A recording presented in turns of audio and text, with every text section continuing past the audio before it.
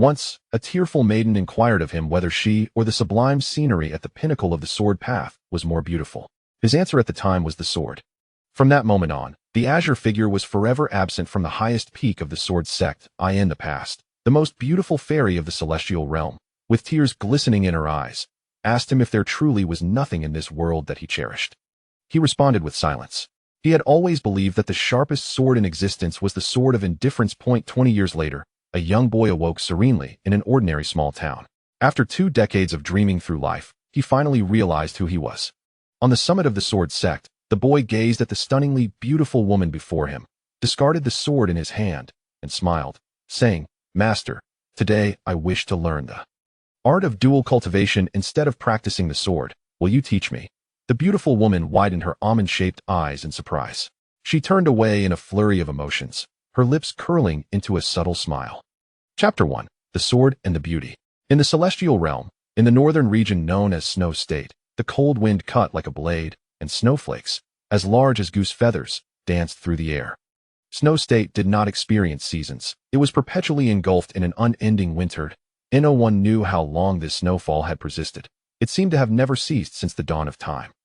The earth lay desolate, blanketed in snow, with white serving as the predominant hue of this world that in the vast expanse of frost, not a soul was in sight. Yet, the renowned North Snow Divine Palace was nestled within this cold and desolate land. The North Snow Divine Palace perched atop a towering snow-capped peak. A young man stood against the biting cold wind with his hands clasped behind his back. With sharp brows and starry eyes, his countenance was as exquisite as jade, while his long, dark hair cascaded casually over his shoulders. His posture was as straight as a sword, and from afar, he appeared less like a person and more like a blade. Though he held no sword in hand, the subtle sword intent that surrounded him conveyed that he was sharper than any weapon. Should someone witness this scene, they would undoubtedly be astonished, not only by the young man's mastery of the sword path, but also by his very essence. For the North Snow Divine Palace was famously known as a forbidden ground for men. The first rule dictated that no male was permitted to tread within its boundaries. Here, male was not limited to the traditional sense, but included all those who identified as male, regardless of their biological or gender identity. Many had once doubted this decreed 85,463 years ago. A legendary immortal, defiant in spirit, sought to defy this rule, only to perish before even reaching the palace's gates. His soul scorched for millennia. 5,678 years ago, a formidable figure from the demonic path attempted to invade with the desire to sample the divine maidens, but predictably met a tragic end, solidifying the palace's formidable reputation. Since then, no one dared to grasp the tiger's whiskers of the North Snow Divine Palace, and these events made the entire celestial realm aware that the strength of the palace's maidens was as formidable as their beauty. Have you gained any insights during these past 200 years of seclusion? A woman clad in white approached the young man amidst the swirling snow. Her features were exquisite, with delicate brows and deep, bright eyes. Her beauty resembled a freshly blossomed lotus, pure and untainted, akin to a snow lotus atop a mountain peak, isolated and ethereal. Ancient poets often embellished their words, using phrases like fish fall and geese alight, the moon hides and flowers shy, and skin like congealed fat, eyes like autumn waters. Yet, when the woman appeared, it seemed that no praise was excessive. The renowned lines, "The southern Mingshan blooms with orchids, the moon falls with frost," referred to the two unparalleled beauties of the celestial realm, Nan Yulan and Yu Ningxuan. The latter, Yu Ningxuan, was the very woman before him, the current head of the North Snow Divine Palace. In many's minds, divine maidens were often perceived as aloof and proud, like a solitary moon suspended high above, observing the world with indifference. Yet, at this moment, the extraordinary maiden gazed at the young man with a hint of anxiety, as if a teenage girl had just sent a love letter, yearning for a response while fearing the potential pain. The man, unaware of Yu Ningxuan's expression, or perhaps he had always been this way, found nothing aside from the sword path worthy of his attention. At one moment, a fleeting look of regret crossed his otherwise impassive face as he sighed. "I sense a door ahead of me. If only I could push it open, I would step into that legendary supreme realm. Yet, strangely, no matter how hard I try, the door remains unyielding. Perhaps that legendary realm does not exist," Yu Ningxuan suggested. "No, it exists. I can clearly sense its presence. Perhaps I simply lack the key to open this door," he replied. Upon hearing this, Yu Ningxuan seemed to ponder, her beautiful face becoming slightly stiff as she tentatively asked, Do you intend to go there? The young man remained silent, merely nodding in affirmation. After a prolonged silence, Yu Ningxuan pursed her lips, revealing a hint of bitterness. Though she understood the difficulty in persuading him, she still clung to hope, saying, "The road is long. Is there truly nothing that holds your attention for a moment?" The beauty at the pinnacle of the sword path is indeed breathtaking, but the scenery along the way may not be lacking either. As Yu Ningxuan's words resonated, countless images flickered through the man's mind. In that moment, he recalled his long-lost parents, the memories of his youth when he first entered the Sword Sect, his master, the sword he had abandoned in the grave of swords, and the blue-clad maiden of years gone by. Once, a similarly stunning maiden had graced his life. One day, she had tearfully asked him which was more beautiful, herself or the scenery at the pinnacle of the sword path. His answer then had been the sword.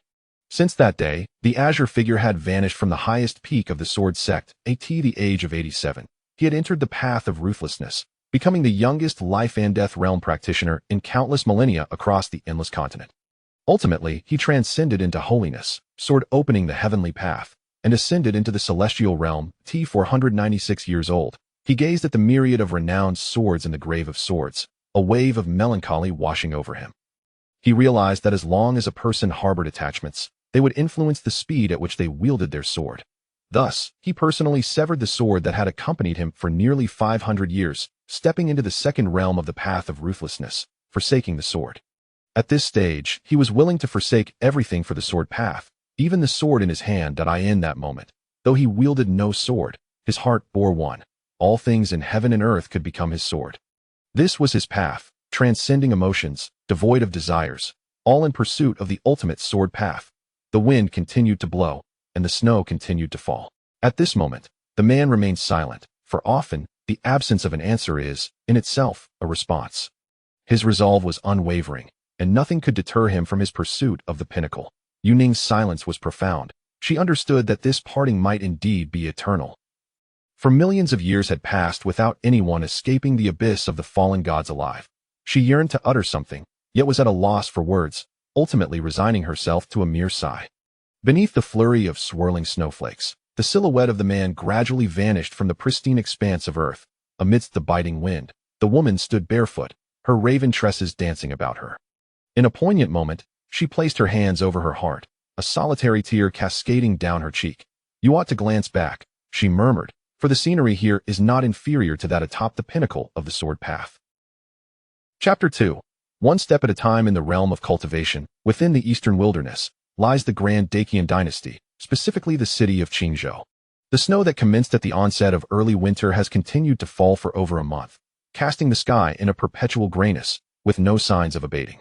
While it is said that a bountiful year follows a good snowfall, the harshness of the weather may prevent many ordinary folk from witnessing the harvest of the coming year. Amidst the swirling snowflakes, a youthful and radiant maiden, guided by a servant, traverses through several courtyard walls and long corridors, halting before the entrance of a tranquil courtyard. Clad in an exquisite down gown, the hem of her dress sways gently in the cold wind. Her cascading hair, akin to a waterfall, flows smoothly down to her proud waist, while her delicate face, suffused with youthful vitality, bears a faint blush. Instead of directly entering the courtyard, the maiden stands before the door, lost in thought, her bright eyes momentarily reflecting a subtle melancholy. If given a choice in life, she would prefer not to be here. Yet, life is often fraught with discontent, and no one can escape its grip. Gathering her emotions, she takes a step forward. In the next instant, her expression transforms. Her bright eyes curve into gentle crescents, and her lips lift slightly, revealing a hint of dimples. The servant beside her gazes at her enchanting beauty, a flicker of regret crossing their face. She is like a dazzling phoenix in the mortal realm, yet fate has led her to an unworthy encounter, ultimately confining her to this small courtyard. Before long, the maiden enters the courtyard. Inside, a youth of similar age stands beneath a peach tree, lost in reverie. The young man is strikingly handsome, with a complexion as fair as jade. As the cold wind sweeps by, the vibrant peach blossoms, adorned with white snowflakes, cascade down like rain, creating a breathtaking tableau that mirrors the youth's exquisite features, resembling a masterpiece crafted by a renowned artist. For a fleeting moment, Zhao Zi experiences the illusion that perhaps spending the latter half of her life with him would be quite delightful. However, illusions are but mere fantasies, akin to a beautiful dream that must eventually awaken. After a brief moment of distraction, She recognizes the reality that lies ahead. Taking a deep breath, her smile brightens even further, outshining the blossoms in the courtyard. Soon, Zhao Zi steps forward and affectionately links her arm with the young man's, sweetly exclaiming, "Brother Yun, in this frigid weather, what are you doing outside? Be careful not to catch a chill." She leans her body against him, her dark eyes reflecting his visage. From a distance, they appear as childhood sweethearts, a perfect match of talent and beauty. Feeling the remarkable softness of her arm, the young man's previously dazed expression gradually fades. He gazes at her flower-like beauty, remaining silent, yet offering a gentle smile as he leads her into a nearby room. Outside, the biting cold prevails, but within the room, it is as warm as spring, for the maidservants have already stoked the hearth with warming fire crystals. The vibrant red stones lie quietly in the stove, not sparking, yet radiating waves of soothing warmth. At the entrance, Zhao Zi shed her thick robes, revealing a curvaceous figure. Though still youthful, her physique rivaled that of fully matured young women. The originally loose shirt now clung tightly to her form, evoking a concern that it might tear at any moment. Perhaps it was the chill of the cold wind that had brushed against her, for a tempting flush adorned her fair cheeks, making one yearn to take a bite. The girl, already enchanting, now bore an additional hint of allure. She not only discarded her outer garment, but also kicked aside her embroidered shoes, exposing a pair of delicate, snow-white feet, faint veins visible on the tops, with crescent-shaped nails adorning her toes. Before long, Zhao Zi, barefoot and resembling a fledgling bird returning to its nest, leapt into the embrace of the young man. Her almond-shaped eyes narrowed slightly, her rosy lips parted as she sweetly inquired, "Brother Yun, have you missed me?" As she spoke, her long lashes fluttered gently, and the shimmering depths of her dark, bright eyes mirrored a pool of spring water. The fragrant scent enveloped him. Although Lin Yun had grown accustomed to it over the past month, his body remained slightly stiff. In both his past life and this one, he had never been particularly adept at interpersonal interactions. He remained silent, merely nodding mechanically, a momentary daze crossing his features. Once, a girl had looked at him with the same gaze. Dressed in azure, with features as exquisite as a painting, her eyes reflected his face, seemingly capable of holding nothing but him. One day, she had bounded up the highest peak of the Sword Sect, cradling a guqin, proclaiming she had learned a new piece to play for him. Yet, he, devoted to his path, focused solely on his sword, finding her music particularly distracting. With a look of disappointment, she put away her guqin, tears welling in her eyes, while he sat engrossed in a swordsmanship manual atop a large rock. Time slipped by unnoticed until Lin Yun felt warmth at the corner of his mouth, rousing him from his reverie. His gaze sharpened, and he noticed the soft down on the girl's fair neck, the outline of her undergarments beneath her thin dress. They were now intimately close. This was the fragrant kiss Zhao Zi had bestowed upon him. Witnessing this scene, the maidservant who had been waiting nearby exchanged a knowing glance with her companion, discreetly retreating and closing the door behind them. This kiss lingered indefinitely. His hands hovered in midair, unsure of where to place them. Just as he contemplated whether to emulate the romantic gestures from the plays he had seen, the girl grasped his hands, parting her lips from his, and gently exclaimed, "Brother Yun, your hands are so cold. Let me warm them for you." Before Lin Yun could decipher the meaning behind her words, he felt a surge of warmth enveloping his palms. The girl lifted her dress, placing his hands against her smooth, flat abdomen, seemingly using her body heat to warm his hands. It was quite unnecessary, as the nearby stove was far warmer than any human body. Nevertheless, the girl appeared to have her own intentions, prompting him to open his mouth, yet he refrained from voicing his thoughts. He was acutely aware that sometimes a person's words could inflict far greater wounds than a sword. "Is it more relaxed now?" the young girl inquired, blinking her eyes. He nodded in response. "Then let us retreat to the bed. It is much warmer there," she suggested once more. "All right," he replied succinctly, with a soft patter.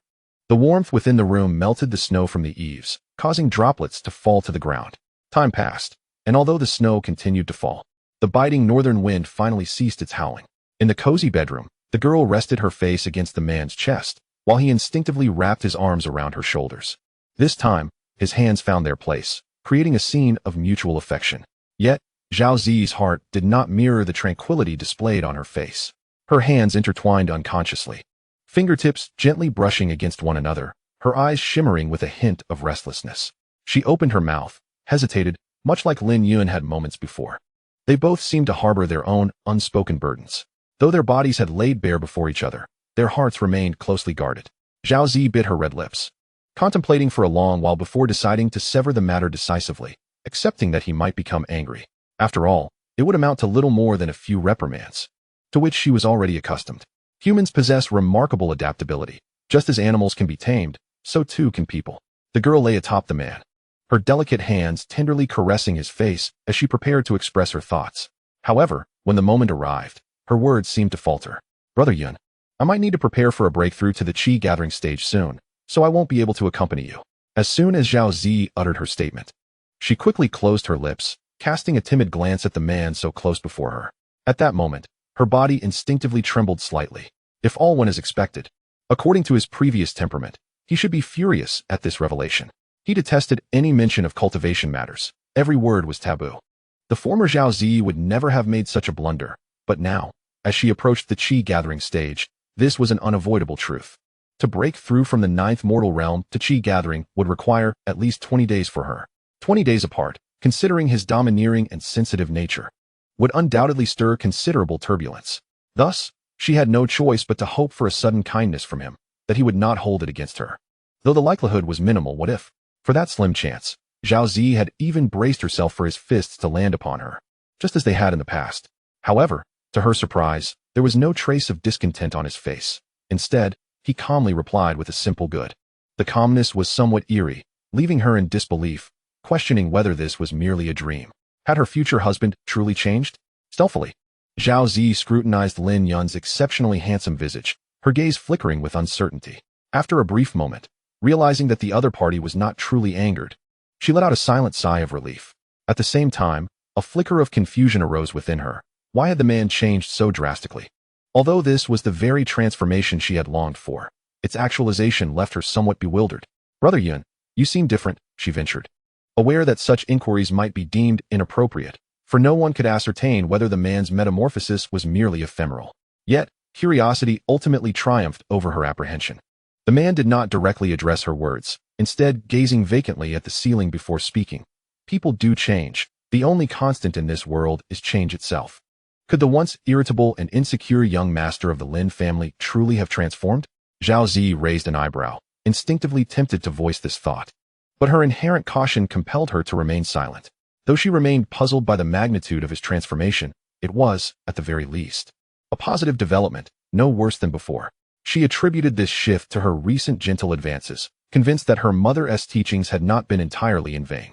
As she gazed at the handsome face of the man so near to her, a complex expression flitted across her features. How wonderful it would be if he could remain this way forever.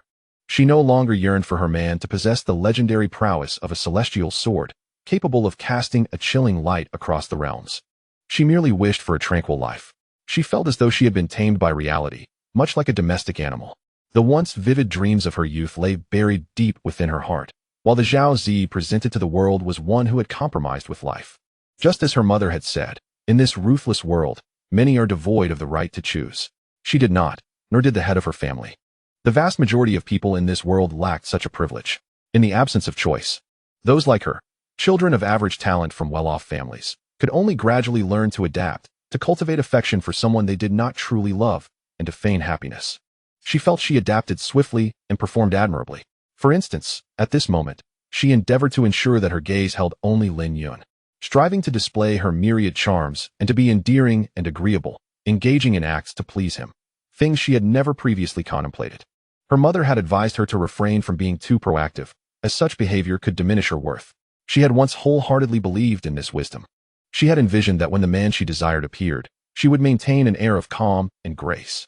However, reality had taught her that she possessed no power over whether to take the initiative. 3 hours later, as the snow and wind subsided, Lin Yun assisted the young woman out of the room, watching her depart the small courtyard. Only after her graceful figure vanished among the rows of buildings did he turn to return. At the entrance of the courtyard, he stood where she had once stood, gazing down at the low threshold with a contemplative expression. In the next moment, he gently lifted his right foot. As it touched the ground, an unmistakable shift in his aura occurred. The snowflakes cascaded upon him as if they had encountered an invisible barrier. A gentle, ethereal glow enveloped him. The cold winds could no longer ruffle his hair, nor could the chill penetrate his skin. In the pursuit of cultivation, one traverses through the stages of chi gathering, opening the source, enlightening the spirit, conquering the heavens, divine seas, concealed insights, and the cycle of life and death. Yet, before reaching chi gathering, one must first navigate the 9 realms of mortality. Only by surpassing the 9 realms and sensing the presence of the celestial energies of the world can one successfully gather chi, thus truly stepping into the realm of cultivation. Previously, his cultivation level was at the 7th layer of mortality, and given his aptitude, it would have taken him at least a decade to successfully gather chi. However, in a mere moment, he transitioned from the 7th layer of mortality to chi gathering, as effortlessly as stepping over a low threshold. Chapter 3. Past and present. After bidding farewell to the young girl, Lin Yun returned to the familiar peach tree. This was not an act of feigned profundity or an attempt to appear impressive, but rather because this particular spot within the courtyard harbored the densest and most distinct celestial energies. He practiced the techniques of the celestial realm. If he chose to conceal his efforts, no one would discern that he was engaged in cultivation. To outsiders, he merely appeared as the Lin family's young master lost in contemplation before a peach tree. As the celestial energies flowed into him, his cultivation advanced at a visibly rapid pace. Yet, in the face of his swift ascension, he felt none of the anticipated joy. Instead, he sighed.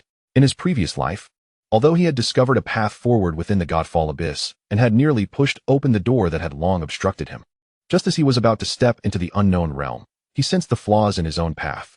This was an instinctive intuition of a martial enthusiast. At that moment, he could indeed have forcibly broken through into uncharted territories, yet he chose to refrain. He had a premonition that the realm he was on the verge of breaking into was crucial.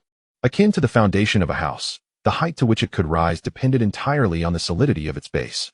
The manner in which he would validate his path at this juncture would dictate the limits he could aspire to in the future, and it seemed that his path lacked something vital, preventing him from truly reaching the pinnacle. In simpler terms, he had erred in establishing his foundation, and no amount of future effort could elevate his structure. He had devoted his life to the purest and truest cultivation, sacrificing so much in pursuit of the supreme path. If he could not achieve invincibility in this world, what purpose would his path serve? Without a moment's hesitation, he resolved to sever his path.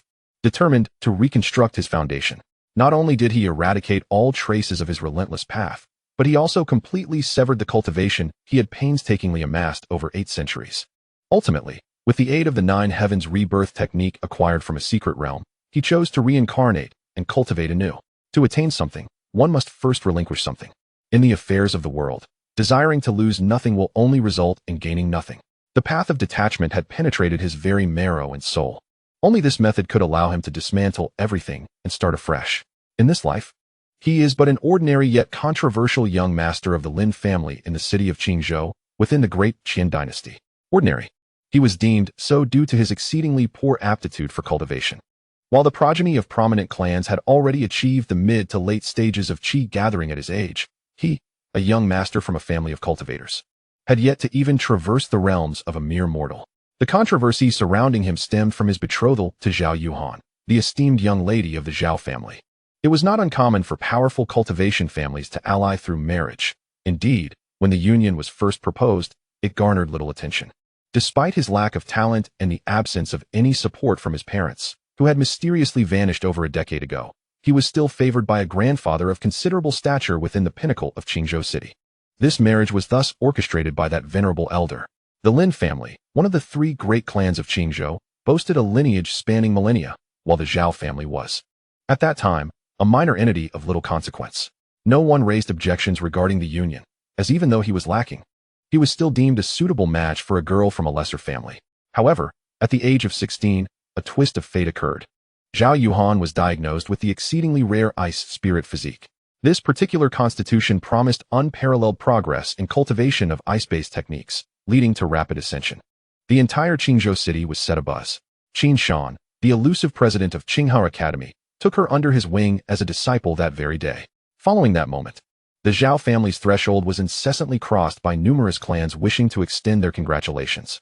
The Zhao family swiftly transformed from an inconspicuous minor clan into a rising star with a promising future. The implications of possessing an ice spirit physique were well understood among those with even a modicum of cultivation knowledge. It indicated that, barring unfortunate circumstances, she was destined to ascend to the realm of enlightened spirit and had a high probability of reaching the heavenly sovereign level, with even the possibility of breaking into the divine sea realm. In contrast, the patriarchs of the 3 great families, including the city Lord Lu Buoxing, had only attained the enlightened spirit level themselves. with the young lady of the Zhao family suddenly soaring to prominence, transforming overnight into a paragon of excellence. The marriage proposal inevitably sparked substantial debate.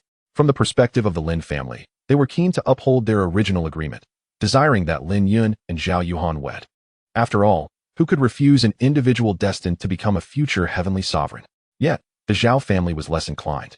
They understood that betraying a promise was not the hallmark of a gentleman, but the significance of face paled in comparison to the value of the ice spirit physique.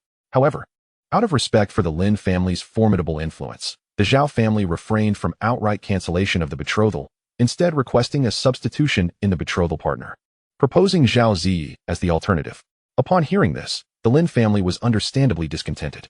One was the Zhao family's legitimate daughter with an ice spirit physique, while the other was a mere illegitimate offspring with average talent, hardly superior to Lin Yun. This disparity was monumental. As for their appearances, while the two young women were not vastly different, in the eyes of a cultivation family, the promise of a formidable future far outweighed mere physical beauty. The Lin family resolutely declined this proposal, plunging negotiations into a state of tension. It was at this juncture that President Qin Shan of Qinghe Academy intervened. The Lin family's engagement with their disciple Zhao Yuhan has been annulled. Should the Lin family wish to pursue an alliance with the Zhao family, they may consider the suggestion of altering the betrothal candidate put forth by the head of the Zhao family. With the intervention of this prominent figure, the highly anticipated marriage event has reached a definitive conclusion. Unsurprisingly, while the Lin family harbors some dissatisfaction with this outcome, they do not entertain any thoughts of opposing the Qinghe Academy. After all, the academy represents the royal family, and they would not dare to confront the imperial lineage, especially considering that many of their clan members are currently studying at Qinghe Academy. Should they offend the academy's president, how could those relatives continue their pursuits within the institution? For the upper echelons of the Lin family, the alteration of the betrothal candidate may have been a source of mild displeasure, yet for Lin Yun, the situation felt akin to a calamity. Some individuals, if never possessed, could be dismissed. However, the anguish of having something seemingly within one's grasp only to have it slip away in an instant is immeasurable. This frustration is exponentially greater than the former. Following that incident, Lin Yun, already sensitive and insecure, grew increasingly irritable, resembling a powder keg ready to explode, often lashing out at those around him. Mediocre in talent, volatile in temperament, and lost in a haze of disillusionment, this encapsulates his first 20 years in this life. He was fortunate to be born into a family of cultivators, yet simultaneously unfortunate, for heaven had not bestowed upon him sufficient gifts, subjecting him to the disdain of others. Even his betrothed was snatched away by another's words. Contemplating this, Lin Yun could not suppress a bitter smile. He had not anticipated that the reincarnation technique would only awaken his past memories at the age of 20. Otherwise, not to mention a mere academy president, even the emperor of the Daiqian dynasty would have to bow before him. Though the innate quality of his current body is indeed lacking, in his previous life, his invincibility in the celestial realm was never solely reliant on physical talent. Among his contemporaries, there were those whose cultivation speed surpassed even his own, not to mention the various extraordinary gifted bodies, such as the five elements body and the thunder spirit body, which are numerous. Yet, did not these prodigious talents ultimately fall beneath his sword? In essence, innate talent merely sets the lower limit for a cultivator's potential, rather than blindly pursuing breakthroughs in cultivation. He values his comprehension of the principles and laws of the universe far more. In his past life, he achieved the pinnacle of celestial sovereignty at an early stage. Although he was formidable then, he was far from being unparalleled, as he faced numerous opponents who were his equals. However, upon grasping the second realm of the emotionless sword path and truly relinquishing all attachments, his cultivation showed no outward change, yet his strength underwent a revolutionary transformation. Those who once matched him in prowess were no longer his equal. This elucidates why, upon realizing the deficiencies in his understanding of the great path, he resolutely chose to reincarnate and cultivate anew. In the realm of cultivation, the ultimate contest transcends mere skill, instead measuring the disparity of one's path. Lin Yun, in his pursuit, aspires to tread the most formidable path. Yet, a veil of uncertainty shrouds him, for he grapples with the question of whether the path he has chosen is right or wrong. The only certainty lies in the realization that he can no longer traverse the path of emotional detachment he once followed in his previous life. If the path of the sword presents but two choices, and one erroneous option has been dismissed, does the remaining option inevitably lead to correctness? He believes it is highly probable. This conviction fuels his openness to intimate interactions with Zhao Ziyi. In the tapestry of existence, one cannot thrive in isolation. The solitary yin cannot give rise to life, nor can the solitary yang endure. In his past life, his swordsmanship was excessively extreme, misaligned with the principles of yin and yang. Thus, in this life, he yearns to discover whether embracing love can unveil a new path. This contemplation leads him to reminisce about the distant central domain, recalling the figure clad in azure. Time marches on, unyielding as the mountains and rivers. Beauty fades, and the allure of youth wanes. 8 centuries have swiftly passed. He has returned, yet he wonders if they still remain. Chapter 4. Zhao Ziyi in the city of Qingzhou. The Zhao family estate has expanded significantly since the emergence of Zhao Yuhan, hinting at its potential rise as the 4th prominent family in Qingzhou. Typically, when one individual's fortunes ascend, their kin also benefit. Yet, this does not include those who are sacrificed for the family's gain, such as daughters married off. The saying goes, a married daughter is like spilled water, and Zhao Ziyi epitomizes this sentiment. As she steps through the gates of the Zhao estate, whispers arise among the guards. Is that Miss Ziyi? Has she visited the Lin family again? What is she but a mere sacrifice of the Zhao family, wed to that Lin family's wastrel? What future can she possibly have? Indeed, it is a lamentable fate. Given her graceful form and delicate features, marrying Lin Yun seems a tragic misallocation of her potential. Oh, the life of a noble scion. Regardless of one's shortcomings, one can still bask in the warmth of a beauty's affection. And even more so when the beauty willingly offers herself. If I were to possess such a beauty, I would surely linger in bed all day, neglecting the sun's ascent. Ziyi, overhearing the guards' chatter, dismisses their words with indifference. They are neither the first to cast stones, nor will they be the last. In the past, she may have taken their words to heart, but she soon realized the futility of it all. Those who cherish her will continue to do so, and those who seek to belittle her will persist in their disdain. She has grown weary of their opinions, lacking the energy to engage with them. Upon traversing the cold walls of the courtyard, she returns to her quarters, discarding her embroidered shoes and collapsing onto the plush bed in a most unrefined manner. Curling up like a small cat, her fair and delicate face reveals a hint of fatigue. This weariness stems partly from her family and partly from Lin Yun. Even she must concede that her future husband, despite his ordinary talents and social shortcomings, possesses certain extraordinary abilities that surpass the norm. In this regard, her cousin Zhao Yuhan has indeed spoken truthfully. She buried her head beneath the quilt, her hands instinctively shedding her garments. She had never harbored the habit of sleeping clothed, disliking the sensation of constraint upon her body, despite the myriad restrictions life imposed upon her. Zhao Ziyi intended to enjoy a moment of solitude and tranquility, when her devoted maid, Qing'er, burst into the room, breathless with excitement, clutching a letter. As she approached, the maid joyfully exclaimed, "Miss, young Master Zhang has written to you again." At the mention of Zhang, Zhao Ziyi sat up, her delicate brows furrowing in contemplation. She pondered whether it was time to put certain matters to rest.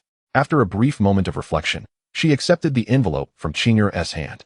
Although her feelings for him were far from affectionate, the Zhao and Zhang families had long been intertwined, and having grown up together, it would be inconsiderate to disregard him entirely. Zhao Ziyi opened the letter.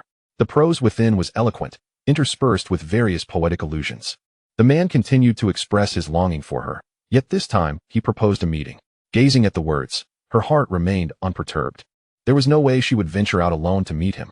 Ever since the engagement with the Lin family had been arranged in her name, her encounters with men had dwindled to a mere handful, to the extent that she had nearly forgotten his visage.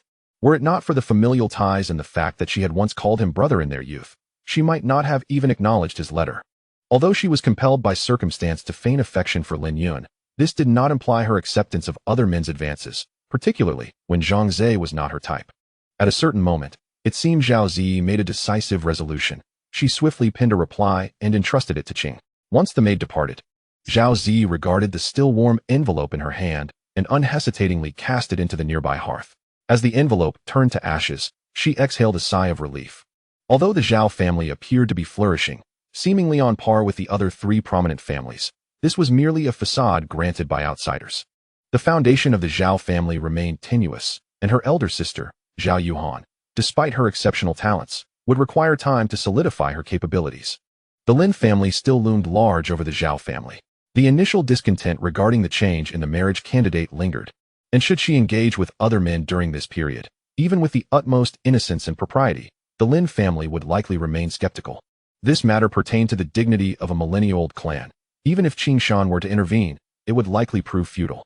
Moreover, The greater likelihood was that no member of the Zhao family would risk offending the Lin family on her behalf. Zhao Zi was merely a secondary daughter of the Zhao clan, a pawn in their appeasement of the Lin family. What standing did she possess? Thus, she resolved not to respond further. In a deserted alley of Qingzhou City, a young man of refined appearance observed the approaching maid and hurriedly stepped forward, asking, "Qing, has Zi not arrived?" The man spoke, casting a glance behind the maid, yet he still found no trace of that enchanting figure. Although Qing'er felt a twinge of confusion, she promptly replied, "Miss has not come along. She merely instructed me to deliver a message to you, young master." Having never seen the contents of the letter written by the man to her mistress, she remained oblivious to his intentions of summoning Zhao Zi. Upon hearing this, a flicker of displeasure crossed Zhang Zi's face, though it was quickly masked by a facade of gentle smiles as he said, "Thank you for your efforts, dear Qing'er." In response, she playfully stuck out her tongue and cheerfully remarked, "Young Master Zhang, I wish you the best. I believe you and Miss will surely become a couple in the end. I shall take your words of blessing to heart." After exchanging a few pleasantries, Qing'er departed from the narrow alley, satisfied that her task of delivering the letter was complete. If she had to choose between Lin Yun and Zhang Zi as potential suitors, she would lean slightly more towards the latter.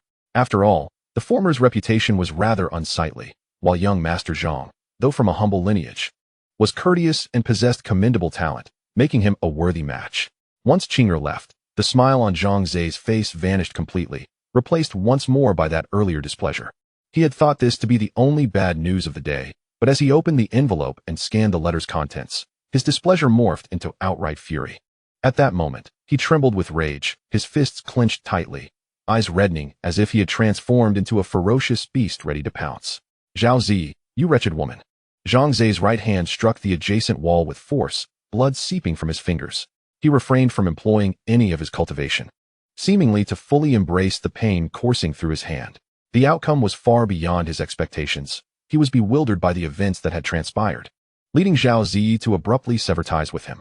Zhang Zi was convinced that he had made no missteps during this period, having even enlisted numerous scholars proficient in poetry and prose to refine the content of his letters, all in an effort to craft a flawless image in Zhao Zi's mind. Yet now, his efforts were rendered futile, and if it were any other time, he might have accepted the loss. However, Zhao Zi's choice had severely disrupted his plans. The thought of the person still waiting for him to bring her back filled Zhang Zi with dread. Chapter 5. Flowers and Manure. The drunken Immortal Pavilion, one of the most renowned establishments in Qingyun City, is frequented by the affluent and the elite. It is rumored that a single drink at the drunken Immortal Pavilion is worth the savings of an ordinary family amassed over decades. Of course, this refers only to monetary value. Among ordinary folk, there are indeed some nouveau riches who can squander wealth without a second thought. What truly elevates its fame in Qingzhou City is a peculiar rule.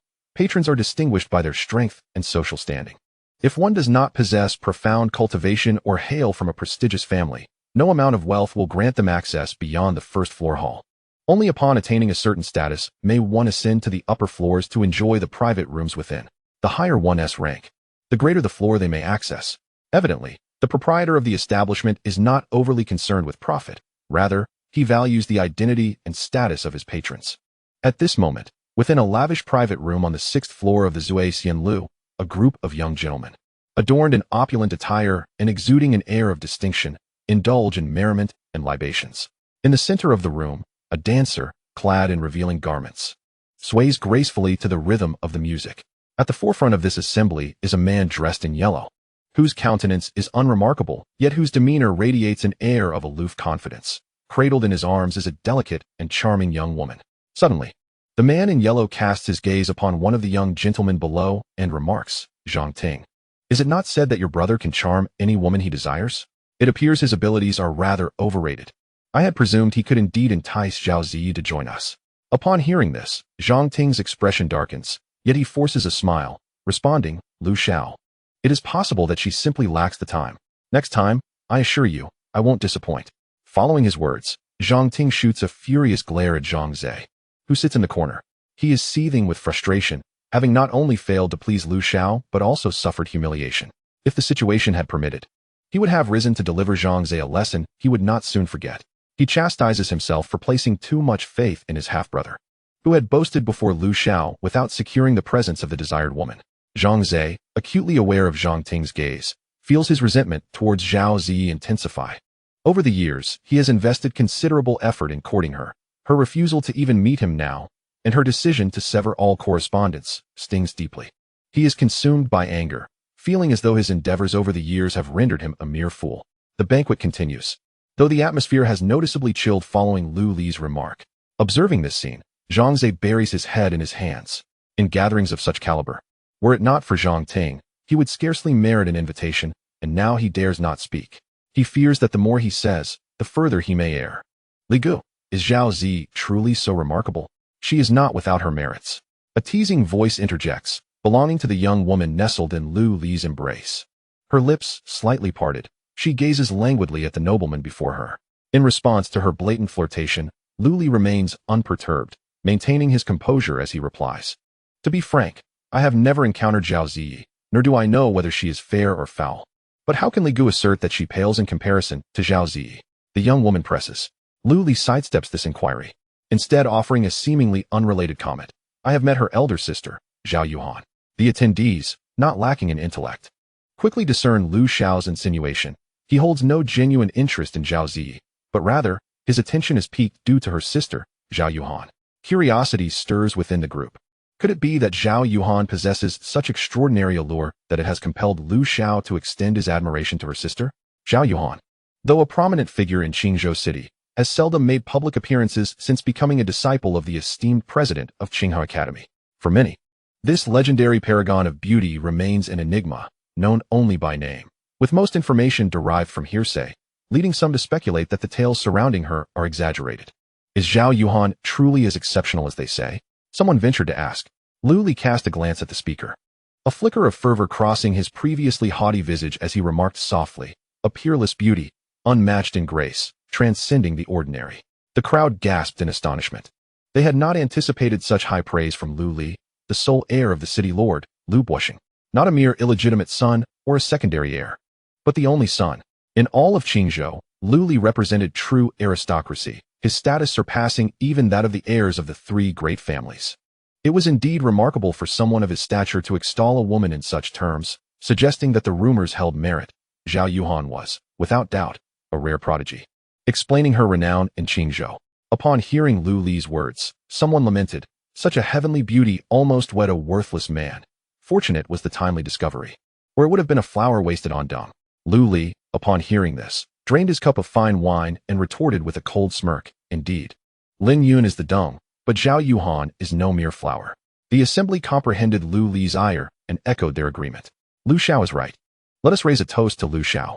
Indeed, a toast to Lu Xiao. Chapter 6. The soft persimmon in the year 1342, one of the great Qin calendar. On the 20th day of the 12th month, as the year drew to a close, the snow that had fallen for over a month finally ceased. The sky was as clear as polished glass, and sunlight bathed the earth, restoring a long-lost liveliness to Qingzhou City. Lin Yun pushed open the door. Stepping out of the small courtyard where he had resided for over a month, under the astonished gaze of the maidservant. The Lin family was a prominent clan, and though the Lin residence was termed a mansion, it resembled a small city. As far as the eye could see, pavilions and towers were intricately scattered. Corridors meandered like flowing ribbons across the babbling waters.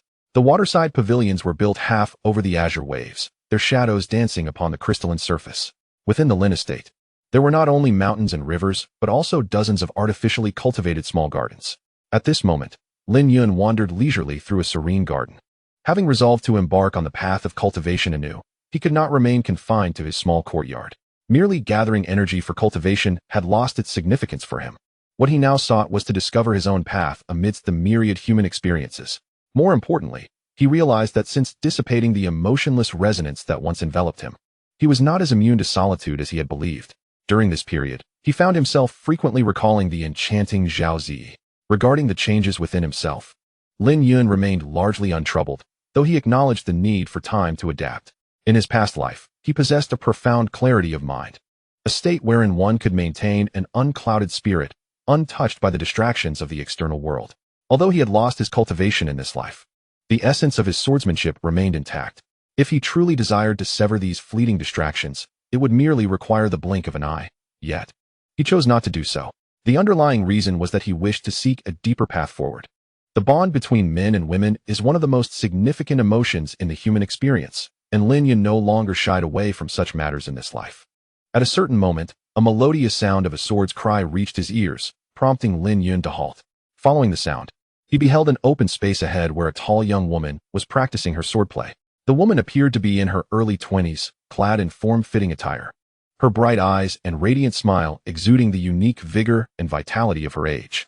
Within a radius of several paces, the brilliance of her sword flickered menacingly, emanating an icy aura. Each swing of her sword was accompanied by a clear whistle, as if the air itself were being cleaved apart, leaving invisible fissures in its wake. Not only was Lin Yun captivated by the scene, but he also noticed a gathering of youthful faces nearby, predominantly from the younger generation of the Lin family. Among them were direct descendants, collateral relatives, and even some distant kin connected to the Lin family. They whispered amongst themselves as they observed the woman dancing with her sword. Lin Shuang has grown even stronger. She has surely left us far behind, one remarked. Truly, she is Lin Shuang.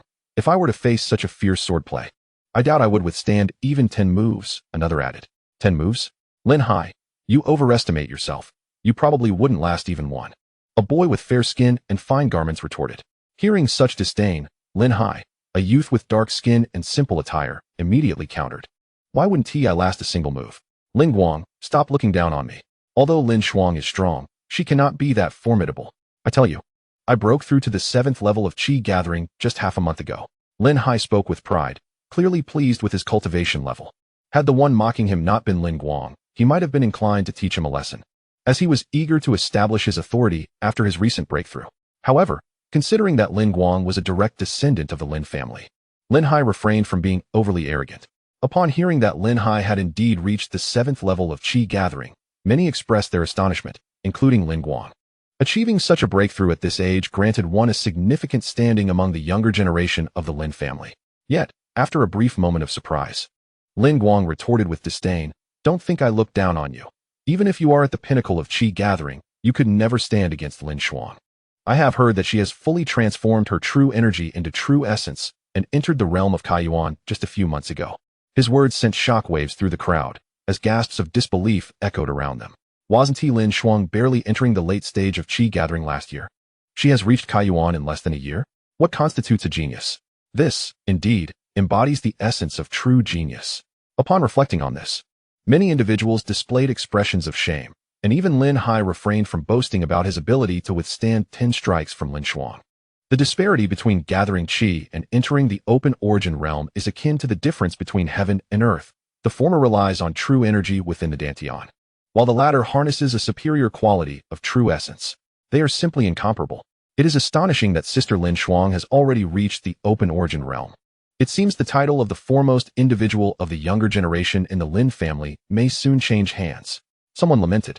Lin Guang cast a sidelong glance at the speaker and, with an air of nonchalance, remarked, "That may not necessarily be the case. Lin Guang, do you possess some insider information? Do share it with us." Upon hearing Lin Guang's words, many approached with keen interest. Before long, a small cluster of people had gathered around him. Lin Guang appeared to relish this adoration, feigning profundity for a moment before smirking and saying, "Naturally, I hold more information than you. My father informed me that among the 3rd generation, Lin Yuan was the first to break through to the open origin realm. Last year, Lin Shuang was no match for him, and I suspect this year will likely be no different." Lin Yuan, the eldest son of the Lin family and the leading figure of the younger generation, has faced no rival within the Lin household for over a decade. Even Lin Shuang, reputed as one of the Lin family's twin prodigies, is consistently overshadowed by him. What? I thought Sister Lin Shuang might have a chance to contend for the title this year. Indeed, it seems Sister Lin Shuang will once again have to settle for 2nd place. Many youths sighed in disappointment. They secretly wished for Lin Shuang to claim the top position instead of Lin Yuan. After all, opposites attract, and setting talent aside, Lin Shuang is a striking beauty. Those who possess beauty invariably garner more attention and admiration in any field. Alas, this is a world that reveres martial prowess, where everything hinges on strength. Ah, is that not Lin Yun? At that moment, an observant individual recognized Lin Yun, who was also watching from the sidelines, his face revealing a hint of surprise. Indeed, it was Lin Yun. He had not been seen for quite some time, having reportedly secluded himself in his small courtyard. I had previously thought he had succumbed to despair. Nevertheless, one cannot help but feel sympathy for Lin Yun. Who could bear the stark contrast of seeing one's fiancée transformed from an exceptionally gifted prodigy into a woman of mediocre talent? Indeed, It is quite remarkable that Lin Yun has managed to retain his sanity for so long. After all, that is Zhao Yuhan we are discussing, a figure akin to a celestial being. Were I in his position, I would likely be unable to sleep for nights on end out of frustration.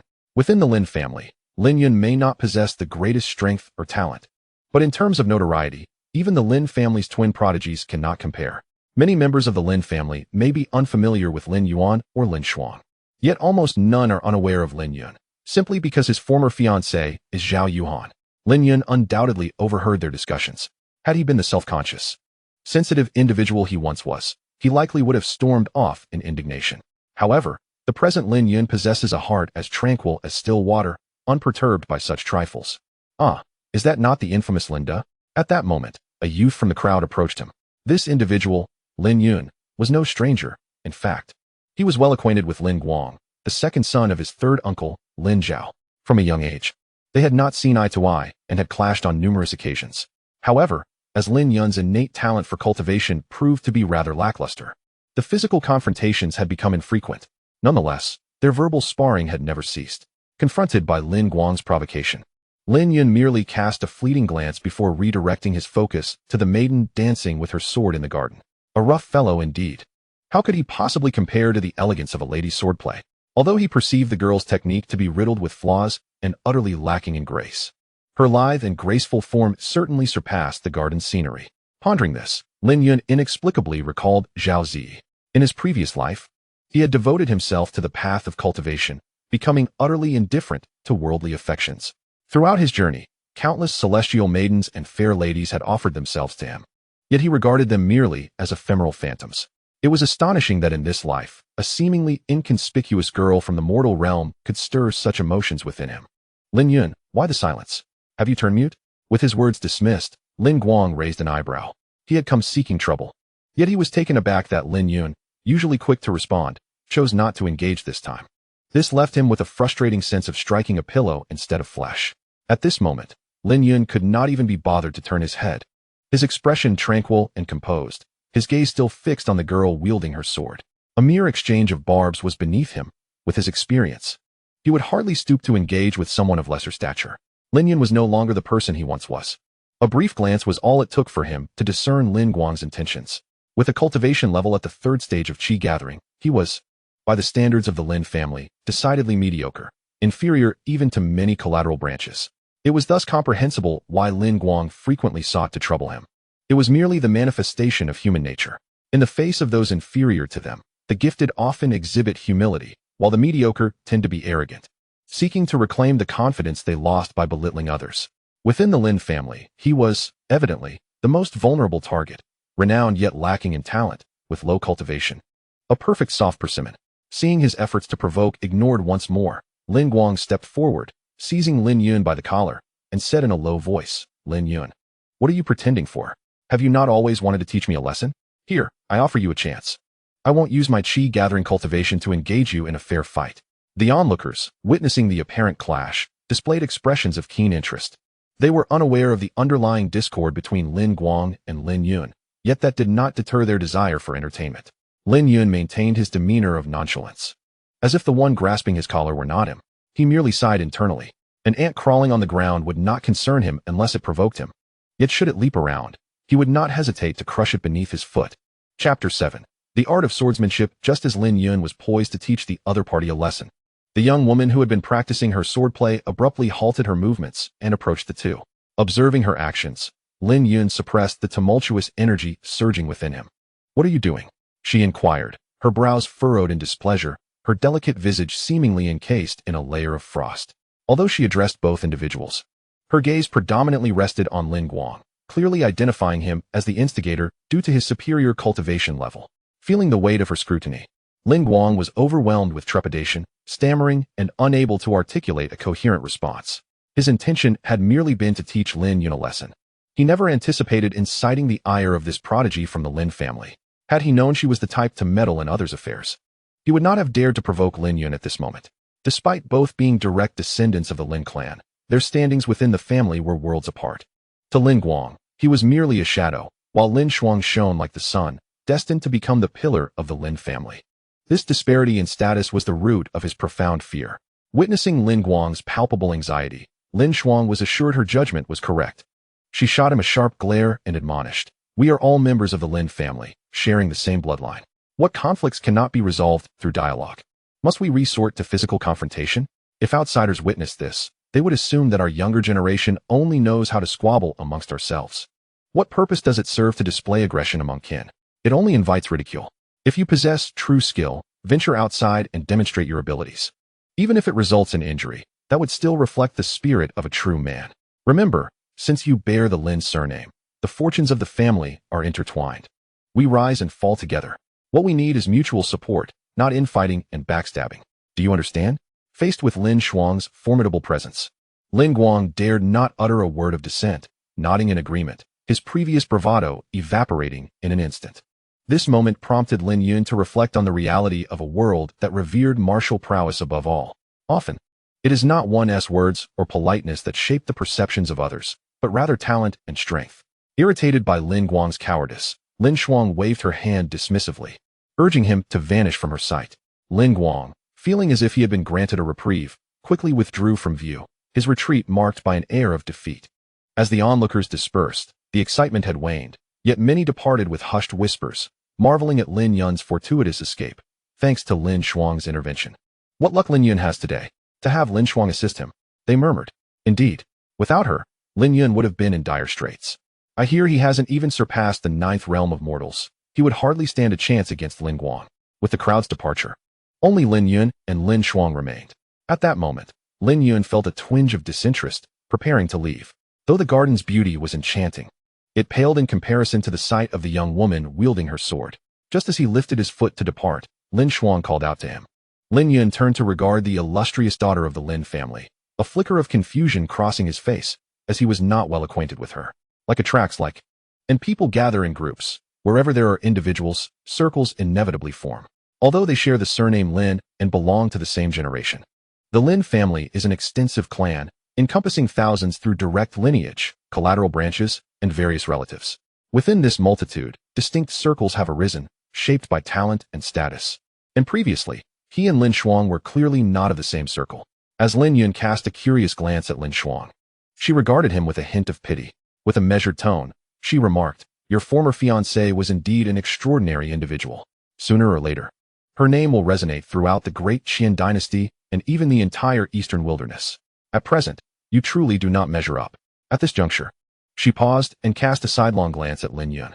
His expression remained as calm as still water, patiently awaiting her continuation.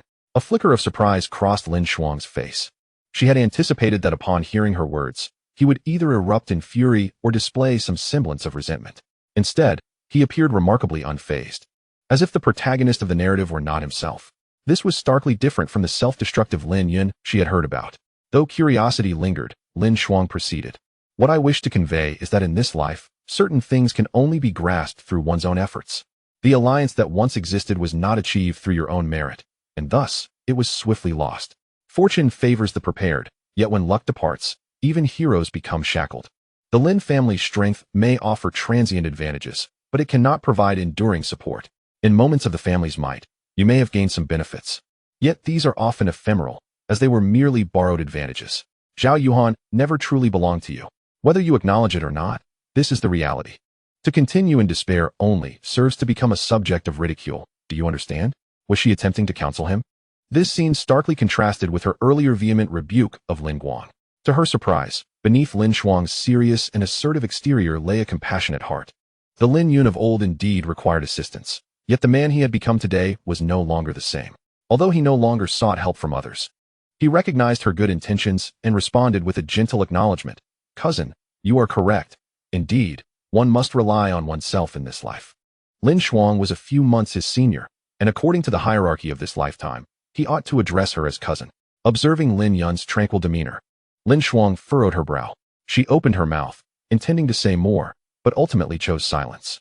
She was uncertain whether her previous words had resonated with him or not. However, given the disparity in their statuses, her willingness to express such sentiments was commendable. The atmosphere fell into a deep silence. Lin Yun initially intended to depart, but eventually glanced at Lin Shuang and remarked, "Cousin, you are practicing the sword mastery, are you not? Perhaps you could pay more attention to the 3 meridians, Tianfu, Shuiquan, and Zhongqiang. What did he mean? Lin Shuang's brow furrowed once more.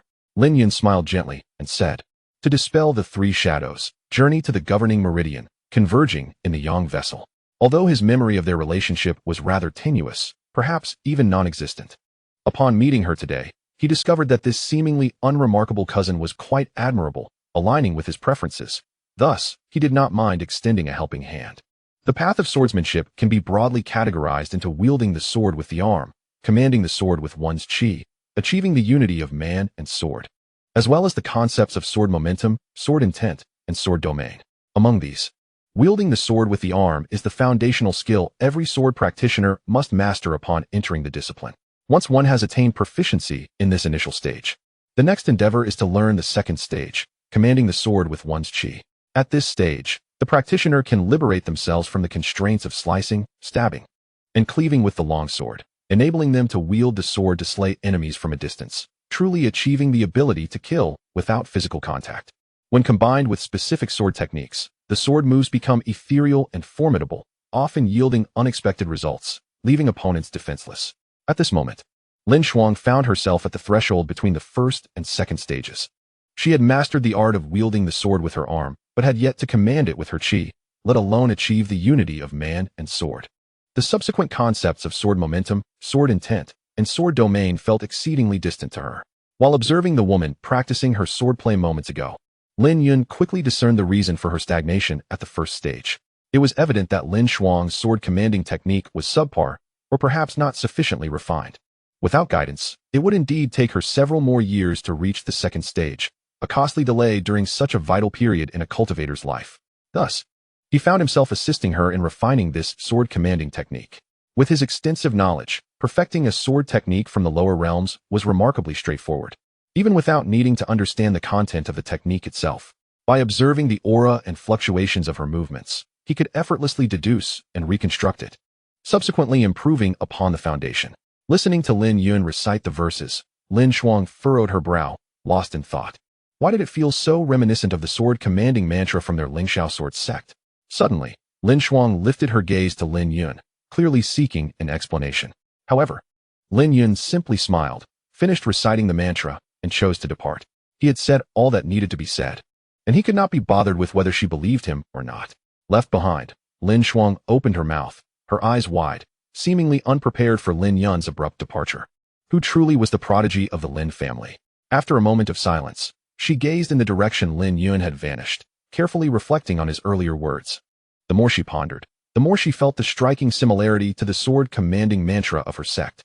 An unsettling thought crossed her mind. Could Lin Yun also be a disciple of the Lingxiao Sword Sect? The Lingxiao Sword Sect was a renowned major sect within the Eastern Wilderness, primarily composed of sword practitioners, acclaimed as the foremost sect for sword cultivation in that region. This sword-commanding technique was exclusive to the Lingxiao Sword Sect, with little to no dissemination beyond its disciples. With this realization, she began to compare the verses word for word. At a certain moment, Lin Shuang's eyes sparkled with realization. She discerned that despite their similarities, there existed subtle differences. Precisely those three meridians mentioned by Lin Yun, Tianfu, Shuiquan, and Zhongqiang. Although she did not fully comprehend these nuances, she harbored an instinctive premonition that this modification indeed surpassed the swordsmanship she had previously practiced. With a resonant clang, her long sword was unsheathed, its brilliance slicing through the void like a meteor chasing the sun, resplendent and fierce. As the sword light traversed the air, the space quivered, emitting a piercing sound akin to the wind's fury. Lin Shuang stood frozen, nearly losing her grip on the sword sheath, which almost tumbled to the ground. Time seemed to stretch indefinitely until the sword light faded, and the blade returned to its scabbard. Her lips parted slightly, and the exhilaration within her took a long while to subside. She gazed at the sword in her hand, a look of disbelief crossing her face. She had truly achieved the mastery of wielding the sword with her chi, as if it were an extension of her own body.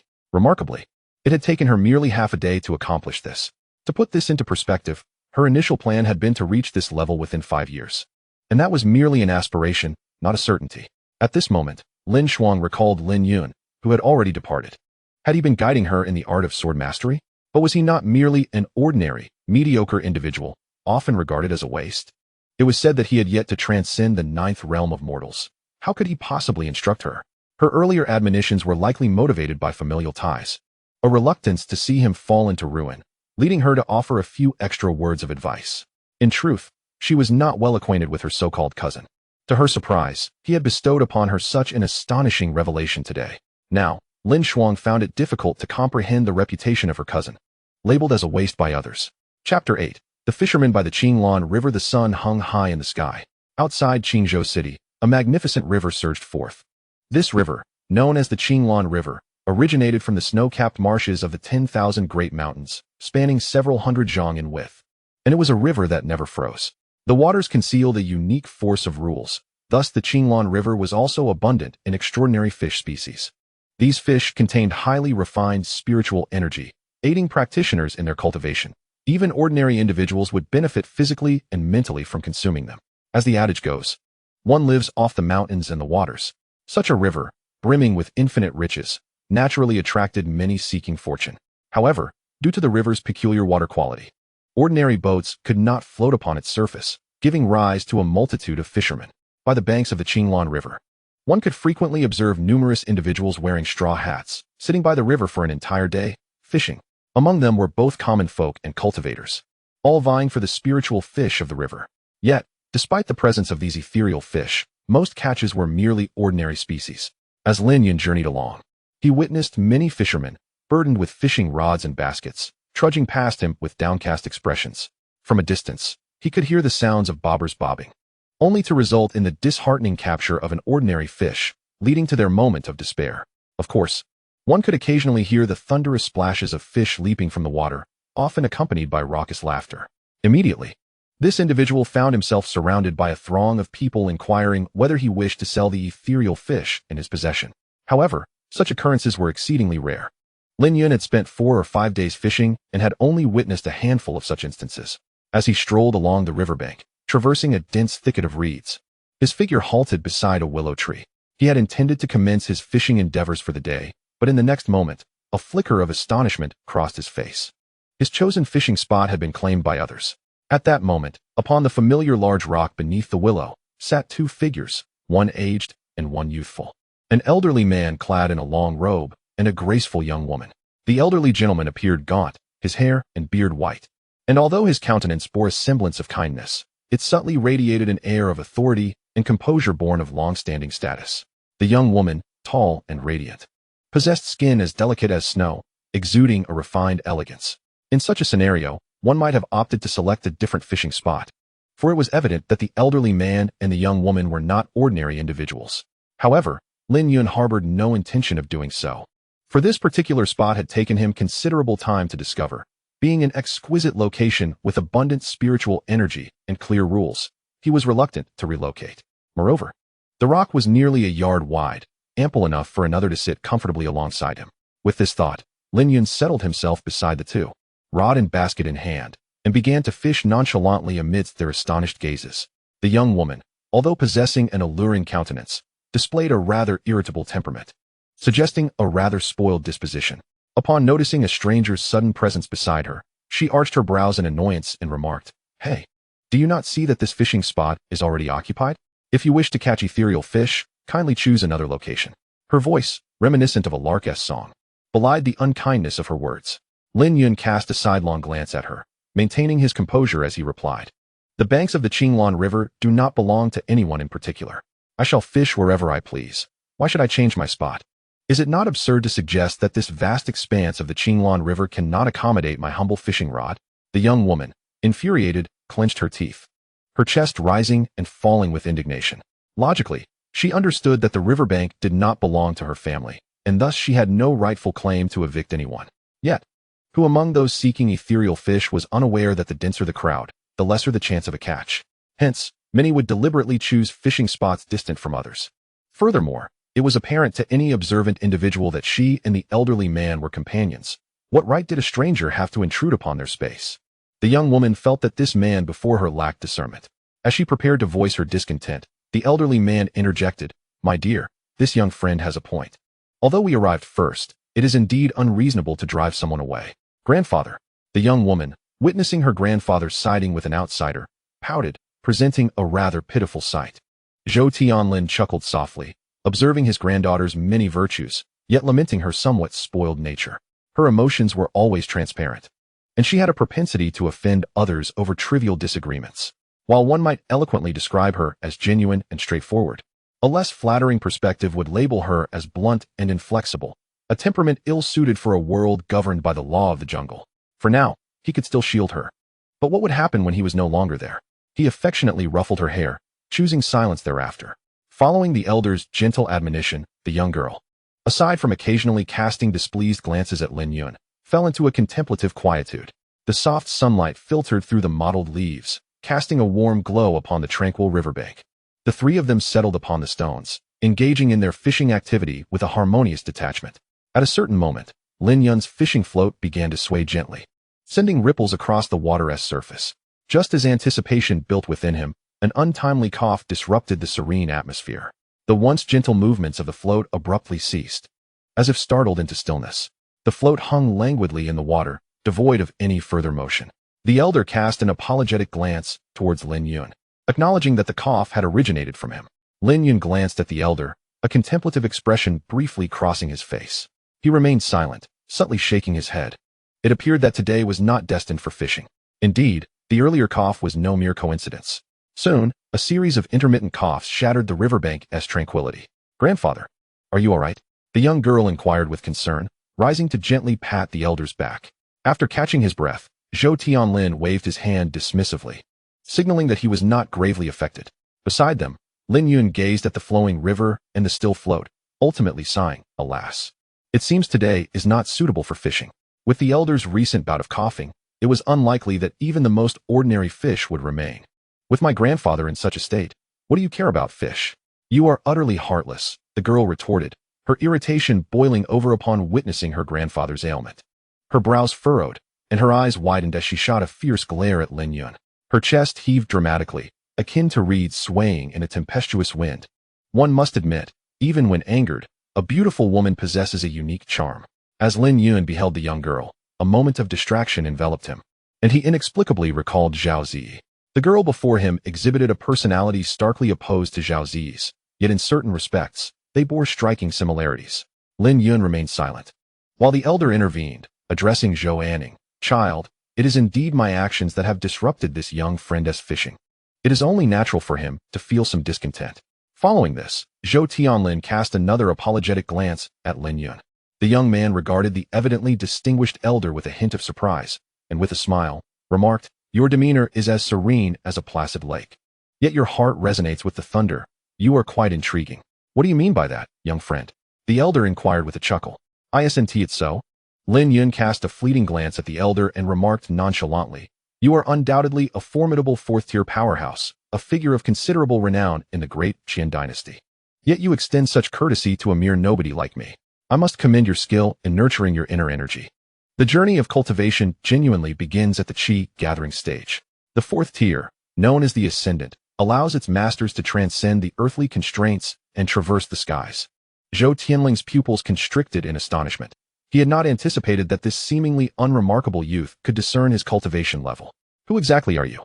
Zhou Tianling's smile vanished as he abruptly rose, his piercing gaze scrutinizing the young angler before him.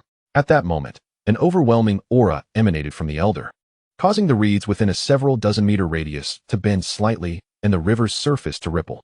The waterfowl, previously hunting on the water's surface, squawked in alarm and flapped their wings, fleeing the perilous vicinity.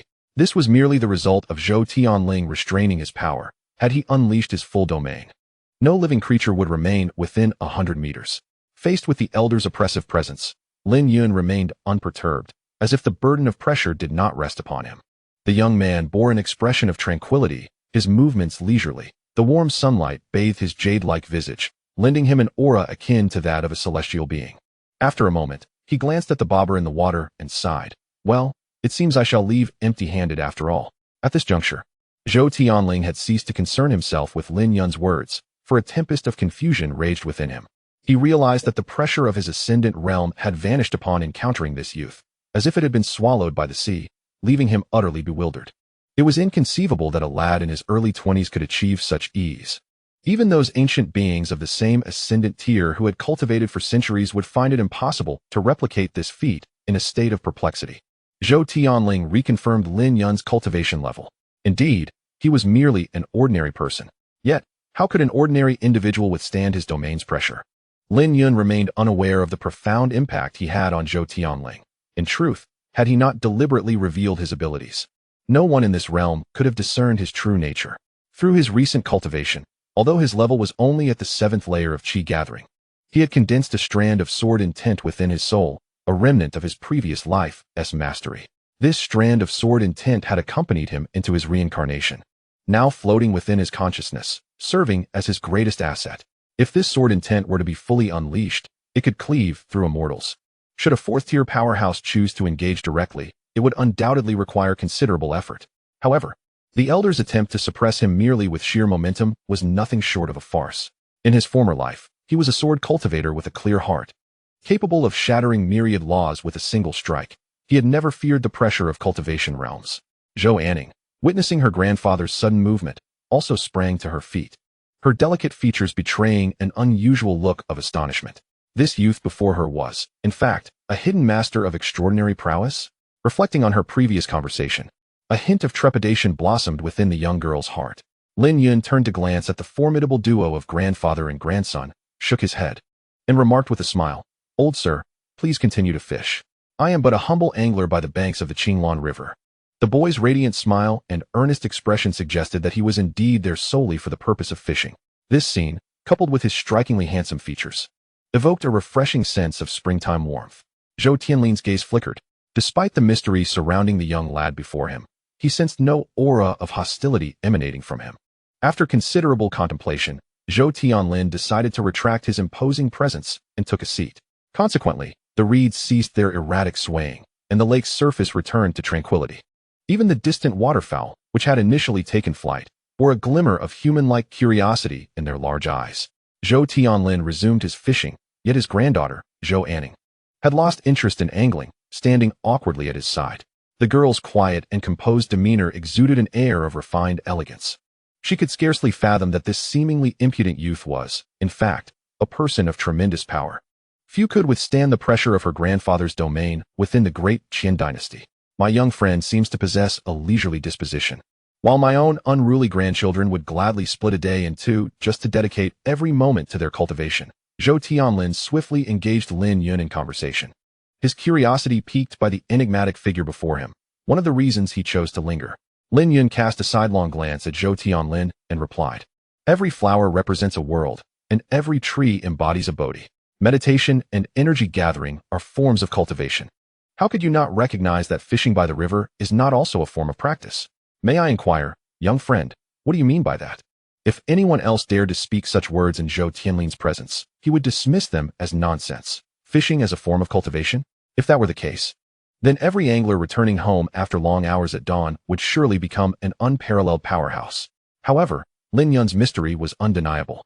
He had yet to comprehend how this young man managed to withstand the pressure of his Yutian realm. Thus, despite finding the assertion lacking in logic, Zhou Tianlin pressed further. Lin Yun offered no extensive explanation, recognizing that the elder's cultivation and understanding would not grasp his meaning. He casually remarked, "When the day comes that you reach the Dongyin realm and comprehend the rules of all things, you will realize the truth in my words." Zhou Tianlin's expression shifted upon hearing this. The 6th realm of martial arts, akin to knowing the autumn through a single falling leaf, perceiving what is unseen in the heavens, and glimpsing what lies beyond the visible, this is the Dongyin realm. It is rumored that those who attain this level can begin to perceive the mysteries of the rules of the universe and harness the power of heaven and earth. Zhou Tianlin was astonished that such a seemingly casual statement could come from the lips of a youth barely in his 20s. Not only in the great Qin dynasty, but throughout the vast eastern wilderness, there were hardly any who had reached the Dongyin realm. Legends spoke of such individuals only emerging in the talent-rich central region of the divine continent. Yet, the tone of Lin Yun suggested that achieving such a realm was a trivial matter, which struck him as rather ludicrous. Had this young man truly encountered someone of the Dongyin realm? Upon this reflection, Zhou Tianlin found himself somewhat unsettled. Given his current power and stature, there were few things in this world that could evoke an emotional response from him. The pursuit of the Tao was the sole exception. If he were to encounter a being of the hidden realm within his lifetime, even a casual piece of advice from such an entity could prove immensely beneficial. He did not believe that the young Lin Yun before him could possibly be a master of the hidden realm. As the youth appeared exceedingly young, likely no more than 20 years of age. Hence, there existed but one possibility. A formidable figure was concealed behind Lin Yun. This would also elucidate how Lin Yun could withstand his overwhelming pressure of the Tao.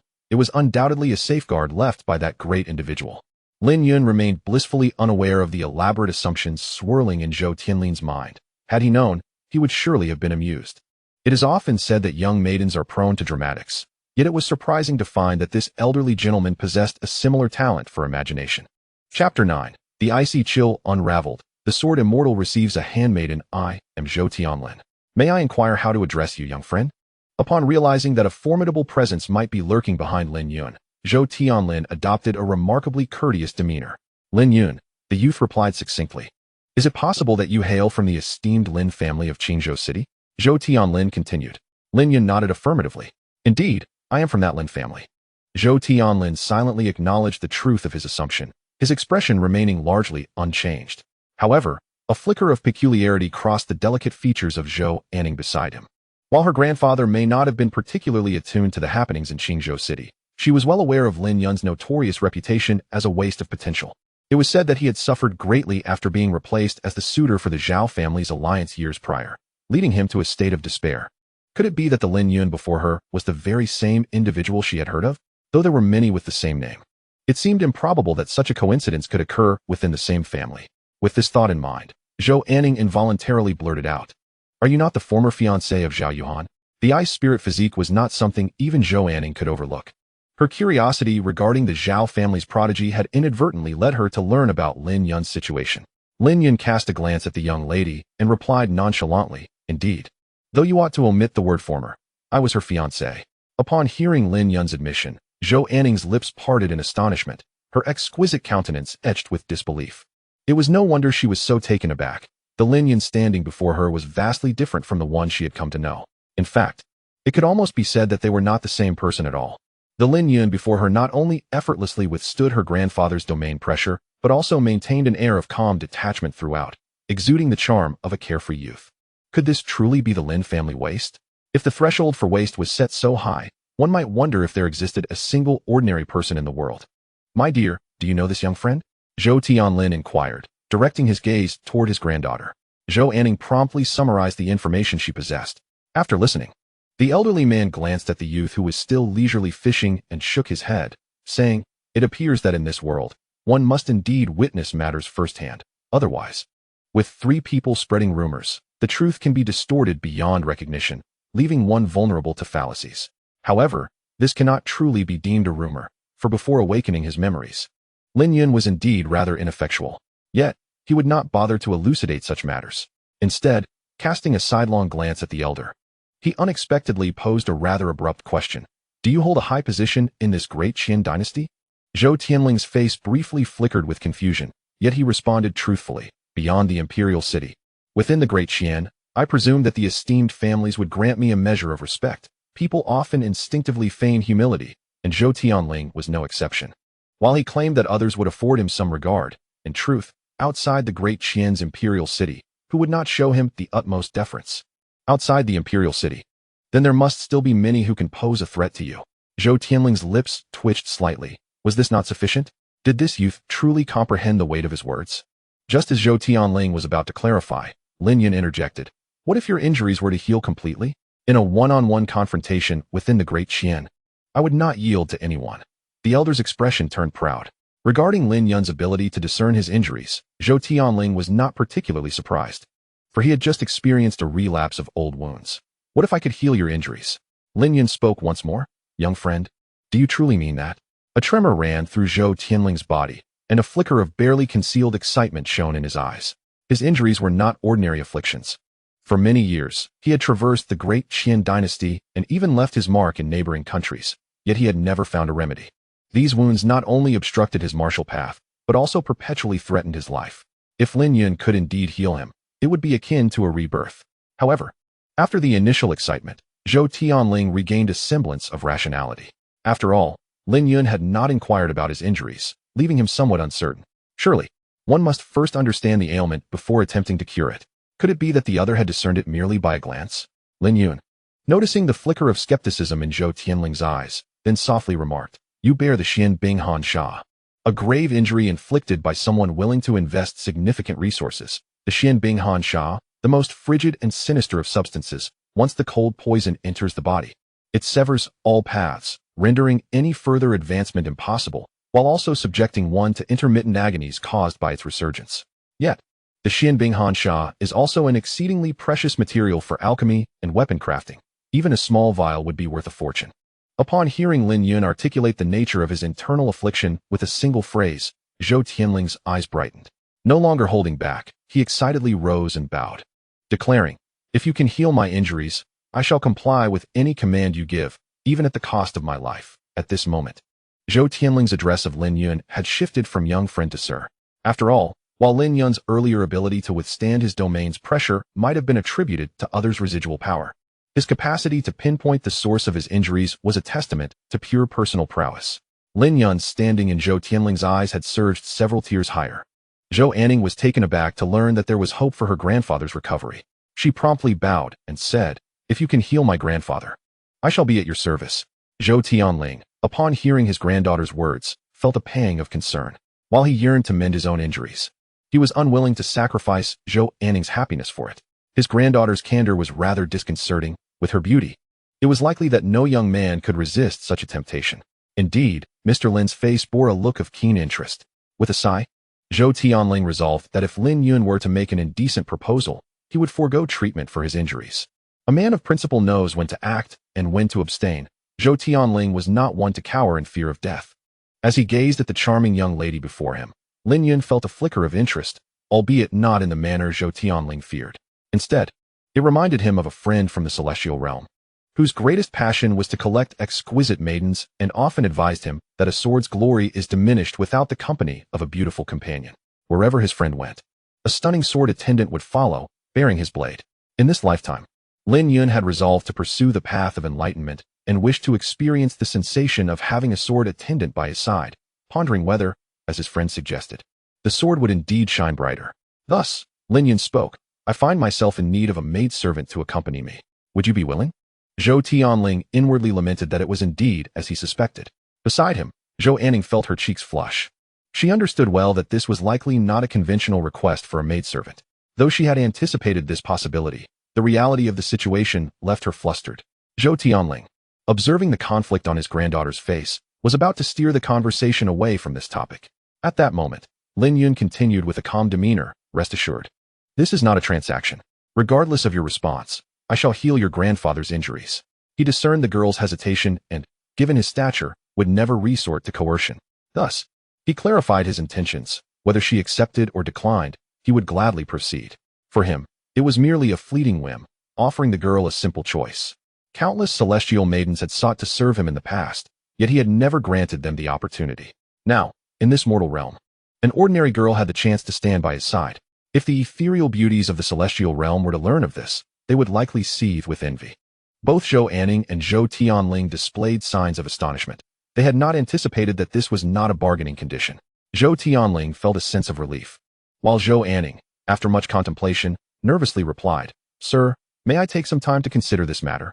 Though she had previously expressed her willingness to serve Lin Yun, she was not fully prepared for such a commitment.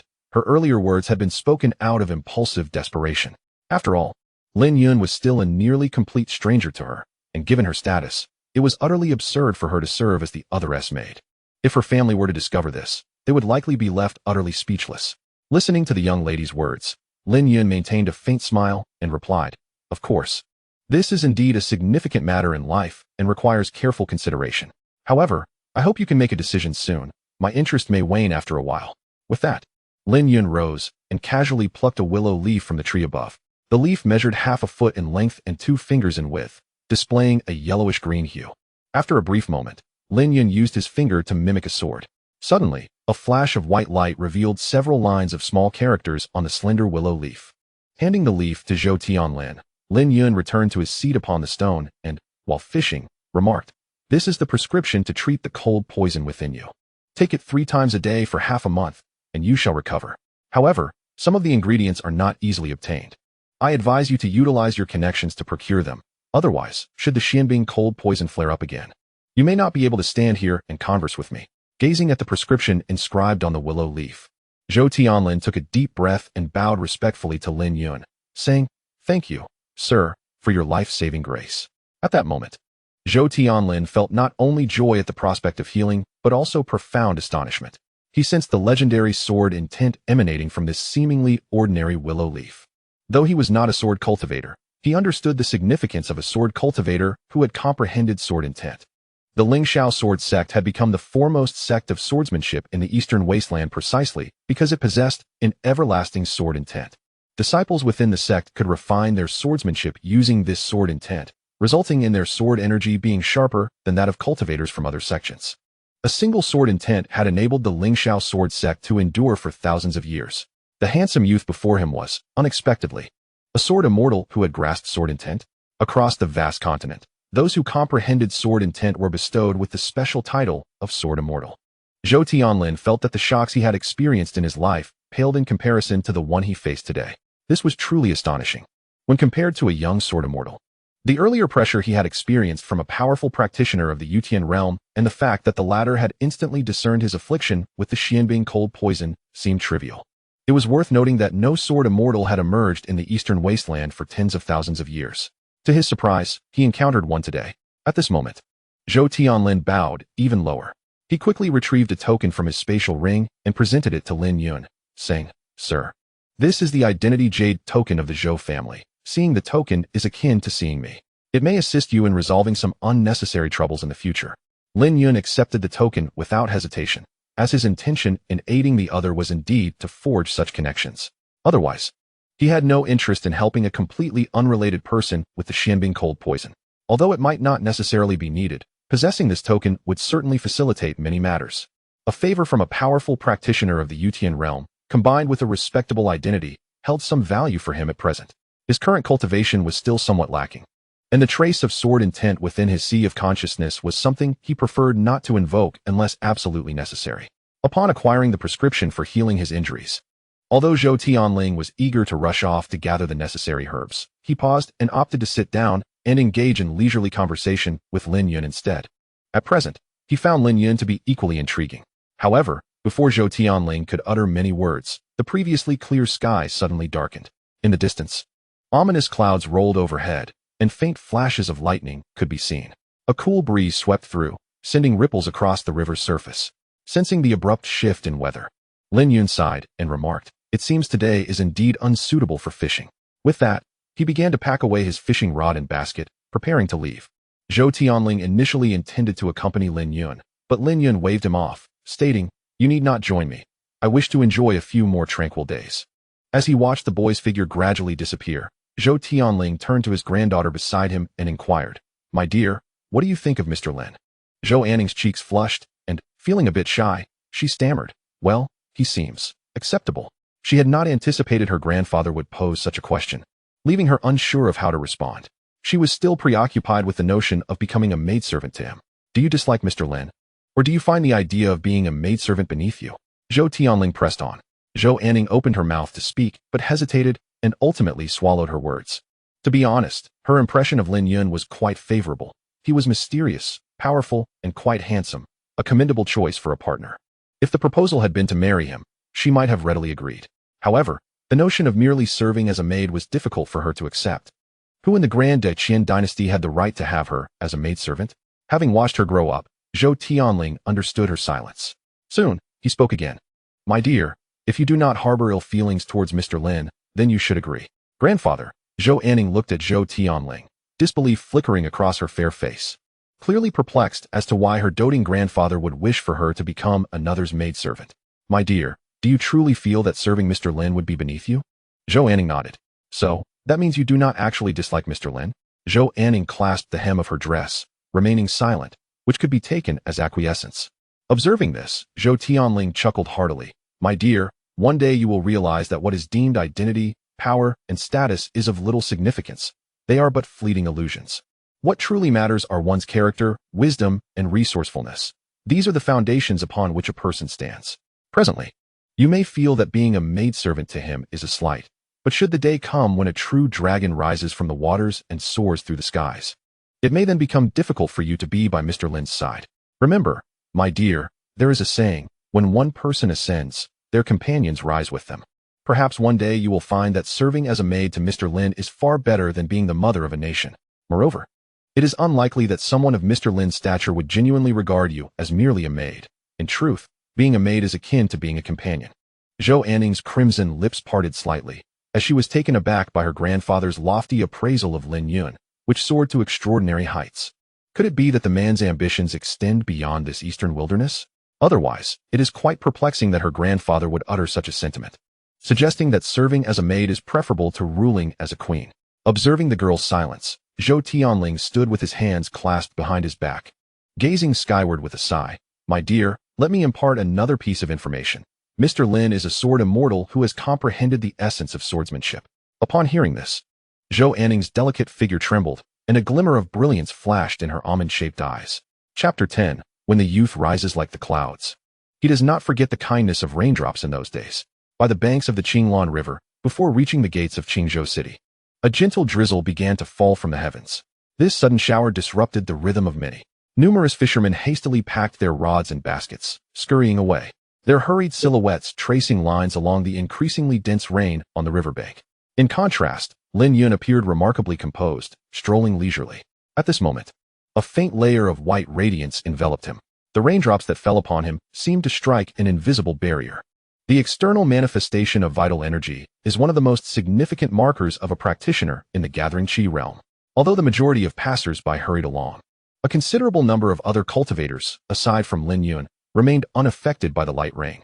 Not far behind Lin Yun, several young individuals strolled at a similarly unhurried pace.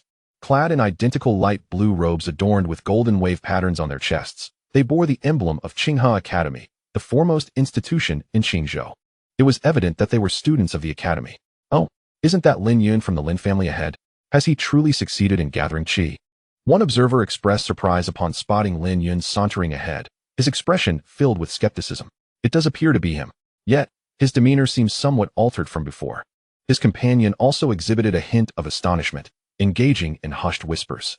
Though they were not classmates with Lin Yun, they belonged to the same circle of aristocratic youths. And naturally, they were familiar with him. After all, his former fiancée was extraordinarily radiant. It was unexpected that even Lin Yun had managed to gather qi, though he still fell far short compared to senior sister Zhao. How dare a waste from the Lin family even be compared to senior sister Zhao? That would be a grave insult to her. Indeed, I have heard that senior sister Zhao is already preparing to break through to the Mingxin realm. The Mingxin realm is the level attained by the heads of the three great families in Qingzhou, and Zhao Yuhan has only just turned 20 this year. One individual gasped in astonishment, exclaiming, "From whom did you hear this? It sounds utterly outrageous." To be honest, I too find it hard to believe. But it is indeed the truth. A cousin of mine within the inner academy informed me that the dean has not appeared in public lately, as he has been seeking out rare herbs to assist senior sister Zhao in her breakthrough to the Mingxin realm. The speaker's expression was complex, revealing a hint of envy in his eyes. At times, comparisons among individuals are indeed futile. Those who gain admission to Qinghe Academy are already considered extraordinary talents. Yet when juxtaposed with the resplendent celestial beings, they appear rather dim. Among the most challenging truths one must accept in life are the acknowledgement of one's own mediocrity, the limitations of one's abilities, and the realization that one is not the center of the universe. From the moment they entered Qinghe Academy, Zhao Yuhan, a woman revered from afar, imparted upon them the most painful lesson of all, the realm of divine enlightenment. In the gentle drizzle, Lin Yun felt a faint smile tug at his lips as the image of a strikingly beautiful maiden surfaced in his mind. Clad in a white gown, the girl, with an icy demeanor, conveyed to him that their union was unattainable, advising him against futile endeavors. She cautioned him that his so-called devotion was merely a source of ridicule. The maiden insisted that he should refrain from revealing their past intimacy. She reminded him that even in the mundane world, social standing matters, a match of noble families with noble families, and humble origins with humble origins. She was the luminous moon in the sky, while he was but a diminutive firefly. How could a firefly dare to compete with the moon's brilliance? Even as a mere accessory, he remained unworthy. As the vision faded, Lin Yun felt a pang of anguish within, a manifestation of his own obsessions. Although this body was primarily governed by the memories of a past life, having lived 20 years as the Lin family's outcast, it was implausible to claim that Zhao Yuhan had no influence on him. His reincarnation and subsequent cultivation aimed to refine his resolve, and he was particularly wary of lingering attachments. Contemplating this, Lin Yun resolved, very well. Should the opportunity arise, he would venture to Qinghe Academy. Let me witness the true nature of your ethereal form. I hope you do not disappoint me. Upon returning to the Lin family courtyard, dusk had nearly arrived. The rain continued to patter softly, and the air was perfumed with the scent of damp earth and foliage. As he stepped into the courtyard, a frail figure appeared before him. It was an elderly man, his hair and beard white as snow, his face lined with wrinkles, and his back slightly hunched. A flicker of surprise crossed Lin Yun's face. He had not anticipated the old man's presence here. This individual was none other than Lin Yuehao, the steadfast anchor of the Lin family and his blood relative, his grandfather in this life. Although the elder had retired from the position of family head, his status within the clan remained exalted. It was he who had orchestrated the previous arrangement of Lin Yun's marriage to Zhao Yuhan. Xiao Yun, have you successfully gathered your qi? Upon sensing the faint ripple of true energy emanating from Lin Yun, a look of astonished joy illuminated the elder's face. Lin Yun nodded in affirmation. Good, very good. Lin Yuehao erupted into hearty laughter, the frown that had previously marred his brow easing considerably. The elder was evidently elated. In Lin Yun's memories, it had been a long time since he had witnessed such genuine mirth from Lin Yuehao. When had this change occurred? It seemed that ever since Lin Yun was deemed devoid of cultivation talent, the elder had consistently worn a disheartened expression. The former Lin Yun had not pondered this deeply, but now he perceived many previously unnoticed nuances. His grandfather seemingly harbored a certain fondness for him. Lin Yuehao had fathered a total of 4 sons and 3 daughters throughout his life, with his father being the youngest, ranked 7th among the siblings. The Lin family was prosperous, with his 3 uncles having numerous offspring, rendering Lin Yun rather inconspicuous among the 3rd generation, not to mention the Lin family's celebrated talents, such as his eldest cousin Lin Yuan and his second uncle's daughter Lin Shuang. Even among his peers, he paled in comparison. What merit did he possess that could warrant the attention of an elderly gentleman with so many descendants? Moreover, the smile adorning his grandfather's face seemed to convey a joy that transcended mere delight over his breakthrough into the gathering qi realm. Though puzzled, Lin Yun was not overly concerned. He had never been a person with an insatiable curiosity. Having lived 2 lives, few matters could stir emotional upheaval within him. The rain continued to fall, and the temperature in the air dropped significantly. The heavens seemed to communicate to all that the recent warmth was but a fleeting anomaly. Winter still reigned. Inside, the maidservants had already arranged for the warming fire crystal.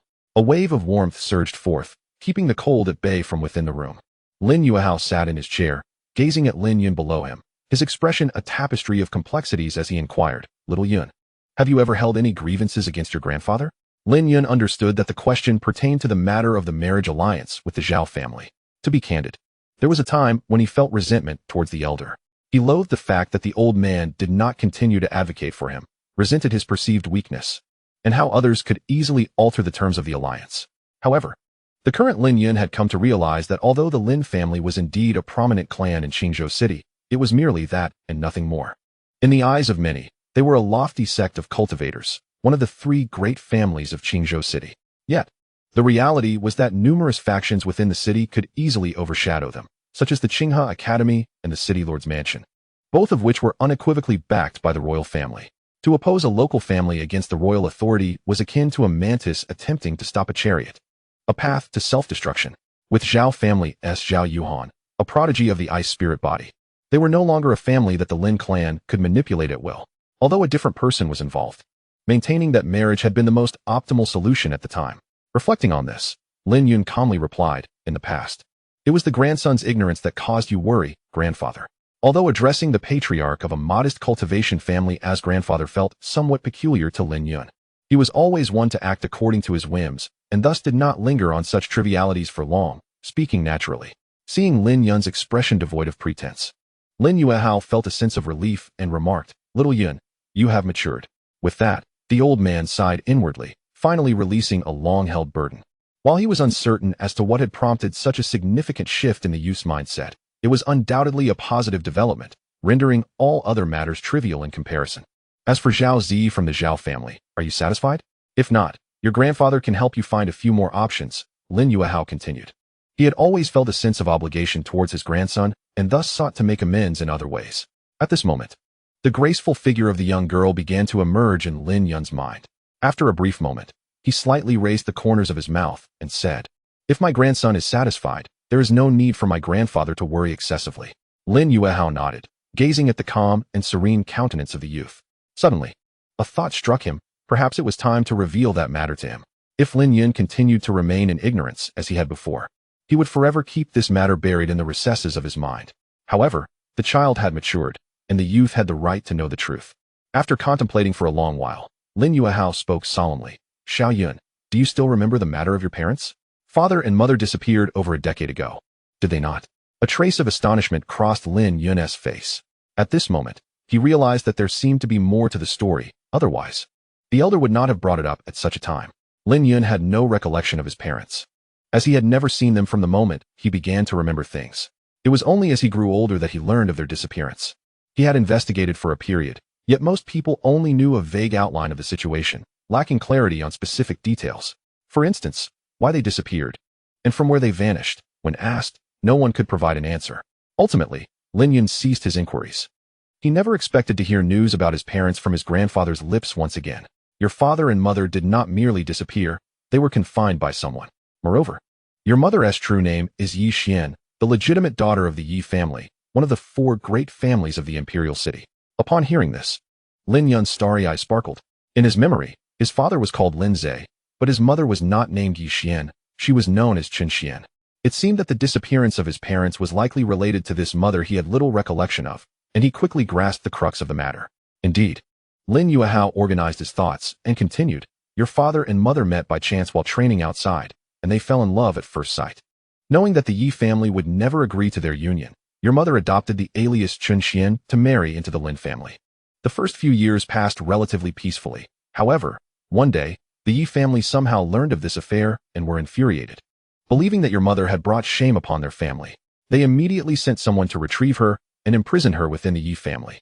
Your father, of course, could not bear to see his wife taken from him and rushed to the imperial city to find her. Yet, our Lin family is but a small clan, and in the face of a behemoth like the Yi family, we had no power to refuse. Upon arriving in the imperial city, your father vanished without a trace.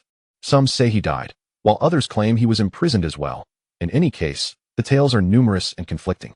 Many years ago, I ventured to the Yi family, hoping to uncover your father's whereabouts. Yet the threshold of the Yi family was insurmountably high.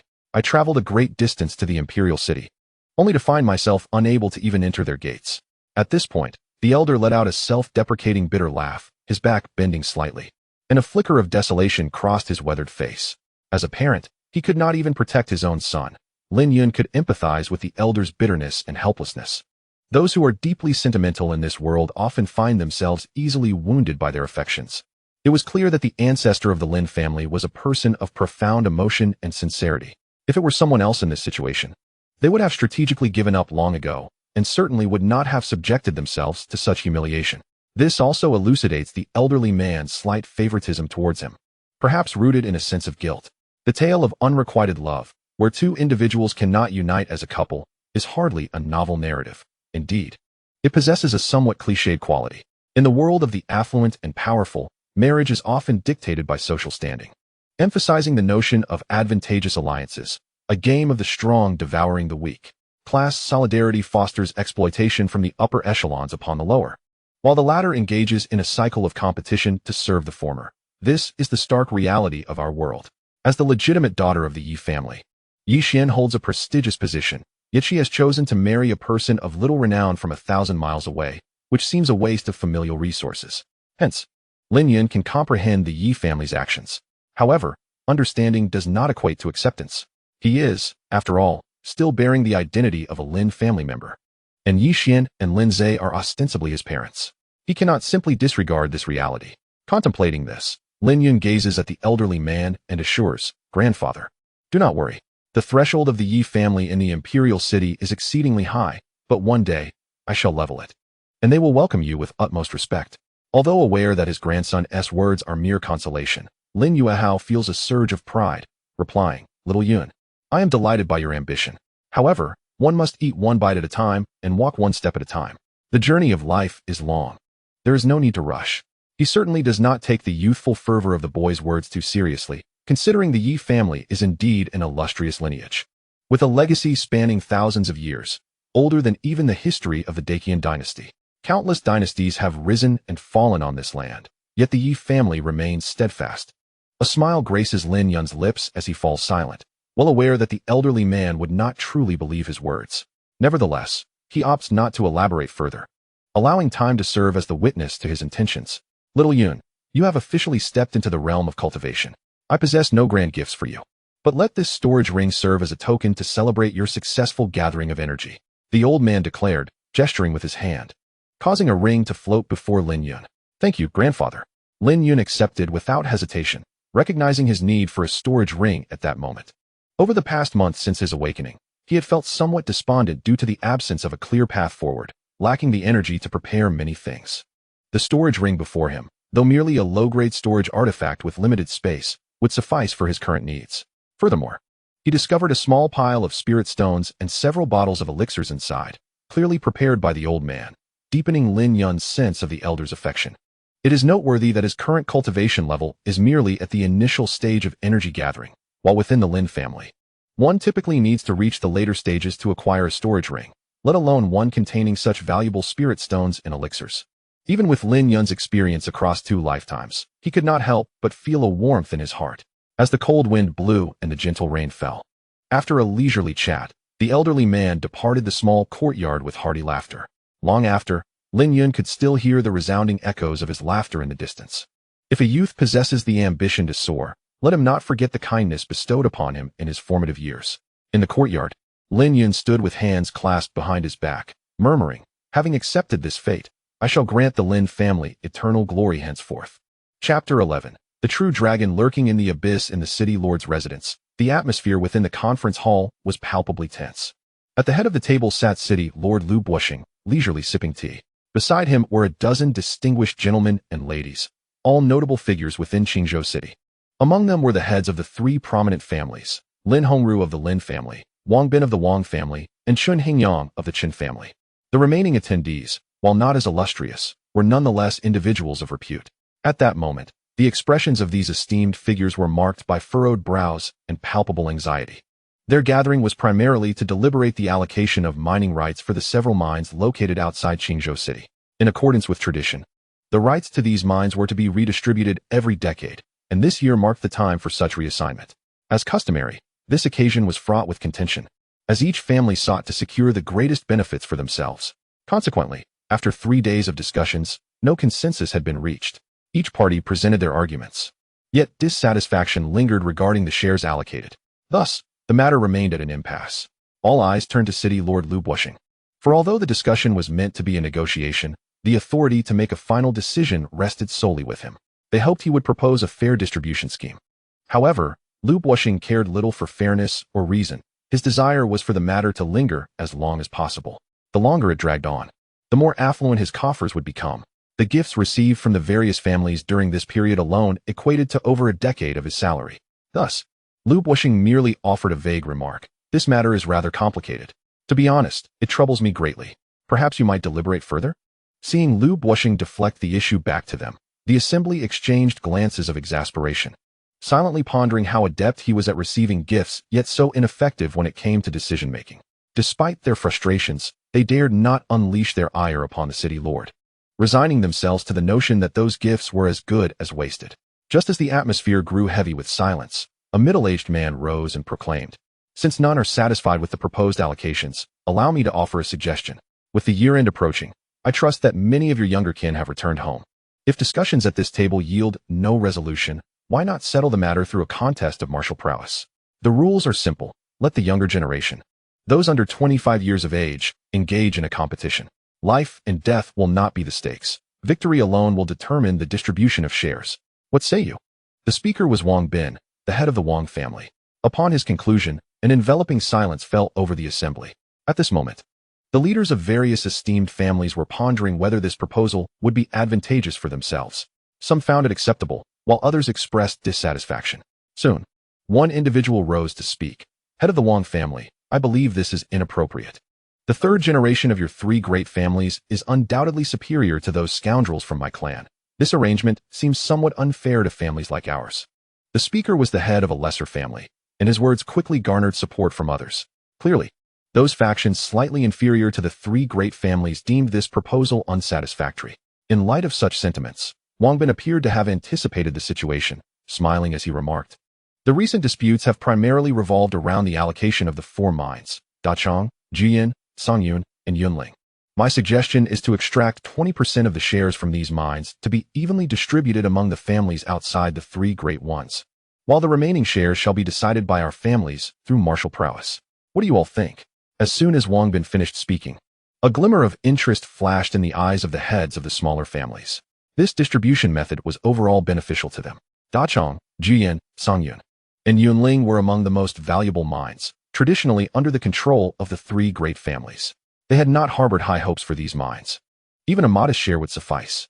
Thus, they felt compelled to entertain Wang Bin's proposal, as it allowed them to avoid competing directly with the 3 great families while still securing a portion of the 4 major mines. I concur with the proposal put forth by the head of the Wang family. One person spoke first. This was soon followed by a chorus of agreement. I too agree. I have no objections. Agreed. In a short while, the only ones remaining silent were the heads of the other 2 major families, Lin Hongru and Chun Hingyang. Both were contemplating Wang Bin's audacity in proposing such a suggestion. This plan essentially sacrificed a small portion of the interests of their 3 families. And the only reason the other party would dare to propose such a scheme was if he had great confidence in the capabilities of his own younger generation, believing they could surpass their peers in the Lin and Chen families. However, based on previous information, although the Wang family had a promising young member named Wang Peng, he was merely on par with the most outstanding individuals from the Lin and Chen families. What instilled him with such confidence to propose this plan? Lin Hongru and Chun Hingyang exchanged glances, each reflecting confusion and bewilderment in the other's eyes. Upon observing Wang Bin, the proposer of the scheme, he appeared calm and composed, exuding an air of certainty. Despite their perplexity, the consensus among the others compelled them to acquiesce. Coupled with the belief that their own younger generation could not be inferior to others, Lin Hongru and Chun Hingyang ultimately agreed to the proposed distribution plan. Meanwhile, Lu Buoxing felt somewhat disheartened, inwardly lamenting that it seemed the gift he had hoped for would not materialize. With no dissent among the attendees, further details were promptly finalized. Just as everyone awaited Lu Buoxing, the lord of Qingzhou City, to announce the results of the meeting, a flustered servant rushed in. Upon witnessing this scene, Lu Buoxing's expression darkened with displeasure. He had already instructed that this was his busiest time. Unless it was a matter of utmost importance, no one should disturb him. Just as he was about to erupt in anger, a servant leaned in to whisper in his ear. Moments later, the displeasure on Lu Buoxing's face vanished, replaced by a flicker of tension and urgency. In an instant, the esteemed lord of the city rose abruptly and commanded the servant, "Quickly, take me to this person." Before the servant could move, he had already begun striding towards the door. Behind him, the onlookers exchanged bewildered glances, their faces reflecting a hint of confusion. Who could warrant such haste from the city lord? Surely even the president of Qingzhou Academy, Qin Shan, would not provoke such a loss of composure. In the reception hall of the city lord's mansion, as Lu Buoxing stepped inside, he immediately spotted an elder and a young woman waiting for him. The elder, clad in a gray robe, bore a gaunt visage, exuding an air of authority that comes from long-held power. Beside him stood the young woman, whose bright eyes and pearly smile illuminated her fair skin, presenting an ethereal beauty that radiated nobility. "Buoxing, it has been a long time," the elder spoke first, a smile gracing his features as he regarded the city lord of Qingzhou. Lu Buoxing inhaled deeply and stepped forward respectfully, saying, "Buoxing pays his respects to your highness." He was astonished to find that the visitor was indeed the elder he had once admired from afar in the imperial city, captivated by his extraordinary presence. At that time, he was merely an inconspicuous newcomer, while the elder had already attained the pinnacle of the great Qian's hierarchy. Although circumstances had led to the elder's temporary retreat from prominence, he remained one of the most esteemed individuals in the land. Zhou Tianling was pleased with Lu Buoxing's demeanor and chuckled. "Buoxing, I recall you were a student at Beichen Academy in your youth. I am no longer a prince. If you don't mind, you may call me teacher." Lu Buoxing was more than willing, finding the title of teacher far more endearing than prince. The reason for this address was due to the elder's prior tenure as an instructor at Beichen Academy. "Teacher, may I inquire what brings you to seek my assistance?" Lu Buoxing maintained his humble posture, the title having shifted from prince to teacher.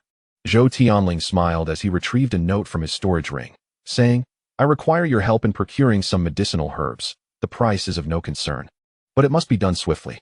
This note had been transcribed during his journey, and he had no intention of mentioning the willow leaf, which, imbued with sword intent, was no ordinary leaf but a treasure beyond measure. Unfortunately, neither he nor his granddaughter were sword cultivators, or they would have sought to comprehend its essence themselves. Lu Buoxing accepted the note without further inquiry and quickly summoned the steward to relay the instructions. After ensuring everything was in order, he turned to the elder and said, "Teacher, I presume you have yet to find a place to rest. Why not stay here in the city lord's mansion for a few days?" Zhou Tianling nodded in agreement, smiling. "That would be agreeable. I shall reside here for the time being. Since you have addressed me as your teacher, feel free to approach me with any questions regarding your cultivation during this period."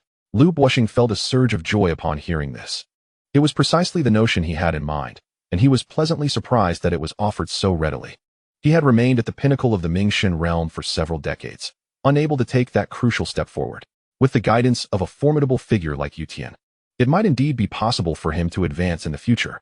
Observing the delight on Lu Buoxing's face, Zhou Tianling suddenly recalled something and remarked, "By the way, Buoxing, do you know Mr. Lin Yun from the Lin family?" "Mr.?" Lu Buoxing expressed his confusion, wondering when the Lin family had gained such stature. Besides, was Lin Yun not considered a waste by his family?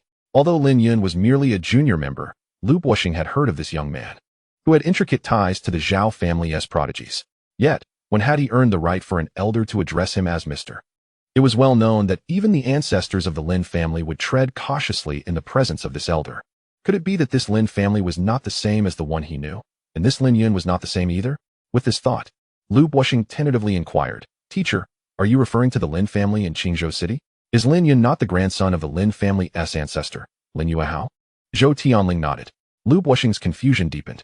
Zhou Tianling, perceiving Lu Buoxing's thoughts, alluded, "Buoxing, life often subjects us to the whims of rumors, obscuring our vision of the true dragon lurking in the depths. It is only when the dragon soars across the skies that one regrets having missed the opportunity to rise alongside it." He did not elaborate further. They were both astute individuals, and some matters were best left to subtle hints. Upon hearing this, Lu Buoxing gasped, waves of astonishment surging within him. The true dragon. Was this a reference to the rumored waste of the Lin family? Although he was uncertain of what Lin Yun had accomplished to earn such high praise from the elder, Lu Buoxing felt assured that the elder would not speak without purpose. And he quickly clasped his hands in gratitude, saying, "I have learned much from you."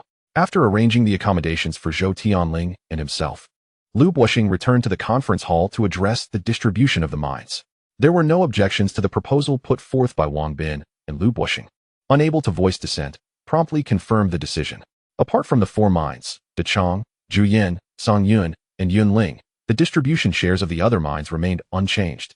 As per the previous arrangement, the martial contest among the three major families was set to take place after the New Year on the Lantern Festival. With the distribution method firmly established, many began to rise and take their leave. Lin Hongru had intended to depart as well, but after taking a few steps, he was called back by Lu Buoxing. "Brother Lin, please wait a moment. I have a matter I wish to discuss with you." Although Lin Hongru was puzzled, he chose to stay. Before long, the conference hall was left with only Lin Hongru and Lu Buoxing. "May I inquire why you have called me, Brother Lu?" Lin Hongru spoke first. Lu Buoxing smiled and replied, "Is it not permissible to call upon Brother Lin without a specific matter? I have recently acquired several jars of mystical ice elixir. If you are free, why not join me for a few cups?" Faced with Lu Buoxing's unexpected warmth, Lin Hongru felt a mix of apprehension and astonishment, overwhelmed by the unexpected honor. Though he held the esteemed title of the head of the Lin family, in every conceivable aspect, he paled in comparison to Lu Buoxing. In terms of cultivation, Lu was at the pinnacle of the bright spirit realm, while he was merely in the mid-stages. Regarding status, Lu was supported by the grand imperial family of the Dakian, whereas he was merely the patriarch of a local clan. He had never envisioned that one day he would be treated with such courtesy by Lu Buoxing. Although Lin Hongru felt a sense of bewilderment, he was, after all, the helmsman of the Lin family, possessing excellent composure. He soon regained his demeanor and replied, "Since Brother Lu has extended an invitation, it would be remiss of me not to accept." In the serene courtyard of the city lord's residence, as a few cups of fine wine were consumed, the barriers between Lu Buoxing and Lin Hongru began to dissolve. At one moment, Lu Buoxing suddenly inquired, "Brother Lin, you are aware of the mine in the Qiyun mountain range, are you not?" Lin Hongru nodded. He was indeed familiar with it, as the Qiyun mine was one of the most lucrative mines in the Qingzhou territory, long held firmly by the city lord's residents, leaving no opportunity for other families to stake their claim. "Brother Lin, I propose that our families jointly exploit this mine. The Lin family may provide personnel, and we shall split the profits 50-50, Lu Buoxing suggested. Upon hearing this, Lin Hongru nearly dropped his cup in astonishment. What Lu was proposing was no mere collaboration. It was akin to showering gold upon the Lin family. Under the moonlight, Lin Hongru departed from the city lord's residence, a flicker of confusion crossing his face. The events of the day had been exceedingly surreal. He could not fathom Lu Buoxing's true intentions. At their level, every word and deed was laden with purpose. He found it hard to believe that Lu Buoxing was acting out of benevolence. Chapter 12. Sparring in the Courtyard. Unity of man and sword. It is uncertain whether it is customary for rain to fall during the new year. Yet a gentle drizzle had begun 3 days prior and showed no signs of abating. The cold rain, accompanied by a biting wind, extinguished Lin Yun's desire to venture outside.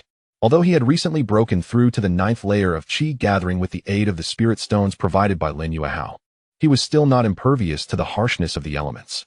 Thus, he once again retreated into his little courtyard. Days were spent in monotony, either practicing his cultivation or warming himself by the fire. While he had grown accustomed to solitude, he found that since shedding the ruthless Tao rhythm from his being, he was not as strong as he had imagined. Before long, a wave of negative, lonely thoughts washed over him. As before, he refrained from utilizing his sword intent to dispel the discomforting emotions. Instead, he attempted to embrace solitude. This was a starkly different experience from before.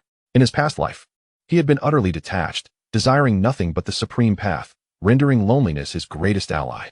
However, in this life, with attachments formed, solitude transformed from a friend into a sharp blade, gradually carving away at his heart and mind.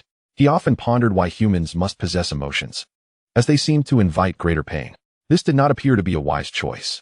He has always believed that one must be as unfeeling as wood or stone to journey further, that women and attachments would only hinder his swiftness in drawing his sword. This conviction in his past life was the reason he devoted himself to the path of the heartless sword. In truth, his choice at that time was, to some extent, correct. It was precisely because he was single-minded and unwavering in his pursuit that he devoted his every thought to the sword, whether he was eating or sleeping. His cultivation soared at an astonishing pace, his sword suppressing his contemporaries. As he pondered the answer to this dilemma, it manifested before him. The maiden was clad in a well-tailored sky-blue gown, her ink-black hair cascading down to her waist.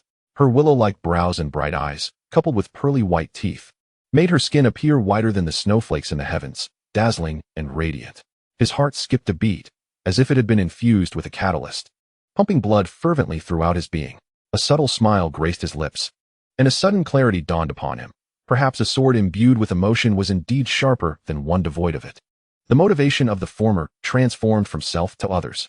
The cultivation of the sword was no longer a solitary endeavor, but rather for the exhilarating stirrings within one's heart. Such sentiments could stem from many sources: family, friends, or lovers.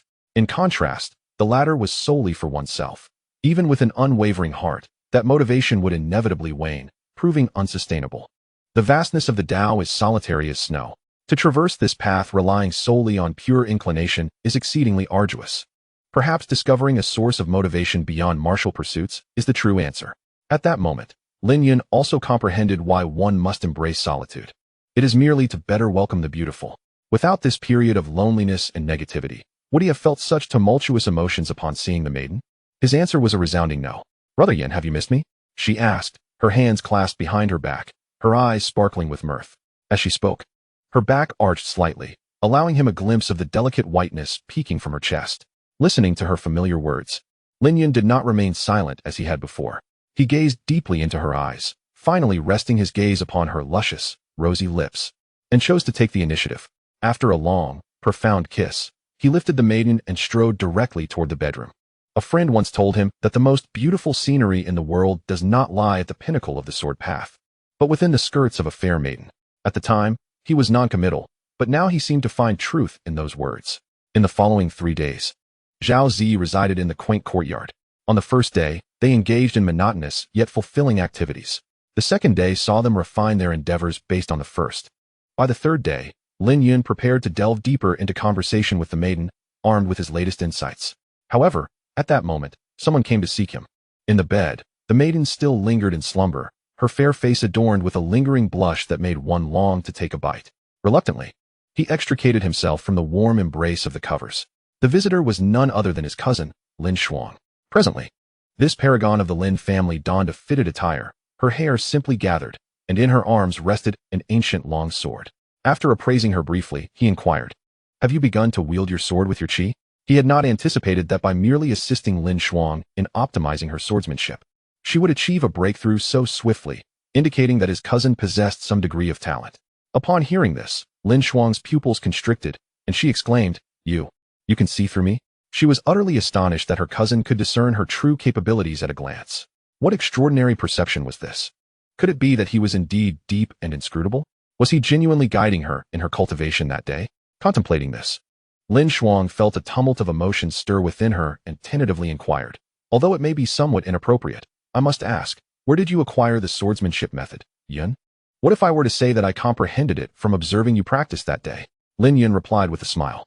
Lin Shuang raised an eyebrow, wholly skeptical of such a claim. It was simply too outrageous. The understanding and refinement of a technique, especially one that had been passed down for over 10,000 years, was beyond the capabilities of even the most esteemed elders within a sect. The very fact that a technique had endured for such a duration indicated that it had been meticulously modified and perfected by predecessors countless times, reaching a point where further alteration was inconceivable. Despite the inscrutable nature of Lin Yun before her, Lin Shuang could not bring herself to believe in his abilities. She was more inclined to think that this perfected swordsmanship had been acquired through other means. A mere glance was sufficient for Lin Yun to ascertain Lin Shuang's disbelief. He chose not to elaborate further and casually remarked, "In this life, one is easily misled by rumors. Even what one witnesses with their own eyes can be obscured by the limitations of one's knowledge, abilities, and perspective, rendering them blind to the grander reality." Upon hearing this, Lin Shuang's mouth fell slightly agape, her brows knitting tighter in response. Was he subtly mocking her lack of discernment, suggesting she was myopic?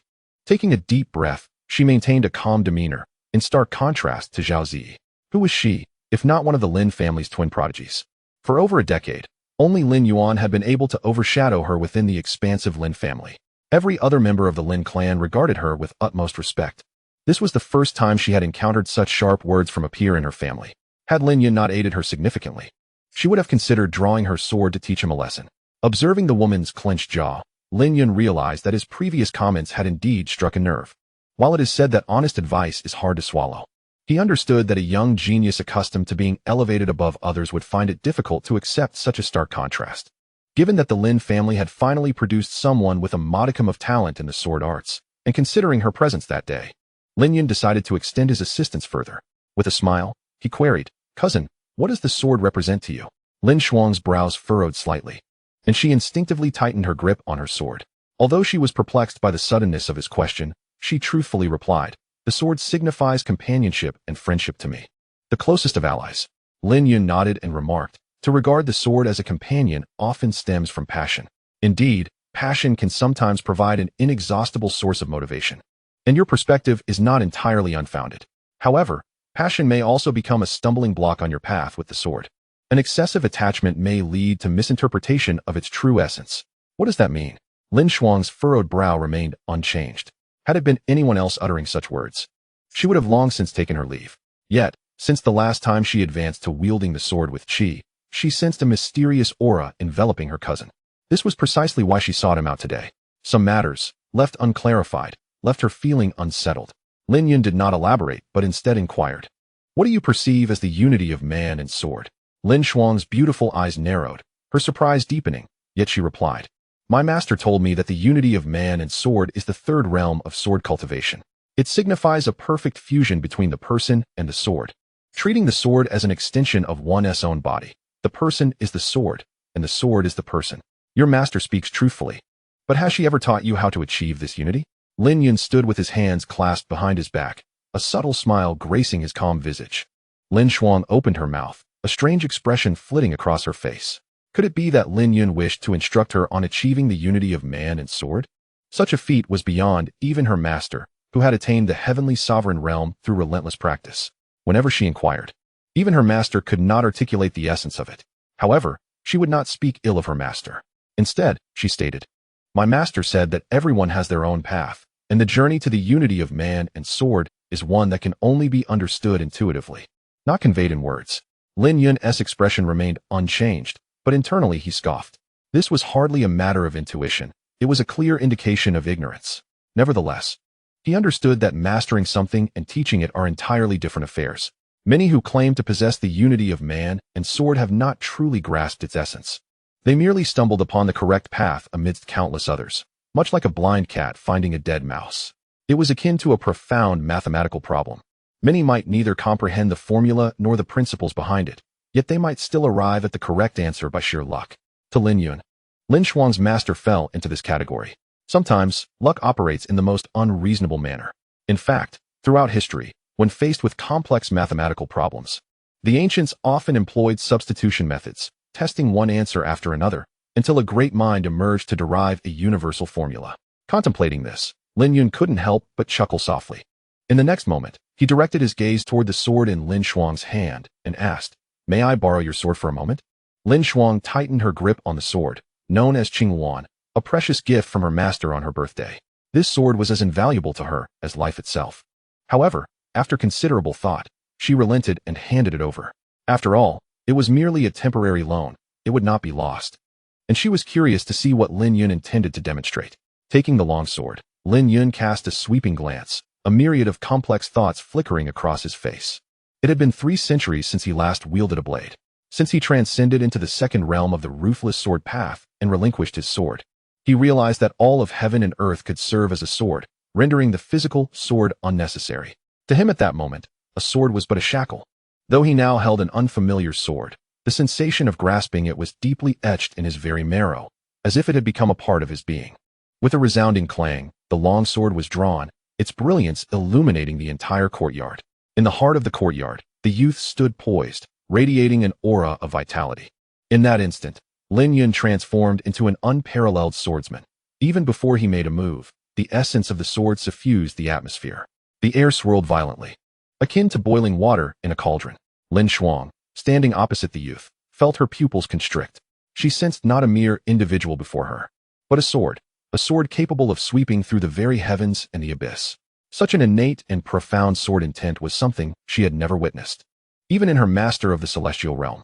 In a moment of bewilderment, Lin Yun spoke softly. "Do you understand why I previously stated that passion can become a stumbling block on your path of swordsmanship?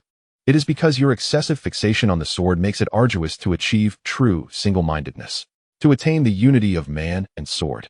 There exists but one word for you to embrace: forget. Forget the sword techniques, forget the skills, even forget the sword in your hand.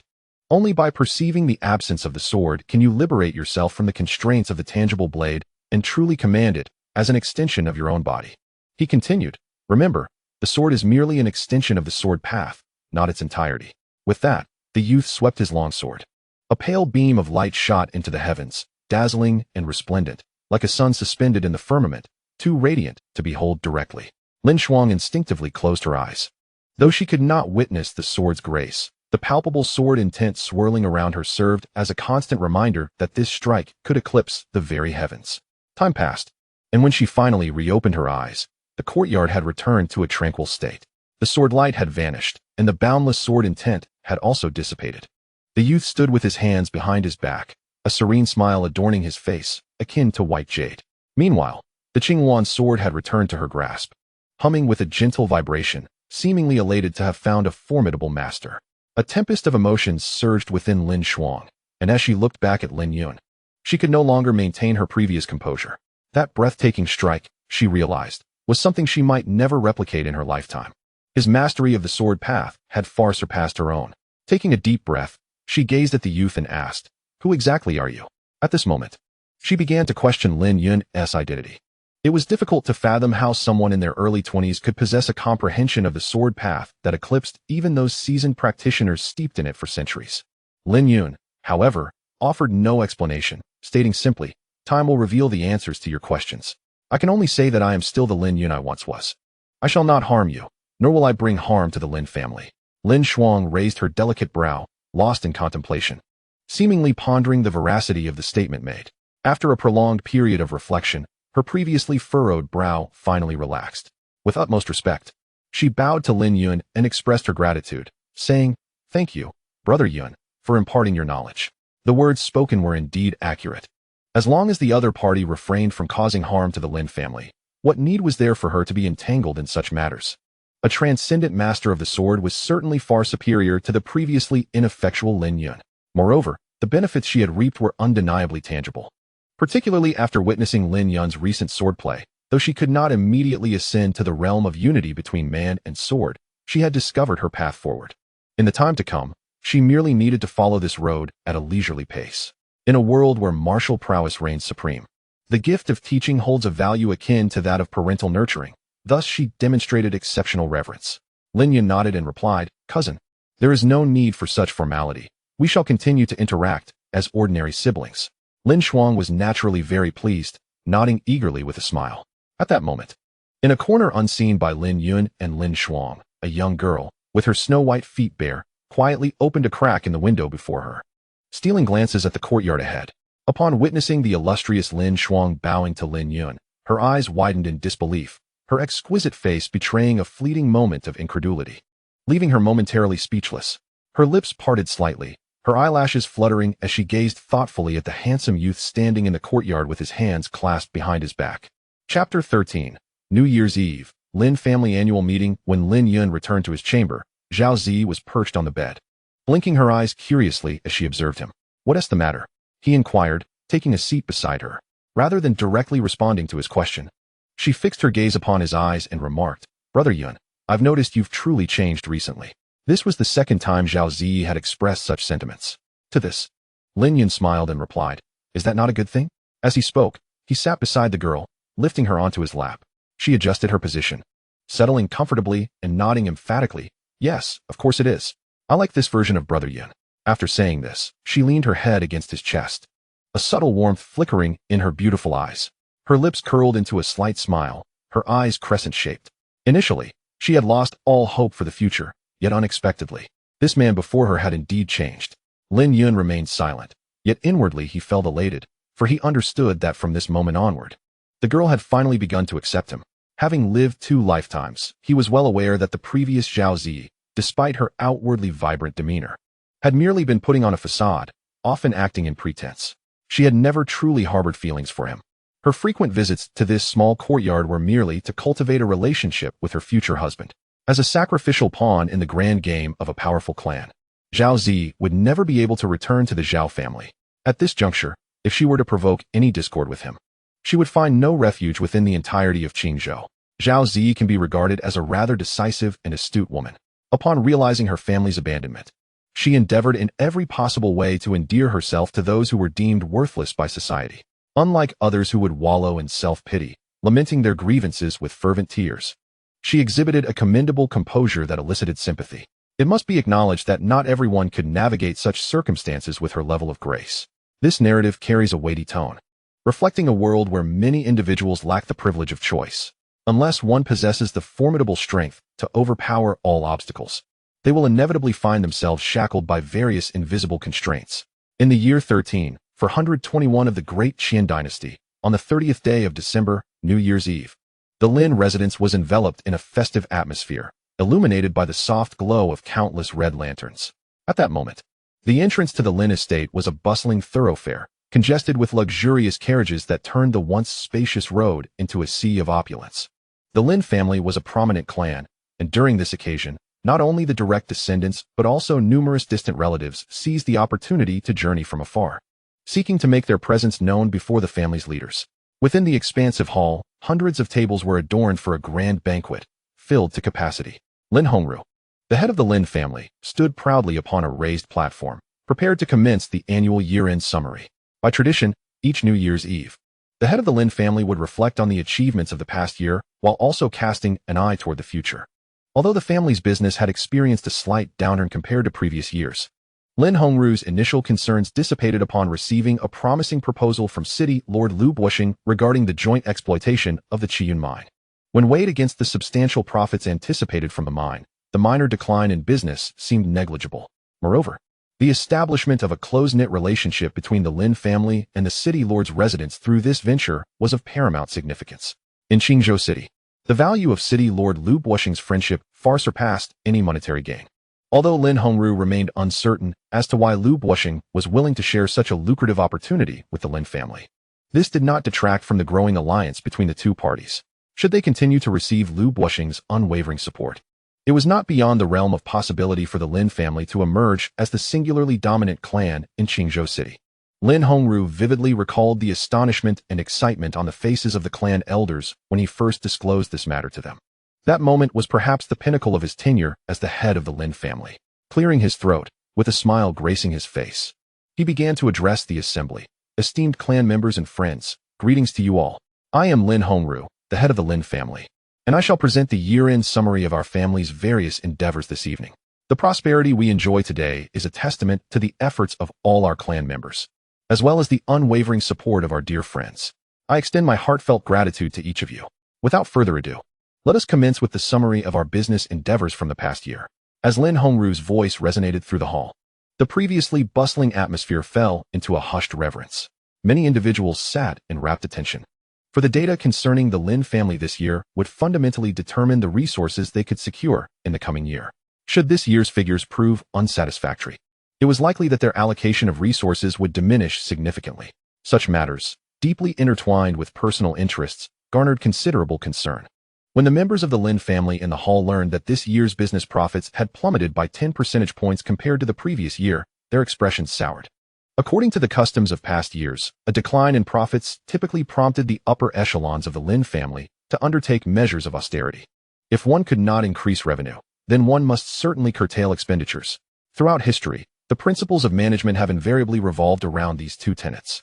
Consequently, it was the lower ranks of the Lin family who would bear the brunt of such implementations. However, among the attendees were those adept at reading the room, who discerned an anomaly. Logically, a 10 percentage point drop in profits should have cast a shadow over Lin Hongru's countenance. Yet, the head of the Lin family displayed no signs of displeasure. Rather, he appeared quite jubilant, his smile unwavering. This was, indeed, rather peculiar. It was only when Lin Hongru announced that the Lin family would collaborate with the city lord's mansion to exploit the Qiyun mine that their questions found resolution. While many were still mired in disappointment over the decline in business profits, a glimmer of hope flickered in their eyes. If Lin Hongru's assertions held true, the future profits from the Qiyun mine could not only offset the business losses, but also yield substantial surplus. Most astonishing of all was the Lin family's newfound alliance with the city lord's mansion. This revelation left them utterly astounded. Being worldly wise, they understood the profound implications of such an alliance. As Lin Hongru's words echoed in the hall, many elders of the clan displayed satisfied smiles, clearly pleased with his leadership. Numerous glances of admiration were cast upon the head of the Lin family, including from the esteemed ancestor, Lin Yuehao. Witnessing this scene, Lin Hongru stood even taller, his eloquence flowing forth with renewed vigor. In a corner of the hall, Lin Yun languidly toyed with Zhao Zi's delicate hand. This year, Zhao Zi had chosen to remain with the Lin family for the New Year's Eve celebration rather than return to her own family. Her slender, exquisite fingers were smooth and pale, with nails that gleamed like fine jade. The softness and slickness of her hand felt inviting, although merely holding hands. Zhao Zi had yet to acclimate to such intimacy in public with Lin Yun, and her fair complexion flushed with a hint of embarrassment. She attempted to withdraw her hand, but each time she moved, he would gently reclaim it. Eventually, she resigned herself to the situation. During the New Year's Eve dinner, they found themselves seated with children and women at the same table, a choice made by Lin Yun, who preferred the quieter corner of the hall, shunning raucous gatherings. Beside him sat a charming little girl, perhaps 5 or 6 years old, who blinked curiously at him. In a moment of spontaneity, the young girl suddenly exclaimed, "Are you Lin the Good-for-Nothing?" Her innocent words suggested that she had heard tales of him from somewhere. Lin Yun, unfazed, countered, "Why do you think I am worthless?" The girl tilted her head in contemplation and replied, "Because everyone says so." Lin Yun chuckled softly. "Then if I were to claim that puppies can fly, would you believe me?" "Of course not." The girl shook her head. "Since you do not believe my words, why do you accept what others say about me being worthless?" Lin Yun queried. The girl's little mind evidently struggled to process such inquiries swiftly. After much hesitation, she stammered, Because only you say that puppies can fly, while many declare you to be a good-for-nothing." She believed she had pinpointed the crux of the matter, her small face beaming with pride. Lin Yun smiled again. "By your logic, if numerous people asserted that puppies could fly, would you also come to believe that they could?" The girl's eyes widened in astonishment, her small hand covering her mouth as she remained at a loss for a rebuttal. In her understanding, puppies certainly could not fly. They only wagged their tails and scampered across the ground. After all, her family owned a small yellow dog, so how could she possibly doubt this truth? Although she sensed a flaw in the argument, she struggled to identify it. Observing the girl's perplexed expression, Lin Yun decided to cease his playful teasing and remarked, "Thus, One must realize that not everything heard is true. Do you agree with me? Just as I illustrated, if everyone said that puppies could fly, would you then believe it? Then you are not worthless? The girl blinked, grasping the essence of his words, albeit not entirely comprehending the complexities involved. Lin Yun affectionately ruffled her hair and smiled. Indeed. I am certainly not a good-for-nothing. In life, remember the adage, what you hear may be false, but what you see is true. The girl nodded, still somewhat bewildered, yet sensing the wisdom in his words. At that moment, a flamboyantly dressed woman approached from a distance. Upon witnessing the rumored Lin family good-for-nothing placing his hand on her daughter's head, her expression shifted dramatically. The woman hurried over, positioning herself beside her daughter and pulling her closer, casting a wary glance at Lin Yun. She had heard of Lin Yun's volatile temper and fierce disposition, and she wished to shield her daughter from any potential harm. In response, Lin Yun merely smiled, unperturbed, and redirected his attention to gently holding Zhao Ziyi's hand. Nearby, a young woman whispered conspiratorially to the mother. When the mother learned that her daughter had audaciously referred to Lin Yun as a good-for-nothing in his presence, her heart raced with anxiety. Their family was merely a collateral branch of the Lin family. No matter how ineffectual Lin Yun might be, he was still of direct lineage, beyond the scope of her family's judgment. However, upon observing that Lin Yun not only remained calm, but also kindly imparted life lessons to her daughter, her apprehension began to dissipate. The woman's gaze towards Lin Yun underwent an immediate transformation, shifting from apprehension to curiosity. Although Lin Yun's change surprised her, she, out of caution, rose and bowed respectfully to him. Her expression tinged with apology as she said, "Young Master Yun." The child was thoughtless and spoke out of turn. "I sincerely apologize on her behalf." Lin Yun nodded, smiling gently at the woman. "It is of no consequence. It is merely a trivial matter. The little girl is innocent and lively, and it is natural for her to speak without restraint. However, as the saying goes, from small things, one can see the larger picture. Parents should pay more attention to their children. After all, one is influenced by their surroundings. Exposure to certain things can subtly shape a child's temperament." Upon hearing Lin Yun's words, the woman felt a twinge of shame. She had indeed been preoccupied with business matters lately, neglecting her daughter's care. Today, her daughter's unfiltered remarks were directed at the vastly transformed Lin Yun. But what if it had been someone else? Would others be as magnanimous as Lin Yun? If they encountered a temperamental individual, her daughter might have found herself in grave danger. With this thought in mind, the woman bowed again and said, "I have learned from your words, young Master Yun." The little girl, noticing her mother's actions, realized she might have caused trouble. She tugged at Lin Yun's sleeve, her eyes reddened with unshed tears, and said, "Brother Lin Yun, I'm sorry. If anyone should be scolded, let it be me, not mother, okay?"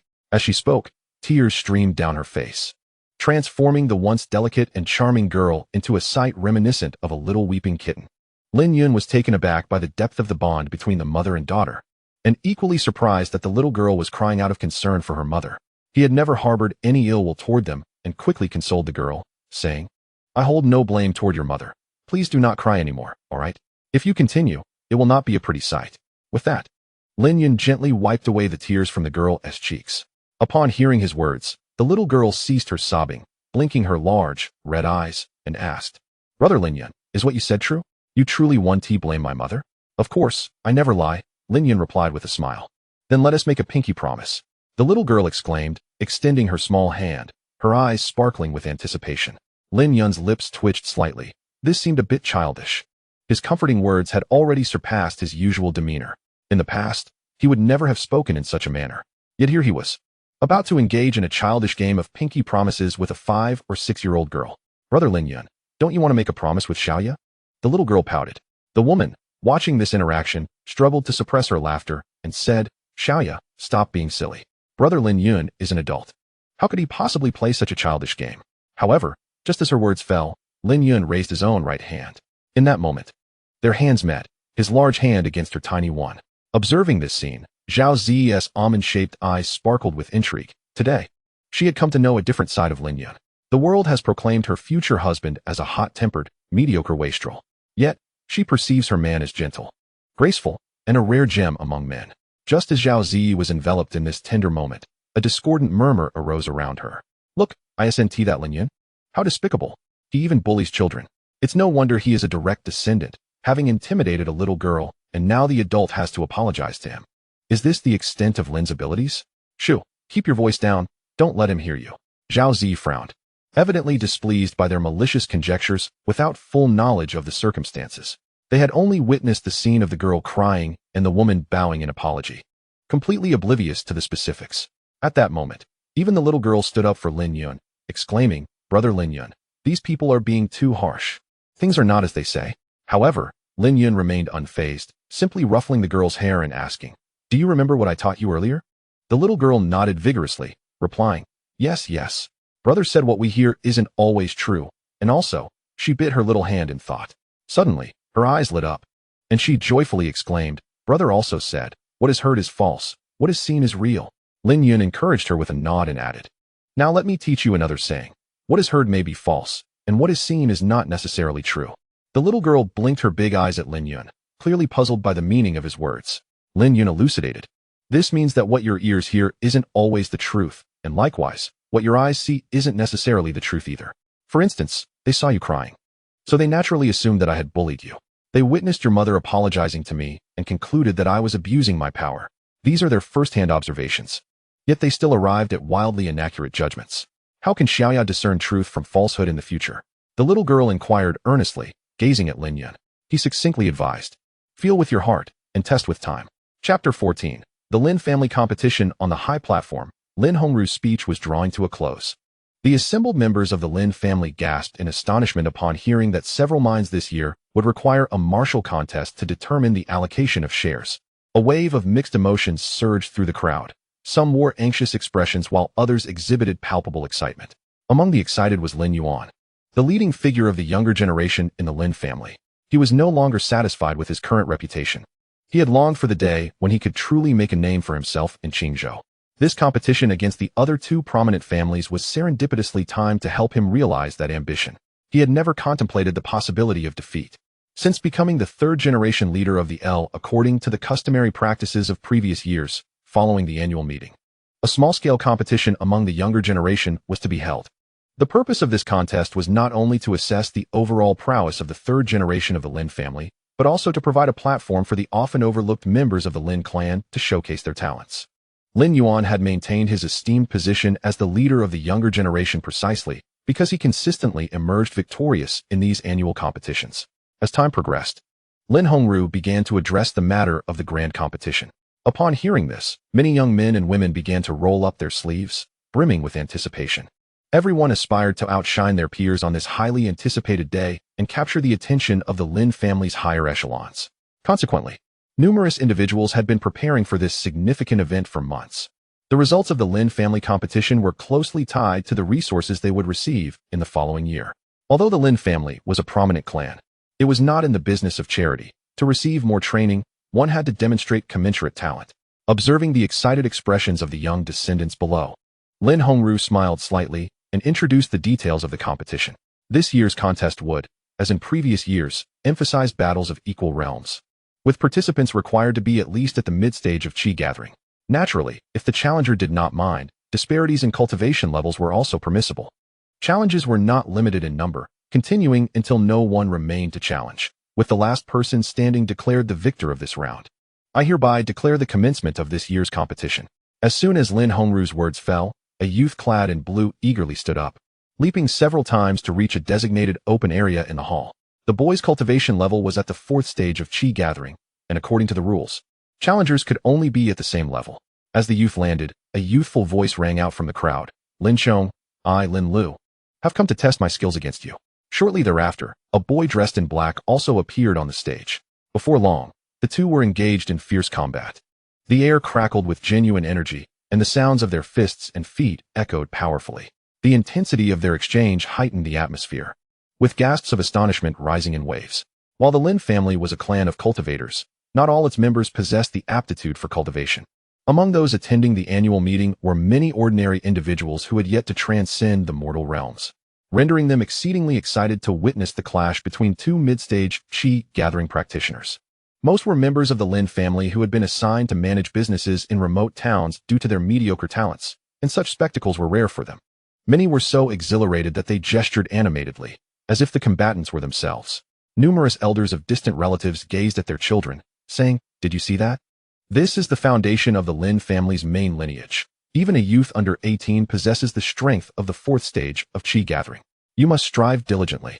In response to their elders' expectations, the children's eyes sparkled, gazing at the formidable young scion on stage, their faces reflecting a mix of envy and aspiration.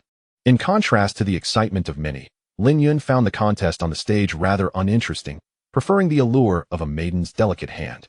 However, despite his indifference, Zhao Zi beside him was thoroughly engrossed in the spectacle.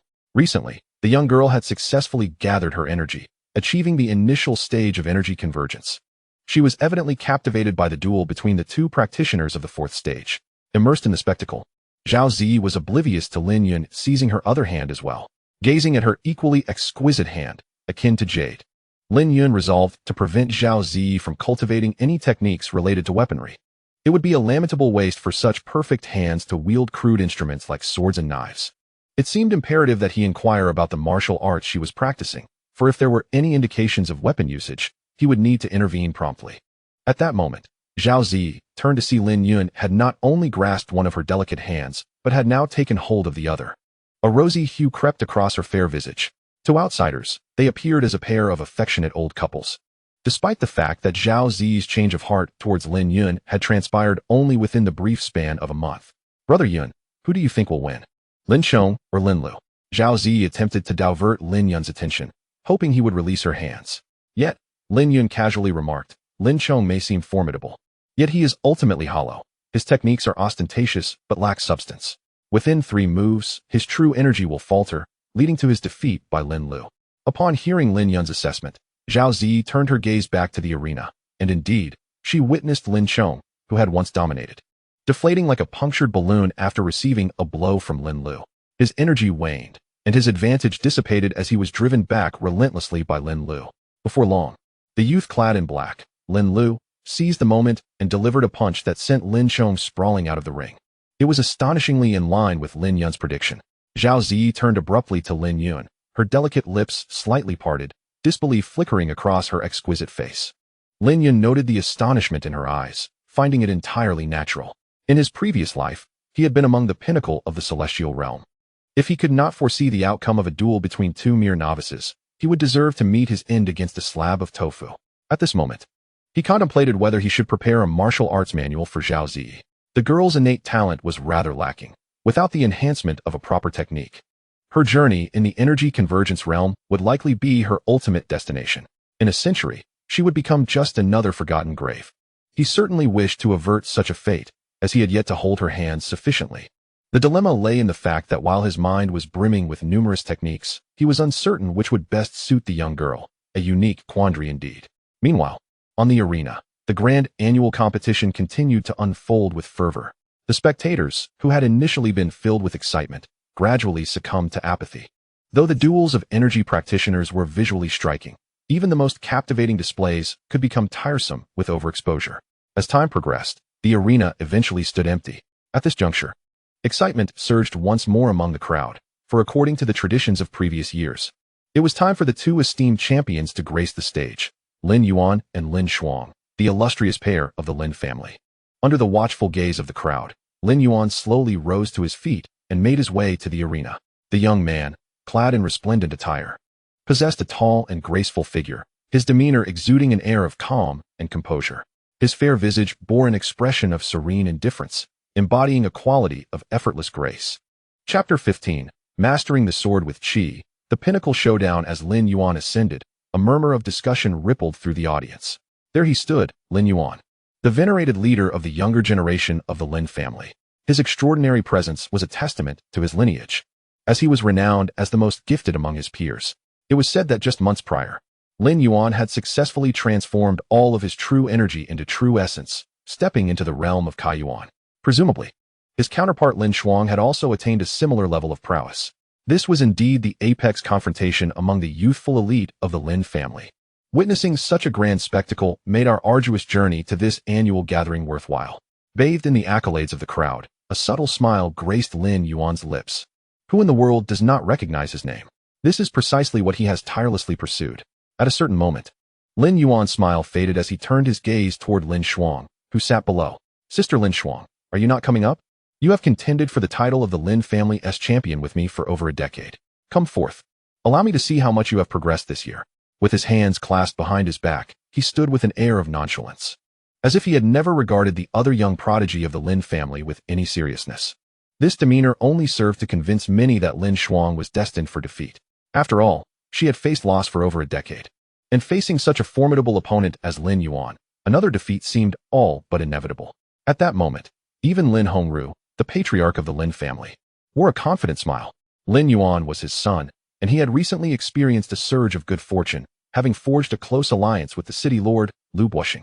Now, with his most cherished son maintaining last year's formidable standing, he felt as though he was under the favor of the heavens. My elder brother is indeed worthy of being the head of the Lin family, esteemed by Lord Lu in the business world, and now, with a nephew who is a true dragon among men, congratulations are in order, spoke Lin Wu, the second son of the Lin family. Lin Shuang was his daughter, and even as her father, he did not harbor high hopes for her victory. With Lin Hongru having recently accomplished a significant feat, his influence was unparalleled at that moment.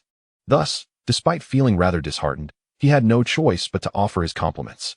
Haha, well said, well said. Lin Hongru chuckled a few times, humbly replying, you flatter me. Dear brother, though my boy possesses some talent, my niece is not to be underestimated. Both are the hopes of the Lin family's future. The youth are spirited and competitive. I merely hope they do not harbor animosity toward one another as a result. As soon as Lin Hongru finished speaking, the venerable ancestor of the Lin family, Lin Yuehao, interjected, what the elder brother says is indeed correct. Minor skirmishes among the younger generation are inconsequential. Yet it is imperative that they do not foster resentment. After the competition, regardless of who emerges victorious or defeated, both of you must ensure that Xiao Yuan and Xiao Shuang are well consoled. Once the elder had spoken, both Lin Hongru and Lin Wu replied in unison, Father, we understand. Lin Yuehao nodded, his gaze drifting toward Lin Yun, who lingered in a distant corner.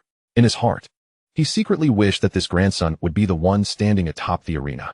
This is not a case of him treating others differently. Rather, it recalls a time when that individual looked down upon him with disdain, declaring, how could someone from the Lin family, of such lowly bloodline, possibly be worthy of marrying a daughter of the Yi family? It would tarnish our noble lineage. Every time Lin Yuehao reflects on that moment, he is seized by an ache in his heart. He fervently wishes that one day his grandson could vindicate him by confronting that speaker. Yet, over the past 2 decades, not only has that vindication not occurred, but the reality has only served to reinforce the words spoken against him. At times, he even questions whether their bloodline truly has sullied the Yi family's heritage. After all, it is difficult to comprehend why his youngest son, who possesses remarkable martial talents, and who descends from the illustrious Yi family of the imperial city, cannot even surpass the 9th stage of a mere mortal. Fortunately, Lin Yun recently succeeded in gathering his energy. Although he still struggles to stand among the elite, it has provided Lin Yuehao with a measure of solace. At a nearby table, amidst hushed whispers, Lin Shuang rose slowly, clutching her long sword. However, in that very moment, she did not cast her gaze toward Lin Yuan on the arena, but instead glanced toward Lin Yun in the corner.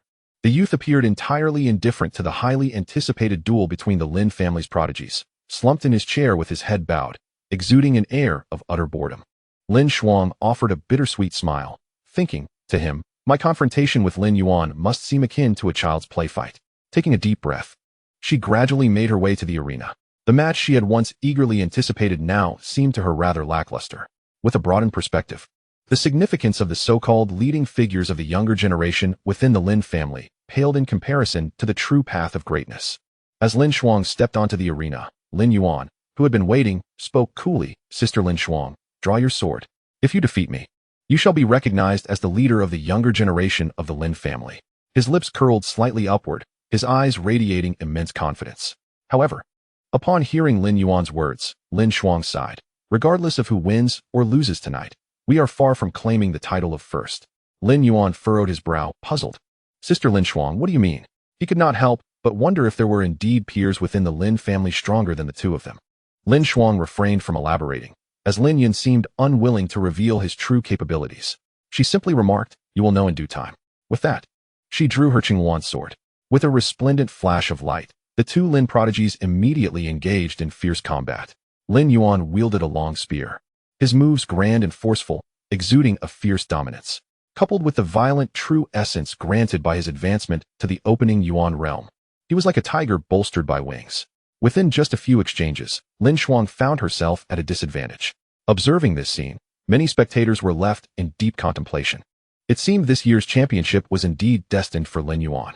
After all these years, Lin Shuang still could not keep pace with Lin Yuan, and her defeat was hardly unjust. Indeed, Lin Shuang had shown remarkable tenacity, managing to stay competitive for so many years. As a piercing roar reverberated through the air, Lin Yuan swept his spear, unleashing a tempestuous force of true essence that erupted like a collapsing mountain. This maneuver compelled Lin Shuang to retreat several paces, nearly toppling her off the arena. She emitted a muffled grunt, firmly planting her right foot on the ground to finally stabilize her stance. At this moment, Lin Shuang's right hand, which gripped her sword, began to tremble slightly, her breath becoming somewhat erratic, a consequence of enduring Lin Yuan's formidable attack. Lin Shuang, concede. Although you have made some progress, it is still insufficient, Lin Yuan declared, his spear pointed towards the ground, his expression unperturbed. Hearing this, Lin Shuang sighed and replied, "It seems that without employing this technique, I am indeed no match for you." "Oh, you still have a hidden move?" Upon hearing Lin Shuang's words, Lin Yuan felt a surge of exhilaration instead of fear. For him, the prospect of this duel ending prematurely was rather dull. He had yet to fully relish the limelight. The audience, intrigued by the possibility of Lin Shuang harboring a secret technique, cast curious glances her way. Even Lin Shuang's father, Lin Wu, displayed a flicker of curiosity, unaware that his daughter had something concealed. In contrast, Lin Yun, observing from a corner, shook his head and murmured, "It's over." Nearby Zhao Ziyi, having overheard the youth's words, was also struck by curiosity, pondering what her husband had taught Lin Shuang that could potentially turn the tide in her favor despite her current disadvantage. On the arena, Lin Shuang dashed forward like a shadow toward Lin Yuan. The latter, momentarily taken aback, thought, wasn't she supposed to have a hidden move? What I see before me is merely a commonplace strike. Yet, Lin Yuan dismissed the thought and thrust his spear directly forward. Since she was unwilling to learn from the past and insisted on a direct confrontation, he would oblige her. However, the smile on Lin Yuan's face quickly faded. In an astonishing turn of events, Lin Shuang's sword slipped from her grip, and a flash of sword light, akin to a bolt of lightning, pierced through his domain. Lin Yuan's hair stood on end as he sensed impending doom and immediately shifted from offense to defense. Yet, the sword appeared behind him like a phantom. With no time to contemplate, Lin Yuan spun and unleashed a powerful punch, sending the sword flying. Yet, almost instantaneously, another gleam of the sword began to magnify in his vision. This strike was too swift, too elusive. He could barely react. In the blink of an eye, the sword was poised against his throat, while Lin Shuang remained a good 3 paces away. Lin Yuan's expression darkened, disbelief washing over him as he realized he had been defeated. To wield the sword with such finesse. "I did not anticipate you would ascend to the second realm of swordsmanship so swiftly, though not a swordsman himself." Lin Yuan possessed a modicum of understanding regarding the path of sword cultivation. In his previous estimations, he believed Lin Shuang would require at least another 5 years to reach this level, by which time he would have been adequately prepared to face her. Yet, he had not foreseen her rapid mastery of sword control, which had caught him completely off guard. Silence enveloped the arena, as the crowd was taken aback by the unforeseen outcome. Despite the exchange of several moves moments ago, they transpired in the blink of an eye, leaving many spectators entirely unaware of what had just unfolded. They could not comprehend how Lin Yuan, who had dominated moments ago, had suffered defeat. However, there were a few knowledgeable individuals who quickly elucidated the intricacies of the matter. To wield a sword with one's chi was no small feat. It was astonishing that Lin Shuang had already attained the second realm of sword cultivation at such a tender age of barely 20. Such remarkable prowess in the sword arts at such a young age heralds a promising future. I recall that the last time a sword cultivator of this caliber appeared in Qingzhou City was several centuries ago. This level of sword practitioner possesses techniques so elusive that they are almost impossible to counter, earning the moniker Ghost Sword. It is no wonder Lin Yuan succumbed to defeat. As the explanations unfolded, the crowd began to grasp how Lin Shuang had triumphed over Lin Yuan.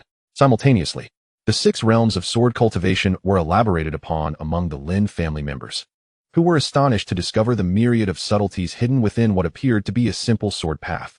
Lin Shuang, merely at the second realm of sword cultivation, had already proven sufficient to vanquish Lin Yuan, who had not tasted defeat for over a decade. What of those who achieve the higher realms of sword unity, sword momentum, sword intent, and sword domain? Individuals possessing such mastery of the sword arts could undoubtedly stand atop the pinnacle of the great Qian dynasty. Chapter 16, The Path of Choice. The dawn of a new year below the arena. Lin Hongru's lips twitched as he gazed at the defeated Lin Yuan. Defeat is not inherently fearsome.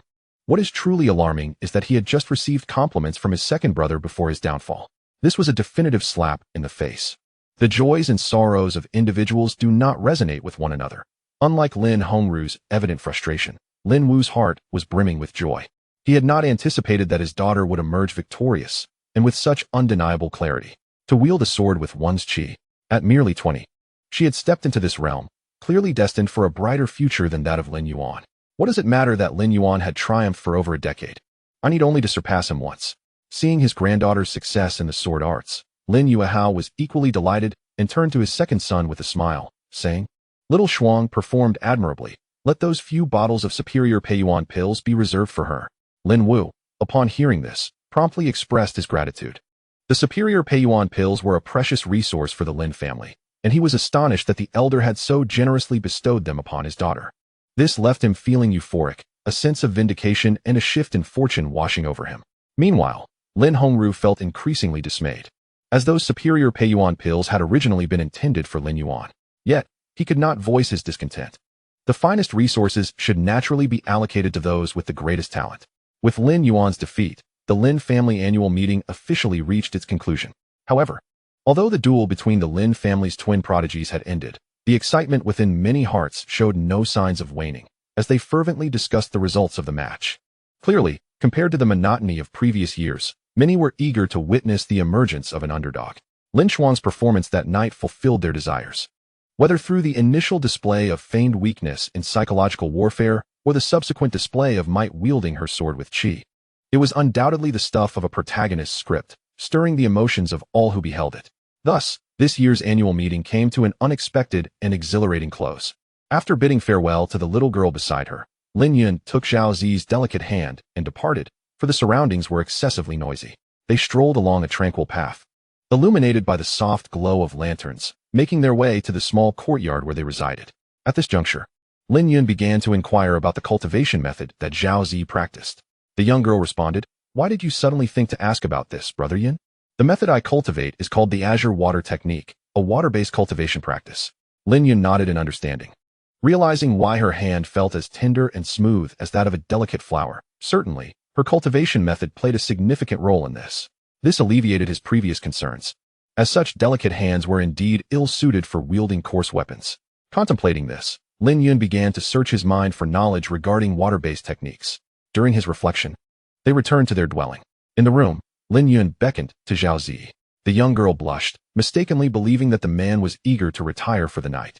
Indeed, Lin Yun embraced her, but rather than seeking rest, he intended to impart his knowledge of cultivation. The method he wished to share with Zhao Zi transcended the limitations of this realm. No physical medium existed to convey it, and thus it could only be transmitted directly by him. In the next moment, Lin Yun placed his hand upon the girl's fair forehead, and a surge of profound and mysterious principles emanated from her being. Observing this extraordinary sight, Zhao Zi's almond-shaped eyes sparkled with curiosity as she gazed at the man so near to her. Lin Yun then reassured her, "I am about to impart a technique to you. There is no need to be anxious. Close your eyes and earnestly comprehend. It will only take a moment." Upon hearing his words, Zhao Zi obediently closed her eyes. Yet, her slightly trembling eyelashes betrayed her inner turmoil. The transmission of consciousness was something she had never expected would occur in her own life. As she attempted to grasp even a fraction of the profound technique he shared, she was overwhelmed by its astonishing complexity. Although she could not discern the rank of this method, she was certain it was invaluable and immensely rare. Compared to the azure water technique she had previously practiced, this new method seemed utterly inferior, a mere trifle unworthy of comparison. Time passed, and Lin Yun eventually lowered his hand. Concluding the transmission, Zhao Zi slowly opened her eyes, her soft pink lips slightly parted, and her exquisite face bore an expression of awe. At this moment, she realized that the technique within her mind was not merely invaluable, it was beyond any measure of worth, a true treasure beyond compare. Should it be revealed, she could only imagine the throngs of cultivators who would pursue her relentlessly, for this was a genuine path to enlightenment, pointing directly to the most profound methods of cultivation in existence. Whereas her previous practice of the azure water technique might have led her to the stage of energy gathering, should she adopt the method Lin Yun had imparted, Zhao Zi sensed that the limits of this realm would no longer confine her. Cultivating immortality, in the end, is merely a quest for longevity, is it not? If one could live indefinitely, no soul would willingly embrace death, and she is no exception. Yet, in her past, she had long resigned herself to the acceptance of her mediocrity. According to Zhao Zi's estimations, attaining the pinnacle of qi gathering in this lifetime would suffice. And should she miraculously transcend to the Kaiyuan realm, it would be a divine favor. However, today she unexpectedly encountered an opportunity to defy fate and alter her destiny. Zhao Zi refrained from inquiring about the origin of Lin Yun's techniques. Being an astute individual, she understood that some matters are best left unspoken. Once uttered, both parties might find themselves uncomfortable. She also chose not to express her gratitude, for mere words could scarcely convey her indebtedness. Fortunately, she was a woman, and he, a man. Thus, viewing the situation through this lens rendered matters seemingly simpler. The New Year's Eve passed in a manner that was monotonous, yet not devoid of interest. By the time Lin Yun awoke, it was already the following morning. Sunlight streamed through the gaps in the window, scattering across the floor and leaving behind a tapestry of mottled light. Clearly, Zhao Zi had awakened long before, propped up on the bed, curiously blinking as she gazed at him. "What's the matter? Do I have flowers on my face?" Lin Yun chuckled. The young girl remained silent, seemingly struck by a thought, before softly inquiring, "Brother Yun, I just realized you seem to have imparted 2 techniques to me last night. Which one should I cultivate?" Instead of directly addressing her query, Lin Yun asked, "Which technique do you wish to practice most?" After some contemplation, Zhao Zi replied, "The first technique, Xian Shui Jin Jing, aligns most harmoniously with my constitution, but the second, Jiu Tian Xian Nu Jing, appears somewhat simpler. However, I have yet to fully examine either, so I am uncertain which would be better. Techniques are not mere spells or martial skills. Typically, one cannot cultivate them concurrently. A practitioner is generally limited to one technique at a time, lest their internal qi become chaotic, resulting in catastrophic consequences. Changing one's technique necessitates dissipating the original attribute qi before pursuing a new path." Lin Yun did not withhold information from the young girl. He candidly explained the distinctions between the 2 techniques. Xian Shui Jin Jing is a classical water-based technique, straightforward in its nature, leading to the ultimate realm of water mastery. Conversely, Jiu Tian Xian Nu Jing is akin to a bridal technique, leaning towards the unorthodox, primarily employed by dark practitioners seeking to usurp the powers of others, effectively crafting a bridal garment for another. Typically, those who cultivate such techniques are either deceived or lack agency. Lin Yun's intention in imparting Jiu Tian Xian Nu Jing to Zhao Zi was not to usurp her powers in the future, but rather to provide her with additional options. In this world of dualities, where there exists usurpation, there also exists the reclamation of what is rightfully one's own. His true purpose was to eventually elevate Zhao Zi's cultivation through divine enlightenment. Yet, to realize this ambition, mastering the bridal technique was a prerequisite. This was his deeper consideration. Unfortunately, Zhao Zi's innate talent was rather lacking. Without his assistance, her journey may not lead to fruition. For Zhao Zi, the choice of cultivation method appears to be a selection between 2 divergent paths. Opting for the mysterious water sutra signifies that she will predominantly rely on her own abilities in the future. She must comprehend her own path and explore the myriad principles of the vast universe, particularly those pertaining to the way of water. This route offers her greater freedom and a broader space for cultivation. However, it also entails heightened risks and dangers. She must contend with various prodigies and engage in a battle of wits and courage against formidable opponents, carving a path through a landscape of blood and corpses. Conversely, the choice of the 9 Heavens Xian Maiden Sutra implies that Zhao Zi will, to some extent, serve as a vassal. While her potential may not reach extraordinary heights, her foundational stability is remarkable. One could assert that whatever heights Lin Yun may achieve in the future, she will undoubtedly attain a comparable level. Although Lin Yun harbors a preference for Zhao Zi to choose the latter, he refrains from coercively influencing her decision. Regarding the path of the future, he will graciously accept whatever choice she makes. After listening to Lin Yun's detailed exposition on the 2 texts, Zhao Zi did not deliberate for long. She chose the 9 Heavens Xian Maiden Sutra.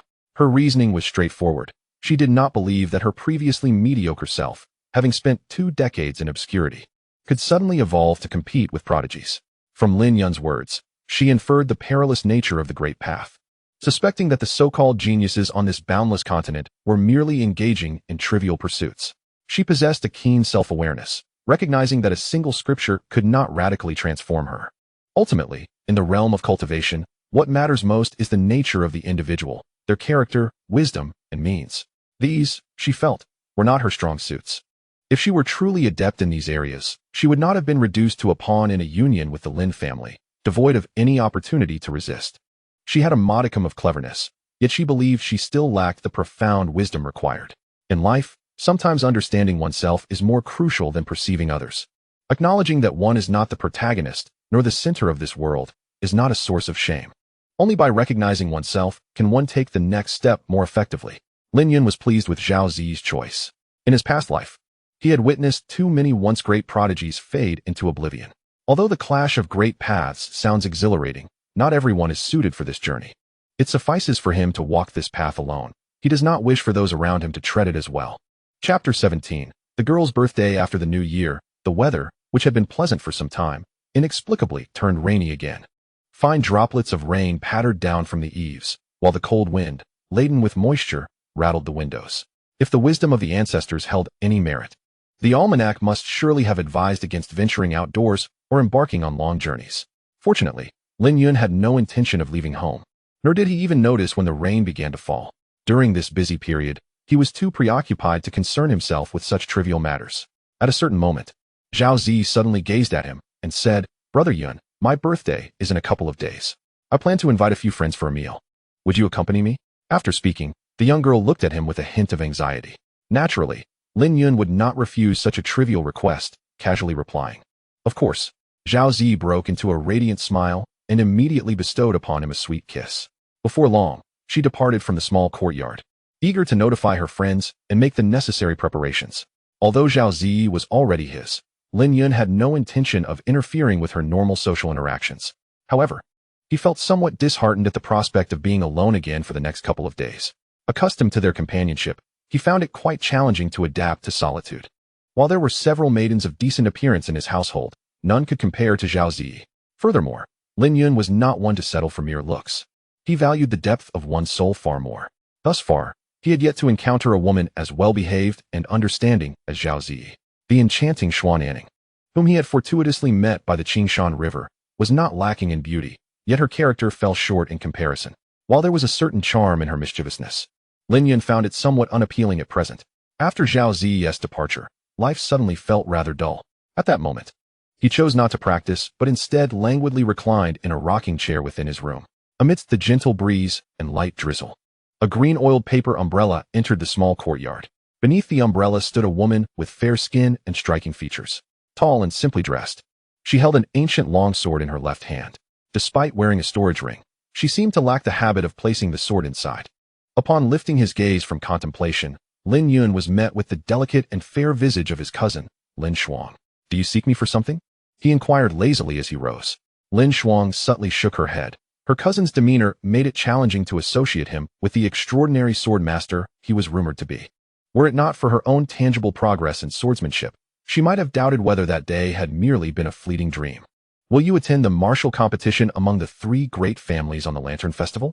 Lin Shuang stated bluntly, revealing her purpose. Noticing Lin Yun's casual demeanor and his apparent preference for less formality, she chose to keep her respect inward, as if they were merely engaging in casual conversation. "I want to go," Lin Yun replied without lifting his head. "What is so interesting about a bunch of children fighting? I'd rather stay home and accompany Zhao Ziyi." Upon hearing Lin Yun's resolute refusal, a flicker of disappointment crossed Lin Shuang's face. Nevertheless, she attempted to persuade him. "You should be aware that this competition involves the distribution of interests among our 3 families. If you have the time, I still hope you can participate." "Isn't my presence sufficient?" Lin Yun countered.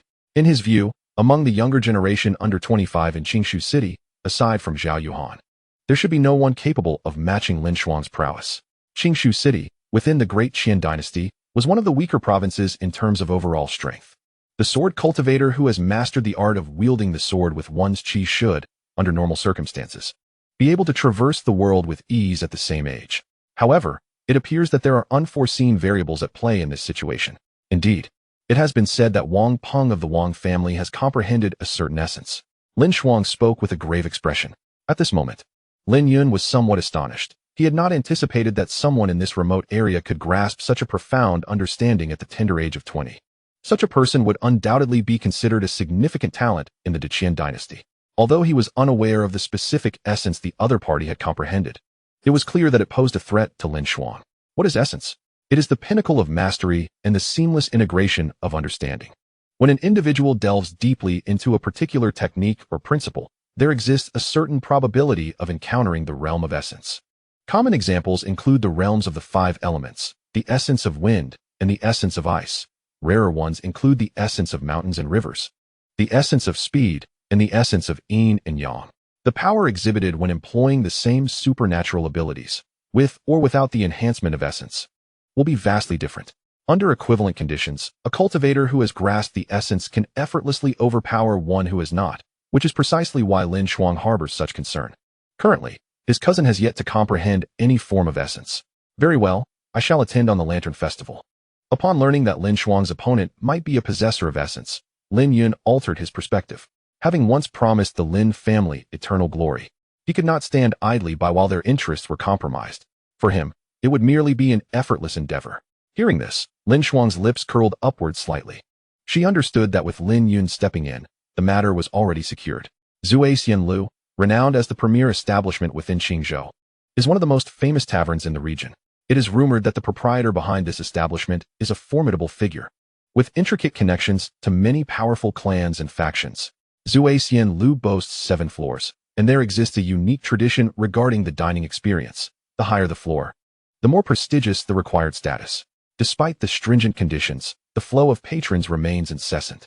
Many visit not merely for sustenance, but rather for the social standing it confers. The opulence of Zui Xianlu's decor is of little concern. What truly matters is the circle it represents. Those who frequent Zui Xianlu are not lacking in wealth, but rather in connections and the acknowledgement of others. Although Zhao Ji is a member of the 3rd generation of the Zhao family, she is merely a branch offspring and thus could only secure a private room on the 3rd floor. She lacked the qualifications for higher tiers. Zhao Ji's birthday celebration was to be held here. As Lin Yun approached the door of the private room, preparing to push it open, he was halted by the young girl beside him. With a somewhat apprehensive gaze, she said, "Brother Yun, my friends might harbor some prejudices against you. I hope you can be magnanimous and not hold it against them, if you please." As she spoke, she gently bit her lip, her long lashes quivering like the wings of a startled butterfly, evoking an aura of delicate vulnerability. Faced with Zhao Ji in such a state, Lin Yun could hardly bear to refuse. He smiled and replied, "Of course, I can do that." Upon hearing this, the young maiden's delicate brows unfurled, her eyes curving into crescent shapes. Glancing around to ensure their solitude, she rose onto her tiptoes and joyfully bestowed a sweet kiss upon the man. After the kiss, Lin Yun anticipated a smooth entry, only to find himself halted once more by the maiden. He was momentarily taken aback as Zhao Zi, her face flushed with embarrassment, produced a handkerchief and gently dabbed it against his cheek. Lin Yun's gaze fell upon the delicate cloth, now marked with a vivid red hue, the trace of the maiden's lip tint. At this sight, a subtle smile graced his lips, while Zhao Zi's cheeks deepened in hue. Following this brief interlude, Lin Yun and Zhao Zi entered the private room. Upon stepping inside, Lin Yun was greeted by a group of youthful gentlemen and ladies, all approximately the same age as Zhao Zi. Each individual was adorned in splendid attire, their waists embellished with exquisite jade, clearly indicating that these young people hailed from affluent or prominent families. As the pair made their entrance, the young women in the crowd rushed forward, chattering excitedly. Each of them bore meticulously crafted makeup, their beauty radiating an air of nobility. They eagerly presented gifts they had prepared in advance for Zhao Zi. "Zi, happy birthday. Here is a little something I hope you'll cherish." "Happy birthday, Zi. Do take a look at the gift I prepared for you." Zhao Zi graciously accepted each offering, her face lighting up with joy as she beheld her long-lost friends. "Thank you all so much. I adore these gifts," she exclaimed. "Zi, it's been ages. Come, let us have a good chat." At that moment, a refined young woman, slightly more mature in her appearance, pulled Zhao Zi to a seat. Observing this, the other young ladies returned to their respective places, inadvertently overlooking Lin Yun entirely. Naturally, Zhao Zi could not bear to see her fiancé neglected, so she promptly stood and brought Lin Yun to sit beside her, introducing him to the group. "This is my fiancé, Lin Yun. I believe you all are aware of him, yes?" Afterward, Zhao Zi proceeded to introduce her friends to Lin Yun, who diligently committed their names to memory. As Zhao Zi had earlier suggested, her friends indeed displayed a certain bias against him, their smiles tinged with insincerity. However, Lin Yun remained unfazed, maintaining a gentle smile, understanding that his previous reputation warranted such sentiments. "Oh, so you are the infamous Lin Waste." At that moment, a young man clad in yellow spoke with an air of indifference, idly toying with a wine glass in his right hand, while his left arm draped around the earlier mentioned mature-looking maiden. His demeanor was haughty, a smirk playing at the corners of his mouth, his gaze directed at Lin Yun laden with condescension. As his words lingered in the air, a profound silence enveloped the gathering. Who are you? Zhao Ziyi's eyes narrowed as she regarded the young man, her displeasure evident. Although she had organized the gathering, she was unfamiliar with this individual, who seemingly was the boyfriend of one of her friends. The young man met Zhao Ziyi's gaze, a fleeting glimmer of lewdness in his eyes, before responding with a smile. Greetings, Miss Ziyi. It is a pleasure to meet you. Allow me to introduce myself. I am Chun Liang of the esteemed Chen family. The contemporary head of the clan, Chen Heng, is my father. As a direct descendant of the Chen lineage, my status is the most prominent among those present. Upon hearing this, Zhao Ziyi furrowed her brows in silence. Taken aback by my distinguished lineage, she hadn't anticipated that Chun Liang would possess such an illustrious background. Even Lin Yun beside her would be reluctant to offend me. Noticing Zhao Ziyi's reticence, I continued with a smile. Miss Zhao, why not accompany me? Following a waste of potential offers little promise. With that, I cast a provocative glance at Lin Yun. He stood with his hands clasped behind his back, his expression as serene as a placid lake. Having lived 2 lifetimes, he remained unperturbed by the idle chatter of others. To him, the affairs of this realm seemed merely the trivial antics of children. Before Lin Yun could respond, the maturely dressed young lady beside me expressed her discontent, pouting, Lianggu, please don't jest. Ziyi is my dear friend. Yet, I disregarded her completely. Fixated on Zhao Ziyi, openly revealing my desires. The young lady beside me could not compare to Zhao Ziyi, although she lacked the fearsome cultivation talent of her elder sister. Zhao Yuhan, her exquisite beauty was reminiscent of her sibling. I had previously caught a distant glimpse of the renowned prodigy from Qingzhou, a sight that lingered in my memory. Now, encountering a woman whose beauty rivaled that of Zhao Yuhan, and knowing they were sisters, I was determined not to let this opportunity slip away. While I might never attain the celestial beauty of Qingzhou in this lifetime, finding a suitable substitute would not be without its merits.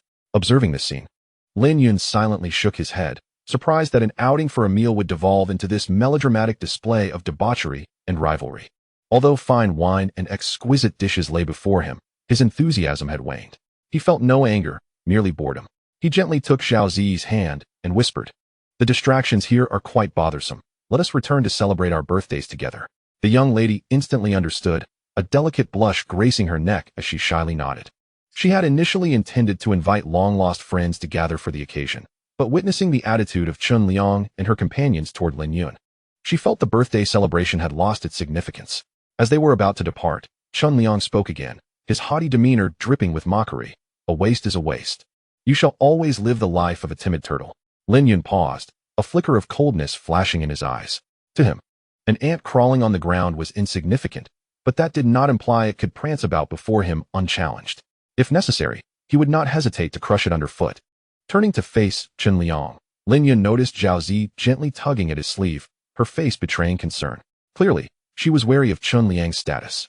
Lin Yun offered her a reassuring smile, conveying confidence and calm. He walked back to the table, casually picking up a chopstick, and instinctively glanced at Chun Liang's forehead, neck, and heart. He pondered which part would ensure a swifter demise. It had been many years since he had taken a life, causing him to forget the rudiments of murder. While he contemplated the answer to this question, a sudden softness enveloped his palm. Zhao Ziyi tightened her grip on his hand. Lin Yun cast a fleeting glance at the girl, who was nervously biting her lip with one hand while the other clutched her skirt tightly. Her chest rising and falling slightly, and her autumn-like eyes shimmered with traces of concern. Observing the girl's demeanor, he deliberated but ultimately abandoned the thought of verifying his answer. The people here were, to some extent, connected to her. If things escalated too far, it would be difficult for her to navigate the situation. He chose to restrain himself. Of course, it was merely restraint. Chapter 18. The Beauty Like a Painting. Flies invade. Lin Yun observed Chun Liang's triumphant expression and casually flicked his wrist. In the next instant, a white flash sliced through the air, vanishing as swiftly as lightning. Moments later, a piercing scream erupted within the room. The cries were filled with agony and terror, seemingly capable of penetrating one's eardrums, tightening the heart. Accompanying this were the crisp sounds of dishes shattering on the floor. At that moment, Chun Liang collapsed to the ground like a limp RA. He believed the other party dared not kill him. Among the scions of noble families, minor skirmishes were permissible, yet crossing the line into fatality was strictly forbidden. This was an unwritten rule among the major factions. Observing this scene, Lin Yun shook his head once more. He could not fathom why, even at such a disadvantage, one would utter such fierce words. Even if the opponent hesitated to take his life due to his status, he could still make one suffer immensely. It was utterly foolish. With this thought, Lin Yun felt a profound sense of ennui. It was beneath his dignity to deal with a debauched heir. However, having already intervened, retreat was not an option. He picked up a chopstick from nearby. Witnessing this, Chun Liang's pupils dilated in shock. Wait, Lin Yun wouldn't he continue to act against him, would he? Regret surged within Chun Liang as he lamented having spoken too hastily. With a faltering voice, he shouted, Lin Yun, what are you planning? You cannot kill me. I am the direct descendant of the Chun family. If you take my life, my father will not spare you. Do you wish to incite a war between the Chun and Lin families? Such consequences are beyond the capacity of us mere juniors. As he spoke, he retreated, ultimately leaning against the wall, as if that could provide him with a semblance of security. At that moment, the surrounding young men and women gasped in unison. They had not anticipated that Lin Yun still intended to confront Chun Liang, seemingly determined to offend the Chun family gravely. Although there was commercial rivalry among the three prominent families in Qingzhou City, they often encountered each other, and with the mayor's mediation, there had not been such a significant clash among the young scions in a long time. Should news of today's events spread, it would undoubtedly create a tempest. Though they knew allowing the situation to escalate would only exacerbate the chaos, their own families were merely second-tier forces in Qingzhou City, and thus they had no desire to mediate. Neither Chun Liang nor Lin Yun was someone they could afford to provoke. With divine beings clashing, it was enough to avoid being burned by the flames. Who would dare step forward to intervene? Yet among these onlookers, there was one young woman who dared to speak. At that moment, Zhao Zi tugged at Lin Yun's sleeve, her voice tinged with unease. Brother Yun, perhaps we should let this go. Making a scene would not be good for your reputation. However, since he had already taken action, Lin Yun was unconcerned with such matters. He cast a reassuring glance at the young woman and replied with a smile. If this person were merely targeting me, I would let him off the hook. But since he dares to set his sights on you, it is akin to an old immortal hanging himself, seeking to prolong his life. Hearing this, Zhao Zi's lips curled into a slight smile, a faint joy shimmering on her porcelain face. So his anger stemmed from her. A flutter of excitement raced through her heart, and her gaze toward Lin Yun began to glisten with burgeoning affection. At that moment, all she desired was to return home and celebrate their birthdays together.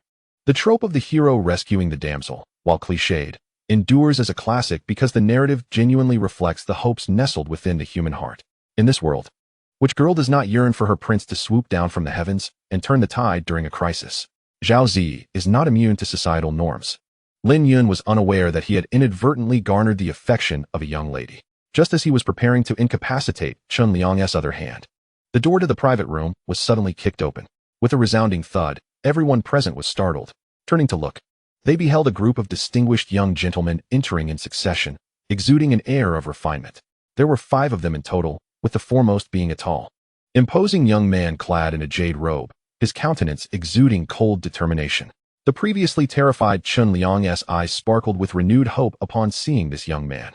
In the next moment, he called out loudly to the young man for help. Elder brother, I am here. Quickly save me. This Lin Yun intends to kill me. Upon hearing this, the young man furrowed his brow as he glanced at Chun Liang, whose right hand was bleeding profusely in the corner. Xiao Liang, what happened? He inquired. He had not anticipated that his younger brother would find himself in such a predicament, let alone injured. Who in Qingzhou City would dare to harm him? At that moment, Chun Liang seemed to have found his pillar of support, hastily moving to stand beside his elder brother, and with a look of resentment towards Lin Yun. He exclaimed, Elder brother, it was Lin Yun who harmed me. Before the young man could respond, murmurs began to circulate among the onlookers. That's Qin Zhuqing, the leading figure of the younger generation of the Qin family. It is said he has already reached the Kaiyuan realm. Lin Yun is in serious trouble. Although Lin Yun was not the useless individual that had been rumored, it was evident that he was not yet a match for Qin Zhuqing. Indeed, Chun Liang was the younger brother of Qin Zhuqing. One could only wonder how this prodigy from the Qin family would react. Though Qin Zhuqing had never met Lin Yun, he had certainly heard of his reputation. However, wasn't it said that Lin Yun had never even progressed beyond the 9th realm of mortals? How could he have injured his own brother? Noticing the confusion on Qin Zhuqing's face, Chun Liang quickly clarified. Elder brother, the rumors are false. Lin Yun is not a waste. He possesses at least the cultivation of late qi gathering. I was careless and he managed to injure me. If you hadn't arrived just in time, I might have been killed. Upon finishing his explanation, Chun Liang wore an expression of utter grievance. Naturally, Qin Zhuqing did not entirely believe his brother's words. To kill someone, especially a direct descendant of the Qin family, was an act he believed Lin Yun would not dare to commit. Under normal circumstances, he would have sought retribution for his brother immediately, but at present, he had more pressing matters to attend to. With this thought, Chun Zhuoqing approached the crowd in the room, stopping next to Lin Yun. However, his words were not directed at Lin Yun, but rather at Zhao Ziyi, who stood beside him. He spoke courteously, "Miss Ziyi, might I have the honor of inviting you to the 6th floor's elegant room for a gathering?" The crowd was taken aback, and even Chun Liang was perplexed. He could not fathom what his elder brother was up to. Was not avenging him the most important matter at hand? After a moment of surprise, Zhao Ziyi firmly declined, saying, "I'm sorry, but I am not familiar with you, and besides, I came here today with my husband." She did not know Chun Zhuoqing, and although she felt perplexed, she was unwilling to accompany a stranger. Chun Zhuoqing, unfazed by her refusal, continued, "Miss Yi, do not dismiss this opportunity so swiftly. It may very well be a chance to utterly transform your life." Zhao Ziyi furrowed her brows, and at that moment, Lin Yun spoke up. With a smile playing on his lips, he gazed steadily at Chun Zhuoqing and remarked, "Isn't it somewhat impolite to entice my woman in my presence?" To others, the barriers of qi gathering and opening the yuan might seem insurmountable, but to him, they were merely trifles. Chun Zhuoqing's gaze flickered, as if he had just noticed Lin Yun, who calmly stated, "While you are not the waste as rumored, I advise you to refrain from meddling in matters that do not concern you. Today, not even Lin Yuan of your Lin family would dare to intervene." "Oh, is that so?" Lin Yun's curiosity was piqued. He wondered what kind of person occupied the 6th floor that could inspire such confidence in Chun Zhuoqing. Lin Yuan, after all, was once the leading figure among the younger generation of the Lin family and a candidate for the future head of the household. Only those from Qinghe Academy or the City Lord's mansion could possibly disregard Lin Yuan's authority. What if she chooses not to go? Lin Yun inquired with a hint of amusement.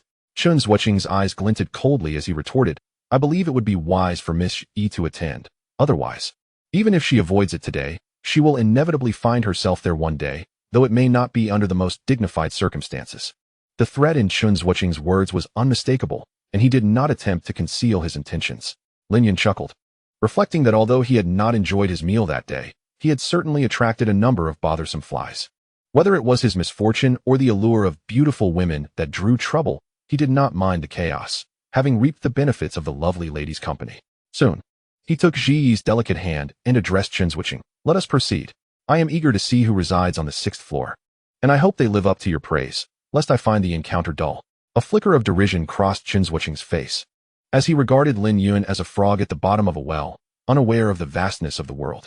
Although Chun Zhuoqing had intended to invite only Zhao Ziyi, he realized that declining Lin Yun's company could complicate matters. Thus, he acquiesced, saying, "Please, gentlemen." And so, under the watchful eyes of the crowd, Lin Yun led Zhao Ziyi toward the 6th floor. Along the way, Zhao Ziyi expressed her concern, "Brother Yun, could this be dangerous?" Lin Yun reassured her, "Fear not, they are merely petty clowns. I shall deal with them all at once. And that will be the end of it." He had always detested the theatrics of dealing with lesser foes only to face greater ones later. He preferred to resolve matters in one fell swoop. Seeing the confident smile on the young man's face, Zhao Ziyi felt a measure of comfort. She was aware of Lin Yun's mysterious nature, yet she remained uncertain of his true capabilities, which left her feeling somewhat anxious. Chapter 19. Undermining in person drunken Immortal building. 6th floor. Entrance to the premier room, number 1. Before they entered, Lin Yun and his companions were already enchanted by the delicate sound of a zither and the playful banter of young men and women emanating from the room. "Please, come in." Chun Zhuoqing opened the door with a smile playing on his lips, casting a knowing glance at Lin Yun and Zhao Ziyi. Lin Yun merely cast a cursory glance before taking Zhao Ziyi's hand and stepping inside. Although he was aware of Chun Zhuoqing's ulterior motives, he remained unfazed. He understood that if Zhao Ziyi had indeed attracted unwanted attention, the most prudent course of action would be to address it swiftly. After all, a thief can only operate for so long without being caught. This was precisely why Lin Yun had accompanied Chun Zhuoqing. The private room was exceedingly spacious, capable of comfortably accommodating over 100 guests. In one corner, a skilled musician was playing a captivating melody. Before their eyes was a gathering of elegantly attired young men and women, who, in their intimacy, seemed oblivious to the world around them as they engaged in audacious displays of affection, clutching expensive bottles of fine wine. They drank heartily while exchanging laughter and banter with their companions, the air thick with the scent of alcohol. Most notably, an air of affluence enveloped them, with several clad in the attire of Qinghe Academy. As Lin Yun and his party crossed the threshold, every gaze in the room converged upon them. Many young men were momentarily taken aback by Zhao Ziyi's beauty, astonished to discover that the Zhao family indeed had a woman whose looks rivaled those of Zhao Yuhan. The young women present, witnessing this, exhibited subtle signs of jealousy. The rivalry among women can often be far more intense than that among men. Suddenly, under the scrutiny of so many, particularly from those who clearly harbored competitive intentions, Zhao Zi instinctively leaned closer to Lin Yun. As all eyes shifted from Zhao Zi to Lin Yun, one individual remarked, "Zhuoqing, weren't you supposed to bring Miss Zi here? Why is there an unrefined boy accompanying her?" With a smile, Chun Zhuoqing explained, "Allow me to introduce. This is Miss Zi's fiancé, Lin Yun." Although Chun Zhuoqing wore a smile, the mockery in his eyes as he regarded Lin Yun was unmistakable. Lin Yun? Many had not met him, but were well aware of the name. Wasn't he this the former fiancé of Zhao Yuhan, the so-called waste of the Lin family? It suddenly dawned on them that Zhao Zi was indeed Lin Yun's current fiancé. No wonder they were holding hands.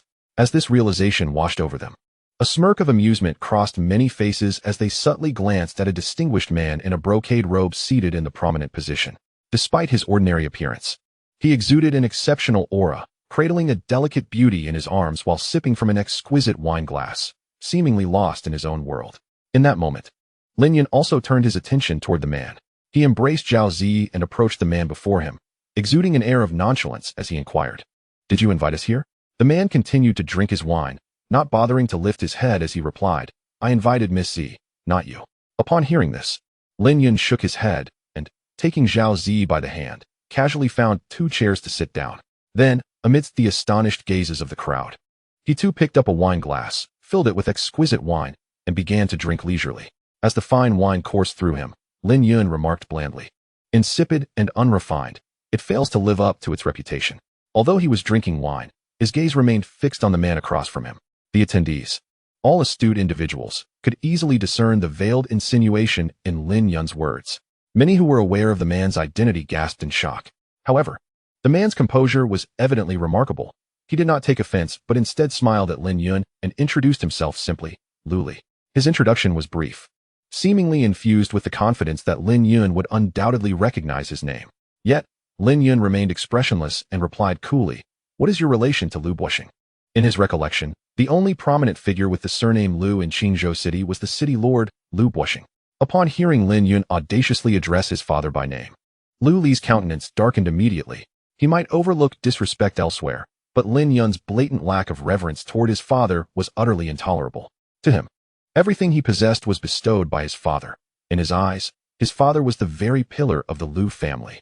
This insignificant being before him had struck a nerve. The next moment, Lu Li coldly stated, "Lin Yun, I hope you remember this. The Lin family cannot protect you. So, you intend to deal with me?" Lin Yun responded with calm indifference, casting a fleeting glance at Lu Li.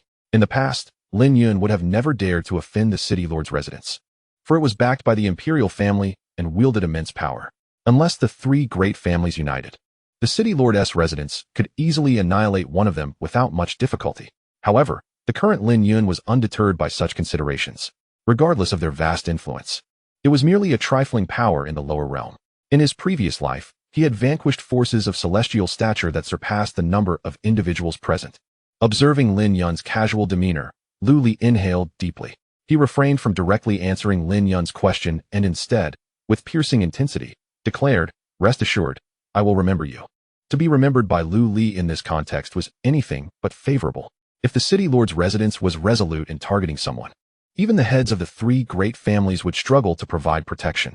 At that moment, Lin Yun had already been marked for doom in the eyes of many. The audacity he displayed before Lu Li suggested to many that this young master of the Lin family, though not the rumored wastrel, was certainly a fool. After uttering his statement, Lu Li turned his attention away from Lin Yun and directed it toward Zhao Zi, a look of admiration gracing his features. To him, Lin Yun had become as inconsequential as the dead. It was merely a matter of time. His focus should now be on the enchanting beauty beside him. Meanwhile, Lin Yun observed this scene with a sigh. Indeed, beauty attracts attention like a flower draws bees. Dining out has become a source of unrest. One cannot help but ponder how young maidens managed in times past. At this moment, Lu Li turned to Zhao Zi with a smile and said, "Miss Zi, it is truly a pleasure to meet you for the first time. I must apologize, for I have long admired you and requested Brother Chen to invite you here. I hope you do not take offense." "Not at all," Zhao Zi replied hurriedly, waving her hand. Growing up in Qingzhou City, she was acutely aware of the influence wielded by the city lord's residence. They were the true sovereigns of the land. Thus, even if she felt a twinge of discontent, she dared not express it openly. With a mindset of avoiding unnecessary trouble, she merely wished for this encounter to conclude swiftly. As for Lu Li's professed admiration, Zhao Zi found it utterly implausible, as they had not crossed paths before. How could he have cherished her from afar? May I have the chance to pursue you, miss? Lu Li inquired again, donning a self-satisfied smile.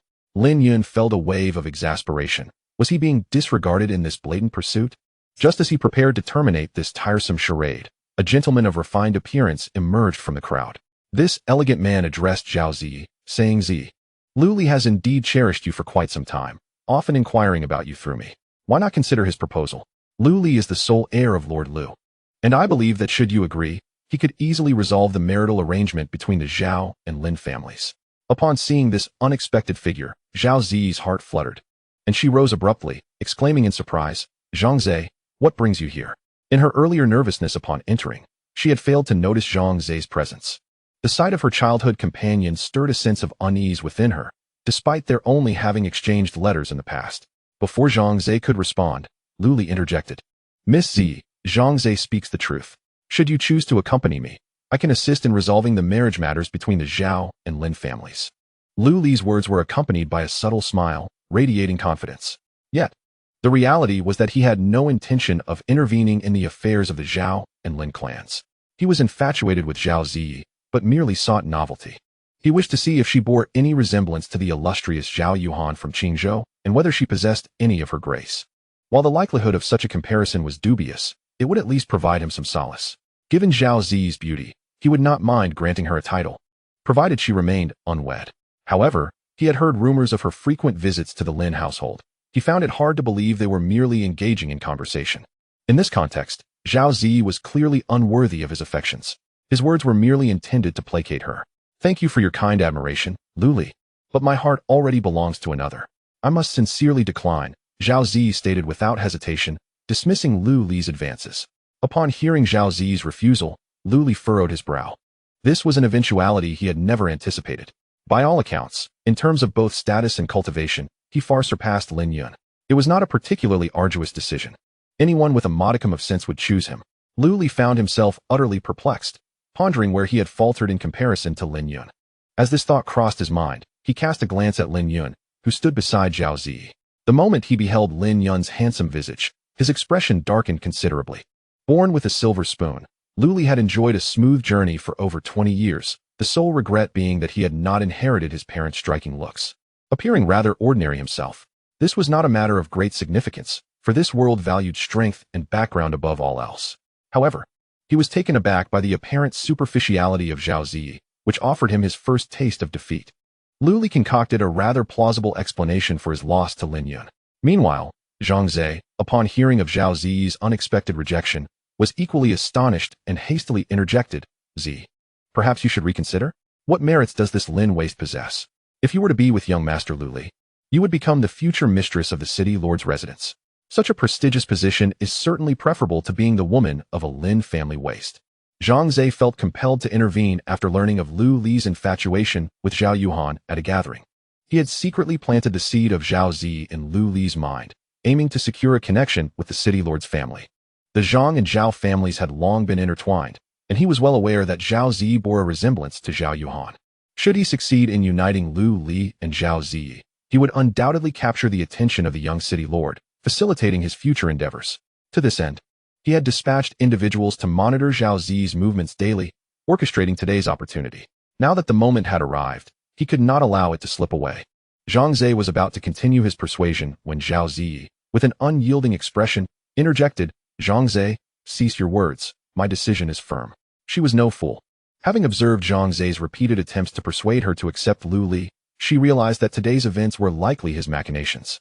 After all, how could Lu Li harbor any feelings towards her when they had never met prior? Who else could be behind this but Zhang Zhe? As for Zhang Zhe's motives, it was most likely to curry favor with the so-called son of the city lord. Although Zhao Zi had felt a twinge of guilt over her previous request to Zhang Zhe to cease their contact, given his long-standing, earnest pursuit of her, today's incident had completely erased that sentiment. Chapter 20. Tension in the air. Upon hearing Zhao Zi's resolute rejection, the atmosphere fell into an uneasy silence. This was an unexpected turn of events for many. They had assumed that bringing Zhao Zi into the fold would simplify matters considerably. After all, in the city of Qingzhou, few women could resist the advances of the city lord's son. Yet, Zhao Zi's refusal shocked them all. Perhaps the only individual unfazed by the unfolding drama was Lin Yun.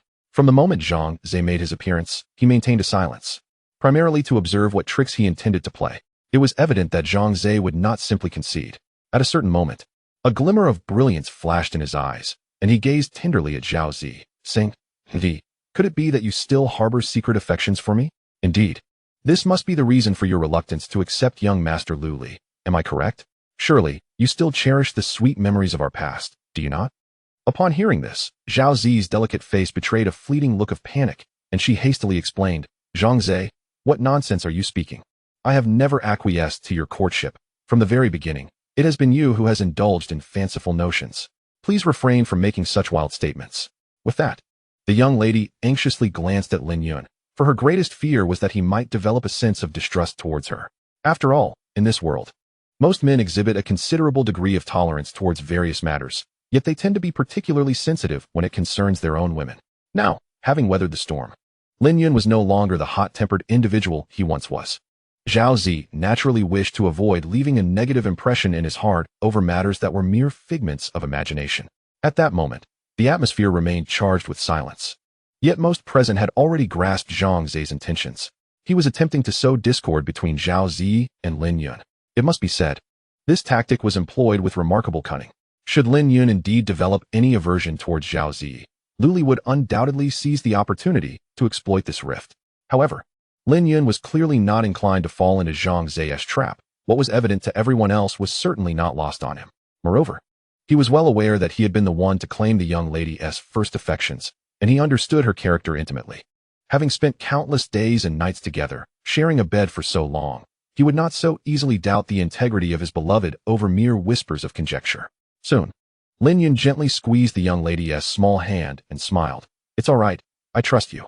Looking into Lin Yun's warm smile, Zhao Zi exhaled a breath of relief, finally finding solace. Observing that his scheme of division had failed to yield the desired effect, Zhang Zhe began to contemplate alternative strategies. At this moment, Lin Yun turned his gaze towards him. A glint of danger flickered in Lin Yun's eyes as he spoke. You are the one orchestrating these events from behind the scenes, are you not? Was it you who divulged Zi's whereabouts? Lin Yun, being a person of discernment, quickly pieced together the events and identified the crux of the matter. Zhao Zi was merely an inconspicuous illegitimate child of the Zhao family, hardly known to many. Yet, it was only shortly after they had entered the private room of the drunken Immortal Pavilion that Chen Zuoqing approached them. This indicated that something was amiss. Someone had been watching them closely, and that individual was none other than the Zhang Zhe standing before him. Upon hearing Lin Yun's words, a flicker of discomfort crossed Zhang Zhe's face, and he vehemently denied, I do not comprehend your insinuations. Today, we merely happened to encounter Zi and wish to invite her to join us for a drink. While others might choose to ignore Lin Yun, Zhang Zhe, as a young master of a minor family, could not afford such a luxury. Thus, he would rather die than acknowledge the truth of the situation. Whether offending Lu Li would prove fatal was a matter for the future, but at present, the latter still posed a significant threat to him. Upon witnessing Zhang Zhe's expression, Lin Yun found himself utterly disinclined to hear his words. In the next instant, a brilliant beam of white light shot forth from Lin Yun's being. Zhang Zhe's hair stood on end, his pupils constricting in terror as the radiant light surged toward him. He sought to evade it. Yet the speed of the light was akin to that of lightning, leaving him no time to react. With a piercing sound, the beam penetrated him, and Zhang Zhe felt as though a sharp blade had been thrust through his body. In that moment, his protective energy felt as fragile as paper. Soon, an excruciating pain enveloped him, a terrifying force rampaging within his form, blurring the edges of his consciousness. Why you? Zhang Zhe struggled to lift his gaze to Lin Yun, unable to fathom how the latter could act with such resolve. After all, he was ostensibly a subordinate of Lu Li. Moreover, two powerful masters of the opening Yuan realm were present. How could Lin Yun dare to strike against him? Alas, the answer to this query would remain forever elusive, for as his vitality waned, he swiftly succumbed to death. The preceding scene transpired with such swiftness that it took a moment for the onlookers to comprehend what had unfolded, their gazes towards Lin Yun imbued with shock. Some even allowed their chopsticks to clatter to the ground in disbelief. Lin Yun had audaciously committed murder before their eyes. How brazen!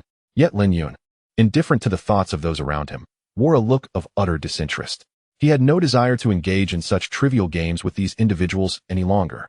At that moment, all he yearned for was to conclude this affair swiftly and return home to embrace Zhao Zi in slumber. Lin Yun, how dare you take my life? Lu Li, who had been seated, suddenly rose, his eyes locked onto Lin Yun with an intensity that could ignite flames. A furious force of true essence surging forth uncontrollably towards him.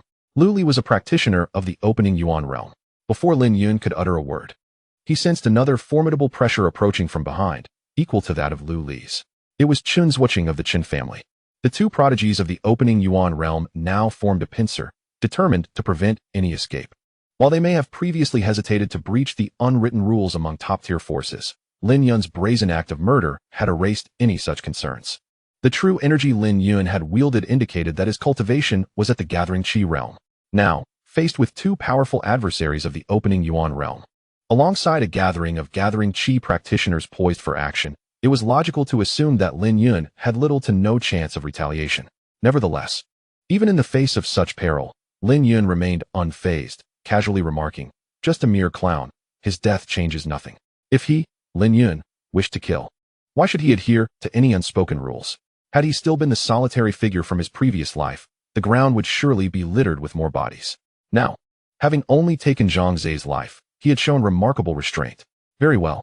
Lu Li, oblivious to Lin Yun's thoughts, wore an expression so dark it seemed capable of squeezing out water. He had never encountered such an audacious peer, and today had truly opened his eyes to a new level of arrogance. Lin Yun, since you have chosen to tread the path of self-destruction, do not hold me accountable. Lu Li spoke through clenched teeth once more.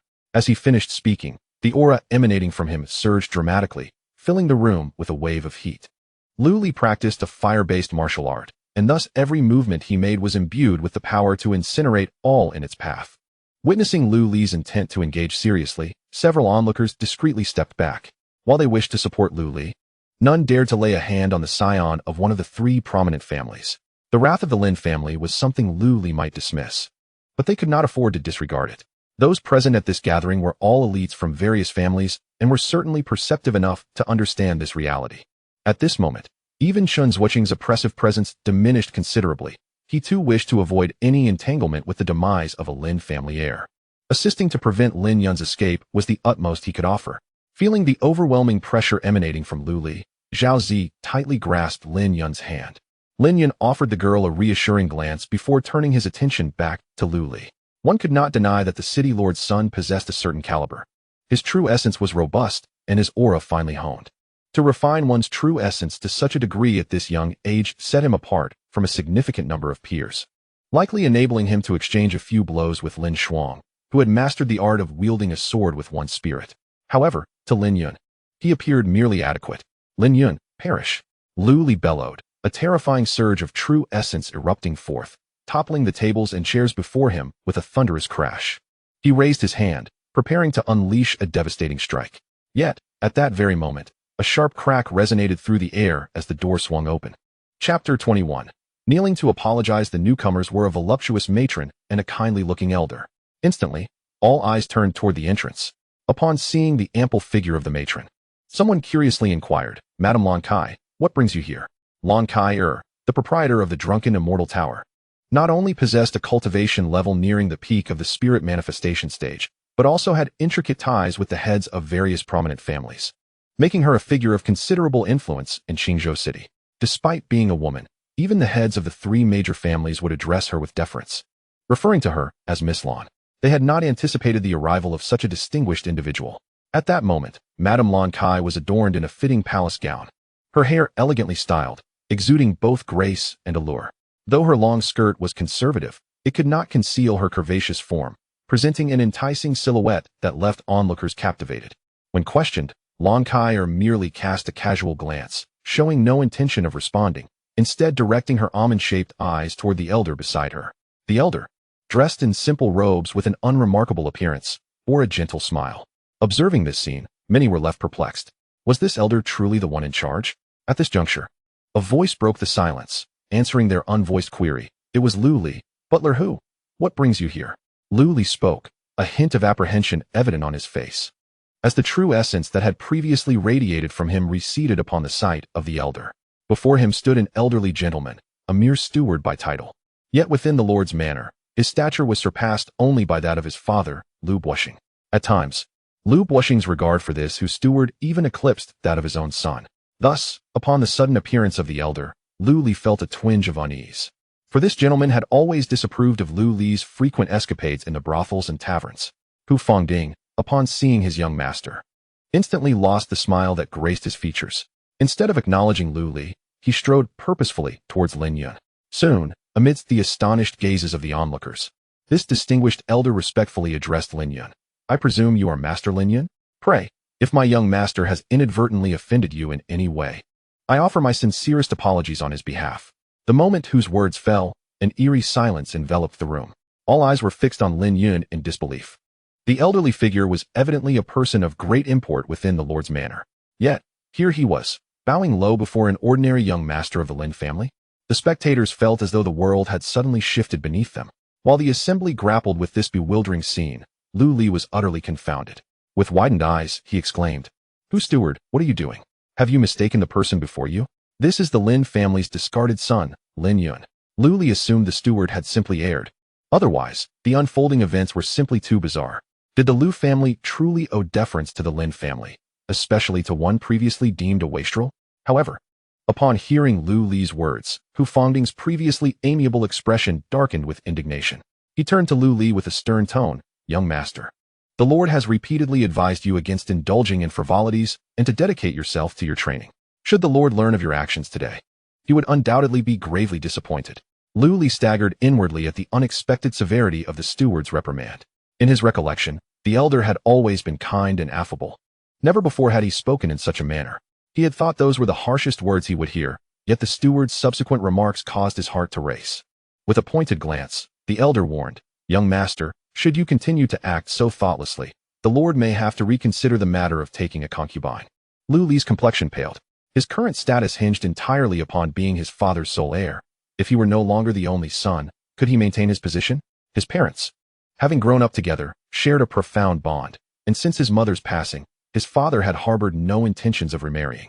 It was precisely this absence of competitive pressure that had allowed Lu Li to act with such arrogance. However, today he was struck by a realization that his standing was not as secure as he had once believed. It was entirely possible that one day, his father might indeed take a concubine. With this thought weighing heavily on his mind, Lu Li turned to Hu Fongding for assistance. Having entirely forgotten about Lin Yun in that moment, Hu Fongding was quite satisfied with Lu Li's reaction. He had always believed that the city lord indulged his son far too much. A jade that is not carved cannot become a gem. A person who is not chiseled cannot become talented. How could true strength flourish in a greenhouse? While the worship of hardship is undesirable, a person must be subjected to a degree of pressure. Otherwise, the greatest concern is not one's own despair, but the potential to drag down the family. For instance, had he not come today, this young master could have brought disaster upon the city lord's mansion. He vividly recalled the scene when Lu Bushing had entrusted him with these matters, the respectful demeanor he had never witnessed in all these years. Therefore, upon hearing that Lin Yun had allegedly encountered a conflict with a group of noble young lords at the drunken Immortal Pavilion, he rushed over without hesitation. Assist young Master Lin in resolving any troubles he faces, regardless of the cost. This was the phrase Lu Bushing had repeated most often to him. At this moment, Hu Fongding turned his gaze to Lin Yun, his face still bearing a hint of respect. Although Lin Yun was somewhat surprised by the elder's appearance, he maintained an expression of calmness, as if everything were under his control. In truth, even without the elder's arrival, he could have resolved the situation, albeit with a bit more difficulty. "Do you know me?" he inquired, looking at the elder. In response to Lin Yun's question, Hu Fongding respectfully replied, "Lord Zhou has mentioned you to the city lord." Lin Yun nodded, recognizing that the elder referred to the one he had encountered by the banks of the Qingluan River. That elder possessed formidable cultivation and presumably held considerable influence within the great Qin dynasty, capable of swaying the decisions of a city lord. "What do you intend to do?" Lin Yun questioned the elder, his demeanor serene. Lu Li had nearly attacked him, and he certainly would not let the matter pass so easily. Hu Fongding felt a jolt of apprehension. Recalling his master's words, he wasted no time, turning sharply to Lu Li and coldly commanding, "Hurry and apologize to young Master Lin." This statement caused disbelief to flash across many faces. Lu Li's already pale visage drained of color. He swallowed hard, instinctively wanting to refuse.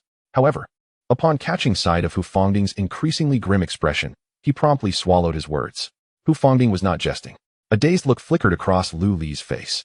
Like a soulless being, he approached Lin Yun, his lips trembling slightly as he uttered, "Why yes, I apologize. I should not have been disrespectful to you, or to Miss Ji." The city lord's only son had indeed apologized to Lin Yun, and many felt as though they were witnessing a dream. At this moment, all eyes turned to Lin Yun. Yet, he remained silent, continuing to gaze at Lu Li, clearly unsatisfied. Seeing this, Hu Fangding coldly instructed Lu. The atmosphere grew increasingly silent on the field.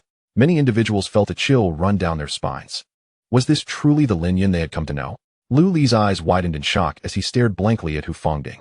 Nevertheless, Hu Fangding remained unfazed, coolly asserting, "Young master, if the city lord were present, he would undoubtedly make the same decision." Lu Li trembled, abandoning any lingering hopes, and slowly bent his body. With a resounding thud, the city lord's only son knelt, directing his reverence towards Lin Yun, who was labeled as the Lin family's disgrace. This act seemed to strike directly at the hearts of those present, causing many to gasp in disbelief.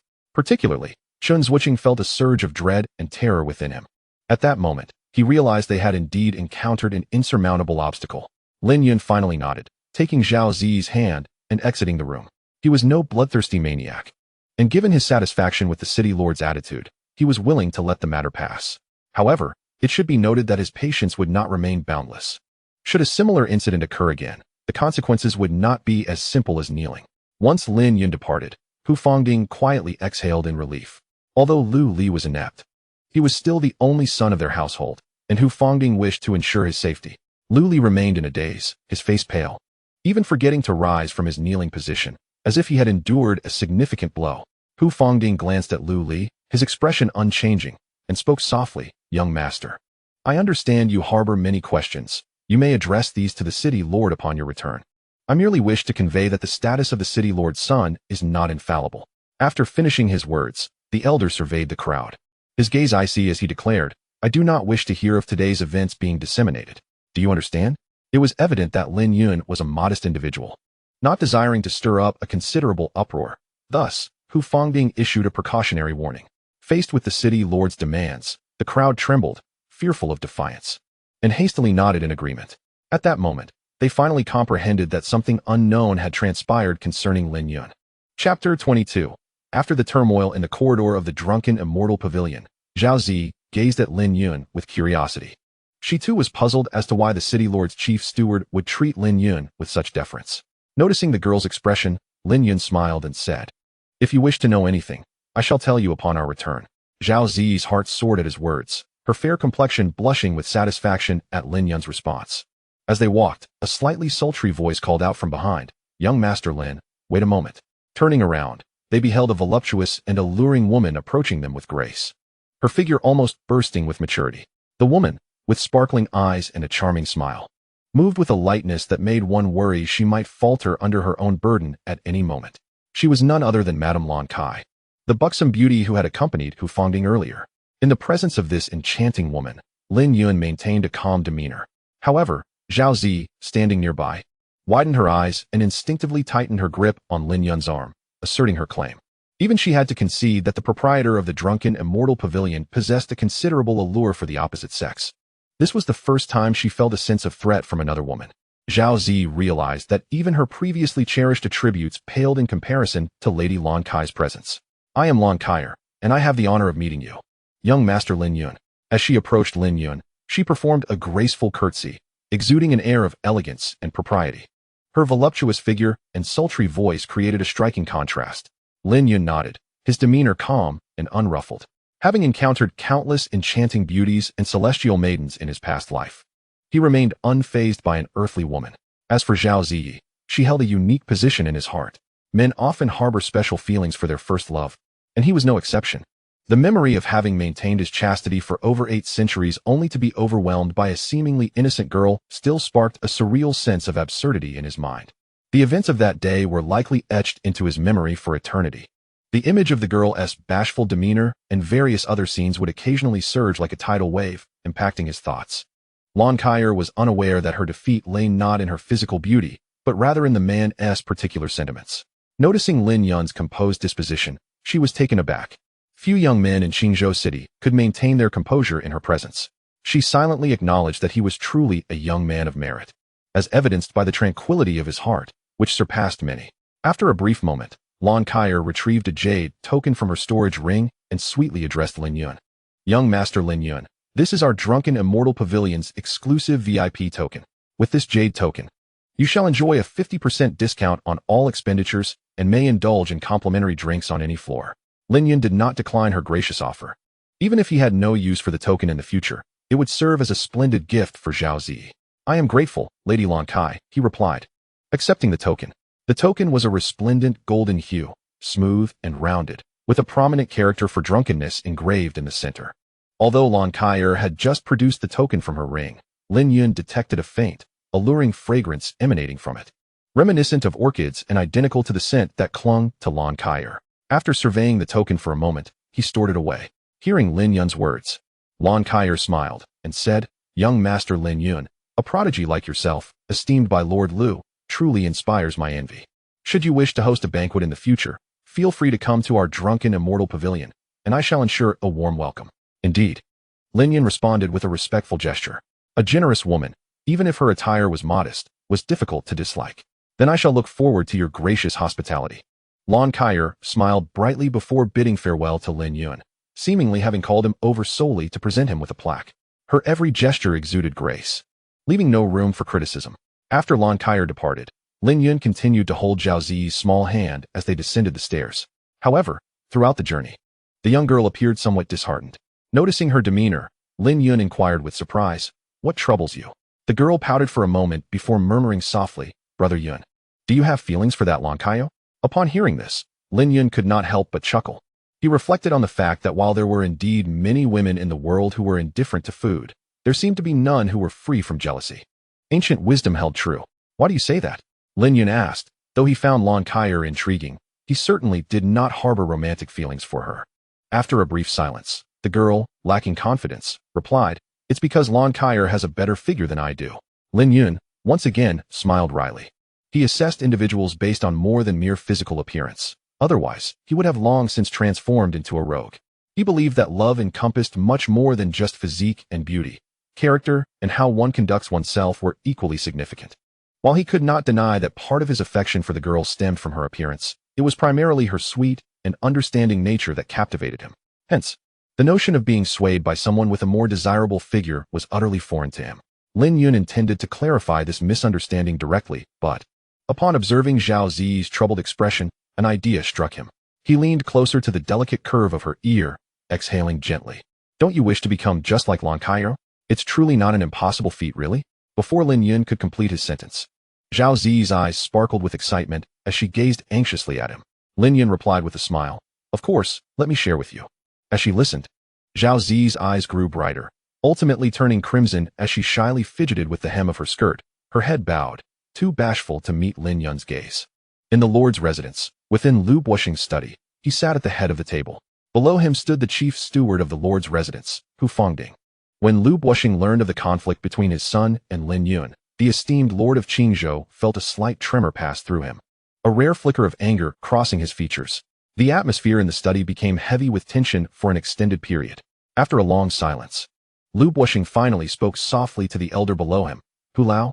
Regarding the matter of the proposed union with the daughter of the Lord of Yunzhou that you mentioned last time, please inform Zhu Mingyang tomorrow that I am in agreement. Hu Fangding, upon hearing this, expressed a hint of surprise. He had merely suggested it in passing at the Zhe Xian Lu, never expecting it to come to fruition. Lu Buoxing had truly resolved to remarry. This decision revealed his profound disappointment in Lu Li. Otherwise, a man as devoted as he had been for all these years would not suddenly arrive at such a conclusion. Hu Fangding refrained from offering any words of dissuasion and quickly replied, Understood. He had long wished for Lu Buoxing to move on from the past. And this development was precisely in line with his hopes. Old Hu, you just mentioned that young Master Lin remained composed in the presence of 2 individuals at the opening Yuan realm and a group at the gathering Qi realm at the Drunken Immortal Pavilion. Lu Buoxing inquired further about Lin Yun. After a moment of contemplation, Hu Fangding replied, Indeed, I suspect that even if Madame Lan and I do not intervene, young Master Lin possesses a means of extricating himself. On the surface, it appears that young Master Lin has only attained the gathering Qi cultivation level. Yet he exudes an aura of unfathomable depth. It seems as if he is shrouded in a veil of mist when my spiritual sense touches upon him. It vanishes as if it were a stone sinking into the vast ocean. Lu Buoxing fell silent, a spark of insight flickering in his eyes. Whose words, coupled with Zhou Tianling's prior admonition, solidified his conviction that Lin Yun was no ordinary individual. With this in mind, Lu Buoxing once again addressed old Hu. As previously discussed, we must spare no expense in cultivating a favorable relationship with young Master Lin and the Lin family. Very well, Hu Fangding clasped his fists in acknowledgement. Meanwhile, in a tranquil courtyard of the city lord's residence, Zhou Tianling sat upon a stone bench, a chessboard laid out before him. The elderly gentleman was engaged in a solitary game against himself. Beside him sat a strikingly beautiful young lady, his granddaughter Zhou Anning, who rested her chin in her hand, lost in thought, seemingly pondering significant matters. At a certain moment, the elder turned to his granddaughter and suddenly chuckled. "My dear girl, have you decided when to seek out Mr. Lin?" Upon hearing this, Zhou Anning's delicate face flushed a bright apple red, silently lamenting her grandfather's bluntness. How was she to respond to such a query? Although Lin Yun merely suggested she become his maid, she could not bring herself to believe that her role would be limited to that of a servant.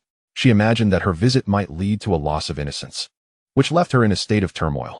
After all, she was still an unmarried young woman, and such matters were not easily faced with composure. Nevertheless, in response to her grandfather's inquiry, Zhou Anning hesitated for a moment before stammering. "I shall wait until your injuries are fully healed before I go, Grandpa." In truth, Zhou Anning had grown less resistant to the prospect of serving young Master Lin. After all, the allure of a promising young swordsman was undeniably compelling. Her current feelings were merely a mix of anxiety and apprehension, not a reluctance to go. Upon hearing his granddaughter's words, Zhou Tianling chuckled softly, choosing not to press further. Since taking the medicine prescribed by Lin Yun, the cold poison within him had significantly abated. Complete recovery was merely a matter of time. At this moment, Zhou Tianling could not help but marvel at Mr. Lin's extraordinary abilities. The mysterious ice cold that had baffled many esteemed masters had been resolved with but a glance from him. Truly astonishing. Were it not for the fact that this miraculous event transpired in his own life, he would have never believed such an absurdity.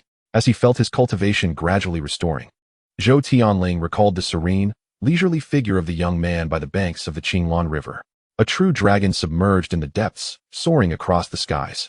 He encouraged his granddaughter to accompany Lin Yun, ostensibly for her benefit, but was it not also an opportunity for himself? When one ascends, their companions rise alongside them. The world is vast, and Zhou Tianling too yearned to explore it. Originally, given his innate talent and physical condition, it seemed unlikely he would ever escape the confines of the eastern wilderness. However, the emergence of Lin Yun instilled in him a glimmer of hope. As the saying goes, "A favorable wind propels me skyward." Seeking the support of a powerful ally has never been a source of shame. Chapter 23. A woman beautifies herself for the one she cherishes in Lin Yun's small courtyard. The next morning, as the sun began its ascent, he awoke to find Zhao Zi sitting by the bedside, her countenance clouded with disappointment. He inquired, "What troubles you?" Zhao Zi did not directly answer his question, but simply lowered her head and murmured, "There has been no change." Realizing the situation, Lin Yun couldn't help but let out a bitter smile. The techniques he had shared with her were merely massage methods, not some arcane secret. Thus, it was unrealistic to expect immediate results. The desire for beauty is universal, and although it may seem trivial, the young girl appeared excessively preoccupied with her appearance. This reinforced Lin Yun's belief that encouraging Zhao Zi to study the 9 heavens Xian scripture was indeed a wise decision. Pursuing the path of cultivation requires one to endure solitude and relinquish attachments to advance steadily. Zhao Zi's temperament, it seemed, was ill-suited for the path of a champion. In stark contrast, his cousin Lin Shuang embodied the essence of a young cultivator, diligently training and clad in simple attire. She never wasted time on her looks and always presented herself with an unadorned visage. Each encounter with Lin Shuang would evoke memories of Lin Yun's former self. In his past, he too had been single-minded in his dedication to the sword, unburdened by worldly concerns. This was indeed the hallmark of youthful fervor. A young man should possess lofty aspirations and not squander his prime years. The ages of 20 to 30 are crucial for any cultivator, and it is paramount to dedicate oneself entirely to the path of cultivation. Once he transcended the gathering chi stage and broke through to the spirit manifestation stage, he would have centuries to enjoy life as pleasures. To be candid, had Lin Yun not been reincarnated, he would have mirrored Lin Shuang's unwavering commitment to his training. After all, enduring hardship for several decades is preferable to exhausting one's potential and ultimately fading into oblivion. However, rigorous cultivation held little significance for him at present, which is why he often appeared so languid. Perhaps it was his influence that led Zhao Zi to adopt a similarly unhurried demeanor. She rarely engaged in rigorous training. During her free moments, she preferred contemplating her makeup and attire rather than meditating on her cultivation. Lin Yun discerned that this girl simply did not possess the temperament for diligent practice. Otherwise, with her lethargic disposition, she might never venture beyond the borders of the great Qin dynasty. In the days that followed, Lin Yun resolved to sacrifice a portion of his training time to indulge the young girl's wishes. During this period, his grandfather Lin Yuehao and cousin Lin Shuang visited him several times.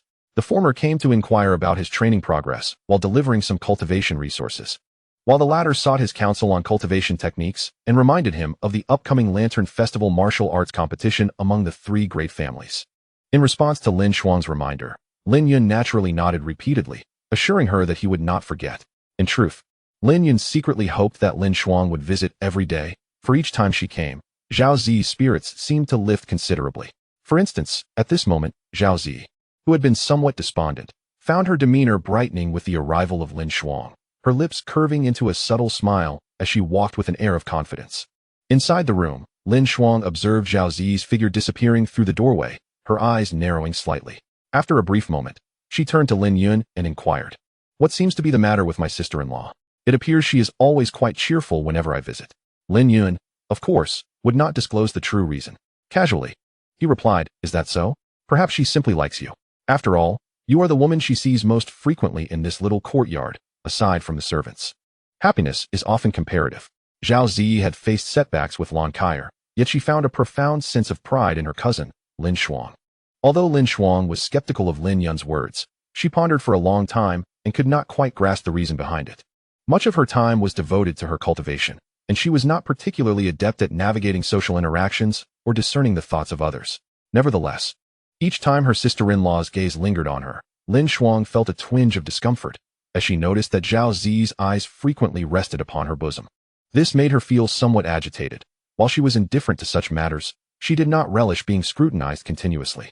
Had Zhao Zi not been Lin Yun's partner, Lin Shuang would have been inclined to admonish her. After sipping several cups of tea, Lin Shuang took her leave.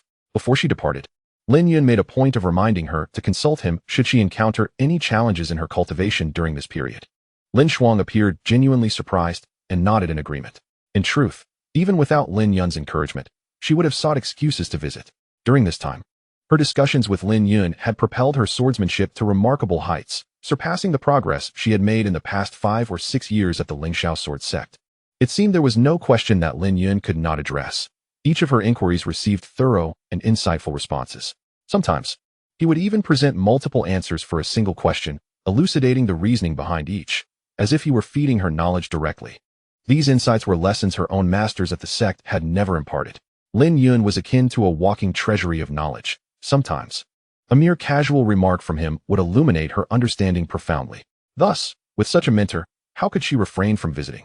If not for the concern of disrupting her cousin's private life, she would have considered residing there permanently. Unbeknownst to Lin Yun, after bidding farewell to his cousin, he returned to the room, where Zhao Zi was once again preoccupied with her makeup in front of the mirror, humming a cheerful tune as her delicate feet swayed rhythmically. In truth, with the natural beauty of youth, she hardly needed to apply any makeup.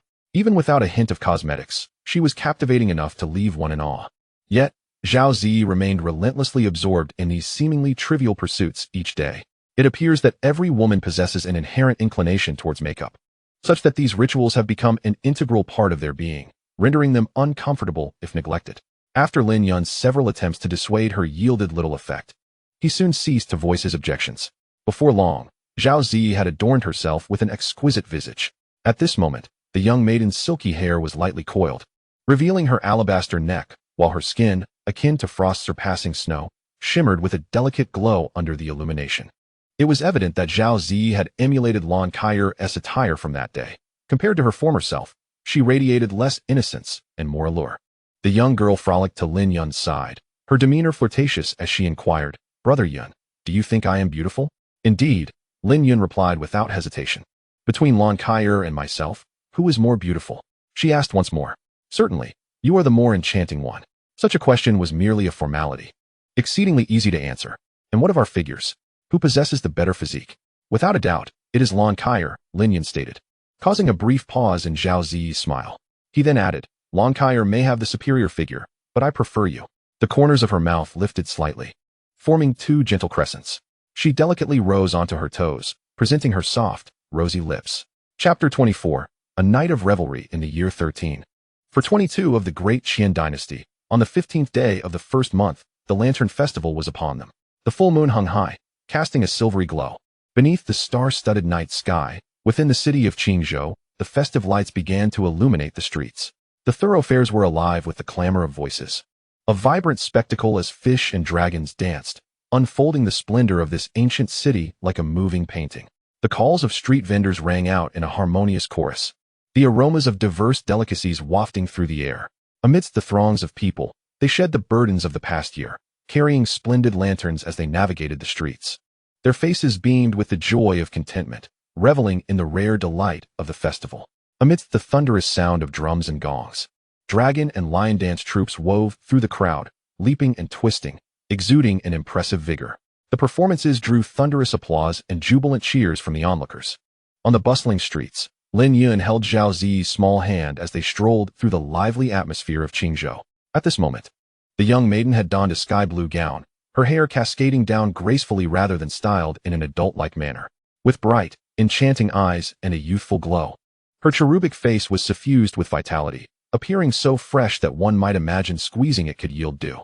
Along their path, they attracted the attention of many young gentlemen, who turned to gaze upon them repeatedly. Had Lin Yun not been by her side, or had their attire not exuded a sense of nobility, they might have encountered considerable trouble this evening. Nevertheless, a number of self-assured suitors boldly overlooked Lin Yun, approaching Zhao Ziyi with flirtations.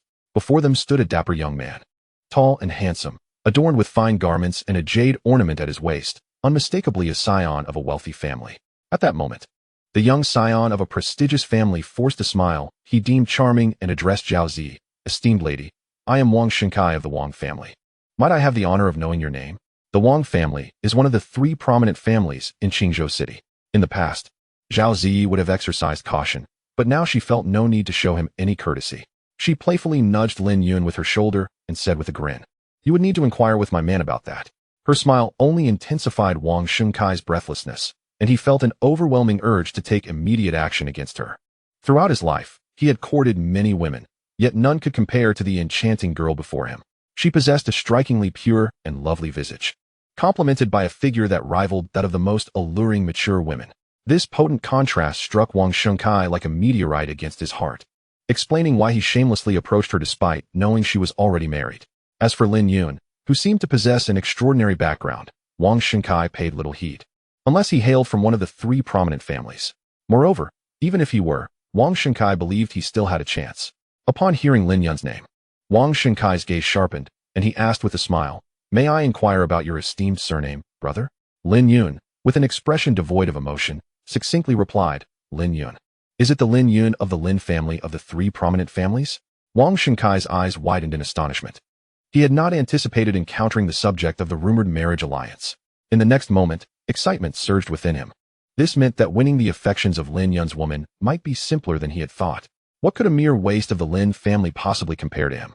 With this thought, Wang Shunkai approached Lin Yun, casually patting him on the shoulder, and said, Ah, so it is Brother Lin. I have long admired you. Allow me to reintroduce myself. I am Wang Shunkai, son of Wang Bin, the head of the Wang family. He emphasized his identity once more and continued. As we are both members of the three prominent families, we are friends now. Since we are friends, might Brother Lin share a bit about your beloved? Rest assured, if you assist me with this favor, I shall remember your kindness and provide you with an equally beautiful companion in return. In response, Lin Yun displayed a hint of derision on his face and retorted, What makes you think you are worthy of being my friend?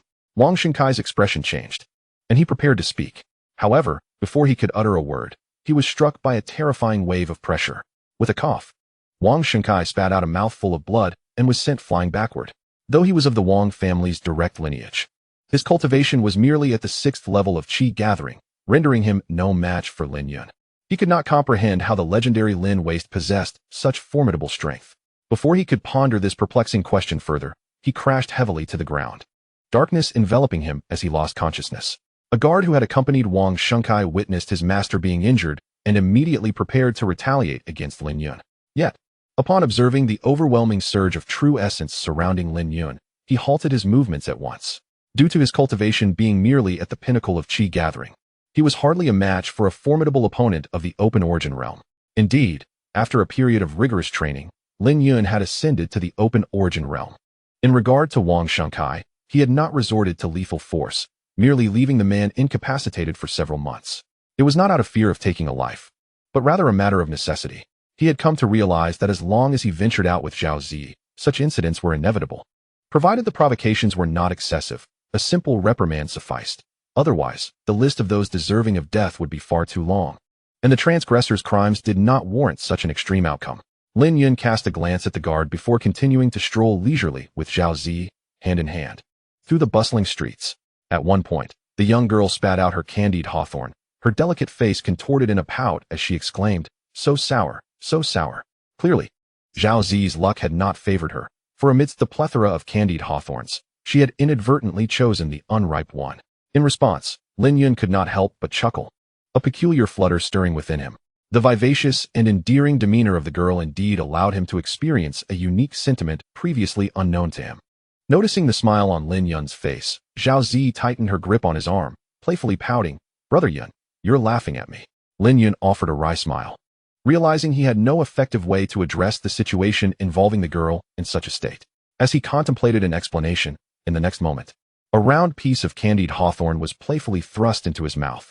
"Brother Yun, since you laughed at me, you must also taste this sour hawthorn." Her eyes squinted into crescent moons, her fair cheeks adorned with a triumphant grin. In light of Zhao Zi's small act of retribution, Lin Yun refrained from spitting out the hawthorn and instead savored its flavor. Indeed, it was quite sour, likely due to the fact that the sugary coating had already been licked off by the girl. Observing Lin Yun's nonchalant demeanor, Zhao Zi, in astonishment, queried, "Brother Yun, don't you find it sour?" After swallowing the hawthorn, Lin Yun gazed at her with a smile and replied, "What you offered me is not sour at all." The corners of Zhao Zi's lips curled upwards, as if her heart had been filled with honey. Before long, the girl sweetly proposed, "Then from now on, I shall eat the sugar coating while Brother Yun enjoys the hawthorn." Without a moment's hesitation, Lin Yun acquiesced. "All right." Delighted by his affirmative response, the girl leapt ahead, her spirit buoyant. Not far above, fireworks burst forth in the sky, creating a fantastical kaleidoscope of colors that illuminated the night, transforming darkness into daylight. As she scampered, holding her candied hawthorn aloft, Zhao Zi called back to Lin Yun, "Brother Yun, come quickly. There are fireworks to see." In a secluded corner of Qingzhou City, the two of them savored the spectacle of the fireworks. At that moment, Zhao Zi placed the final piece of candied hawthorn into Lin Yun's mouth. As before, she relished the sugar coating while he indulged in the hawthorn. After a brief interlude of tranquility, Lin Yun rose, taking Zhao Zi's small hand once more as they continued on toward their destination. Today marks the grand competition of the three prominent families in Qingzhou City, and he has not forgotten the promise he made to Lin Xuan. As they traversed several bustling streets, a vast lake emerged before them. This lake, known as Qingyu Lake, spans hundreds of acres and is one of the largest lakes within Qingzhou. At this moment, the periphery of Qingyu Lake is already teeming with a dense crowd. These spectators are whispering amongst themselves, their gazes fixed on a magnificent pleasure boat anchored in the center of the lake. The grand competition is set to unfold aboard that very vessel tonight. The news of the competition among the three families has been the talk of the town for the past fortnight, with the city lord, Lu Buoxing, seemingly intent on transforming this event into a significant spectacle within Qingzhou. Not only has he ramped up publicity, but he has also expanded the competition, initially limited to the three families, to include anyone under the age of 25, with rewards awaiting those who achieve commendable results. While the contest among the three families remains the highlight of the evening, it is no longer the sole focus of the event. In the realm of cultivation, where methods of information dissemination are scarce, the lives of most individuals tend to be rather monotonous. Thus, upon hearing about the grand competition, many have become exceedingly excited, eager to participate. Those with prowess aspire to seize glory, while those without seek merely to witness the spectacle. Even the various gambling establishments in the city have opened betting for tonight's event. This is the reason behind the bustling atmosphere around Qingyu Lake this year, as everyone converges for the grand competition. Are you two here to witness the Lantern Festival competition as well? A voice suddenly reached Lin Yun and Zhao Zi. The speaker was a well-dressed young man, flanked by a man and a woman who also exuded an air of affluence. The couple, hand in hand, clearly represented a romantic pair. Meanwhile, the well-dressed young man, although addressing the two, occasionally cast fleeting glances at Zhao Zi, revealing his intentions. Before Lin Yun could respond, Zhao Zi had already nestled her arm against his, exhibiting a familiar demeanor that signified her commitment. Upon witnessing her gesture, the well-dressed gentleman realized the two were a couple, and a flicker of disappointment crossed his face. Though he admired beauty, he was not one to disrupt a romantic bond. After a moment of emotional adjustment, he redirected his gaze away from Zhao Zi and began to engage in light-hearted conversation with Lin Yun. Although reluctant to participate, Lin Yun felt compelled to reciprocate the politeness extended to him. Through their exchange, Lin Yun and Zhao Zi learned the names of the trio. The well-dressed young man was Lu Zhihui, while the couple was Zhang Wei and Deng Yingru. The families of these three operated modest businesses within the city, qualifying them as affluent households. While they may not possess the same imposing presence as many cultivation families, their wealth certainly surpassed that of the average citizen. They had come this evening to witness the prowess of the younger generation in Qingzhou. Lu Zhihui appeared to be quite the chatterbox, continuing to speak animatedly. By the way, Lin brother, Miss Zhao, do you have an invitation to board the pleasure boat? I must inform you that without an invitation, you will only be able to spectate from the shore. However, observing from the shore, one cannot clearly see from the boat. Fortunately, I managed to acquire a few invitation cards. If you do not possess one, you may accompany us. I must inform you that obtaining these invitations is not a trivial matter. Those who have the privilege to board the boat tonight are none other than the prominent figures of Qingzhou City. Ordinary individuals lack the qualification to ascend. To be candid, my acquisition of these invitations involved a touch of luck as well. Upon hearing Lu Zhihui's words, Lin Yun shook his head, for he indeed did not possess such an invitation, as Lin Shuang had not mentioned it to him. Nevertheless, he was not overly concerned. He found it hard to believe that the Lin family's direct descendants would lack the qualification to board the boat. Noticing Lin Yun's denial, Lu Zhihui's smile grew even more radiant, and he began to boast about his own capabilities once again. Just as he was about to speak, the lady from the couple interjected.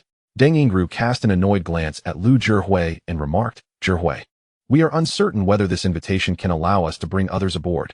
I have heard that the invitations for the Lantern Festival competition are divided into several tiers, and the ones we have may not grant us the authority to bring unauthorized individuals.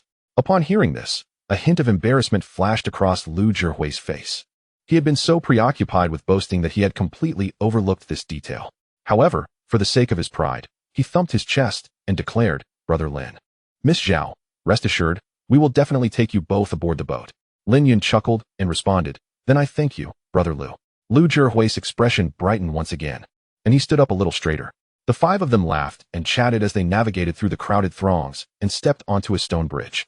This long stone bridge led directly to the boat situated in the lake. At the bridge's entrance stood two guards. These two exuded a robust aura, hinting at a formidable power. Lin Yun raised an eyebrow. He did not anticipate that the city lord, Lu Buoxing, would place such importance on tonight's competition, as even the guard stationed here had reached the opening Yuan realm.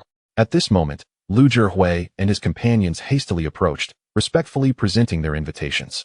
One of the guards, after receiving the invitation, waved his hand impatiently, urging them to enter quickly and not obstruct others.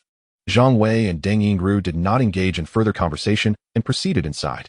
However, Lu Zhihui glanced back at Lin Yun and his companion and humbly inquired, Gentlemen, my two friends do not possess invitations. Might I be permitted to bring them along?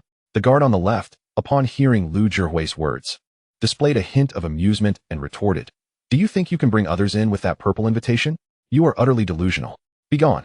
If you waste my time any further, I will toss you directly into the lake. For this Lantern Festival competition, the City Lord's office had produced 7 distinct levels of invitations, classified from red to violet, arranged from highest to lowest. The purple invitation is the lowest tier, and even if one gains entry to the boat, they may only stand to spectate, lacking even a seat. Such invitations are generally bestowed upon merchants or auctioned off to bolster the City Lord's treasury. Generally speaking, individuals arriving with such an invitation are unlikely to possess significant status, which explains their reluctance to extend any courtesy to Lu Zhihui. Lu Zhihui's expression stiffened, wishing he could dig a hole to bury himself. At this moment, he could not even bear to glance in the direction of Lin Yun and his companion. His head bowed in embarrassment as he ached to leave the scene as swiftly as possible. Lin Yun was taken aback when he realized that the words of Deng Yingru were indeed accurate. Their invitation did not grant them the privilege of bringing guests. Shaking his head, Lin Yun took Zhao Zi's hand and approached the two guards. Upon seeing them approach, the guards exchanged a glimmer of derision. Lu Zhihui had already informed them that these two were his friends and lacked an invitation. How audacious to waste their time without an invitation. The guards had resolved to teach these presumptuous youths an unforgettable lesson. As the guards prepared to reprimand the two oblivious young people, a kindly, slender elder approached from a distance. Young Master Lin, why did you not notify me in advance of your arrival? It would have been my pleasure to welcome you personally. His presence was announced even before he arrived. Though advanced in years, his voice was robust, soon filling the air with hearty laughter. The two guards trembled upon hearing the familiar voice. Upon recognizing the elder, they hurried forward with utmost respect, exclaiming, "We pay our respects to Steward Hu. What brings you here?" Steward Hu Fongding dismissed the guards entirely, making his way directly toward Lin Yun and Zhao Zi. The guards, witnessing this spectacle, felt a cold sweat trickle down their backs. They had not anticipated that this pair, lacking even an invitation, would warrant the personal welcome of Steward Hu. And they had almost acted disrespectfully. They silently thanked their stars for not having acted prematurely, for the consequences would have been dire. Who was Steward Hu? In the city lord's manor, he stood as one beneath whom all others fell, the right hand of city lord Lu Bushing. In many respects, his influence surpassed even that of the young city lord, Lu Li. Such a figure commanded respect and decorum. Only a fool would dare entertain impudent thoughts in his presence. At this moment, the astonishment in the air was palpable, not only among the guards but also for the frozen Lu Zhihui and the still present Zhang Wei and Deng Yingru. Lu Zhihui could hardly fathom that Lin Yun's status was so elevated that even the steward of the city lord's manor had come to greet him. Surely, even the future heads of the three prominent families would not receive such deference. The memory of his earlier boasting now filled Lu Zhihui with even greater embarrassment. It became evident that Lin Yun did not require his assistance to gain entry, nor did he even need an invitation, as the host had come out to welcome him personally. Meanwhile, Zhang Wei and Deng Yingru stood nearby, their expressions transformed with realization. They had not anticipated that the two they casually encountered on the street were such illustrious figures. Unaware of the profound impact this scene had on Lu Zhihui and the others, Lin Yun smiled in response to Hu Fongding's warmth, saying, "I am merely here to enjoy the spectacle, Steward Hu. You are exceedingly gracious." "Haha, you're welcome, you're welcome. It is merely my duty." Hu Fongding replied with a hearty laugh, leading Lin Yun and his companions towards the elegant pleasure boat on the lake. As they passed by Lu Zhihui and his companions, Lin Yun cheerfully suggested, "Why not join us?" The three were instantly taken aback. Given their status, how could they possibly accompany the steward of the city lord's residence? Lu Zhihui, in particular, wiped the cold sweat from his brow. Realizing he had foolishly entertained the notion of courting Lin Yun's girlfriend, an absurdity akin to an old man attempting to hang himself, inviting disaster upon himself. Fortunately, he had no habits of usurping love, nor had he committed any impropriety. Otherwise, the consequences would have been dire. Hu Fongding's expression flickered with surprise as he inquired, "Young Master Lin, are these individuals your friends?" Lin Yun casually replied, "You could say so." Upon hearing this, Hu Fongding's face broke into a warm smile as he addressed Lu Zhihui and his companions. "Since you are friends of young Master Lin, you are welcome to accompany us." Though still feeling a sense of restraint, the three did not decline the invitation. Before long, they even felt a surge of joy. Opportunities to converse with the steward of the city lord's residence were rare indeed. Leaving a favorable impression could greatly benefit their families. Thus, the six of them strolled leisurely towards the pleasure boat at the center of the lake. Along the way, many onlookers were struck with curiosity at the sight of Steward Hu personally leading them. Who were these young individuals that warranted such attention? Were they perhaps royalty from some distant land? It seemed likely, for who among the younger generation of Qingzhou City possessed such qualifications? I doubt it. One of them is Lu Zhihui, whose family is merely a merchant clan, someone interjected. Indeed, the other two are Zhang Wei and Deng Yingru, both of whom come from families engaged in small businesses. By your reasoning, they hardly merit the steward's personal welcome. Then I am at a loss. Perhaps there are intricacies we are unaware of. However, these individuals having a conversation with Steward Hu means that if anyone were to target their families in the future, they would need to tread carefully. Though their voices were low, Lu Zhihui and his companions caught snippets of the conversation. A smile crept upon their lips as their hearts raced with excitement. They had not anticipated that simply following behind Steward Hu would yield such significant influence. They could already envision that news of today's events reaching their families would elevate their standing within the clan substantially, regardless of whether their newfound status was merely borrowed. Let us consider the elder ahead. Surely he is from the city lord's residence. In Qingzhou City, who would dare disregard the authority of the city lord's estate? Merely by associating with the esteemed Hu, they reaped remarkable benefits. What sort of illustrious figure must Lin Yun be to command such respect from the elders? As they gazed at the young couple ahead, a profound curiosity and apprehension stirred within them. Chapter 26. While others observe the contest, I revel in beauty from a distance. The sight had seemed unremarkable. However, as Lu Zhihui and his companions drew nearer, they were taken aback by the sheer magnitude of the pleasure boat. The ornate boat floated gracefully upon the cerulean waves, soaring nearly 100 meters high and stretching close to 1,000 meters long, resembling a majestic palace adrift on water. A sight that left one in awe. Upon this exquisite vessel, tiered pavilions stood in harmonious disarray, adorned with intricately carved beams and painted rafters. Each level was embellished with delicate lanterns and gossamer curtains that danced gently in the breeze, the lanterns emanating a soft glow, casting an ethereal light that rendered the entire boat dreamlike. At this moment, on the deck of the boat, numerous elegantly attired nobles reclined in chairs, sipping fine wine while admiring the nocturnal scenery of Qingyu Lake, engaged in hushed conversations. Among them were the heads and ancestors of the three prominent families, affluent merchants, formidable warriors, and many ambitious young cultivators eager to vie for supremacy. Yet, regardless of their stature, all eyes occasionally drifted towards a middle-aged man standing upon a high platform. Clad in a blue robe, he possessed an upright demeanor and a profound visage. Though a smile graced his face, he exuded an air of authority befitting his lofty position. This was Lu Buoxing, the lord of Qingzhou City, a figure above the trivialities of the mundane, making him the sovereign of this realm. Their frequent glances towards Lu Buoxing were fueled by the presence of an empty chair beside him, a seat of equal standing that piqued their curiosity about its intended occupant. It was well understood that even the heads and ancestors of the three families were only worthy of a place in the row beneath Lu Buoxing. Initially, they speculated it might be reserved for Qin Shan, the president of Qinghao Academy, but subsequent rumors from students of the academy dispelled this notion, revealing that Qin Shan was still away on a distant journey, making his attendance impossible. This only heightened their intrigue. At the entrance of the deck, as Lin Yun and his companions stepped aboard, Hu Fangding greeted him with a smile, stating, "Young Master Lin, though I was unaware of your arrival, my master has already made arrangements for your seat. Allow me to escort you." Lin Yun remained silent, his gaze drawn to the distant figure of Lu Buoxing upon the high platform. It was his first encounter with the legendary Lord of Qingzhou. At that moment, the esteemed figure, perched atop Qingzhou, cast a benevolent glance in his direction, seemingly recognizing his identity. After a brief moment of eye contact, Lin Yun turned to Hu Fangding and remarked, "If the seat you speak of is beside Lu Buoxing, then I must decline. I have no desire to be scrutinized like a spectacle by a throng of onlookers." With that, Lin Yun took Zhao Zi's hand and wandered to a less crowded area nearby, where he began to gaze upon the enchanting nightscape of Qingyu Lake.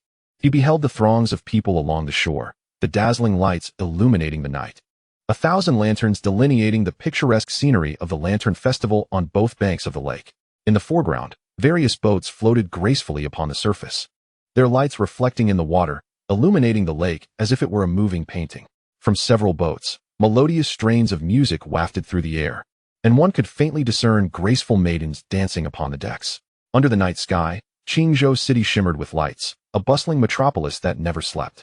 In truth, Lin Yun had a thought unvoiced to Hu Fangding. What could possibly compare to the beauty of the human spectacle before him? Meanwhile, at the entrance of the deck, Hu Fangding stood momentarily frozen in place. If anyone else dared to address their master by name, they would have swiftly received a stern reprimand. Yet, in the presence of Lin Yun, he found himself devoid of such thoughts. Instead, he held a deeper apprehension towards the youth's identity. Surely, only individuals of such caliber warranted his and his master's deference. Hu Fangding inhaled deeply, allowing a warm smile to return to his face as he addressed Lu Zhihui and the others, inquiring if they had secured a place to sit. When they humbly declined his offer, insisting they were content to stand alongside Lin Yun, it was evident that Hu Fangding's courtesy stemmed from the regard he held for Lin Yun, a sentiment shared by the trio who recognized their own standing. Seeing Lin Yun choose to stand, they naturally refrained from seating themselves. Moreover, they felt it far more comfortable to remain by Lin Yun's side, rather than awkwardly positioned among strangers. Opportunities to converse with such an esteemed figure were not commonplace, and they were well aware of this. Nodding in acknowledgement of their choice, Hu Fangding did not press the matter further. On the deck, Lin Yun continued to admire the breathtaking panorama of twinkling lights that adorned the night. At that moment, Lu Zhihui and his companions joined him, gazing out at the enchanting scenery along the banks of Qingyu Lake.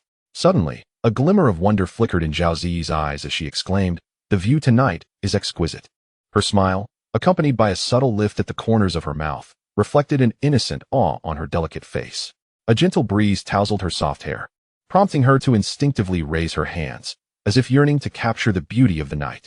The moon hung high, its soft glow illuminating her features, adding an ethereal and pure quality to her presence. Observing this scene, Lin Yun found himself gently caressing Zhao Zi's cheek, proclaiming, "No scenery can rival your beauty." Upon hearing this somewhat sentimental declaration, Lu Zhihui and his companions exchanged knowing glances and tactfully stepped back, diverting their gaze elsewhere. Meanwhile, Zhao Zi, basking in the sweet praise, felt her heart flutter as if filled with honey. She blinked a few times, surveying her surroundings to ensure they were alone, before delicately rising onto her toes to place her soft, pink lips against Lin Yun's cheek. Though the tender contact was fleeting, it left a faint imprint on his face, reminiscent of petals drifting down in the morning light, gentle and unforgettable. In the next moment, Lin Yun enveloped the young lady in his embrace. At this juncture, the Lantern Festival Grand Competition had commenced. The rules of this competition bore similarities to the Lin family's annual tournament, albeit with only 3 tiers of champions: those in the mid-stage of Qi Gathering, the late stage, and those at the Kaiyuan realm. This structure was easily comprehensible, given that the competition was directed at the entire youth contingent of Qingzhou, all under the age of 25. To adopt the same exhaustive format as the Lin family's annual event, determining a champion for each minor rank, would have been an interminable affair. While this arrangement may seem somewhat inequitable, it undeniably expedited the duration of the competition. The clashes among the 3 prominent families represented a grand showdown among the leaders of the younger generation, positioned as the climax of the evening's festivities. At this moment, a fierce battle unfolded on stage between 2 mid-level cultivators, one at the 5th stage and the other at the 6th stage of Qi Gathering. Both were sword practitioners, with gleaming sword lights and surging sword energies illuminating the arena, eliciting waves of cheers from the crowd. The commencement of the grand tournament had captivated the attention of many. Yet Lin Yun remained quietly enamored by the young maiden in his embrace. Her bright eyes and radiant smile, coupled with the alluring fragrance reminiscent of orchids and musk with every breath, seemed to eclipse the competition entirely. In his eyes, the beauty before him far surpassed the grand event. While the masses were engrossed in the contest, he alone reveled in the presence of the enchanting maiden. Chapter 27. I do not control the winds of fortune, for they lie beneath my feet under the bright moonlight. The tournament progressed fervently. Suddenly, a charming voice broke through from behind Lin Yun. Young Master Lin and Miss Ji truly embody a love that inspires envy in others. Turning around, he beheld the renowned proprietress of the drunken Immortal Pavilion, Lan Kaier. This esteemed lady of Qingzhou City, with her hair elegantly styled, revealed a graceful neck. However, unlike their previous encounter, Lan Kaier was adorned in a striking red qipao that evening, featuring a daringly high slit and a low neckline. Tonight, she exuded not only confidence, but also a captivating allure, showcasing her multifaceted charm.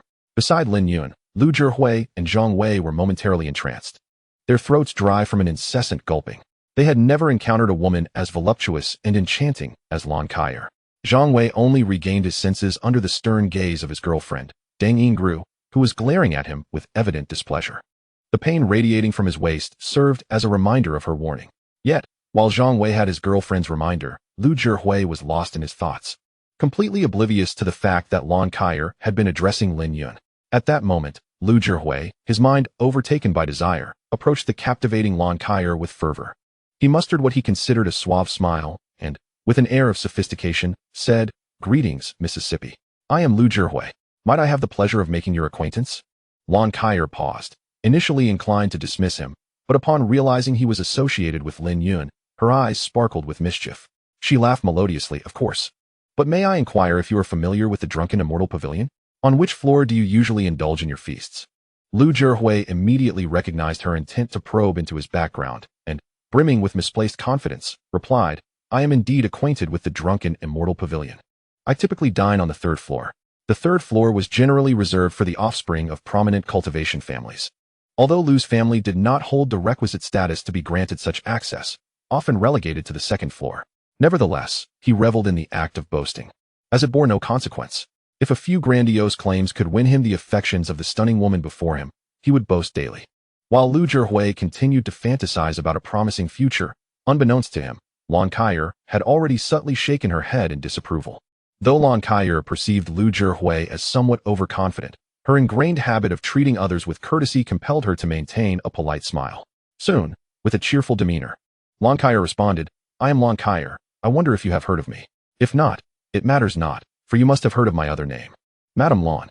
Lu Zhihui intended to greet her with a simple hello, Miss Lan, but upon uttering just a single word, he found himself at a loss for further speech. His expression became rigid, and beads of cold sweat began to form on his back. Madame Lan, the proprietress of the drunken Immortal Pavilion, was indeed a figure of considerable influence in Qingzhou City. How audacious of him to entertain thoughts of courting such a personage. Even the heads of the three prominent families would scarcely dare to harbor such aspirations. His fortune tonight was indeed remarkable, as the women he encountered were increasingly enchanting, each with a more formidable background than the last. Realizing this, Lu Zhihui stammered, well, I have some matters to attend to, so I shall take my leave." With that, he clasped his fists in a bow and hurriedly retreated to his corner, no longer daring to glance at Lan Kaier. Observing this scene, Lin Yun could not help but shake his head in silence.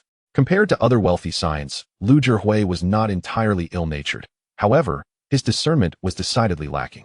Lan Kaier, possessing such beauty and audacity to dress in such a manner at this gathering, clearly hailed from an extraordinary background. It was evident that only those of certain stature would dare approach her, yet he foolishly attempted to pursue her. At that moment, Lin Yun felt a gentle pressure on his arm, as Zhao Ziyi, upon seeing Lan Kaier, clung to him even tighter.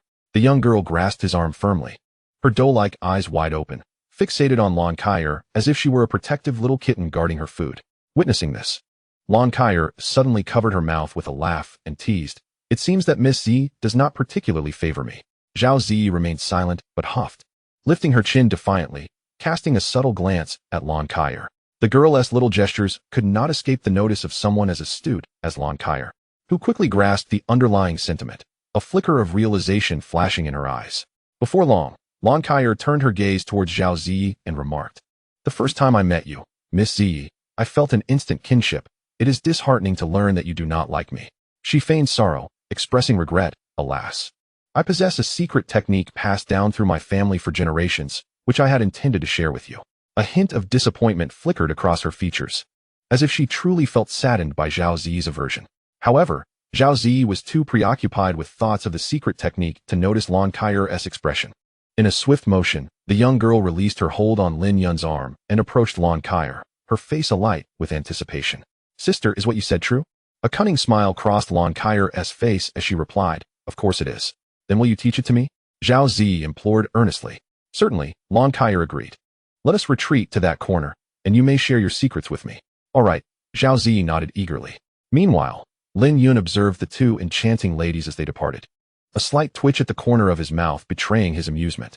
During this period, he had assumed that Zhao Ziyi was no longer concerned about the matter, not realizing it was merely due to her not encountering Lan Kaier. Women, indeed, are creatures who are perpetually sensitive about their figures.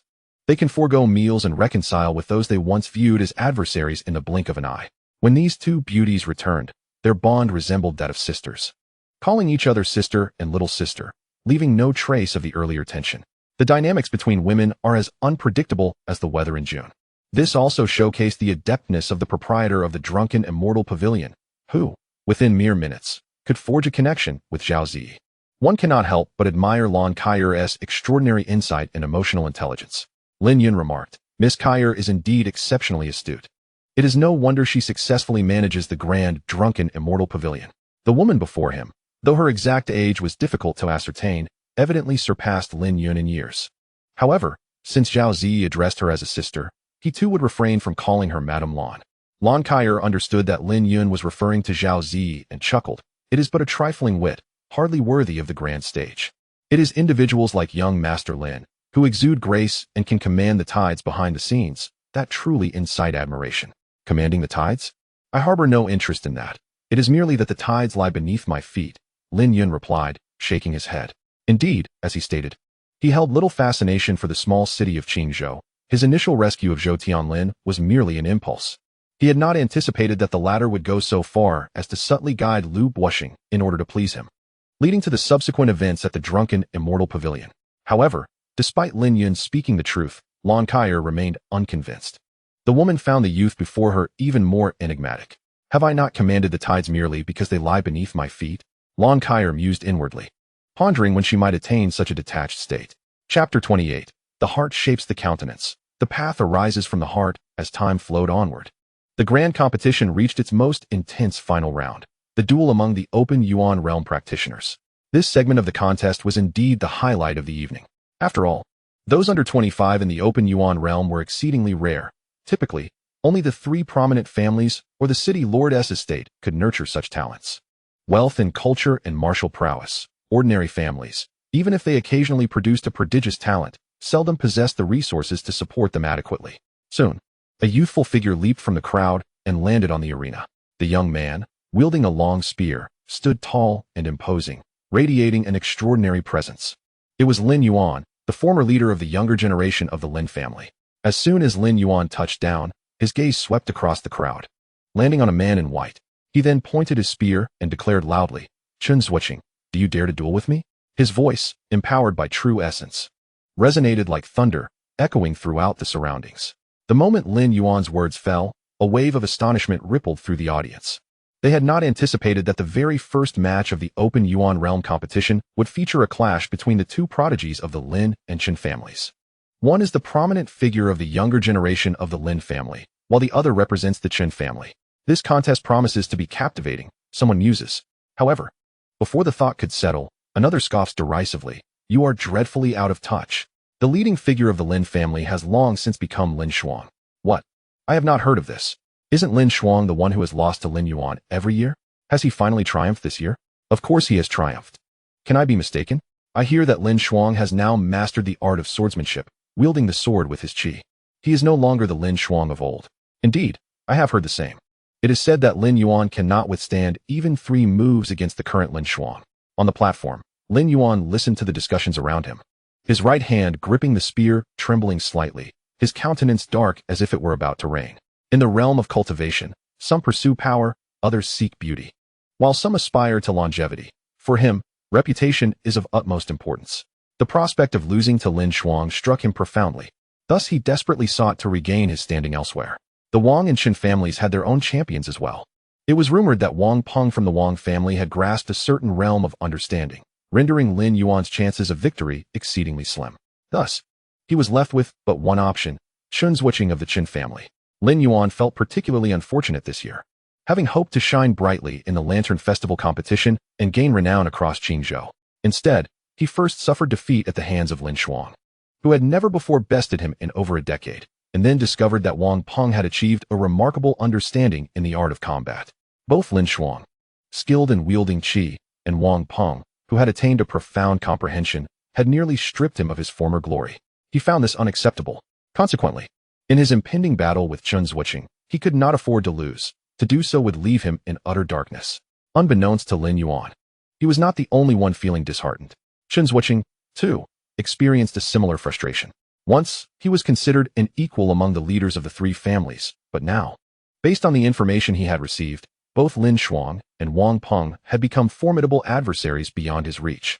It was a most vexing situation. Lin Yuan sought to vanquish him, yet Chun Zwitching equally yearned to defeat Lin Yuan. After all, it seemed that the ultimate confrontation would not include either of them. Thus, upon hearing Lin Yuan's boastful challenge, he resolutely leapt onto the stage. With Chun Zwitching's entrance, the atmosphere surged with fervor, cheers echoing through the air. "Lin Yuan, I have arrived. Strike if you dare," Chun Zwitching declared, clad in flowing white robes, standing with an air of assuredness. While he did not consider himself a match for Lin Shuang or Wang Peng, he felt no trepidation in facing Lin Yuan. Lin Yuan snorted coldly, his spear swirling with an inexorable aura of violence as he lunged fiercely at Chun Zwitching. Boom! The true essence erupted. The air seemed to splinter under the force, producing a jarring sound of slicing wind. Unfazed by this terrifying might, Chun Zwitching remained composed, his right hand clenched tightly, blue arcs of electricity dancing around his fist.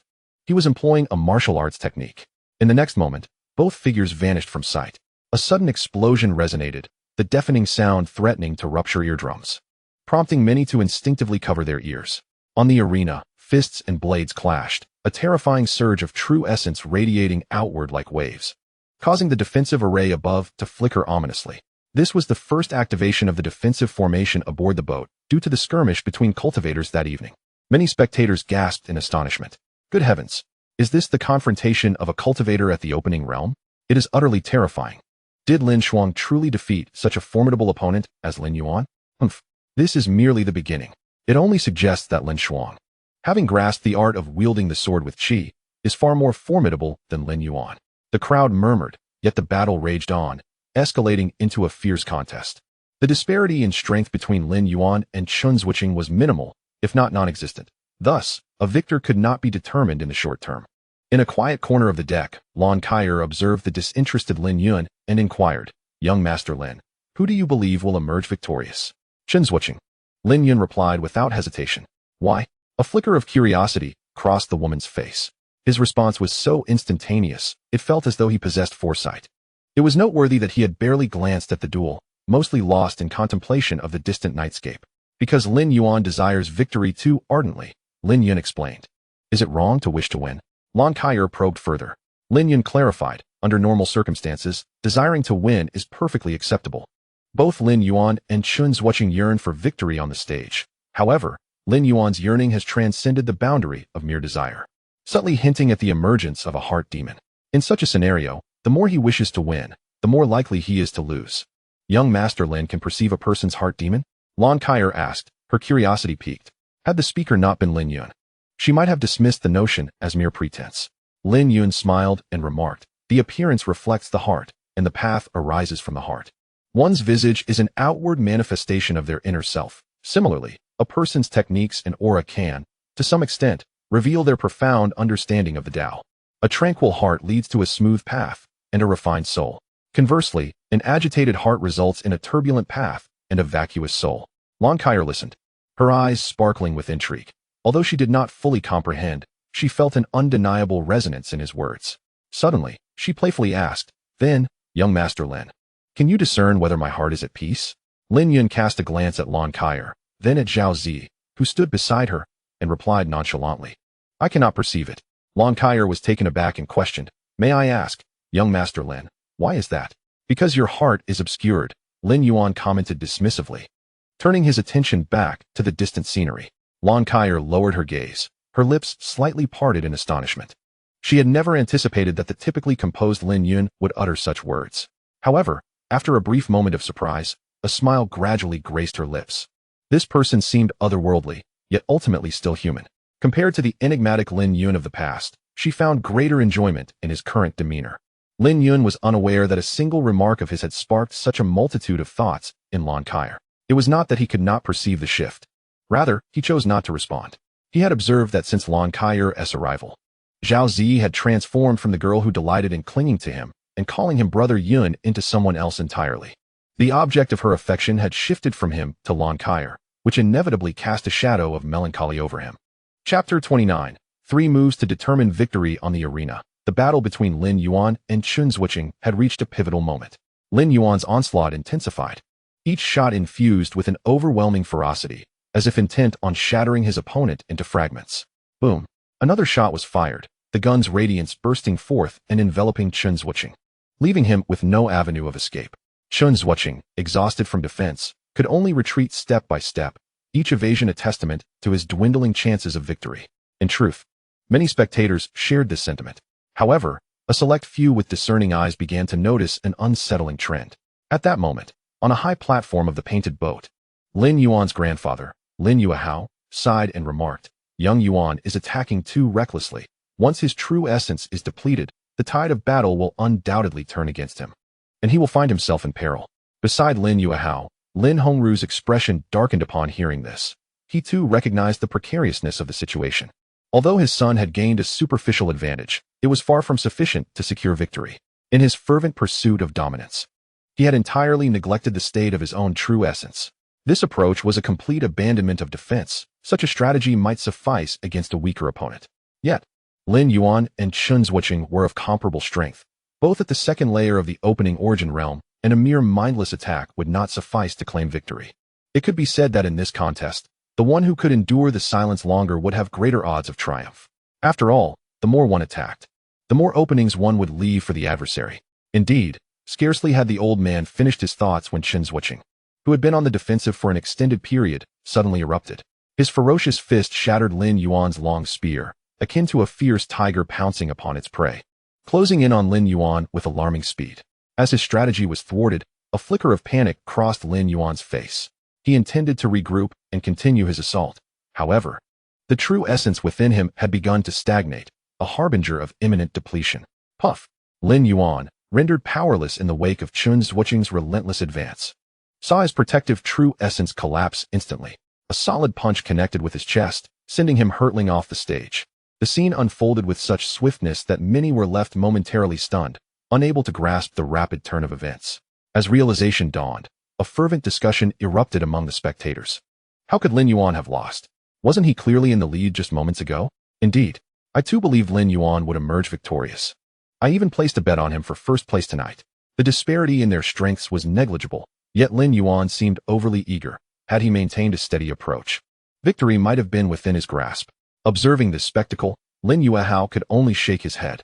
Although Chen Zhuoqing emerged victorious, the head of the Chen family, Chen Hingyang, could not muster any joy. The Chen family's ranking was likely to place them at the bottom among the three families, and he never anticipated that the younger generation of the Wang family could comprehend such profound concepts at this age. While the Lin family had also faced their share of scheming, they at least had Lin Shuang, who wielded her sword with mastery over qi, ensuring them at least a second-place finish. In contrast, the Chen family appeared foolishly unprepared. This thought left Chen Hingyang feeling deeply frustrated. At the same time, Lan Kaier cast a glance at Lin Yun, her eyes glimmering with surprise. She had not expected the other party's words to be so accurate, capturing both the process and the outcome. This insight left her inwardly astonished. On the arena, Chen Zhuoqing remained unaware of the emotional turmoil his victory stirred among the spectators. He secretly breathed a sigh of relief. At least he had won a match tonight. Otherwise, it would have been utterly humiliating for the Chen family to leave empty-handed. As a smile began to form on Chen Zhuoqing's lips, a tall figure gracefully descended from the audience. The woman wore a simple long dress and cradled an ancient sword in her arms, her exquisite features emanating an air of coldness. Many in the crowd felt a chilling aura, even from a distance.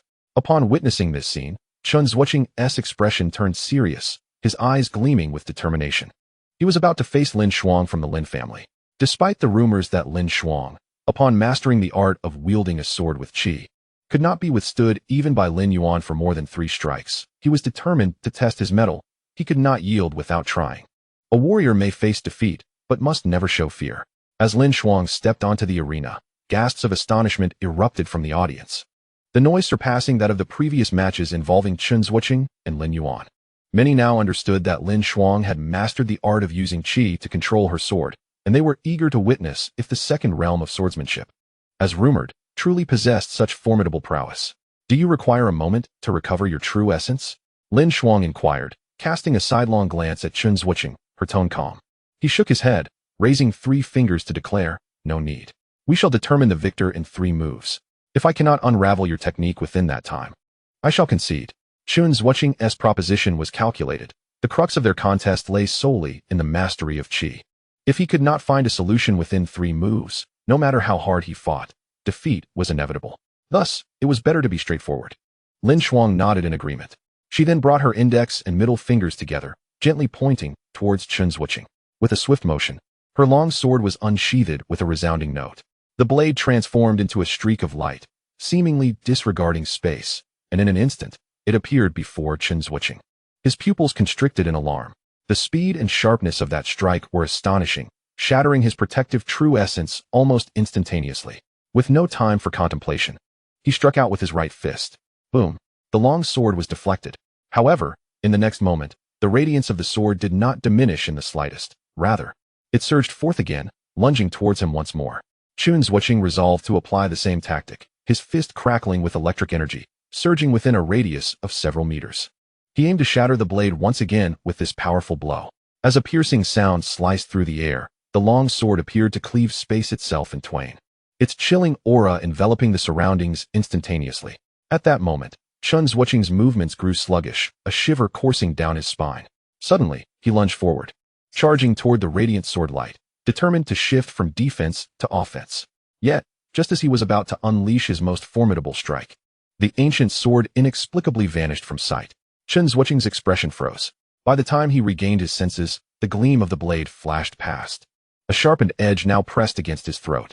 Witnessing this scene, the onlookers exchanged bewildered glances, in stark contrast to the previous brawl between Chen Zhuoqing and Lin Yuan, which was characterized by a raw and vigorous exchange. This duel unfolded with astonishing swiftness and strangeness. Lin Shuang had scarcely moved from her position.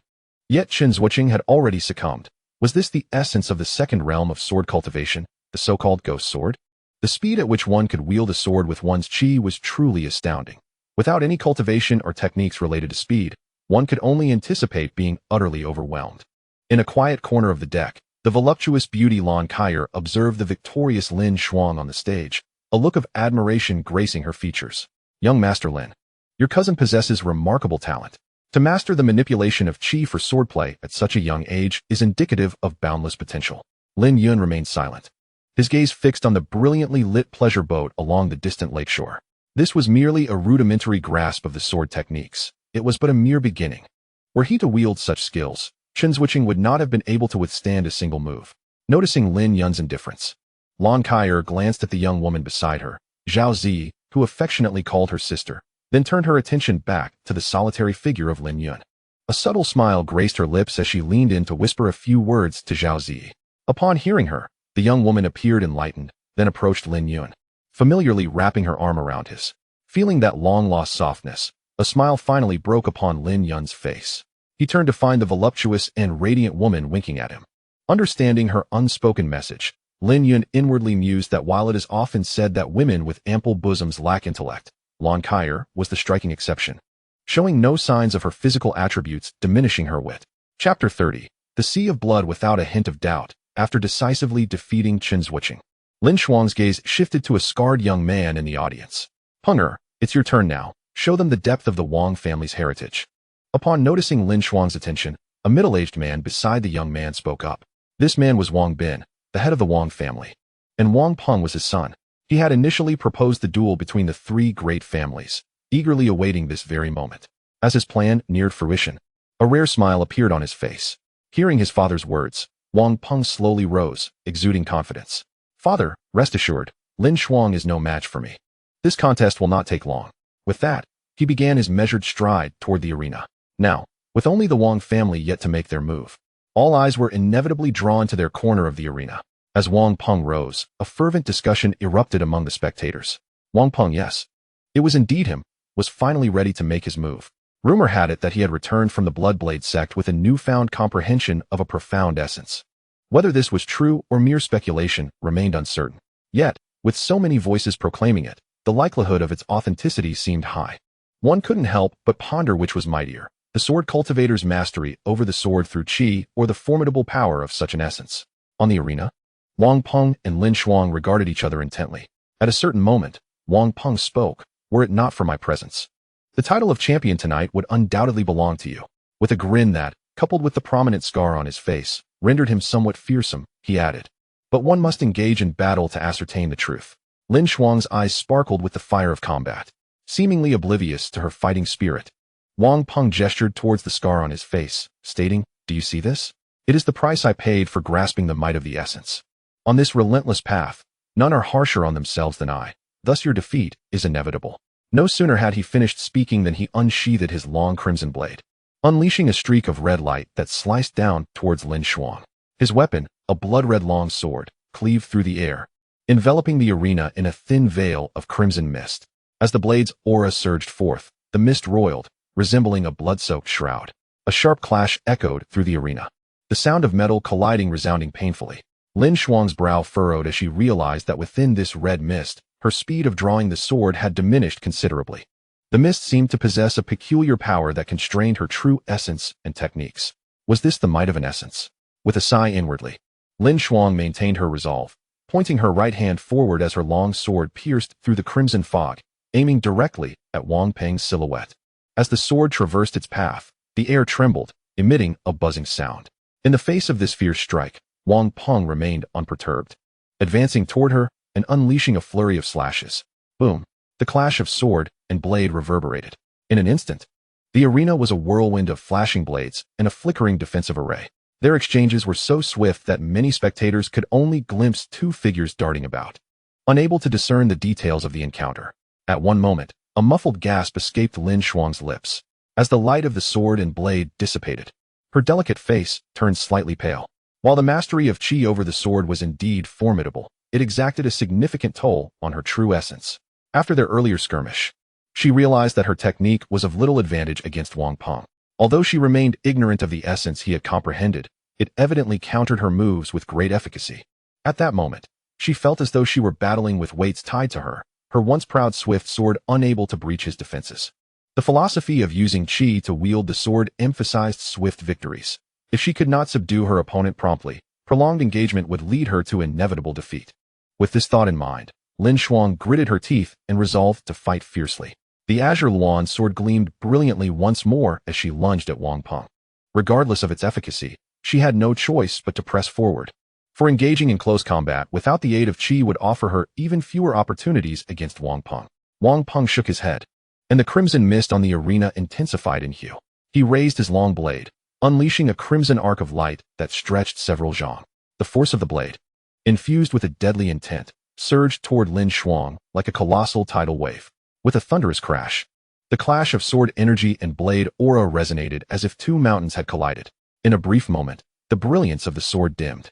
The Qinghuan sword was sent flying, yet the blade's momentum remained unabated, striking directly against Lin Shuang's protective essence. With a gasp, Lin Shuang expelled a mouthful of fresh blood. Though she did not fall from the arena, she staggered, nearly collapsing to the ground. At that moment, her face drained of color, her garments stained crimson, her body swaying as if she might succumb to severe injury and lose consciousness at any moment. Fortunately, after retrieving several healing elixirs from her storage ring and consuming them, her condition improved significantly. Lin Shuang's defeat did not come as a surprise to many. Once it became known that Wang Peng had truly comprehended a certain realm of understanding, the outcome of the duel lost much of its suspense. While wielding Qi to control a sword is undoubtedly formidable, it still pales in comparison to the might of comprehension. At this juncture, everyone was curious about the nature of the realm Wang Peng had grasped. Nearby, Lon Kaier voiced this very inquiry. "Young Master Lin, do you know what realm Wang Peng has comprehended?" Upon finishing her question, she gazed expectantly at Lin Yun, akin to a student awaiting enlightenment from a teacher. If anyone in attendance could answer this question, it would surely be Lin Yun. It was not her fault for lacking experience. Rather, the world was replete with an overwhelming variety of peculiar realms, far too many to recognize all at once. After the recent events, Lin Yun no longer bore any prejudice against Lon Kaier. He soon spoke. "It is merely the nascent realm of the Blood Sea, and he has only just begun to scratch the surface, possessing merely the form without the essence. Should he be able to conjure an illusion of a mountain of corpses and a sea of blood with a single thought, I might find a flicker of interest." Upon hearing his words, a peculiar expression crossed Lon Kaier's face. Surely, even a formidable expert at the celestial realm would struggle to achieve such feats. The Blood Sea realm was evidently a rare and powerful comprehension, capable of affecting both the physical body and the soul. Yet, to create an illusion with a mere thought seemed far too ambitious for someone so young, merely in his early 20s. However, Lon Kaier did not expect Lin Yun to discern the power of the realm Wang Peng had comprehended so swiftly, especially after his previous accurate predictions regarding the battles of Lin Yuan and Qin Zuoqing. She found this man increasingly enigmatic. Setting aside other considerations, his keen insight and knowledge surpassed her own significantly, although she remained unclear as to why Lu Buoxiong held him in such high regard. This alone was sufficient for her to seek a rapport with Lin Yun. On the arena, Lin Shuang, having consumed the elixirs, felt her condition improve considerably. Although she had taken a solid blow, the impact was mitigated by the clash of divine powers, preventing her protective essence from being utterly shattered. She cast a calm glance at Wang Peng and stated, "I concede."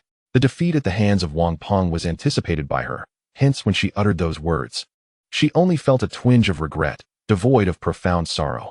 "I have mentioned before, in my absence, the title of champion belongs to you." Wang Peng sheathed his long blade and reiterated the words he had spoken prior to the duel, with a confident smile gracing his face. It seemed as though this battle was merely a means to validate his claims.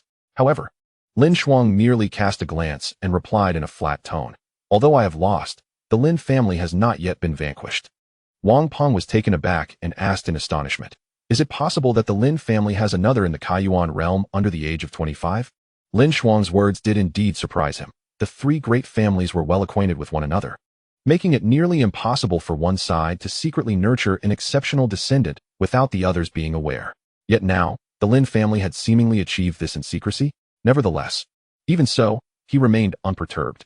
Having comprehended the Bloodsea realm, he ranked among the elite even within the inner disciples of the Bloodblade sect, possessing absolute confidence against any opponent of equivalent cultivation. Chapter 31. The use of a hairpin. The dialogue between Lin Shuang and Wang Peng was not deliberately muted. Thus many present could hear it clearly. At this moment, numerous spectators wore expressions of astonishment, including members of the Lin family. At one point, Lin Hongru turned to Lin Yuehao and inquired, "Father, does our Lin family still conceal a Kaiyuan realm individual under the age of 25? Observing the puzzled gaze of his eldest son, Lin Yuehao similarly shook his head in confusion. "No, we shall ascertain the truth from Xiao Shuang shortly." After speaking, the elder cast his gaze towards Lin Shuang on the arena, his own heart filled with bewilderment. How could he be unaware of another young prodigy within the Lin family? At this juncture, nearly all eyes were directed towards the Lin family's section. When they beheld the prominent figures of the Lin family wearing expressions of bewilderment, their curiosity deepened. Clearly, even the head of the Lin family and the ancestral elder were in the dark. So why had Lin Shuang made such a declaration? Surely it could not be a jest at their expense. As a luminary of the Lin family, she would not engage in such triviality. While the majority were engulfed in confusion, only a select few maintained their composure, among them the esteemed Lord Lu Bushing of Qingzhou. At this moment, this prominent figure's gaze had shifted to the handsome youth in a secluded corner. In such circumstances, if anyone from the Lin family could emerge to turn the tide, it would undoubtedly be that young man. Meanwhile, Lan Kaier turned her attention to Lin Yun beside her, a charming smile gracing her lips as she remarked, "The person Miss Lin Shuang referred to must be you, young Master Lin." Lin Yun glanced at the beautiful woman and replied with a smile, "You are correct, but there is no reward for your deduction." After saying this, he took a few steps closer to her. At this moment, they were in such proximity that it could be said their skin almost touched, each able to distinctly feel the warmth of the other's breath. It was a decidedly intimate distance. In response to Lin Yun's sudden approach, Lan Kaier maintained her composure, playfully batting her eyelashes at the man like a beguiling little fox. However, Lin Yun remained unmoved. Instead, he focused on the woman's hair, or more precisely, the hairpin adorning it. In the next moment, he reached out and removed the hairpin. Once Lin Yun took down the pin, Lan Kaier's silky black tresses cascaded down, veiling her alabaster neck. Her hair, long and lustrous, flowed down to her waist, exuding a faint fragrance that lingered in the air. Without her hair pinned up, Lan Kaier appeared less mature and composed, and more youthful and charming. This woman, not only versatile in her attire, transformed entirely with her hairstyle. Lin Yun could not help but silently marvel at her ever-changing allure. Upon their first encounter, she seemed a seasoned beauty, yet now she resembled a perfectly matured, voluptuous enchantress. Unbeknownst to Lan Kaier, Lin Yun's inner musings were far from her thoughts. Her curiosity lay in what this young man intended to do. Unlike naive maidens, she felt a tinge of ambiguity in the situation but remained unperturbed. Soon, Lin Yun spoke. He did not linger on the captivating beauty before him, but turned to stride towards the arena below, casually stating, "Kaier, may I borrow your hairpin for a moment?" Behind him, a flicker of confusion crossed Lan Kaier's face. What purpose could her hairpin serve? Just as she pondered this question, the man's voice floated back to her. "Kaier, you appear even younger without your hair pinned up." At this, a subtle smile graced Lan Kaier's lips, while Zhao Zi beside her pouted in response. In the audience, few noticed the handsome youth leisurely making his way to the stage. At that moment, Lin Shuang had returned to the Lin family's area. "Xiao Shuang, are you all right?" Lin Yuehao first inquired about his granddaughter's injuries. Upon her shake of the head, he pressed further. "Xiao Shuang, what did you mean by that statement? Could it be that our Lin family has someone capable of dealing with Wang Peng?" Lin Shuang did not immediately answer, instead turning her gaze toward Lin Yun. She had long spotted the young man's figure, which was precisely why she had spoken with such confidence. "Grandfather, you shall know soon," Lin Shuang murmured. Lin Yuehao, noticing his granddaughter's focus, also turned to follow her gaze. Upon seeing Lin Yun, a look of astonishment crossed his face, accompanied by a thought so absurd it startled even him. "Xiao Shuang, are you referring to Xiao Yin?" he asked, seeking confirmation. Lin Shuang merely nodded in response. The revelation caused not only Lin Yuehao, but also several of his sons beside him to gasp in disbelief. Such a notion was utterly preposterous. The Lin Yun who had shown no signs of martial talent for 20 years suddenly possessed the strength to contend with Wang Peng?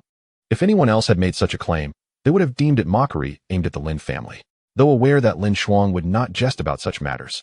The family head, Lin Hongru, still sought reassurance. Xiao Shuang, you are not joking, are you? Xiao Yun, could he truly be a match for Wang Peng? Indeed, Xiao Shuang. This is no jest, otherwise, it would be a tremendous embarrassment.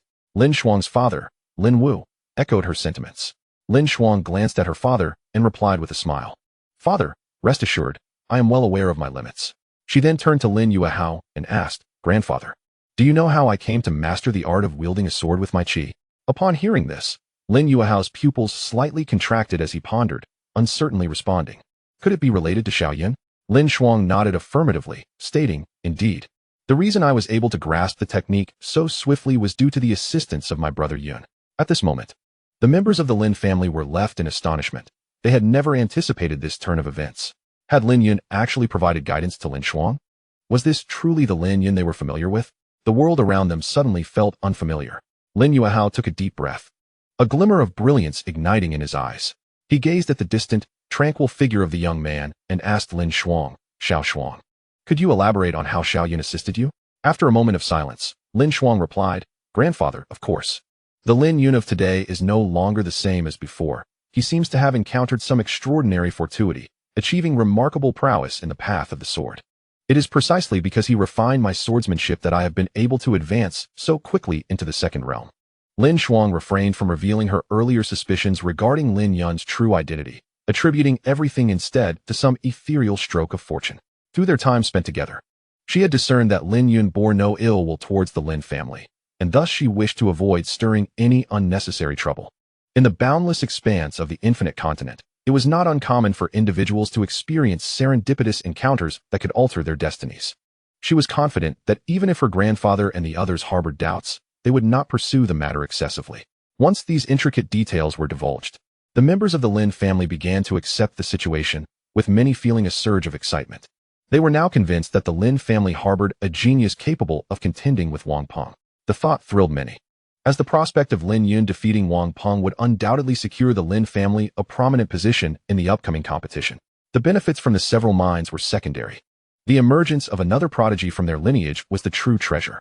While the Lin family reveled in their unexpected joy, someone in the audience finally noticed Lin Yun leisurely making his way toward the arena. An astonished voice remarked, Who is that? Is he going up to challenge Wang Peng? What? After witnessing Wang Peng's formidable presence, someone still dared to confront him? The speaker followed the gaze of the first and soon recognized the young man, commenting with a peculiar expression, Isn't that Lin Yun? Is he going up there to meet his demise? Indeed, has the Lin family lost all reason, sending a waste to challenge Wang Peng? At that moment, not only the ordinary spectators, but even some of the prominent figures from Qingzhou City were baffled. Among them, Wang Bin, the head of the Wang family, mocked Lin Hongru, who was not far away, saying, Lin family head, you have fallen so low that you need to send a waste into the fray? Surely, this cannot be your trump card. With that, Wang Bin could not restrain his laughter. He had never anticipated that the day his son would reach the pinnacle would be so filled with amusement. The three prominent families had always been in a competitive stance, and he was naturally delighted to witness the Lin family's embarrassment. Wang Bin's words were heard by many in the audience, who also found the Lin family utterly ridiculous. In the entire city of Qingzhou, who did not know the infamous reputation of Lin Yun? To allow such a person to ascend was akin to handing out a pure white flag. At that moment, the majority of the onlookers began to whisper among themselves, eager to enjoy the spectacle. After all, a renowned name often bore the weight of its reputation, and correspondingly, no one had faith in the notoriously infamous Lin Yun. Lin Hongru's expression darkened, yet facing Wang Bin's mockery, he, as the family head, promptly retorted, You will soon discover whether he is truly worthless. I only hope that the head of the Wang family can still find joy after this. Despite his words, uncertainty loomed in his heart, for he had never witnessed Lin Yun in action and remained oblivious to his true capabilities. As time progressed, Lin Yun finally ascended to the platform. The moment he appeared, a chorus of fervent discussions erupted around him, predominantly filled with ridicule. Typically, such overwhelming derision would influence one's mindset to some extent. However, Lin Yun maintained his composure, unperturbed, as he casually toyed with the hairpin he had just removed from Lon Kair's head, exuding an air of serene contentment, as if he were merely there to enjoy the scenery rather than engage in a duel. At one point, laughter erupted from the platform, emanating from Wang Peng, the gifted youth who had comprehended the Blood Sea realm. He exclaimed, Is this the Lin family's hidden trump card? Do you truly believe you can defeat me? Following his words, Wang Peng erupted into another fit of laughter. Lin Yun, with a faint smile perpetually gracing his face, appeared oblivious to the mockery directed at him. After a while, when Wang Peng's laughter finally subsided, Lin Yun shook his head and remarked, I wonder if your master has ever taught you the principle of a lion fighting a rabbit. Always employ your full strength and never underestimate anyone. For the roles of hunter and prey can shift in an instant. Upon hearing Lin Yun's words, Wang Peng's smile faded, and his eyes narrowed slightly as he reevaluated the so-called waste that everyone spoke of. Lin Yun was correct. He had indeed let his pride get the better of him. As Wang Peng ceased to view Lin Yun through a lens of condescension, he discovered that the latter's demeanor and poise stood in stark contrast to the tales of incompetence he had heard. Such an untroubled air was something even Lin Shuang and others lacked. He had only witnessed it in the core disciples of the Blood Knife sect, all of whom were of the enlightened spirit realm. Nevertheless, he retained his haughty demeanor and declared, Thank you for your reminder. As a token of my gratitude, I shall grant you the opportunity to strike first. Please, make your move. As Wang Peng spoke, he stood tall and confident, a smile of assurance adorning his face. Although Lin Yun's presence had surprised him, he remained unwavering in his belief in his own strength and the prowess of his blade. Upon hearing this, Lin Yun shook his head and remarked, If I were to strike first, you might not have the opportunity to retaliate. Wang Peng chuckled, dismissing the notion that he would lack a chance to counter, believing even a late-stage Kaiyuan realm practitioner would not be so easily subdued. Thus, he paid no heed to Lin Yun's warning. Observing that his counsel had fallen on deaf ears, Lin Yun chose not to press further. Since his opponent was unwilling to listen, he was eager to conclude the duel swiftly. After a brief moment, he slowly raised the hairpin in his hand. Wang Peng, taken aback at the sight, asked, Is this your weapon? Lin Yun replied with a smile, Indeed. Given his status, it seemed somewhat unfair to confront a mere early-stage Kaiyuan practitioner. A simple hairpin sufficed. However, Wang Peng remained oblivious to Lin Yun's reasoning, perceiving him as excessively arrogant. In fact, this sentiment was shared by many in the audience, who regarded Lin Yun's demeanor as overly haughty, while only a select few displayed intrigued expressions. How amusing, Lu Bushing remarked, observing Lin Yun wielding a hairpin as a weapon, his laughter punctuating his words. Meanwhile, Lan Kaier, intrigued by the boy's choice of her hairpin for such a purpose, wore a look of deep curiosity on her enchanting face. She was eager to witness how Lin Yun would utilize an ordinary hairpin to best Wang Peng. On the stage, Lin Yun's smile vanished, replaced by a faint yet palpable sword intent that began to envelop him. In that moment, he resembled a gleaming sword, radiating formidable energy. When his gaze met Wang Peng's, the latter felt a sharp pain in his eyes, accompanied by an overwhelming chill coursing through his body. Wang Peng's heart raced with fear, and he could no longer recall his earlier words urging Lin Yun to strike first. He activated the Blood Sea domain with all his might. In an instant, the arena was engulfed in rolling crimson mist, more vibrant and dense than during his earlier battle with Lin Shuang, reminiscent of a mountain of corpses and a sea of blood. While Wang Peng had held back in his duel with Lin Shuang, he faced a red mist that had once ensnared her with overwhelming force. Yet, Lin Yun remained unfazed. Those who possess a clear sword heart can shatter myriad techniques with a single strike, showing little fear of such ostentatious domain attacks. Unbeknownst to Wang Peng, he assumed Lin Yun was similarly entrapped by the Blood Sea domain. In the next moment, he raised his sword, delivering a fierce slash. A crimson blade of light, spanning several dozen feet, descended upon Lin Yun like a giant's hammer. This blood slash was Wang Peng's ultimate technique, capable of challenging even mid-stage Kaiyuan practitioners. He unleashed his most powerful move without hesitation, driven by an intense sense of threat he had sensed from Lin Yun moments prior. His instincts warned him to hold nothing back, lest he face a devastating defeat. Although Wang Peng remained unaware of the source of this sudden foreboding, he chose to trust his instincts, having been saved by them on numerous occasions before. With a resounding crash, as the blade struck, the arena's defensive formations flickered wildly. The crimson mist surged toward Lin Yun as if it possessed a will of its own. Wherever the blade's light passed, the void trembled, and the air emitted a piercing whistle. In the places visible to the eye, the heavens and earth were reduced to a pure, resplendent red. This strike was overwhelmingly powerful, surpassing the strength displayed when defeating Lin Shuang by several magnitudes. Yet, in the face of this terrifying blow, Lin Yun merely flicked his finger. In an instant, the ordinary hairpin blazed with brilliance, and the surrounding void rippled violently. The hairpin, bearing an immense might, darted through the crimson mist, akin to the dawn's light tearing through the night, seemingly splitting space itself in twain. In the blink of an eye, the blood sea realm shattered. The blood-red blade light was obliterated. This seemingly ordinary hairpin possessed an unmatched potency, directly disregarding the distance of space, piercing into Wang Peng's protective true essence. The rapidity of these events left Wang Peng no time to react, and he soon felt an excruciating pain in his chest. The hairpin had not penetrated his flesh, yet the sharp sword energy emanating from it sliced through his skin inch by inch. Was this the art of wielding a sword through qi? A flicker of astonishment crossed Wang Peng's face. He had just defeated Lin Shuang, who also mastered this technique, so he was not unfamiliar with it. However, he never anticipated that Lin Yun was also a swordsman. Not only was he a swordsman, but he also surpassed Lin Shuang in the mastery of wielding a sword through qi. If Lin Shuang's skill was merely rudimentary, then Lin Yun had undoubtedly reached the threshold of profound expertise. Such mastery allowed him to completely disregard Wang Peng's realm of intent, unless Wang Peng could elevate the Blood Sea realm to a higher level. Yet, at his age, comprehending the Blood Sea realm was already his limit. Advancing further seemed nearly impossible, at least, not at this moment. Coughing up a mouthful of blood, Wang Peng's momentum deflated, akin to a deflated balloon. The crimson mist dissipated, the blade light vanished, leaving only the hairpin poised before his chest. Wang Peng took a deep breath, wielding the hairpin as a sword, realizing he had been bested by an unremarkable hairpin. When he turned to regard Lin Yun again, his expression was now tinged with profound apprehension. He had not expected the opponent's words to ring true. He truly had no opportunity to retaliate, even having struck first. At that moment, an eerie silence enveloped the venue. As all present exchanged incredulous glances, disbelief etched upon their faces. The formidable Wang Peng, who had grasped the power of intent, had fallen. Moreover, he had been vanquished in a single strike. Most strikingly, this feat was accomplished by the so-called waste of the Lin family. They felt as though they were ensnared in a dream. Am I truly not dreaming? Is Lin Yun truly this powerful? Someone murmured. Indeed, to be this powerful. Who among the younger generation of Qingzhou City could rival him? Another remarked with a complex expression.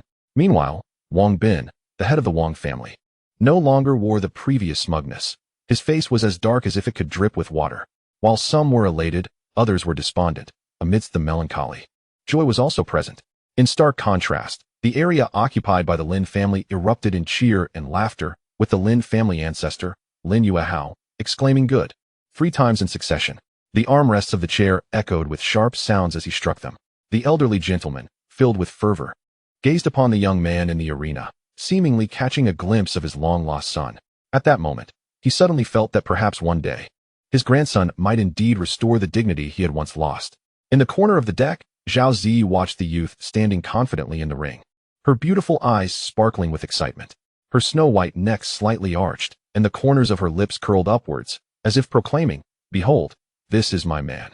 Beside her, Lan Kaier also exhibited a flicker of unusual emotion, her gaze intensely fixed on the tall figure.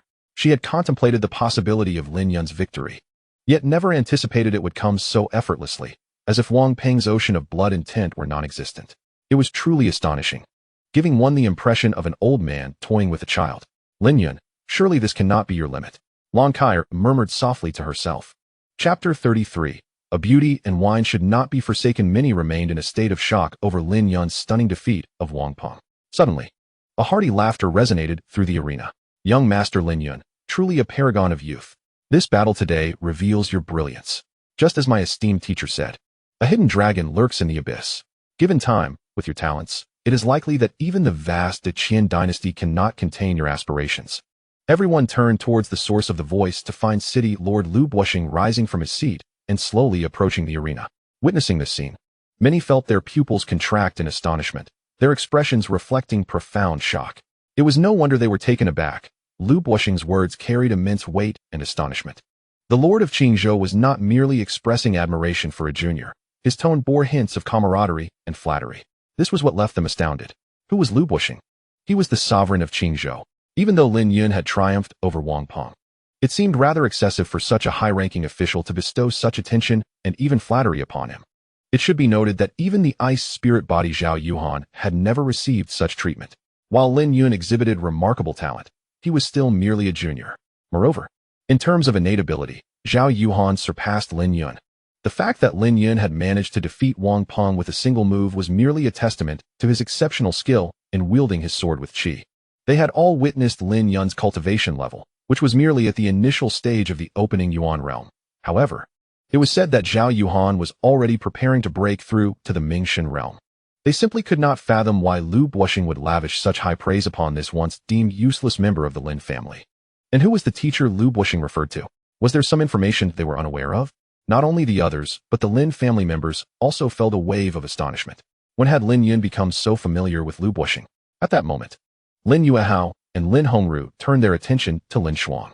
However, she, too, gazed at Lin Yun and Lu Buoxing in the ring, her face reflecting a hint of confusion. Noticing so many eyes upon her, Lin Shuang shook her head, indicating her ignorance. She too was curious about the nature of the relationship between Lin Yun and Lu Buoxing. At this moment, Lin Hongru suddenly had a thought and turned to Lin Yuehao, saying, "Father, could it be that the recent collaboration with Lu Buoxing to exploit the Qi Yun mine is somehow related to Xiaoyan?" After uttering this, Lin Hongru swallowed hard. Although it seemed somewhat implausible, it was indeed the most logical explanation. Otherwise, it would be difficult to account for why the city lord's mansion would suddenly present such a substantial opportunity for them to share. Lin Hongru reflected on the greatest achievement he had attained in his decades as the head of the Lin family, which astonishingly relied on his nephew. A complex expression flickering across his face. Lin Yuehao, upon hearing his eldest son's words, replied solemnly, "It is highly likely. But I wonder how Xiaoyan came to know Lu Buoxing."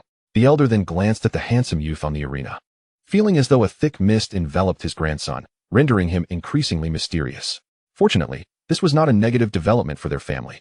In the arena, Lin Yun gazed at Lu Buoxing, the lord of Qingzhou City, who stood tall in a blue robe, his face adorned with a warm smile.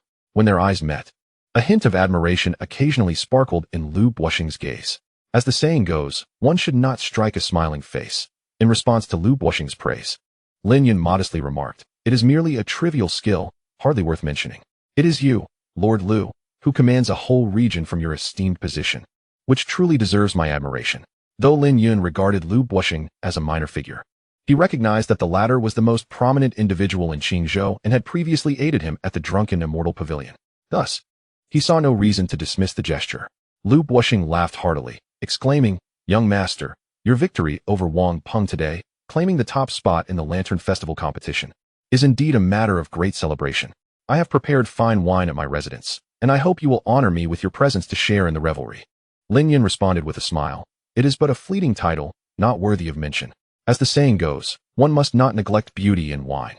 Since you graciously extend your invitation, it would be remiss of me to decline."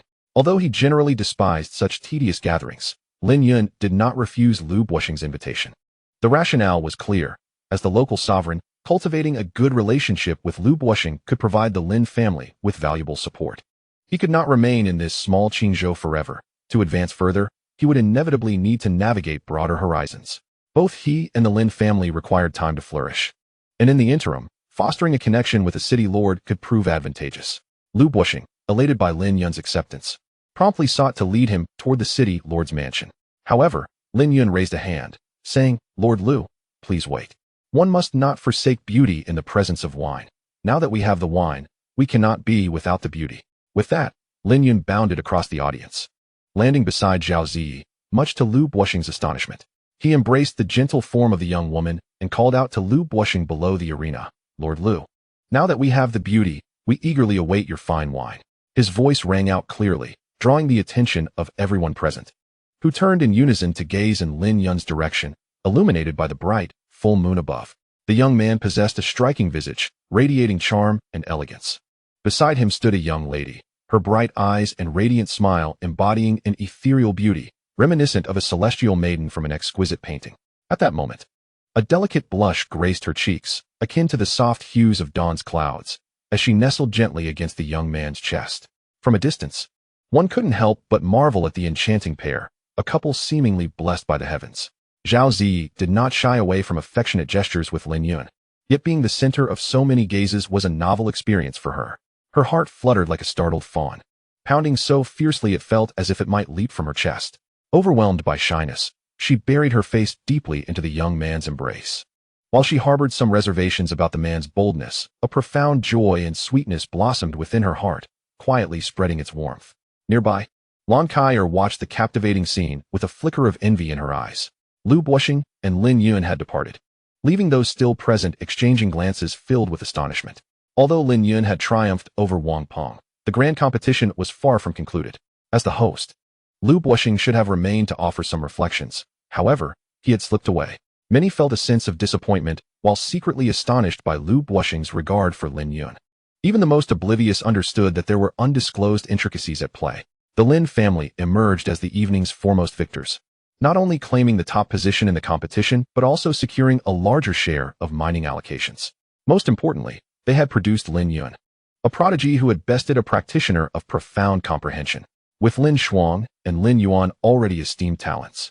The addition of Lin Yun significantly elevated the Lin families, standing among the younger generation, placing them well above the other two families. Furthermore, the Lin family held connections to the city lord's manor. Unforeseen circumstances aside, it appeared that the Lin family would soon dominate Qingzhou City. The winds of change were certainly stirring in Qingzhou.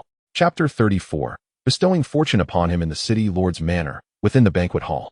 Lin Yun entered to find the long-absent Zhou Tianlin and his grandson, Zhou Anning. Zhou Tianlin now emanated a robust aura, his spirit refined, with only a hint of lingering coldness, as most of the chill poison had dissipated. With a mere glance, Lin Yun discerned that the elder had not only gathered the medicinal ingredients from the formula, but had also undergone a period of healing. It was evident that Zhou Tianlin's connections led him to the city lord of Qingzhou, a prudent choice indeed, for none were better suited for this region than Lu Buoxing.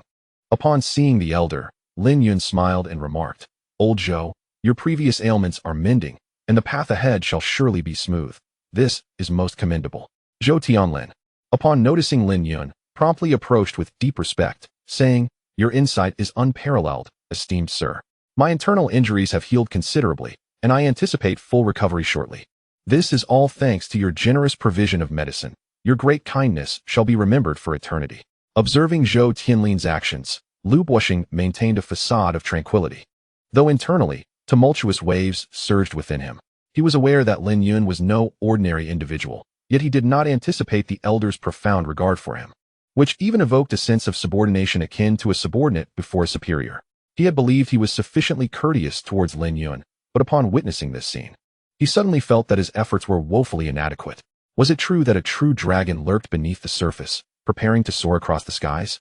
Lu Buoxing recalled the elder's words, which he had initially deemed exaggerated. However, after witnessing the unparalleled charisma of the young man on the boat, and now observing Zhou Tianlin bowing respectfully before him, he had come to believe wholeheartedly. Lu Buoxing might harbor doubts about himself, but he had unwavering faith in the discernment of a long-established master of the Yutian realm. In life, when one is uncertain of which path to tread, following in the footsteps of a predecessor can prove to be a wise choice. Whether it was the previous amicable overtures towards the Lin family, or the current invitation for Lin Yun to dine, he had continuously embodied this principle through his actions. As he regarded the reverent Zhou Tianlin, Lin Yun nodded, then turned his gaze towards Zhou Anning, who was standing beside the elder. At that moment, the somewhat willful young lady donned a flowing azure gown, her lustrous black hair cascading like a waterfall, and around her alabaster neck hung a striking red necklace. Under Lin Yun's scrutiny, Zhou Anning's previously fair complexion flushed with the hues of twilight. Her lashes fluttered, hands gripping her dress, heart racing with anxiety.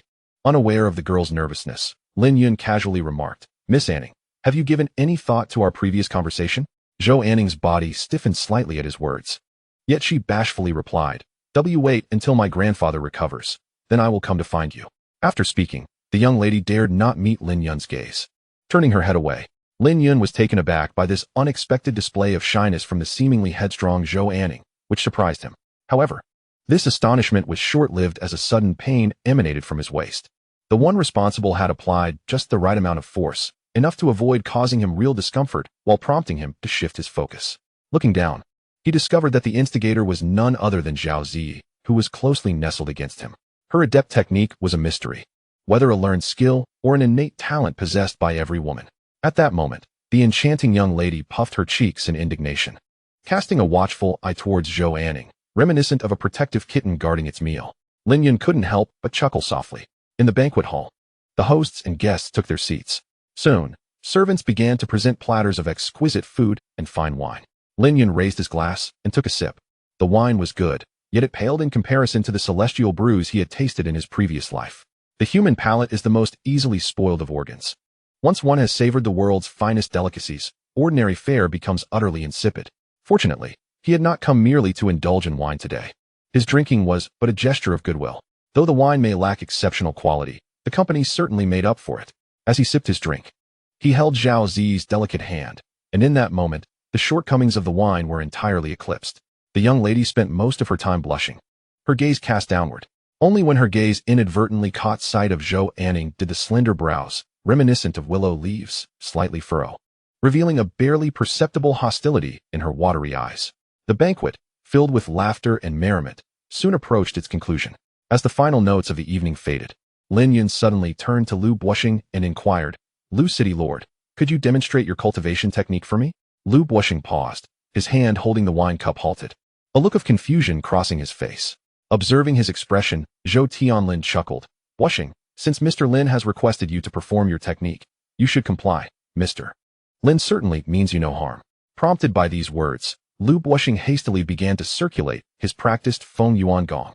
This fire-based technique was a treasured family legacy of the Lu clan, passed down through generations for millennia. The elder was right.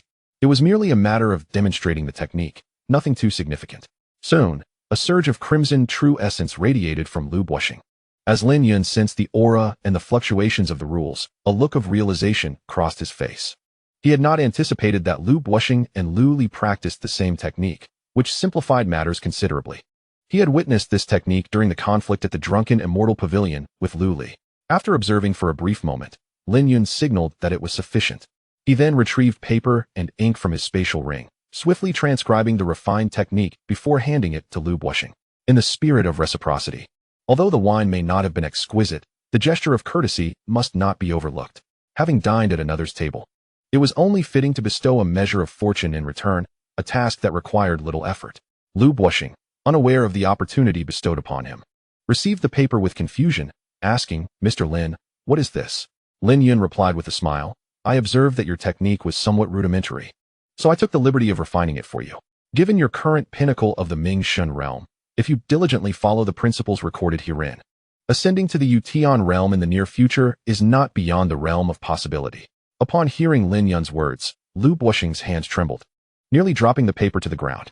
He quickly began to peruse it closely. The more he read, the more astonished he became, eventually culminating in unrestrained joy. Though he had yet to commence practicing it, he could discern that this new technique was extraordinary. It could be said that their family's ancestral Feng Yuan Gong, in comparison, was akin to refuse, if not lesser. It was hard to fathom that this was an improvement upon the Feng Yuan Gong. It was truly a transformation of monumental significance. With this thought, Lu Buoxing excitedly bowed to Lin Yun, expressing, "Thank you, sir, for imparting your knowledge. This profound grace shall be etched in my memory forever." In that moment, Lu Buoxing, much like Zhou Tianlin, elevated his address for Lin Yun from young master to sir. Lin Yun nodded in acknowledgement. In the mundane world, hierarchy is dictated by heaven, earth, sovereign, kin, and teacher. However, in the realm of cultivation, the status of a teacher who imparts knowledge and skills ranks just beneath heaven and earth, sometimes even surpassing them. The refined Feng Yuan Gong truly represented a rebirth for Lu Buoxing. At this juncture, Zhou Tianlin and Zhou Anning exchanged glances, their expressions filled with astonishment. They initially believed they had adequately esteemed Lin Yun, only to discover they had underestimated him still. A mere glance could assist others in refining their martial arts techniques. Such a skill is indeed a divine talent. It is likely that even the legendary masters of the hidden cave realm would find it unattainable. Moreover, judging by Lu Buoxing's expression, this was undoubtedly more than a trivial adjustment. Zhou Tianling inhaled sharply, while Zhou Anning's chest rose and fell, her beautiful eyes sparkling with intrigue. Once affairs here concluded, Lin Yun took Zhao Zi's small hand and stood to take his leave. Overall, this venture proved immensely rewarding, securing a formidable ally for the Lin family. Henceforth, should he depart from Qingzhou, his worries would be considerably alleviated. After Lin Yun's departure, Zhou Tianling gazed enviously at the paper in Lu Buoxing's hands. He too wished for Lin Yun's assistance in enhancing his own martial arts. Unfortunately, if Lin Yun did not take the initiative, he could not bring himself to ask. After all, the fact that the other had already saved him from the poison of the Xianbing Han Sha was a tremendous favor. His pride had not yet reached such heights. Thankfully, he had prepared a contingency plan. Otherwise, he would likely be regretting his choices today. With this thought, Zhou Tianling glanced at the lovely Zhou Anning beside him, secretly relieved. Upon returning home, he would certainly reward that little rascal for giving him such a wonderful granddaughter. Chapter 35. The Rarity of Naivety Exiting the City Lord's Mansion. The hour was already late. The night enveloped the world like spilled ink, consuming the earlier clamor and splendor. Thus, this year's Lantern Festival faded into memory. The moon hung high in the sky, casting a silvery glow that outlined the distant city walls. Deep within the alleys, the flickering lights of lanterns swayed gently in the wind, casting warm, dancing shadows. On the empty streets, the soft footsteps of night wanderers occasionally echoed, swiftly vanishing around distant corners, leaving behind a lingering resonance that seemed particularly pronounced in the stillness of the night. Under the cloak of night, Lin Yun strolled through the tranquil city of Qingzhou, hand in hand with Zhao Zi. Ahead of them, a young couple ambled along, the man carrying the woman on his back. He was tall and simply dressed, occasionally glancing back at the woman with an affectionate smile. The girl nestled closely against him, her lips curving in a smile as well. At one moment, a sharp cry of discomfort reached Lin Yun's ears. Turning, he saw Zhao Zi crouched on the ground, her small hands cradling her ankle, looking up at him with sorrowful eyes. "Brother Yun, I think I've twisted my ankle," she said, her brow gently furrowed into crescent-shaped arcs. Her clear eyes misted with tears. Her lips turned down slightly, and her long lashes quivered like butterfly wings swaying in the breeze, evoking a tender sense of vulnerability. Lin Yun's lips twitched slightly. It was rather imaginative for a qi-gathering practitioner to twist an ankle on such a straightforward path. However, he refrained from pointing this out, and instead crouched down with genuine concern. "Does it hurt?" he asked. With reddened eyes, she replied, "It hurts, Brother Yun. I might not be able to walk." Lin Yun nodded seriously, and said, "In that case, I shall carry you back." After speaking, Lin Yun turned his back towards the young girl, adopting a posture of carrying her. Zhao Zi's eyes curved into crescent moons, her lips slightly upturned, as she gently settled onto the man's back. Feeling the pressure against his back, Lin Yun took a deep breath and slowly made his way towards the Lin residence. Throughout the journey, the girl remained silent, her eyes half closed, occasionally brushing her smooth cheek against the man's side, akin to a kitten marking its territory. As time passed, Lin Yun caught sight of the outline of the Lin Manor. At that moment, the girl spoke, pointing to a street on her right, and said sweetly, "Brother Yun, let us take this route. It's a bit closer." Lin Yun nodded gently and turned in the direction she indicated. Having lived in Qingzhou City for 20 years, he was well aware that this was a longer path, one that would add at least half an hour to their journey. Yet, life is sometimes best approached with a hint of folly. Being overly clever can be less advantageous than a touch of naivete. Although he was not particularly adept at social interactions in his previous life, it did not imply he was foolish. He simply chose not to engage in such manners. When he resolved to undertake something, his intelligence surpassed that of anyone else. By the time they returned to the small courtyard, 2 hours had elapsed. Under Zhao Zi's enthusiastic guidance, they had meandered through the streets for over an hour, during which she directed him 3 times, took 2 breaks, and once went the wrong way. The small courtyard was exceedingly quiet in the late hours of the night, with the dim yellow light from within creating a warm glow against the night. After setting Zhao Zi down, she instinctively attempted to rush towards the bedroom. However, after a few steps, she seemed to remember her injured ankle. With a cry of pain, she limped inside. Observing this scene, Lin Yun couldn't help but chuckle. As he entered the bedroom, he found Zhao Zi sitting on the edge of the bed, barefoot, rubbing her ankle. Upon seeing him, her eyes darted, and with a pitiful expression, she pleaded, "Brother Yun, I've heard that if a practitioner of the opening Yuan realm uses their true essence to massage an injured ankle, it heals faster. Could you help me?" She raised one delicate foot, blinking her eyes in hopeful anticipation. Very well. This was indeed not a mere whim. The true essence of a practitioner in the opening Yuan realm did possess such healing properties. However, he recalled that she had been rubbing her right foot earlier. Yet now she was lifting her left. With a raised eyebrow, he remarked playfully, "Didn't you injure your right foot?" The girl's expression faltered at his words, and she nodded vigorously. Oh, I remembered it wrong. It's the right foot, the right foot." She then lowered her left foot and raised her right, the soft sole facing him. Lin Yun shook his head quietly, pondering whether the girl was genuinely simple-minded or merely pretending. He chose not to dwell on this question. Sitting at the edge of the bed and gently beginning to massage her small foot, Zhao Zi lay on the soft bedding, her eyes half closed, her long eyelashes fluttering slightly, resembling a languid kitten. The following morning, Lin Yun was awakened by the girl's cries of pain. The sequence of events is quite simple. Zhao Zi rose from her slumber, preparing to adorn herself. Yet, after taking only a few steps, she twisted her ankle. Observing the young girl squatting on the ground, nursing her foot and feigning innocence, Lin Yun shook his head. With injury compounded upon injury, he surmised he would need to tend to the girl for an extended period. Shortly thereafter, Lin Yun began, much like the previous night, to utilize his inner essence to massage Zhao Ziyi's ankle. He gazed at her unblemished, non-swollen foot and remarked with a smile, "Such carelessness. Have you forgotten how to walk these past few days?" The girl, her eyes shimmering, donned a pitiful expression and retorted, "Brother Yun, you still mock me. I shall ignore you." Although her words suggested disregard, her body shifted into a more comfortable position, reclining on the soft bedding. Lin Yun chuckled softly, opting for silence as he continued his task. Time passed, and suddenly his movements ceased. His grandfather, Lin Yuehao, had come seeking him. He had an inkling of the reason behind his grandfather's visit. Indeed, upon their meeting, Lin Yuehao hurriedly inquired, "Little Yun, might you enlighten me on the nature of your cultivation? And what is your connection with lubushing?" Regarding Lin Yuehao's inquiries, Lin Yun chose not to divulge every detail, offering a half-truth instead. For the first question concerning his cultivation, he attributed it to his mother's bloodline heritage. He explained that he had not been devoid of his maternal lineage's innate talents. Rather, he had awakened later than most, which accounted for his previously mediocre performance. Recently, however, he had just awakened his ancestral gifts, resulting in an extraordinary pace of advancement. As for the second question about lubushing, Lin Yun explained that he had once assisted Lu with a minor task, which led to Lu extending some consideration towards the Lin family. In both cases, Lin Yun provided seemingly plausible explanations. Lin Yuehao listened in silence for a moment.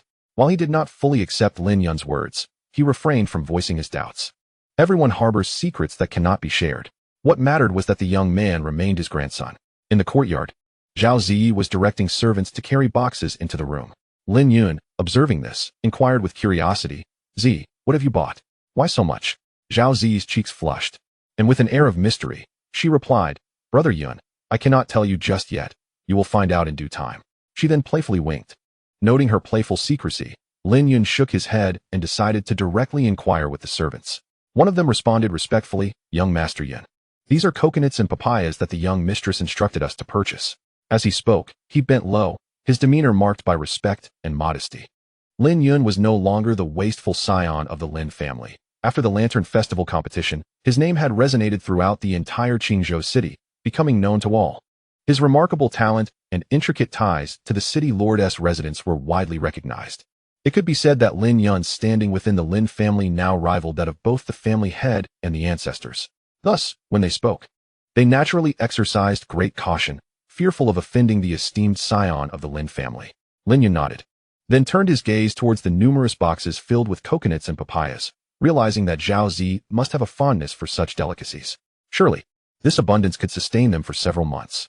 Just as he pondered this in quiet bewilderment, his cousin Lin Shuang entered the courtyard. Upon seeing her, and then glancing at the boxes of coconuts and papayas, a wry smile crept across his face. This must be the so-called secret method that Lon Kaier had mentioned to Zhao Zi on the night of the Lantern Festival. Lin Shuang stepped into the room, observing the bustling servants with equal curiosity, and remarked, "Yun Di, what are they doing?" Lin Yun offered a brief explanation, then led Lin Shuang to the living room to enjoy some tea. In the past, whenever Lin Shuang visited, her face radiated an intense thirst for knowledge, and she was always in high spirits. However, for some inexplicable reason today, she appeared somewhat distracted, even asking very few questions about her cultivation. This left Lin Yun a bit surprised, prompting him to inquire, "Cousin, do you have something on your mind?" Lin Shuang, her thoughts consumed by coconuts and papayas, exhibited a rare fluster at Lin Yun's words, hastily waving her hand. "No, not at all."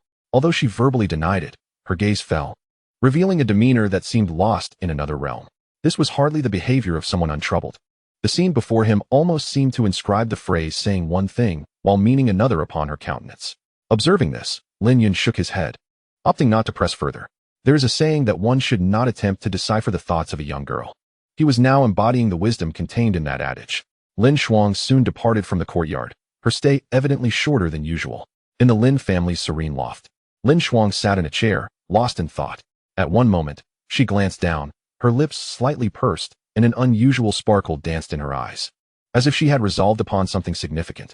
Before long, Lin Shuang summoned her personal maid, shouting, "Please fetch someone to help me buy some coconuts and papayas." The maid, thinking her mistress merely craved fruit, responded without hesitation, "Miss, this is a trivial matter. There is no need to call anyone else. I can go and get them for you." As Xiaoying turned to leave, she was halted by Lin Shuang. Moments later, Upon hearing the astonishing quantity of coconuts and papayas her mistress desired, a peculiar expression crossed her face. The sun hung high in the sky, and a gentle breeze wafted through the air. The weather today was splendid, and the banks of the Qinglong River bustled as usual, with fishermen nestled within patches of reeds every few steps. Along a small path by the riverbank, a beautiful woman strolled leisurely, holding the hand of a young girl. Both wore matching azure dresses, their bond evident. The girl, with rosy lips and pearly teeth, was exquisitely charming. Her long lashes fluttered gently, her curious and innocent gaze sparkling with wonder. Beside her, the woman, strikingly beautiful, radiated a captivating allure. A cascade of ebony hair was elegantly coiled, revealing a snow-white neck, while a delicate forehead bore a dot of vermilion.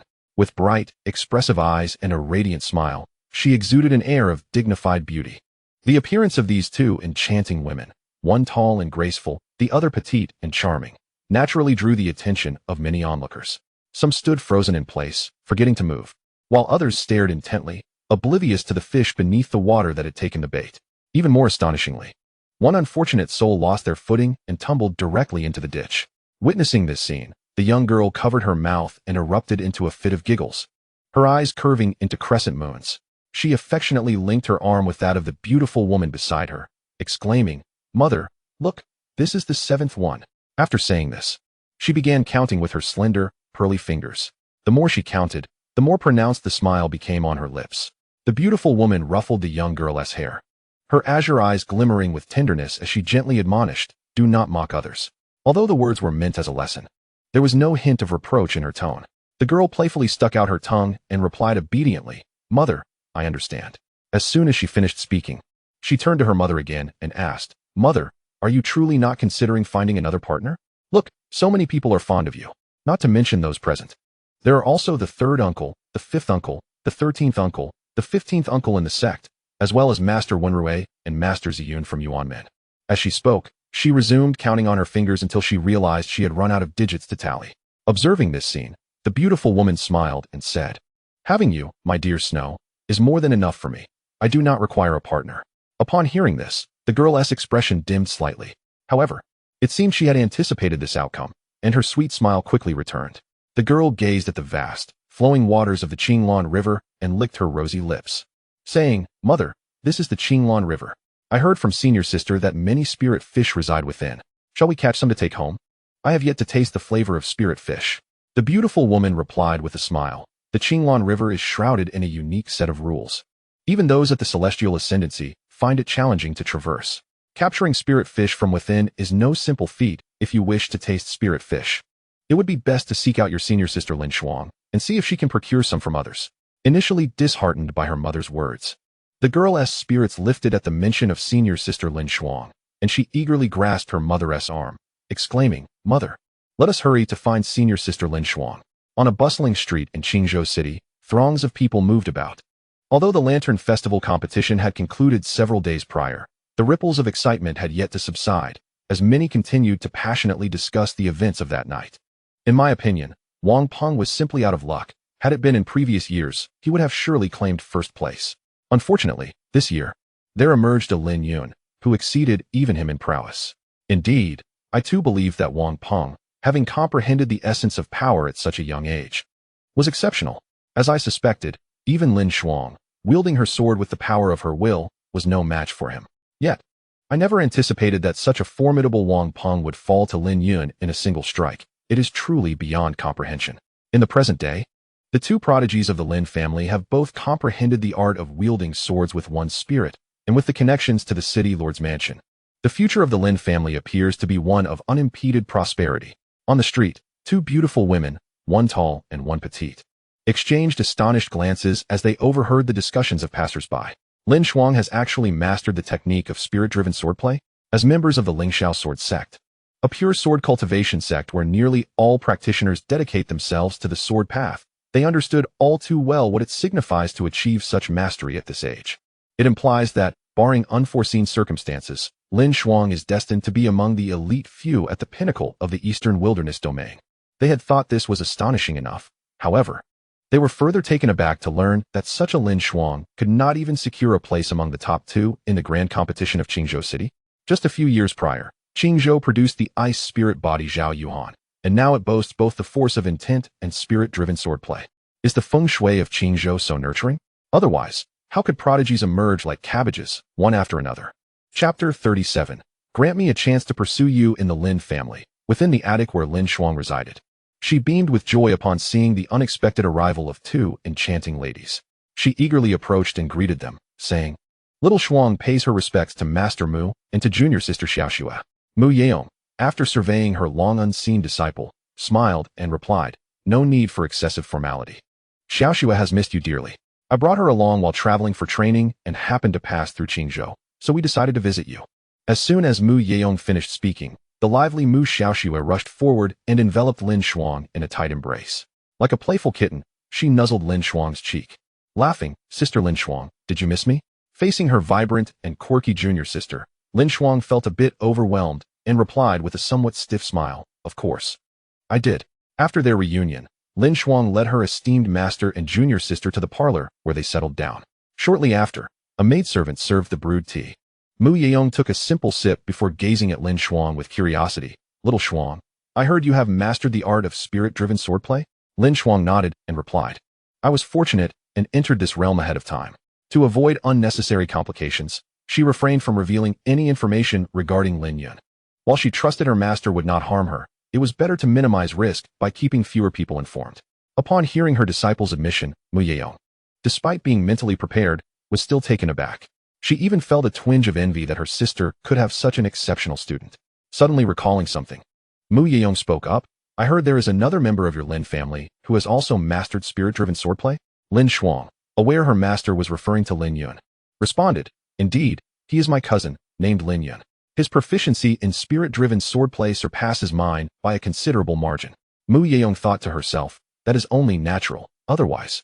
He could not have defeated Wang Peng, who has comprehended the force of intent. The realms of swordsmanship, akin to that of intent, are classified into 4 levels: introductory, minor success, major success, and perfection. Typically, within the same tier, the power of artistic conception surpasses that of the second realm of swordsmanship. Wang Peng was unable to contend with Lin Yun, being defeated by a single strike, which indicates that Lin Yun's mastery in wielding the sword through qi has undoubtedly reached an advanced level. A young swordsman of such talent is a rarity, even within their esteemed Lingxiao Sword Sect. Contemplating this, Mu Yeong felt a surge of excitement in her chest. As the idea of taking on an apprentice stirred for the first time, she wished to accept Lin Yun as her disciple. Although she had attained the realm of Yutian and was one of the core elders of the Lingxiao Sword Sect, she had yet to take on a disciple. She had always held the belief that it was better to have none than to accept the unworthy. If she could not find a prodigy of exceptional talent, it was preferable to refrain from accepting an apprentice. Yet Lin Yun embodied the ideal candidate of her dreams. Taking a deep breath, she fixed her gaze upon Lin Shuang and inquired, My dear Shuang, does your cousin have any formal tutelage? Unaware of Mu Yeong's intentions, Lin Shuang shook her head and replied, I have not heard my cousin Lin Yun mention anything regarding a master. Upon hearing this, Mu Yeong's heart soared with joy, and she eagerly asked, Shuang, if your uncle wished to take your cousin as a disciple, do you think he would agree? Lin Shuang fell silent. She was not surprised by Mu Yeong's words. Given Lin Yun's talent, it was only natural for him to attract the attention of a powerful figure. However, she remained skeptical. Was there anyone in the eastern wilderness capable of teaching Lin Yun the sword? After pondering her words, she suggested, Uncle, I am not entirely certain about this matter. Perhaps you should ask him directly. Very well, let us go at once. Mu Yeong sprang up from her seat, her chest heaving, causing Lin Shuang to feel a twinge of jealousy. She mused to herself, Uncle, you may not be able to teach my cousin much in the way of swordsmanship, but there might be other areas to discuss. Meanwhile, Lin Yun was in his chamber, assisting Zhao Ziyi with a foot massage when a maid entered to inform him that someone was seeking him. With a hint of annoyance, he rose and stepped out of the room. In the sitting room, upon seeing the visitor, a flicker of surprise crossed Lin Yun's face. At this moment, Lin Shuang was already making introductions. Cousin Yun, this is my uncle Mu Yeong from the Lingxiao Sword Sect, and this is her daughter, Mu Shui. Whatever Lin Shuang said, Lin Yun had no inclination to listen. He was instead captivated by the voluptuous figure of the alluring widow before him. His certainty that the woman was a widow stemmed from the fact that his cousin's esteemed aunt possessed the rare physique known as the cold jade body, also referred to as the widow's physique, which is said to bring misfortune to husbands. While such matters could be resolved in the celestial realm, Lin Yun believed that no one in this lower realm could achieve what he could. This was the basis for his immediate conclusion regarding her status. Unbeknownst to Mu Yeo, Lin Yun had seen through her entirely. At that moment, her delicate brows furrowed slightly, as a hint of displeasure arose within her. The audacity with which this young man regarded her was unprecedented. She had never encountered such boldness from someone of his age. Though she was well aware of her allure to men, it was the first time she had been scrutinized so openly by a junior. Under his gaze, she felt as though she were unclothed. Had it not been for Lin Yun's extraordinary talent, Mu Yeong would have long since departed, wishing to take him as her disciple. Taking a deep breath, she suppressed her discontent and forced a somewhat stiff smile as she addressed him. Lin Yun, my esteemed junior. I am a core elder of the Lingxiao Sword Sect, currently at the Yutian realm. However, I have yet to find a disciple worthy of inheriting my legacy. I wish to take you under my wing. Might you be inclined to accept? The proposal caught Lin Yun off guard, as he found it rather peculiar. Surely, in this boundless continent, no one could be deemed qualified to be his mentor. Despite the absurdity of such a notion, he responded politely, I truly appreciate your kind offer, but I am currently not inclined to take on a master. Mu Yeong furrowed her brow, taken aback by his decisive rejection. It is worth noting that while the Yutian realm might not be significant in the vast Dongwang region, it certainly marked her as one of the more formidable figures in the smaller realm of Qingzhou. Under normal circumstances, the news of her seeking a disciple would attract a throng of aspirants lining up from one end of Qingzhou City to the other. Nevertheless, despite Lin Yun's refusal, she was not ready to relinquish her pursuit of such an exceptional young swordsman. After a brief pause, she continued, Lin Yun, do not dismiss my offer so hastily. You may take some time to ponder my proposal. I assure you, should you choose to accept me as your mentor, I will devote myself wholeheartedly to your training. You need not worry about cultivation resources, elixirs, or herbs. You will have unrestricted access to the various secret realms and sanctuaries of the Lingxiao Sword Sect. Mu Yeong elaborated on the myriad advantages of becoming her disciple. Yet, Lin Yun, feeling rather disinterested, interjected, Elder Mu, there is no need to elaborate further. I am truly grateful for your generous offer, but my decision is resolute. For others, the promises she made would have stirred excitement and eagerness, but for him, they held no allure. As a reincarnated cultivator, he sought worldly experiences, and joining a sect would only serve as a constraint. Mu Yeong's expression faltered, her lips parting in astonishment. Did this young man truly comprehend what it meant to have a mentor at the Yutian realm? It signified an abundance of resources at one's disposal, the protection of a powerful guardian, and an exceedingly bright future. Yet, he had rejected it so decisively? For the first time, she began to question the true value of Yutian realm experts and the Lingxiao Sword Sect. Lin Yun, my esteemed junior, are you truly not willing to reconsider? Mu Yeong implored, still clinging to hope. Seeing her persistence, Lin Yun took a sip of tea and replied contemplatively. If Elder Mu could agree to one condition, I would be open to the idea of becoming your disciple. What condition? Mu Yeong blurted out without hesitation. She had resolved to accept any reasonable request he might propose. Casting a calm glance at her, Lin Yun stated, if Elder Mu would be willing to accompany me, or rather, grant me the opportunity to pursue you, I might reconsider. Upon his words, an eerie silence enveloped the space. Mu Shui and Lin Shuang widened their eyes, their faces etched with astonishment. Meanwhile, Mu Yeong felt a mix of embarrassment and anger, wishing fervently to kick the young man in the rear. Although this narrative surrounding Mu Yeong has been refined after previous critiques, it still comes across as somewhat awkward, rendering the male protagonist more of a lecher than a dignified figure of the immortal realm.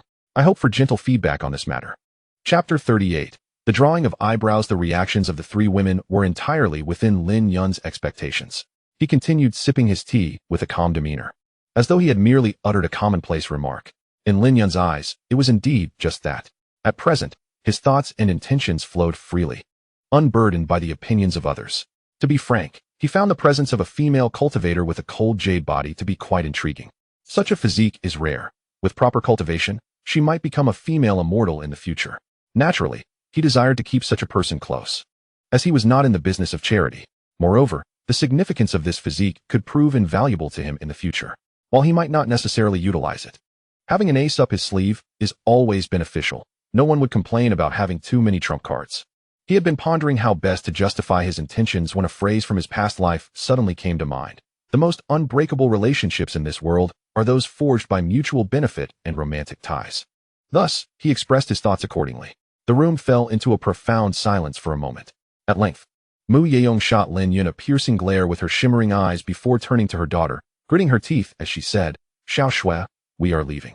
No sooner had she spoken than the enchanting widow strode purposefully toward the door. Mu Yeong was taken aback by the audacity of a youth several years her junior daring to tease her.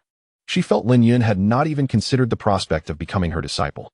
How could a mere junior of the opening Yuan realm presume to flirt with her? Had he not been Lin Shuang's cousin, she would have ensured he faced severe consequences for his insolence. Observing her mother's irate form retreating, Mu Shui did not immediately pursue her. After a brief moment of surprise, she regarded Lin Yun with keen interest and remarked, "You are the boldest man I have ever encountered. While others have shown fondness for my mother, they have all strived to maintain a facade of propriety. You are the first to boldly confess your feelings upon our first meeting." With that, she gave Lin Yun an approving thumbs up. In response, Lin Yun smiled faintly. What was bold about it? Though Mu Yeong possessed a cold jade body, she was merely an ordinary woman from the lower realms. Without the corresponding cultivation techniques to unlock the potential of such a physique, she would not have caught his eye in his past life. To be noticed by him was a fortune that many would covet. Though this may sound somewhat arrogant, it is the truth, in comparison to the longevity of one's life. Many things pale in significance. Xiao Shui, why are you still here? What are you doing? Mu Yeong's slightly irate voice echoed from outside.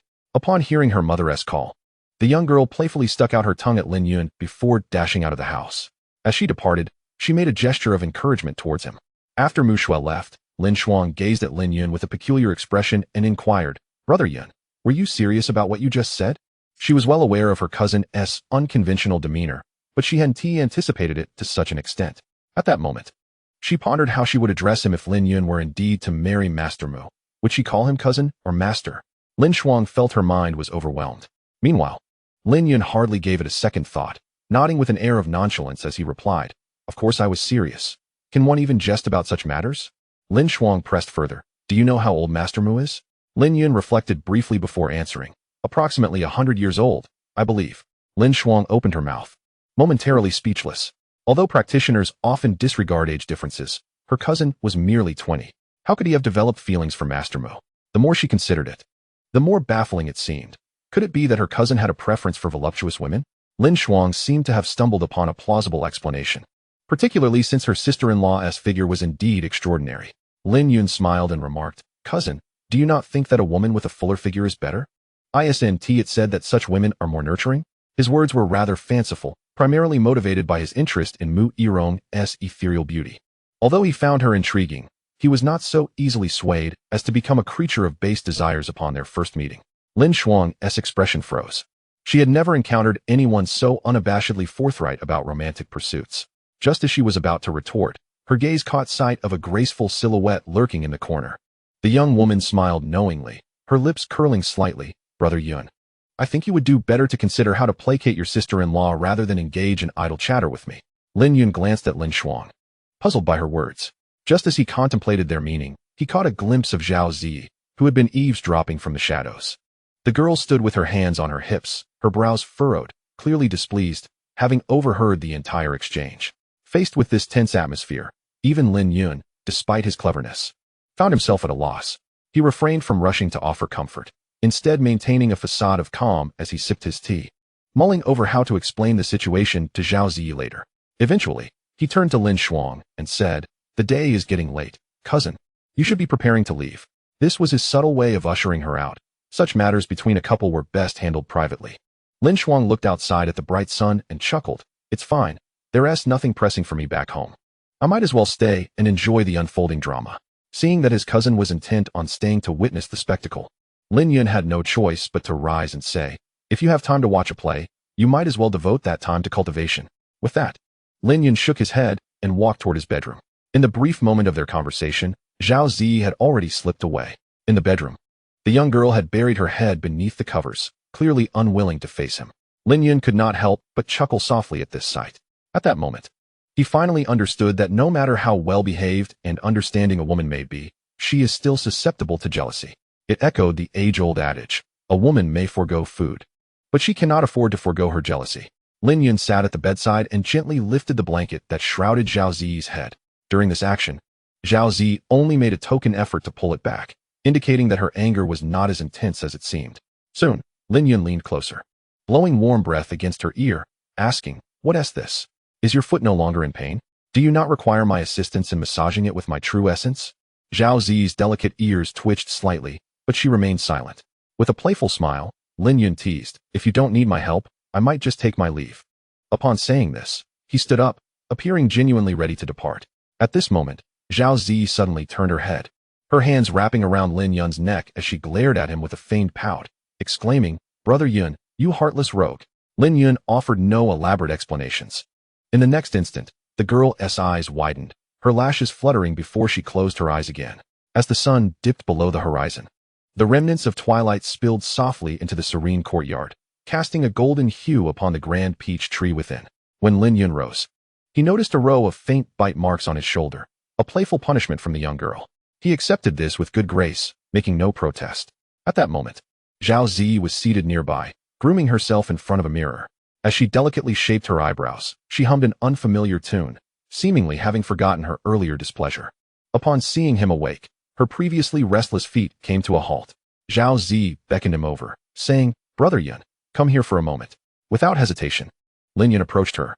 The girl then handed him an eyebrow pencil, her smile radiant as she requested, Brother Yun, would you help me with my eyebrows?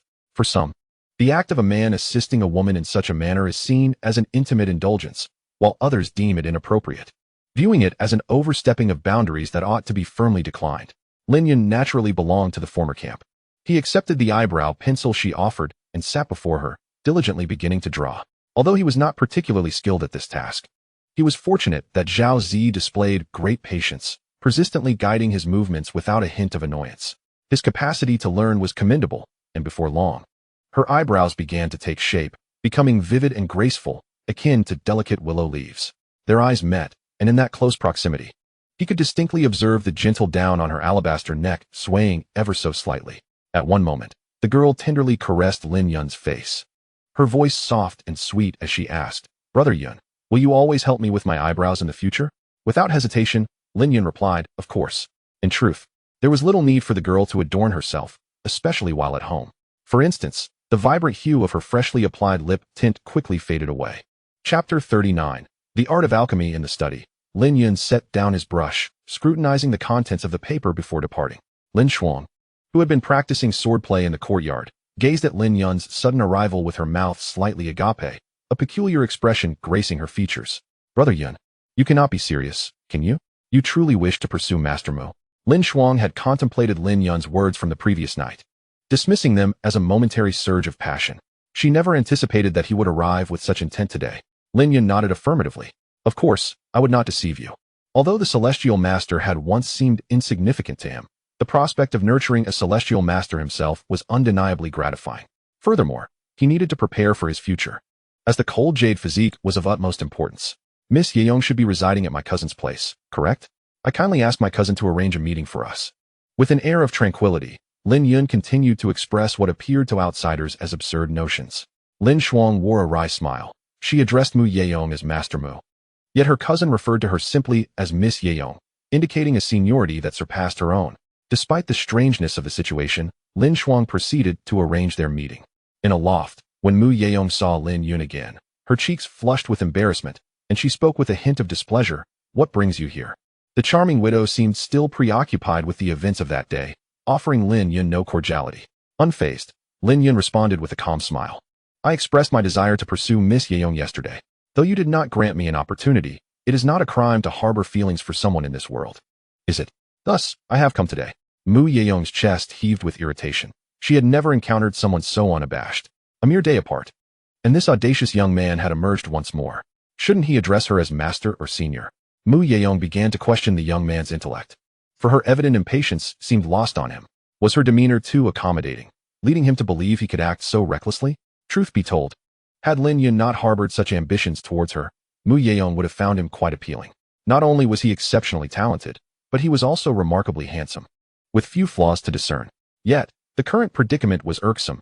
How could she possibly accept a youth several generations her junior as her partner? Moreover, her unique constitution condemned her to a life devoid of happiness, and she had no desire to bring misfortune upon him. Though her daughter had long wished for her to find a companion, Mu Yeong understood that any normal man would inevitably covet her physical form. The notion of love without desire, as envisioned by her daughter, was a mere fantasy.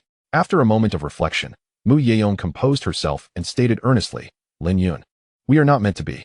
I cannot disclose the specific reasons, but you only need to understand this. With your talent and appearance, There is no shortage of women who would be drawn to you.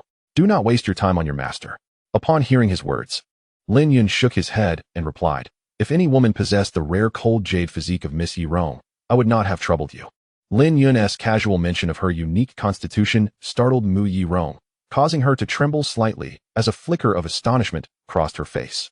She quickly inquired, "How do you know I possess the cold jade physique?"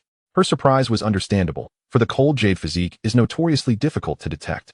Without experiencing intimate relations, some individuals may remain oblivious to their own condition throughout their lives.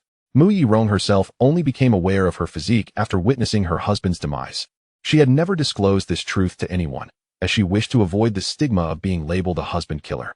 Instead, claiming publicly that her husband had fallen victim to a beast. She never anticipated hearing the words cold jade physique again from the lips of a mere youth.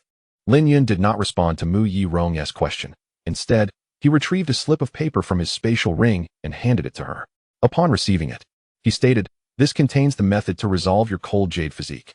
Mu Yi Rong furrowed her brow, her expression lacking the joy and excitement Lin Yun had envisioned. Instead, she calmly remarked, "Though I am uncertain how you came to know about my condition, do you truly believe that a mere piece of paper can solve an age-old dilemma that has eluded countless others?" It was not surprising that Mu Yi Rong doubted Lin Yun's assertion. The notion was indeed preposterous. She glanced over the contents of the paper, finding them somewhat arcane. Yet her skepticism remained. Lin Yun anticipated her reaction and explained with composure, "The cold jade physique, often referred to as the widow physique or husband-killer physique, is merely a misconception held by the uninformed. In truth, if one can harness the pure cold essence within the cold jade physique, it is among the most exceptional cultivation physiques in existence, rivaling many divine bodies. What I offer to you, Miss Yi Rong, is a secret technique to refine the pure cold essence in your body. Should you remain unconvinced, you may practice it yourself later to verify the truth of my words." Mu Yi Rong pressed her lips together, a spark of determination igniting in her eyes. Given the gravity of the situation, it seemed improbable that he could be deceiving her. Could it be that the contents of this slip could truly refine the pure cold essence within her? With that thought, her breath quickened. Her excitement was not solely for her own benefit. After years of resignation, she had relinquished certain hopes for herself. Rather, her concern now centered on her daughter. Yes, her daughter, Mu Shui, also bore the cold jade physique. This condition is highly hereditary, and Mu Shui was currently in the same predicament. It was easy to foresee that if a solution remained elusive, her daughter would likely face a lonely fate. Much like her own, a prospect Mu Yi Rong could not bear to witness. For decades, she had perused countless texts in search of answers, yet none had provided a solution. Now, with someone offering a means to dispel the pure cold essence within her, how could she not feel elated and excited? Taking a deep breath to calm her racing heart, she inquired once more, "Can you tell me the source of this secret technique?" Although Mu Yi Rong had come to believe Lin Yun's words, a sense of doubt still lingered within her. How had Lin Yun, a mere 20-year-old youth, acquired such a secret technique that eluded her even after years of searching, given her own cultivation and status? It was difficult for her not to be curious. Lin Yun, of course, would not disclose the truth to Mu Yi Rong. He merely smiled lightly and said, "As I mentioned earlier, if you operate the techniques as recorded, you will discern their authenticity. As for the origins of this secret method, I must regretfully refrain from revealing that for now." After speaking, Lin Yun stood up and walked towards the door, leaving Mu Yi Rong in astonishment. As he walked, he added, "By the way, this is only the first half of the content. If you wish to obtain the second half, you should consider the matter between us." Before departing, Lin Yun once again reminded the woman. Watching the young man's retreating figure, Mu Yi Rong's expression shifted to one of complexity. She was acutely aware of what he was implying. Shaking her head, and with no time for further contemplation, Mu Yi Rong hurried back to her cultivation chamber. She needed to verify whether the secret technique Lin Yun provided was indeed as miraculous as he had claimed. Chapter 40. A prepayment of interest within the small courtyard where Lin Yun resided. He had scarcely settled in when he spotted the anxious Mu Yi Rong appearing before him. Upon seeing him, she hastily inquired, "Lin Yun, my esteemed nephew, do you possess the second half of the secret technique?" As she spoke, her face flushed, her breath quickening, and her expression was filled with excitement. Lin Yun replied with a smile, "Of course, Miss Yi Rong, I can provide it to you at any moment." After saying this, Lin Yun cast a glance at the beautiful woman before him and leisurely sipped his tea. In response to Lin Yun's gaze, Mu Yi Rong fell silent, biting her red lips, caught in a tumult of conflicting emotions. When she discovered that the secret technique he had given her could indeed refine the pure cold energy within her body, she had felt a rush of exhilaration. Thus neglecting the matter Lin Yun had previously hinted at, she had rushed over in her eagerness. It was only then that Mu Yuerong realized this was not a free gift, but rather something accompanied by conditions. As for the opportunity he mentioned regarding pursuing her, she perceived it as merely a euphemistic expression, fundamentally a desire for her physical form. Men were often creatures of base instincts, and she had witnessed this countless times. Had he been of a similar age to hers, Mu Yuerong might have acquiesced, as it would merely be a matter of closing her eyes. However, considering that Lin Yun was several generations younger, she found it difficult to reconcile this within herself. It felt profoundly shameful. While others might indulge in the notion of older bulls grazing on tender grass, she felt like an old vine entangled with a youthful sapling. Her cultivation level was early-stage celestial master, while the youth before her was merely at the opening origin stage, and there were no celestial master-level experts in the Lin family. Theoretically, she could forcefully seize what she desired, and yet, the very thought troubled her greatly. Such acts of overpowering the weaker contradicted her principles. While others might tread upon their opponents without a second thought, she found herself incapable of doing so. Certainly, it is fortunate that Mu Yuerong is incapable, otherwise one could not ascertain who would prevail over whom. Although Lin Yun's cultivation is merely at the opening origin realm, the sword intent residing in his sea of consciousness could sweep away any individual in this realm.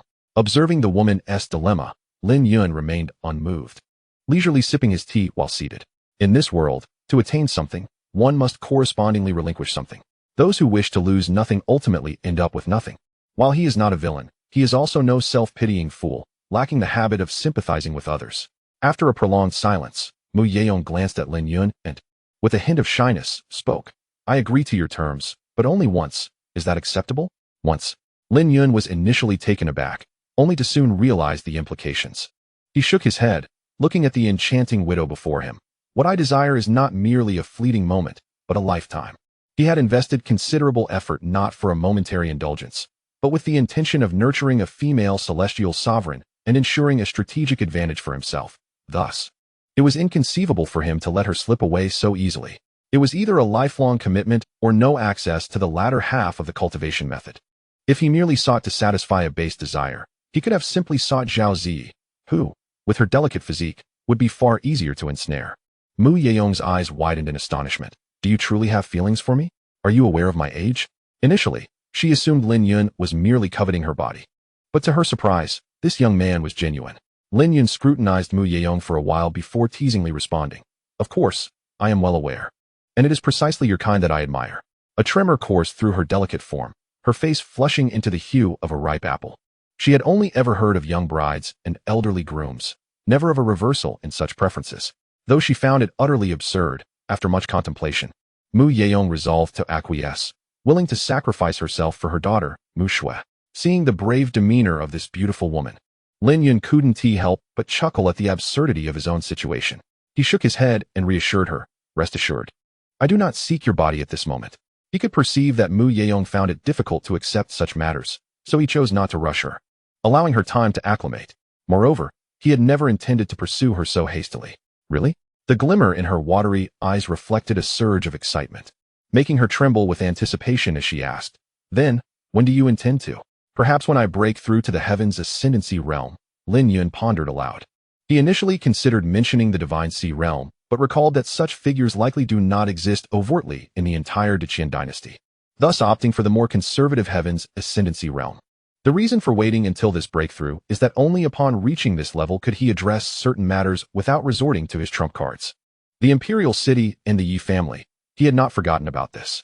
The Yi family, being one of the 4 prominent clans of the Daqian dynasty, undoubtedly harbored numerous peak figures in the heavens' ascendancy realm, and possibly even in the divine sea realm. To rescue his parents from such a formidable family, he must attain at least the celestial sovereign realm for a secure outcome. He wishes to resolve these trivial matters before focusing on his own ascension as a celestial master. In truth, he is not particularly concerned about Mu Yuerong's well-being at the moment. His primary aim is merely to find a pretext to keep her close to him. Upon hearing this, Mu Yuerong sighed with relief. As long as her counterpart was not demanding her body at that instant, she felt at ease. She was indeed not yet psychologically prepared for such an advance. Just as she was silently rejoicing, Lin Yun spoke up. The young man jested with a smile. Miss Yuerong, does this mean you are in agreement? Mu Yuerong's cheeks flushed once more as she nodded. The youth before her had only just entered the early stages of the open origin realm. Even if he possessed exceptional talent, he was still decades away from reaching the celestial sovereign realm. By that time, Lin Yun would be in his 50s, making the situation easier for her to accept. Although it still felt like an older person courting a younger one, he would at least be somewhat more mature. Lin Yun remained oblivious to her thoughts, having already extracted the latter part of the refining method. When Mu Yeong received it, she nearly wept with joy, relieved that her daughter would not have to endure the same hardships she had faced. "Thank you, Lin Yun," she said solemnly, bowing deeply. Gazing at the beautiful woman's charming visage, Lin Yun replied, "There is no need for gratitude. I have not suffered any loss." A hint of shyness flickered across Mu Yeong's face, her fair neck tinged with a rosy hue. Before long, she retrieved a talisman from her storage ring and handed it to Lin Yun, saying, "Lin Yun, this is a communication talisman. Should you ever need my assistance, do not hesitate to inform me. I will come at once." Upon finishing, her face reddened further, and she lowered her gaze, unable to meet Lin Yun's eyes. In that moment, she resembled a young maiden experiencing the flutter of first love rather than a mother. Lin Yun accepted the talisman without hesitation. At that moment, Mu Yeong breathed another sigh of relief, feeling a slight thrill of joy within her heart. The events of the day had unfolded far more smoothly than she had anticipated. Clutching the paper tightly, her chest rose and fell with excitement. Just as she was about to take her leave, she cast a glance at the young man seated before her, feeling a pang of guilt. After all, the secret method he had offered was of immense significance to both her and her daughter. Furthermore, while practicing in the training room earlier, she discovered that this method could not only refine the pure cold energy within her, but, most astonishingly, it could directly convert that energy into cultivation. The transformation was remarkably swift. She had merely circulated a few cycles of energy and could already perceive a notable change in her cultivation. It is essential to note that she was currently at the celestial sovereign realm. At her level, even the slightest increase in cultivation typically required years of diligent effort, with no noticeable progress for a decade or more. Yet now, with the secret method provided by Lin Yun, she was experiencing a tangible enhancement in her cultivation, which was simply unfathomable. At this moment, Mu Yirong had begun to grasp the extraordinary value of this secret technique, which could be described as a cultivation method tailored specifically for the cold jade physique. The more she contemplated, the more a sense of guilt enveloped her. After all, her benefits were immediate, whereas Lin Yun's gains would require an interminable wait, potentially spanning decades. Decades, a span akin to half a lifetime for an ordinary person, were fraught with uncertainties. What if he were to perish on the arduous path of cultivation? It was implausible to assert that Lin Yun was not coveting her body, as that was the very condition he had proposed for their exchange. Yet, to claim he desired her body seemed contradictory. Why then agree to such an extended time frame? Mu Yirong found herself in a quagmire of thoughts, yet she acknowledged the significant advantage she had secured. Resolving her inner turmoil, she inhaled deeply, gliding gracefully to stand before Lin Yun. With a slight blush, she grasped the hem of her dress and timidly offered, "Allow me to advance a bit of interest to you." Lin Yun looked up at Mu Yirong, his expression one of bewilderment, just as he attempted to speak. However, his words were swiftly stifled, rendering him voiceless. Chapter 41. Each with their own opinions in the living room. Lin Yun gazed at the flustered widow as she hurriedly departed. He licked his lips, his emotions a tumultuous blend, astonished that a woman had dared to kiss him so fervently. A moment later, a graceful figure entered the room. The young girl looked down at him, a trace of jealousy in her voice as she remarked, "Surely Mu Yirong must be better than me?" Without hesitation, Lin Yun enveloped the girl in his embrace, inhaling her faint, alluring fragrance, and declared, "You are undoubtedly superior. How could Mu Yirong compare to you?" The girl appeared unconvinced, turning to face him, her bright eyes glistening with unshed tears as she provocatively challenged, "Prove it to me." Lin Yun immediately understood her intent and replied with a smile, "Of course I can." As soon as the words left his lips, he lifted the girl into his arms and strode towards the bedroom. Meanwhile, Mu Yirong rushed back to her own room, her anxious heart still racing. She collapsed into a chair, her complexion flushed, her heart pounding wildly. Mu Yirong could hardly believe she had engaged in such an act with a young man, and that it had been her own initiative. This realization brought forth an indescribable sense of guilt. Just as she began to feel troubled, there was a knock at the door. Taking a moment to compose herself, she opened the door to find her daughter, Mu Shui, standing there. Upon seeing her daughter, Mu Yirong's heart, which had just begun to calm, leaped into her throat, and a look of unease flickered across her face. Mu Shui noticed the unusual demeanor of her mother and, filled with curiosity, inquired, "Mother, what is wrong? Are you hiding something from me? Mu Yirong's countenance stiffened, her gaze evasive as she replied, and no, it's nothing. Nothing. Mu Shue's eyes sparkled with suspicion. She knew her mother too well. The hesitance in her speech and the panic in her demeanor belied the assertion of normalcy. Mu Shue scrutinized her mother for a moment before leaning closer, inhaling deeply. In an instant, the corners of her mouth curled up in a teasing smile as she remarked, "Mother, you haven't gone looking for Brother Lin Yun, have you?" "Of course not." The charming widow once again denied it, her expression displaying a heightened sense of panic. Observing this scene, Mu Shue subtly shook her head. Her mother, despite possessing an extraordinary cultivation at the heavenly realm, which could allow her to stride through the vast Qin dynasty, still retained a temperament akin to that of a young girl, utterly lacking the composure and serenity expected of a powerful figure. At times, Mu Shue even found herself questioning whether, without the influence of the cold jade body, her mother would have been deceived into countless beds by men. Retracting her thoughts, Mu Shue took a step closer to Mu Yirong, smiling brightly as she said, "Is that so? Then how come I detect Brother Lin Yun's scent on you?" Mu Yirong's pupils narrowed sharply as she replied, "You must be mistaken, little Shue." Following this, she promptly produced the refinement method given to her by Lin Yun, intending to shift the topic. Upon realizing that the two pieces of paper in her mother's hand recorded a technique for refining pure cold energy, a flicker of astonishment crossed Mu Shue's fair face. After searching for so many years without success, she found it merely 2 days after arriving at the Lin family. If she were to believe there was no trickery involved, she would be a fool.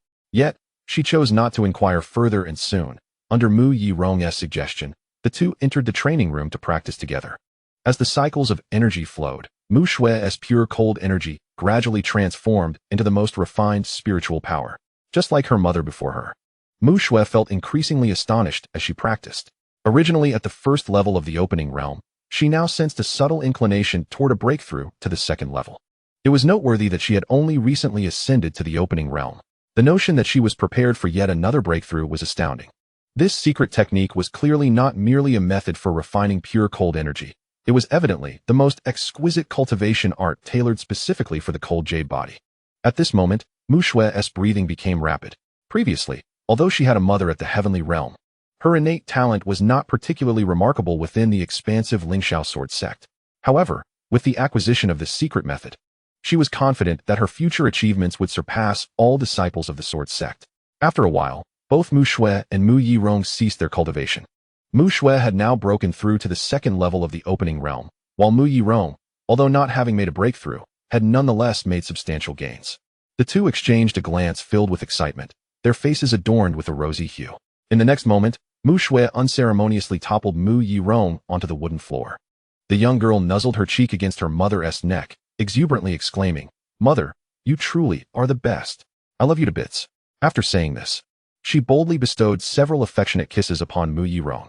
With a look of exasperation, Mu Yirong reflected on her daughter's vivacious and quirky nature, knowing that she had little recourse against such spirited behavior. After a moment, noticing Mu Shue still atop her, the beautiful woman remarked playfully, "You little rascal. Can you let me up now?" To this, Mu Shue showed no intention of moving, her lips curling into a mischievous smile as she fixed her keen gaze on Mu Yirong, saying, "Mother, this secret method is from Brother Lin Yun. I senti it." With that, the young girl blinked her eyes playfully, as if eager for the unfolding drama. Confronted by her astute daughter, Mu Yirong realized that it was futile to conceal the truth any longer, and thus she nodded in acknowledgement. At that moment, the young girl spoke again, her tone laden with meaning. "Then, my esteemed mother, when I next encounter Brother Lin Yun, should I continue to address him as brother, or should it be uncle? Or perhaps—" Mu Shue paused, observing the slightly flustered expression on Mu Yirong's delicate face, and teasingly added, "Should I call him father? How dare you, you little rascal, mock your mother?"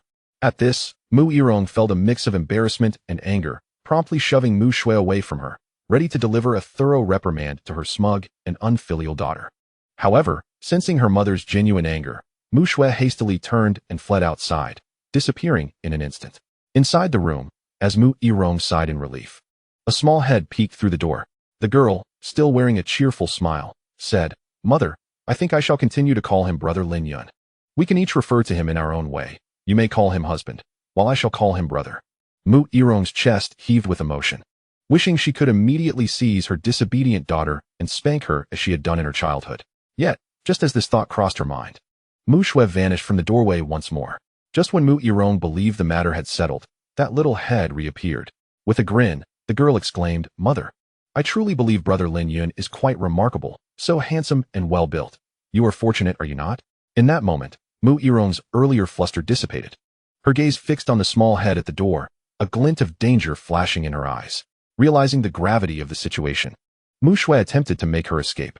However, before she could take more than a few steps, a fragrant breeze wafted past, and her mother's voluptuous figure had already blocked her path.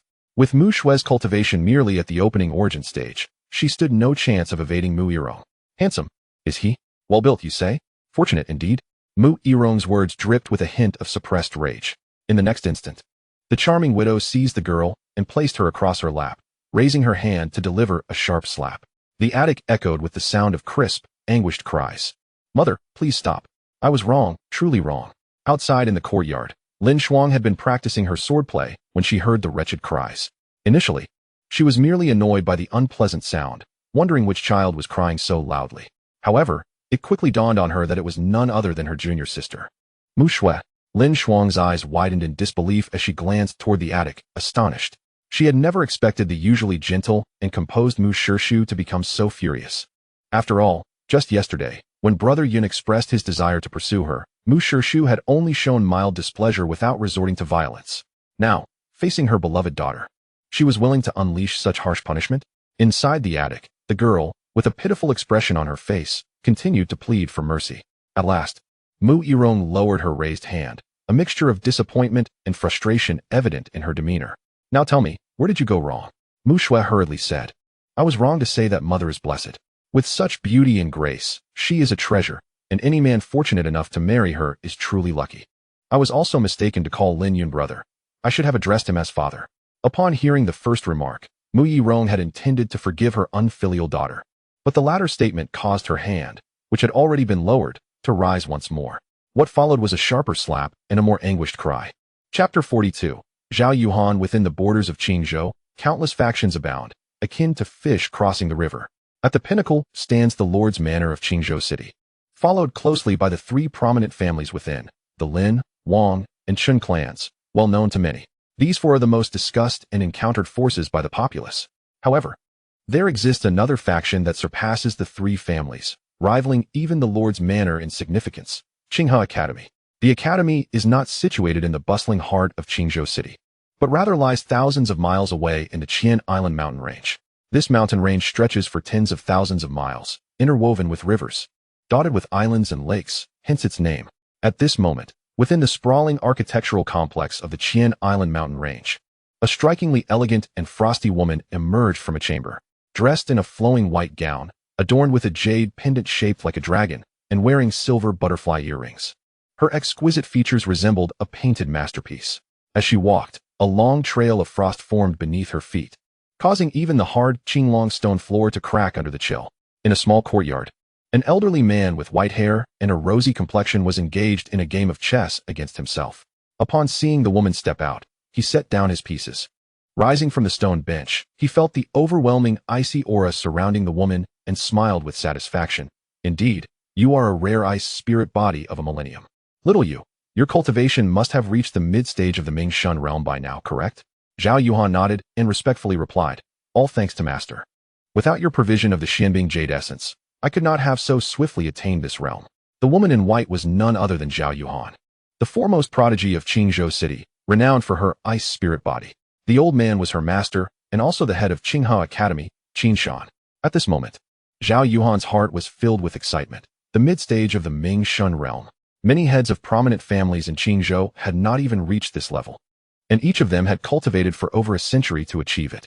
Yet, she had traversed the path that others took 100 years to complete before even reaching the age of 20. Looking at his beloved disciple, Qin Shan waved his hand, saying, "To keep the Xianbing Jade Essence with me would be a waste. Only you, with your innate ice spirit body, can unlock its full potential in the great Qian dynasty. With your current cultivation, there is little more I can teach you.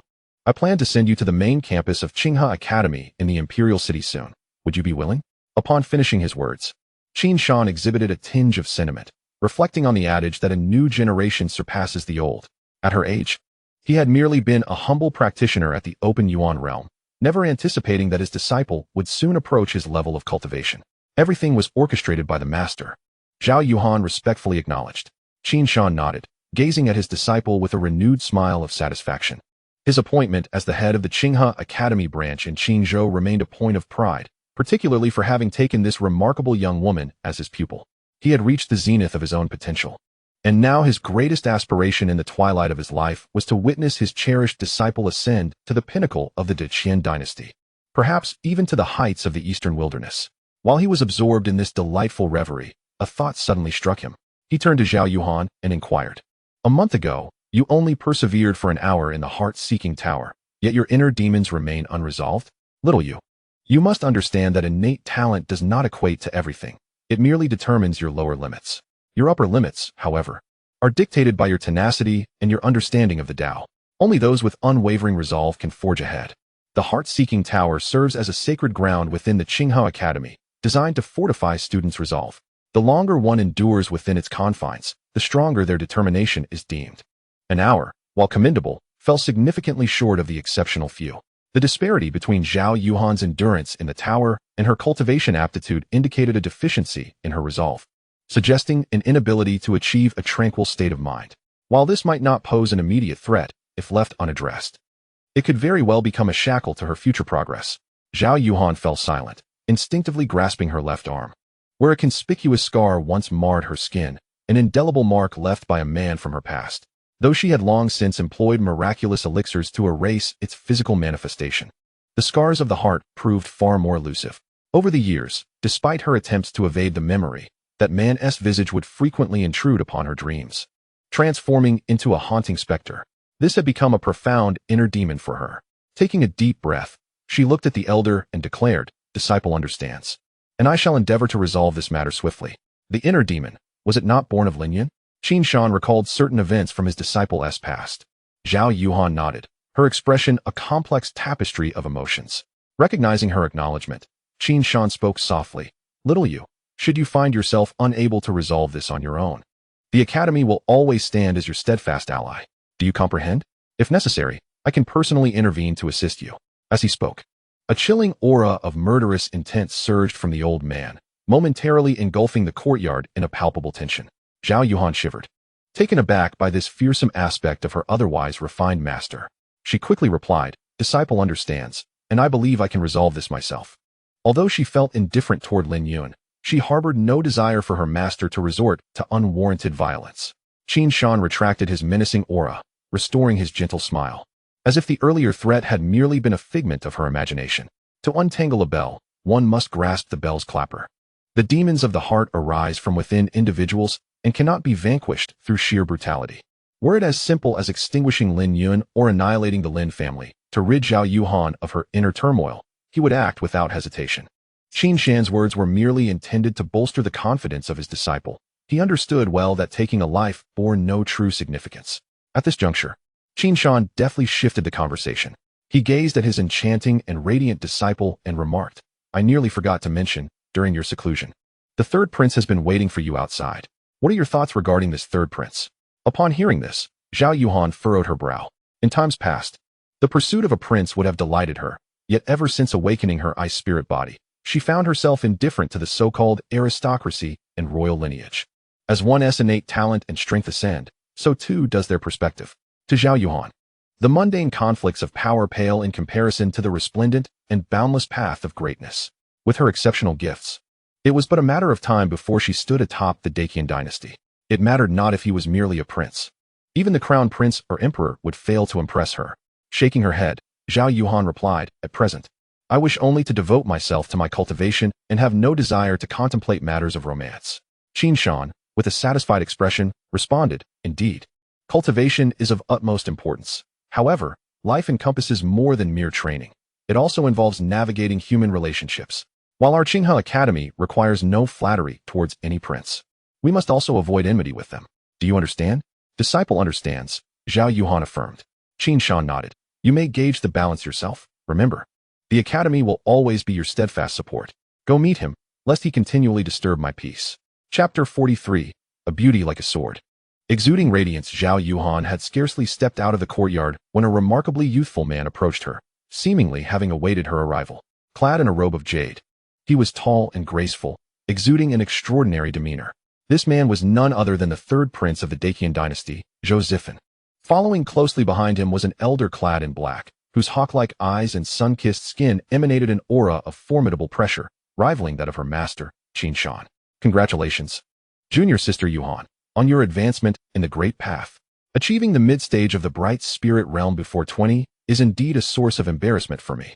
If this news were to reach the imperial city, the aristocratic youths, who usually carry themselves with such arrogance, would surely feel utterly humiliated. Although Zhou spoke with a calm facade, a tempest churned within him.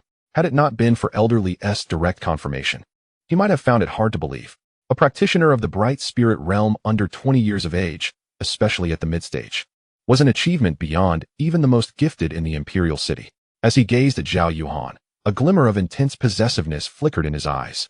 If he could secure this woman for his harem, ascending to the throne might no longer be a mere dream. At this moment, he secretly rejoiced at having personally visited Qingzhou. Otherwise, he would have truly missed such an opportunity. Zhao Yuhan maintained her composure and remarked, "A modest achievement hardly merits mention. Your Highness, as a member of the royal family, holds a position of great esteem, while we common folk cannot possibly compare." Haha, Sister Yuhan, you truly underestimate yourself.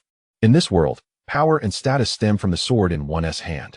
Although you may not be a sword cultivator, your very being is sharper than any blade. With your innate talent, it is not impossible for you to rise above the imperial authority in the near future. Zhao Yuhan furrowed her brow. The praise she received was excessive. While her talent was indeed remarkable, it did not equate to combat prowess, and at this moment, she needed to conceal her brilliance. Just as she contemplated modesty, Zhou spoke again. The third prince gazed at her, suggesting, "Though your sword is keen, it lacks a sheath." As the saying goes, a tree that stands out in the forest is bound to be felled by the wind. Similarly, a sword that stands cold in the world will inevitably be broken. Why must a sword have a sheath? Because the true essence of a sword lies not in its sharpness, but in its concealment. Currently, your brilliance is glaring, and it will draw the attention of others. I happen to possess a sheath that could provide you with refuge. Would you be willing to become the sword in my hand? Upon finishing his words, Zhou looked earnestly at Zhao Yuhan. She was not a fool and certainly perceived his invitation. However, she had no desire to become entangled in the struggles of the royal family, and thus declined politely, saying, "Your Highness's sheath is a precious item, and my humble blade is unworthy of it." Upon hearing this, a fleeting shadow crossed Zhou eyes. Yet, his years of cultivating his composure quickly smoothed over any displeasure, and he refrained from pursuing the topic further. Zhou continued with a smile, "Sister Yuhan, your accomplishments today on the path of enlightenment are indeed a cause for celebration. I have prepared fine wines and delicacies in the courtyard of my lodging. Might you honor me with your presence to share a drink? Moreover, many young nobles from the royal city accompany me on this journey, and they are eager to meet you after hearing of your exploits. I hope you will not decline."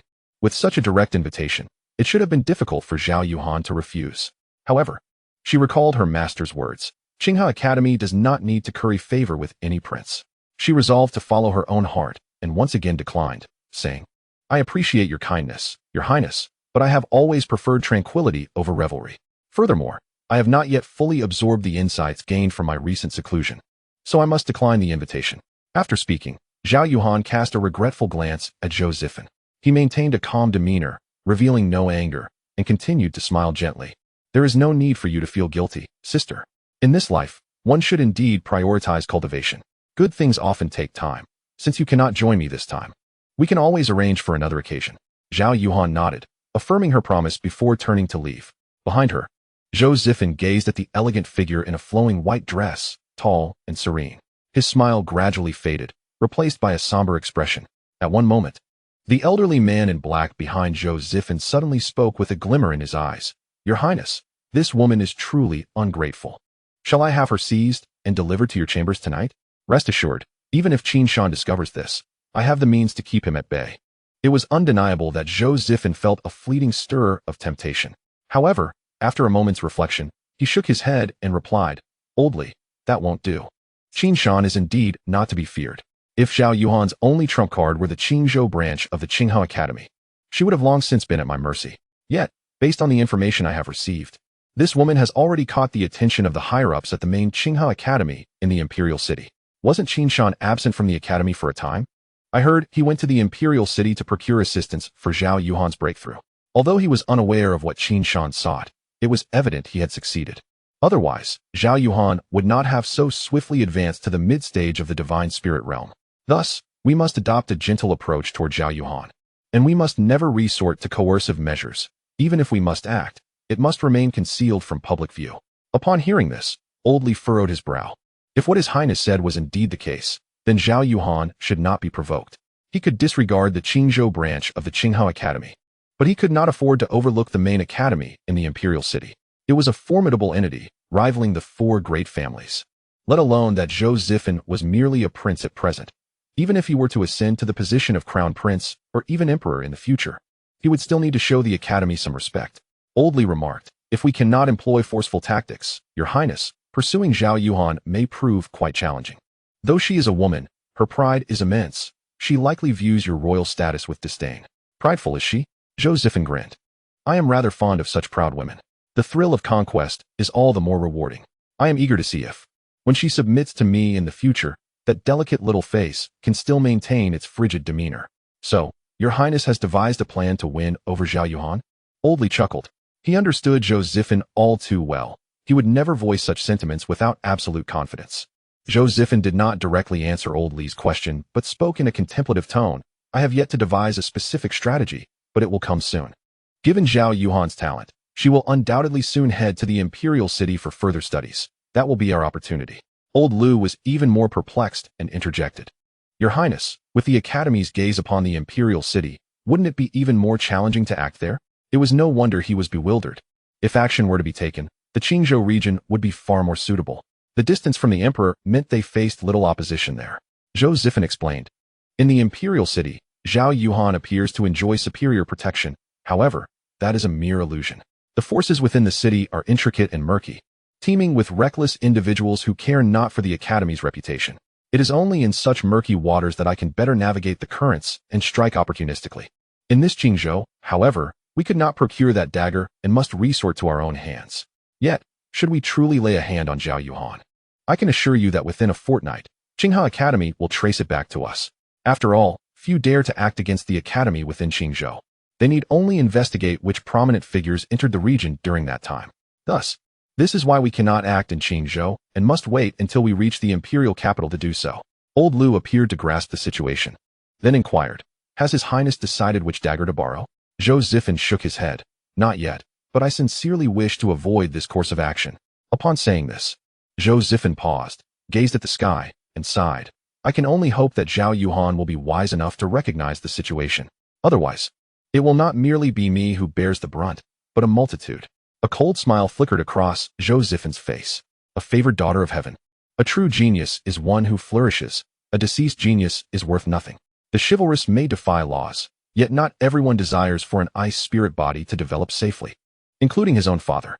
If Zhao Yuhan were to forego a royal union, Zhou Zifen believed his father would be the first to take action.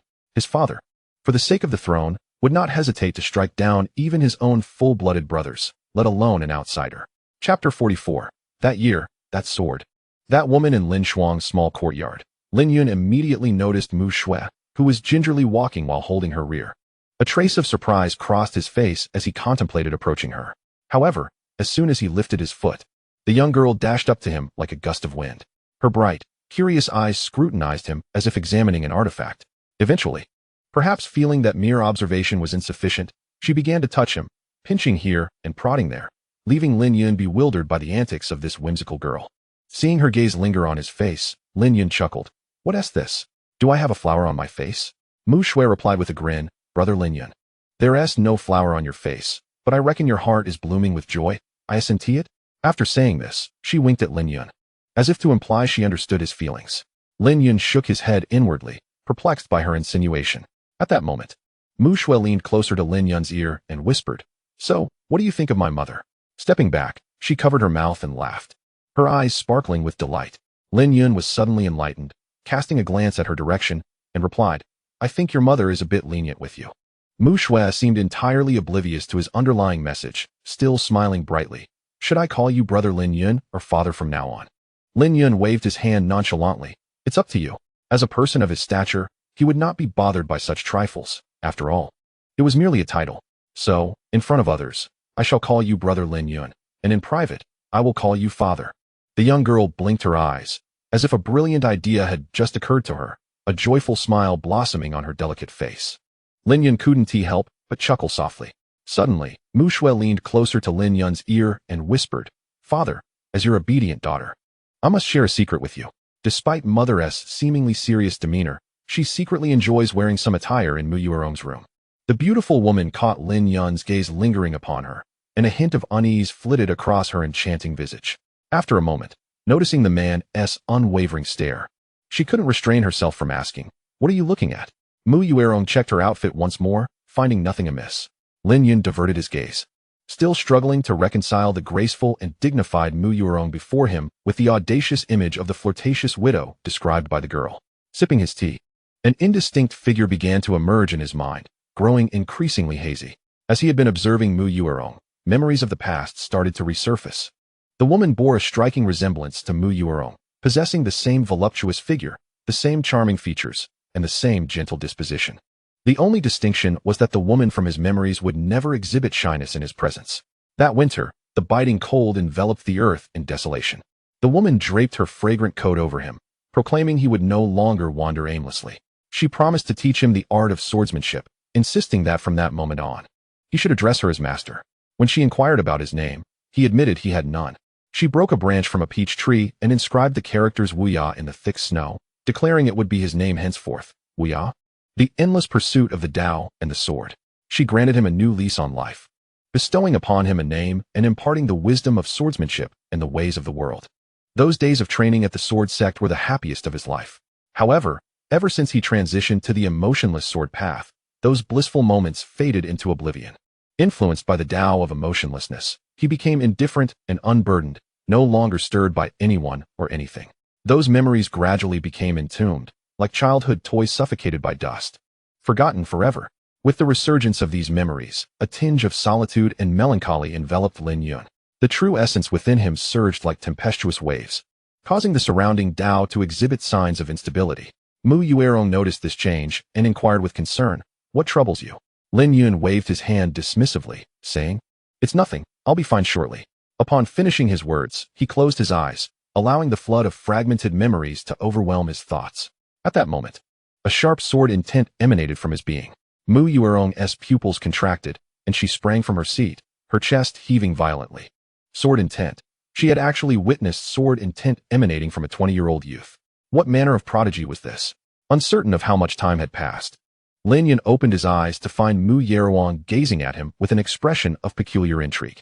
The woman had stared at him for quite a while before finally succumbing to her curiosity and asking, Have you comprehended the essence of the sword? Lin Yun had no intention of concealing anything and nodded in affirmation. Although she was already quite certain, the man's admission caused Mu Yuerong to gasp in surprise. Currently, her own mastery of swordsmanship resided at the third realm, where one achieves unity with the sword. To reach the realm of intent, she must first grasp the concept of momentum.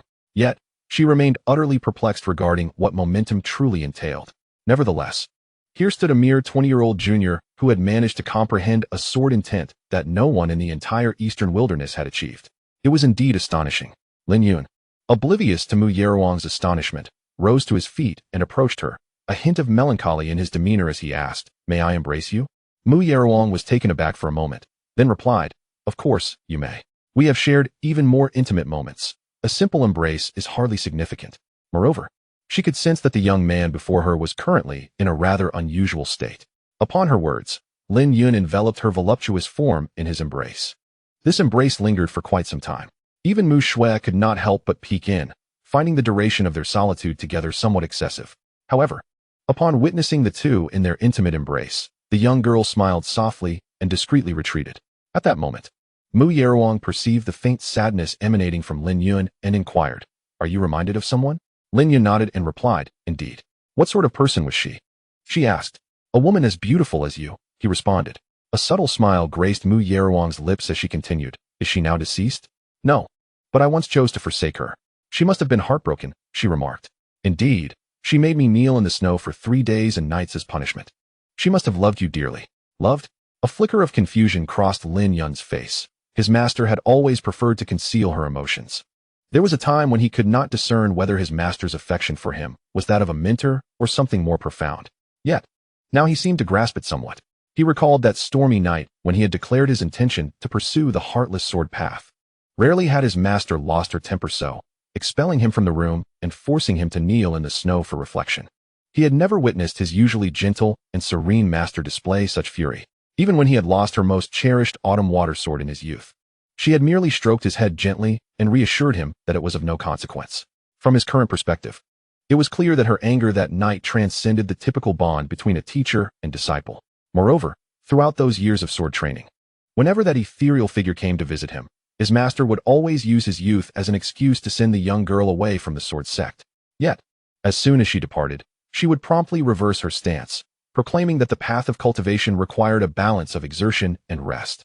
She would then summon him to massage her shoulders and knead her thighs, justifying it as a duty a disciple ought to fulfill. He recalled that during this particular time, his master always favored donning exceptionally alluring attire, which left him feeling rather embarrassed. Neither could he look nor could he turn away. He remembered vividly that at the age of 18, he was to confront the trials of the heart's inquiry, one of which pertained to lust. The night prior, his master summoned him to her private chamber, stating her intention to help him acclimatize to the intensity of this trial.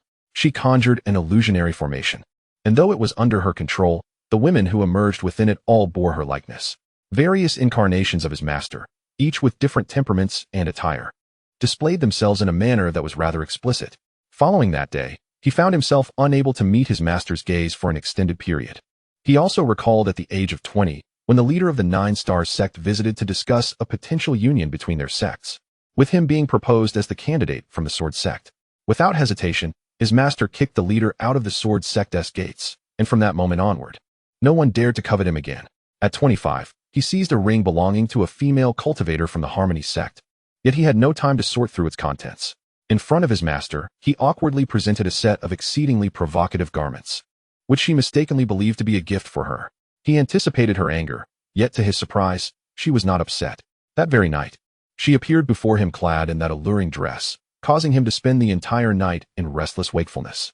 Chapter 45. A toast to the past. On the second day of the second month, the dragon raises its head.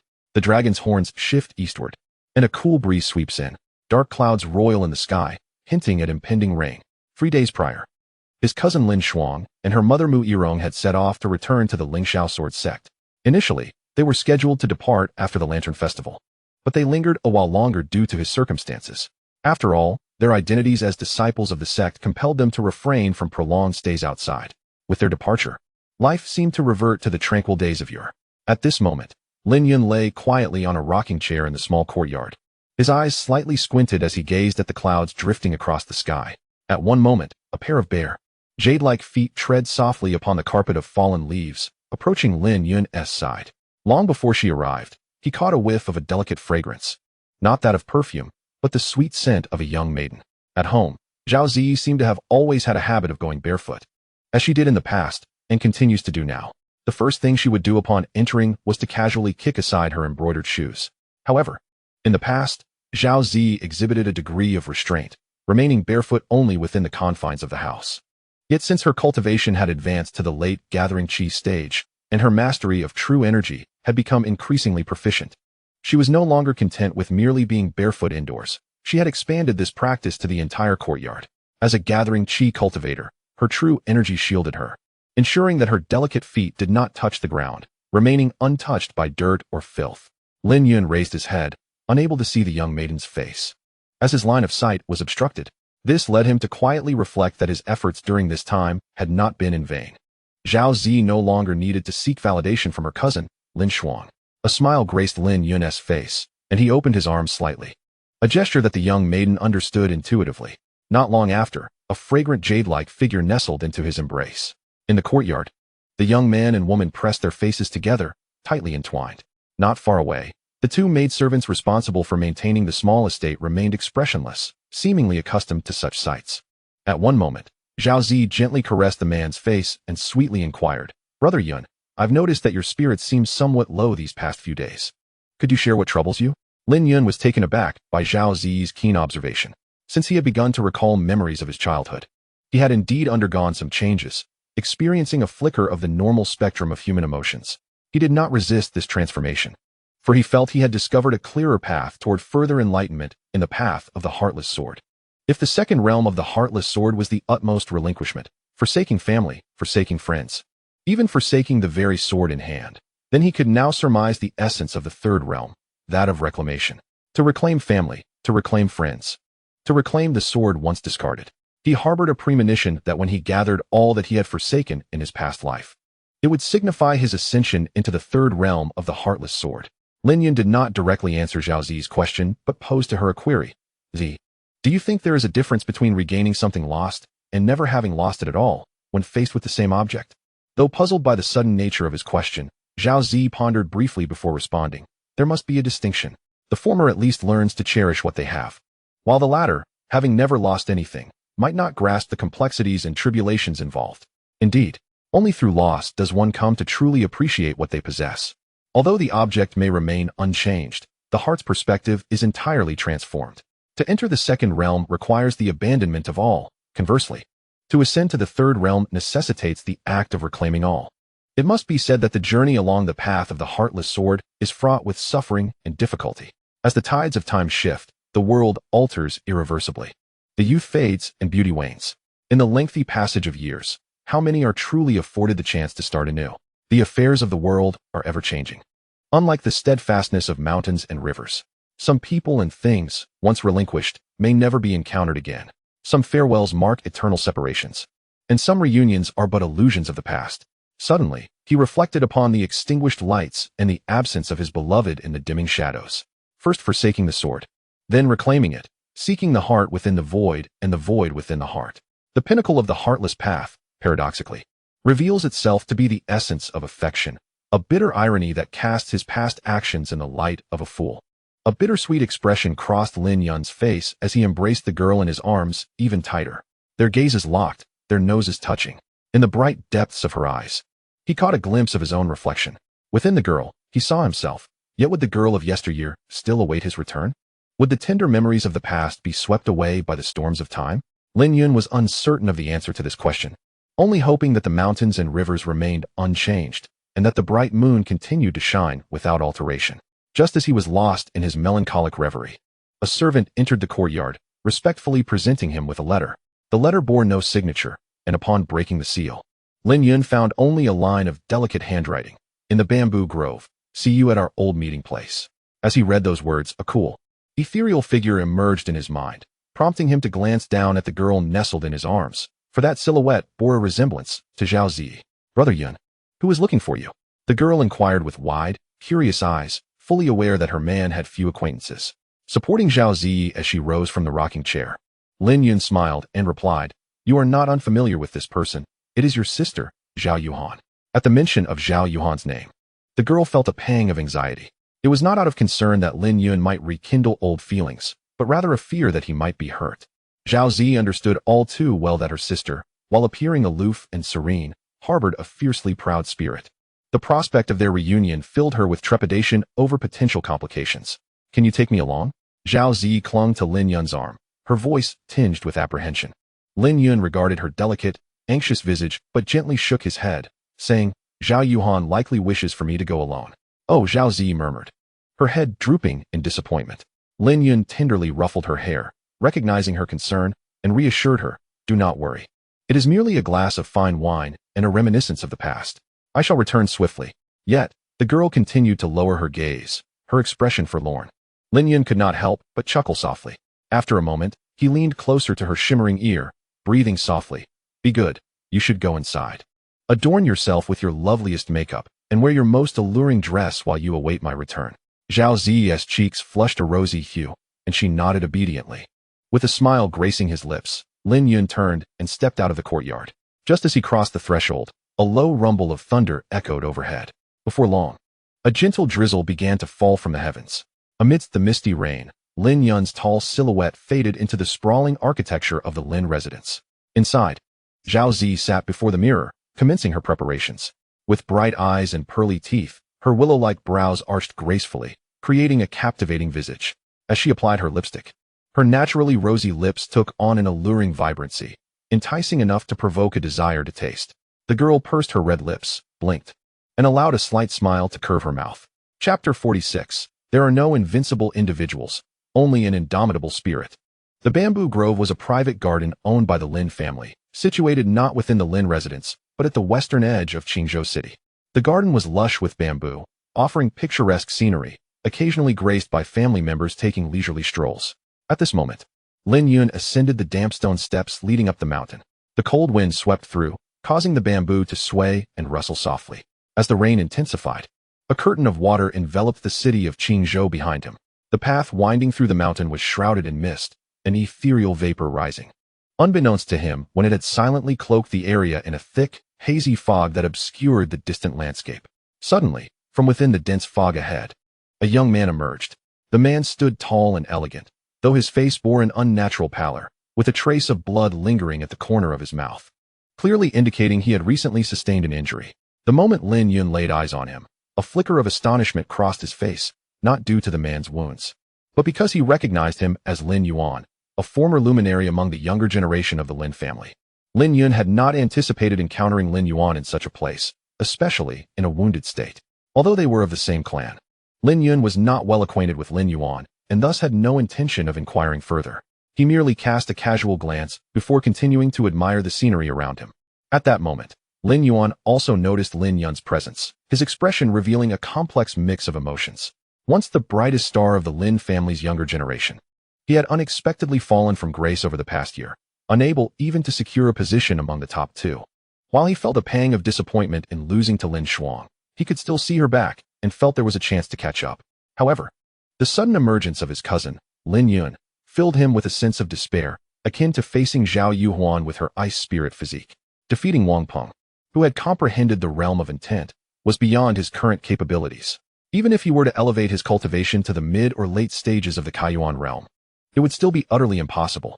Yet Lin Yun had achieved this effortlessly. As their paths drew nearer, Lin Yuan halted just as they were about to pass one another. Lin Yun also stopped, sensing that Lin Yuan had something to convey. Indeed, Lin Yuan spoke, glancing back at the mountaintop with a hint of reluctance. Cousin Yun, Zhao Yuhuan's current prowess is unfathomable. It would be wise for you to avoid engaging her. Just moments ago, I could barely withstand even a single move from her. Upon seeing his cousin, Lin Yuan had surmised the reason for Lin Yun's presence and thus offered a warning. In truth, he had learned from others that Zhao Yuhuan was at the Cizhu forest today, and he had come to witness the splendor of this renowned prodigy of Qingzhou. However, he never expected to suffer such a resounding defeat. Lin Yun cast a discerning glance at Lin Yuan. The once commanding figure of the Lin family now emanated an aura of instability. His true essence was disordered, and even the resonance of the great Tao showed signs of collapse. The contrast with the calm, proud, and self-assured Lin Yuan of yore was stark. Lin Yun subtly shook his head, understanding that Lin Yuan had succumbed to inner demons. A sword forged solely from confidence is destined to shatter upon the first defeat. At times, confidence can elevate one to great heights, yet it can also lead to one's downfall.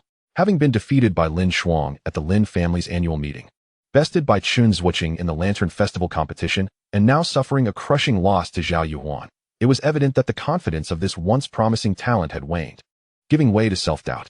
The essence of cultivation lies not merely in refining one's abilities, but also in nurturing the heart, a truth that perfectly encapsulated Lin Yuan's current predicament. This is why Lin Yun had always prioritized the cultivation of the Tao over mere prowess. He has always believed that as long as one cultivates a commendable technique and possesses ample resources, through relentless practice day after day, there will inevitably come a time of ascension. However, the comprehension of the great path cannot merely be accumulated through the passage of time. It likely hinges on a fleeting moment of enlightenment. For instance, had he not decisively chosen to reincarnate and begin anew, had he not recalled his past experiences in Mu Yirong's chamber, he might have remained forever oblivious to the path leading to the third realm of the heartless sword Tao. At a certain moment, Lin Yun raised his right hand and placed it upon Lin Yuan's shoulder. He gazed intently at his cousin and asked, "Do you know how a sharp sword is forged?" Lin Yuan's expression was one of confusion. Lin Yun continued, "It is through relentless tempering and repeated strikes that a sword becomes cold and formidable in the world. If a few setbacks can tarnish your resolve, it merely indicates that you are unworthy of becoming a true warrior. Remember, there are no invincible beings in this world, only unyielding hearts." As soon as the words left his lips, a faint yet palpable sword intent began to envelop Lin Yun's form. The moment this sword intent manifested, Goosebumps erupted across Lin Yuan's body. He instinctively sensed an overwhelming sense of danger, one even more intense than when he faced Zhao Yuhan moments ago.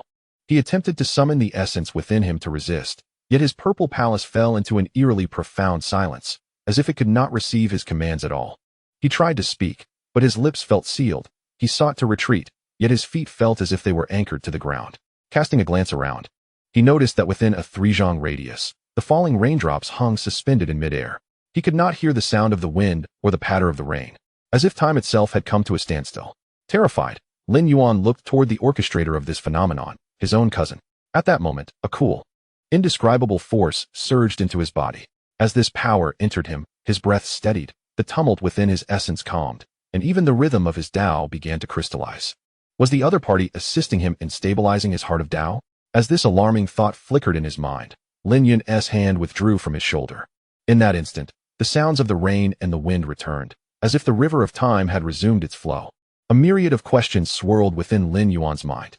Yet, as he prepared to voice his inquiries, Lin Yun had already turned his back, hands clasped behind him, and ascended the mountain, leaving only the silhouette of his tall figure.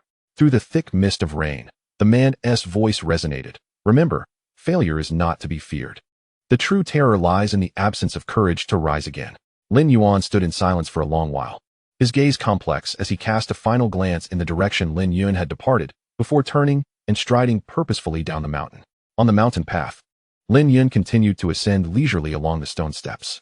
One who embodies the clarity of the sword can shatter myriad laws with a single strike.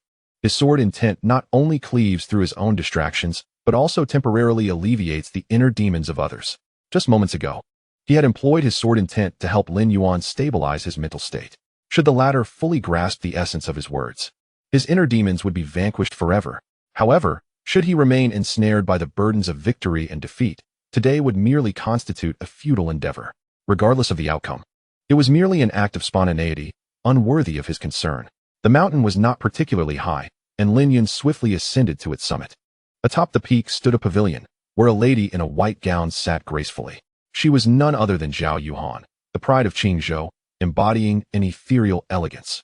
Chapter 47. Diverging paths. The rain continued to fall gently. Lin Yun traversed through the curtain of rain, approaching the pavilion. At that moment, the woman in white sat with her back to him on a small stone bench, gazing into the distance at the mist-shrouded city of Qingzhou below. As he drew nearer, the delicate earlobes of Zhao Yuhan stirred slightly. She turned, and their gazes met in the air. Lin Yun's expression remained unchanged, tranquil as though he were not here to reunite with a former lover. The woman in the pavilion appeared composed, yet Lin Yun discerned a fleeting moment of disquiet within her. Naturally, he seated himself on a stone bench opposite her.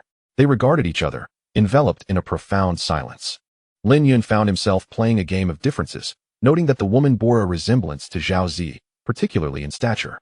Yet, the woman before him exuded a colder, prouder demeanor, akin to a flower blooming on a distant peak, devoid of earthly warmth. Years had passed, and not only had Zhao Yuhan's cultivation soared, but her character seemed to have undergone a significant transformation as well. Unbeknownst to him, Zhao Yuhan was equally astonished, for she perceived that the man before her had indeed changed remarkably, at least in the calm and unruffled air that now surrounded him. A stark contrast to the Lin Yun of old. For an extended period, neither spoke. Ultimately, it was Zhao Yuhan who shattered the silence. Recalling the rumors she had heard upon entering the city, the distinguished woman spoke softly. I have not returned to Qingzhou for a long time. I have heard much has transpired in the city during my absence. Could you enlighten me? Of course, Lin Yun replied succinctly, with a gaze laden with significance. Zhao Yuhan continued, I have heard that you defeated Wang Peng, who had grasped the power of comprehension. With a single move during the Lantern Festival competition at the Lord's estate, Lin Yun remained silent, merely nodding in acknowledgement. Yet, no sooner had he completed this gesture than he felt a surge of frigid energy enveloping him. The surrounding atmosphere seemed to transition abruptly from the early spring to the depths of winter. A thin layer of frost cloaked the ground beneath him, while the pavilion above transformed into a realm of white. The rainwater within a radius of 10 paces crystallized instantaneously, crashing to the ground like shards of ice. Confronted with this force, Lin Yun remained unperturbed, for as the chill approached his form, it was met with a barrage of sharp sword chi, vanquishing the coldness into oblivion. In that moment, he stood tall, sword chi enveloping him, his brilliance radiating like an unparalleled swordsman poised between heaven and earth. In due course, the surrounding coldness dissipated, and the sword chi retreated back into his being. It appeared the rumors held truth. You indeed possess such prowess. Yet, I find myself curious. What transpired within you that transformed the former Lin Yun into someone so remarkably reborn? Although Zhao Yuhan's curiosity was piqued, her tone remained remarkably composed. Her snow-white neck was slightly raised, resembling a proud swan. Zhao Yuhan truly possessed the merit of pride, for her earlier probing had only employed the strength of the mid-stage Kaiyuan realm. She believed that if she were to fully unleash the essence of frost, Lin Yun would undoubtedly be transformed into an ice sculpture in an instant. At present, Lin Yun's cultivation was merely at the mid-stage of the Kaiyuan realm. Although at his age and with such talent he was already commendable, the greatest fear among individuals lies in comparison. Over the past few years, as she traveled the great Qin dynasty under the tutelage of her master, Qin Shan, she had encountered an overwhelming number of prodigies. Individuals akin to Lin Yun would scarcely rank within the top 20. Her ambition was to ascend to the pinnacle of the great Qin dynasty, and even to the zenith of the eastern wilderness domain. Lin Yun discerned the arrogance in Zhao Yuhan's eyes and calmly remarked, "People are prone to change. The once inconspicuous Zhao family girl has awakened her ice spirit body. I have merely defeated a trivial Wang Pong. Is that truly extraordinary?" With that, he internally shook his head. Before encountering Zhao Yuhan, he had harbored a lingering obsession regarding the scorn and belittlement he had faced from women. However, that fixation had dissipated. He realized that he had merely been fixated, while Zhao Yuhan had succumbed to a mental demon. The power of the frost essence she had just revealed had indeed reached a remarkable level, justifying her reputation as the foremost prodigy of Qingzhou. Yet, with his keen perception, he swiftly identified that her path was not entirely smooth, her true essence fluctuating somewhat sluggishly. This was a sign of a mind ensnared by demons. He had not anticipated that Zhao Yuhan was more profoundly affected than he. In this comparative light, he found little of significance to dwell upon. Contemplating this, Lin Yun's gaze towards Zhao Yuhan even bore a hint of pity. She noticed this, her brows arching slightly. Did he truly pity her? A flicker of disbelief crossed Zhao Yuhan's face, soon followed by a wave of irritation. By what right did Lin Yun feel pity for her?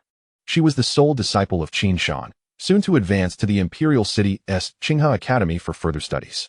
She was a naturally gifted ice spirit body, a once-in-a-millennium talent, even sought after by the current crown prince.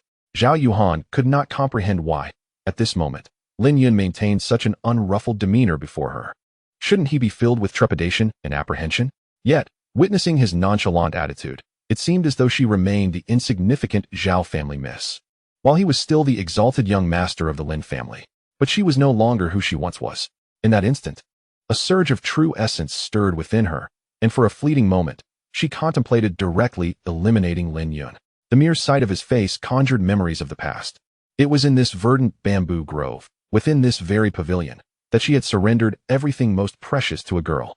Indeed, her first experience had not taken place in a celebratory bridal chamber, nor upon a soft bed, but in this pavilion, where the winds swept through freely. Lin Yun had marred her path. Had it not been for him, she might have already attained the celestial realm, embodying the grace of an immortal. Zhao Yuhan took a deep breath, calming the true essence within her. After a moment, she turned to Lin Yun, tilting her delicate face upwards, and spoke with a frosty tone. "Do you know why I summoned you here today?" Lin Yun glanced around and chuckled. "Surely, you did not call me here to reminisce about the past?" The sight of the familiar pavilion evoked memories of some amusing incidents from times gone by. Even he could not help but marvel at how, despite his lack of talent and character back then, he had possessed the audacity to indulge in such activities in such an open space, unbothered by the possibility of being seen. Shaking his head, a wry smile crossed his face. Although he remained the same person, the recollection of those events still filled him with an absurd sense of unreality. Upon hearing Lin Yun's words, Zhao Yuhan's chest heaved with anger. While she had chosen this location to confront her fears, the way Lin Yun spoke made it feel entirely different. It felt as though he was mocking her. It was as if he was saying, "What if you are a favored daughter of heaven? What if you possess the rare ice spirit physique you once submitted to me?" At that moment, a surge of even more potent frost power erupted from Zhao Yuhan. The ground beneath them cracked with a loud creak, ice spreading outward, creeping up the pavilion's pillars. In no time, the entire structure resembled shattered glass, riddled with countless fissures. Soon after, the pavilion collapsed with a thunderous roar. Stones of various sizes crashing down towards the two, dust and debris swirling in the air. After an indeterminate amount of time, as the dust settled, the figures of the two were revealed. They emanated a faint white glow, spotless and unscathed. Lin Yun shook his head and rose from his seat, realizing that the frost power had not been directed at him. A flicker of understanding crossed his face as he comprehended Zhao Yuhan's true intentions for their meeting. He looked at her and said, I am not the key to unlocking your inner demons. The crux lies within you. If you cannot let go of the past, this burden will forever accompany you. Upon finishing his statement, he felt a sudden disinterest and turned away, leaving Zhao Yuhan in astonishment. Unlike his assistants to Lin Yuan, he refrained from temporarily suppressing Zhao Yuhan's inner turmoil, for he suspected that, at the slightest provocation, she might lash out. Furthermore, using sword intent to suppress one's demons was merely a superficial remedy. The cage one creates for oneself can only be unlocked by oneself. He found no inclination to ponder why Zhao Yuhan had developed such demons. It was no longer of importance. Let the past remain in the past. Henceforth, they should part ways and seek their own paths to peace. Chapter 48. Visitors from the Yi family, ascending the heavens as the gentle rain fell amidst the slanting wind. Lin Yun emerged from the emerald bamboo grove and made his way directly back to the Lin residence. He had not forgotten that a young girl awaited him in bed. However, just as he reached the entrance of the Lin manor, he detected an unusual aura. The once magnificent gates of the Lin residence have vanished, leaving a scattering of wood shavings across the bluestone pavement, accompanied by a conspicuous pool of blood. The guards who once stood sentinel at the entrance have also mysteriously disappeared. Lin Yun furrowed his brow, pondering the unsettling events, when a rosy-cheeked elder hurriedly approached him. This elder was none other than Huang Xiang, the chief steward of the Lin household. Before he could reach Lin Yun, he urgently exclaimed, Young Master Yun, you have finally returned. Quickly, you must leave at once and do not let them discover your presence. With that, Huang Xiang grasped Lin Yun's hand, intent on leading him away. Perplexed, Lin Yun questioned, Steward Huang, what on earth has transpired? Huang Xiang, seemingly hesitant, refrained from directly answering and urged, Young Master Yun, I will explain later. But you must first exit the Lin residence. As he spoke, the elder tightened his grip on Lin Yun's arm, glancing anxiously back toward the interior of the estate, his expression betraying a sense of dread, as if something terrifying lurked within. Lin Yun, increasingly curious, halted Huang Xiang's movements and shook his head resolutely. Steward Huang, I will not leave without understanding the reason. Seeing Lin Yun's obstinacy, Huang Xiang sighed and revealed, the Yi family has arrived. They specifically demanded to see you. And when they could not find you, they began to resort to violence. These individuals possess formidable strength, and some even reach the celestial sovereign realm. Not even the master can contend with them, so you must not be discovered. Realization dawned upon Lin Yun as he observed Huang Xiang's continued attempts to persuade him to flee. He waved his hand dismissively, declaring, Steward Huang, there is no need for further discussion. Take me to meet them directly. Huang Xiang's expression faltered. Rather than retreating, Lin Yun was willingly walking into danger. He realized that since the Lantern Festival competition, he had struggled to comprehend the young master he once knew. In the Lin family's reception hall, the atmosphere was tense and somber. The seats once occupied by the family patriarch and the ancestral elder were now taken by a stern-looking elder clad in yellow. The vice seats were similarly devoid of the Lin family's high-ranking members, replaced by an unfamiliar middle-aged man, accompanied by a young girl dressed in pink. The girl wore a furious expression, glaring discontentedly at the elder in yellow seated at the head of the table. Meanwhile, Lin Hongru, the family patriarch, and Lin Yuehao, the ancestral elder, were relegated to standing in the center of the hall, blood at their lips, their faces pale, and their expressions strained as they gazed upon their uninvited guest in the high seat. Zhou Gongfeng, are you disregarding my words? The pink-clad girl was the first to shatter the oppressive silence. Her delicate face was contorted with rage, and her words dripped with venom. In response to her challenge, the elder seated at the head of the table, Zhou Gongfeng, remained unfazed, leisurely sipping his tea. As the warm tea slid down his throat, Zhou Gongfeng finally set down the cup, addressing Miss Yi Lin with a calm demeanor. Miss Yi Lin, it is already a significant concession for the family head to summon you here. I trust you will refrain from interfering with our affairs, for we are merely executing the orders of the family head. The young lady named Yi Lin, her chest heaving with indignation, retorted scornfully. You smashed the gate upon your arrival and assaulted someone at first sight. Is this truly the directive from my uncle? Zhou Gongfeng remained silent, disregarding her words entirely. The family head had certainly not commanded such actions. However, as subordinates, they were expected to discern their master's intentions. While the master had not explicitly stated it, they understood that he wished for them to act thus, and so they did. At that moment, Lin Yuehao spoke up, his expression darkening. Our Lin family is merely a small clan in a remote area. My grandson has not offended the Yi family. May I inquire as to why you seek him? Zhou Gongfeng cast a derisive glance at Lin Yuehao. You are indeed not in a position to offend the Yi family. Yet, the family head does not wish to hear any news regarding your Lin family. Your grandson could have quietly remained a useless boy. But with the Lantern Festival competition approaching and his recent defeat of Wang Peng, who has grasped the power of comprehension, it is evident that this little bastard has stirred trouble. The family head is furious. Do you comprehend? Upon hearing this, Lin Yuehao was first taken aback, followed by a wave of indignation. He had assumed that the Yi family had long forgotten Lin Yun's existence, only to realize they had been monitoring him closely, seemingly intent on suppressing his rise. He found it incomprehensible. Lin Yun was indeed his grandson, yet he also bore the blood of the Yi family. Was the reputation of the so-called noble families truly so paramount that they would seek to suppress even a fledgling child? At that moment, Lin Yuehao's heart was a tumult of shock and fear, hoping fervently that someone would intervene and prevent Lin Yun from returning. Yet, it seemed that the very thing he dreaded was manifesting. Before long, a handsome young man entered, accompanied by an elder, none other than Lin Yun and Huang Xiang. The moment he laid eyes on them, a rare look of panic crossed Lin Yuehao's face. The elder rushed forward, anxiety etched on his features. Little Yun, what brings you here? Why didn't Butler Huang escort you away? With that, Lin Yuehao turned his dissatisfied gaze towards Huang Xiang. Lin Yun, maintaining a calm demeanor, replied, Grandfather, do not blame Butler Huang. I came on my own accord. At this, Lin Yuehao could scarcely manage a coherent reply, letting out a heavy sigh. The visitors from the Yi family, save for the young lady, were all ill-intentioned.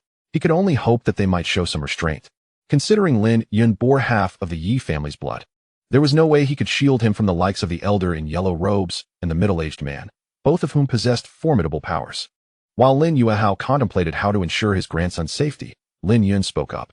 He cast a glance at the uninvited guests in the living room before turning to Lin Yuehao and coldly inquired, Grandfather, who has harmed you? Lin Yuehao was momentarily taken aback, unable to comprehend the implications of his grandson's words. Given the tone, could it be that his grandson intended to seek vengeance on his behalf? Faced with two formidable beings of the Yutian realm, the prospect of revenge seemed far-fetched. Mere survival would be a commendable feat before Lin Yuehao could respond. Hearty laughter erupted in the living room. Lin Yun turned towards the source of the mirth, discovering it emanated from the middle-aged man among the uninvited guests. The elderly figure seated at the head of the table, while not laughing outright, wore a smirk of derision, as if he had just heard the most amusing tale. Lin Yun appeared oblivious to the mockery in their laughter, maintaining a calm demeanor as he approached the group. He halted at a distance of 10 feet from the middle-aged man, standing with his hands clasped behind his back, and inquired with a composed gaze, Were you the one who harmed my grandfather? The middle-aged man was momentarily stunned, before licking his lips and responding with a sinister grin, Indeed, I sit here. Do you intend to avenge your grandfather? His expression bore a chilling smile, suggesting that any unsatisfactory reply from Lin Yun might provoke him into violence. However, Lin Yun merely nodded, shifting his gaze to the elder seated at the head of the table, and asked, And you? What role did you play in this? Zhou Gongfu replied in a somber tone, All that he has done was at my behest. Following his words, a twitch coursed through his right cheek. In that moment, even he struggled to suppress a laugh, as it was ludicrous that a mere mid-stage Kaiyuan cultivator would dare to challenge them. It seemed that although this little wretch was no longer a fool, he had transformed into something even more absurd. Lin Yun remained oblivious to their thoughts and, even if aware, would not be swayed. He then turned his attention to the girl in the pink attire, saying, What about you? Before Yi Lin could respond, Lin Hongru, standing behind Lin Yun, interjected, Little Yun, this young lady has neither harmed us, nor has she failed to speak in our favor. Do not misjudge her. After speaking, he lowered his head, feeling that his nephew's actions were utterly ridiculous. Lin Yun nodded and redirected his gaze towards the middle-aged man and Zhou Gongfu, concluding, So it is only you two, then? The expressions of the middle-aged man and Zhou Gongfu narrowed, their smiles lifting slightly. Yet, their amusement was fleeting. In the next moment, a vast sword intent surged from Lin Yun, soaring towards the heavens. The sword aura resembled a celestial dragon breaking dawn, as if it could rend the very fabric of the void, causing the surrounding air to tremble with a resonant hum. The spiritual energy within the room began to stir, boiling like water in a kettle. With a single step forward, his aura intensified dramatically, the brilliance of the sword light magnifying.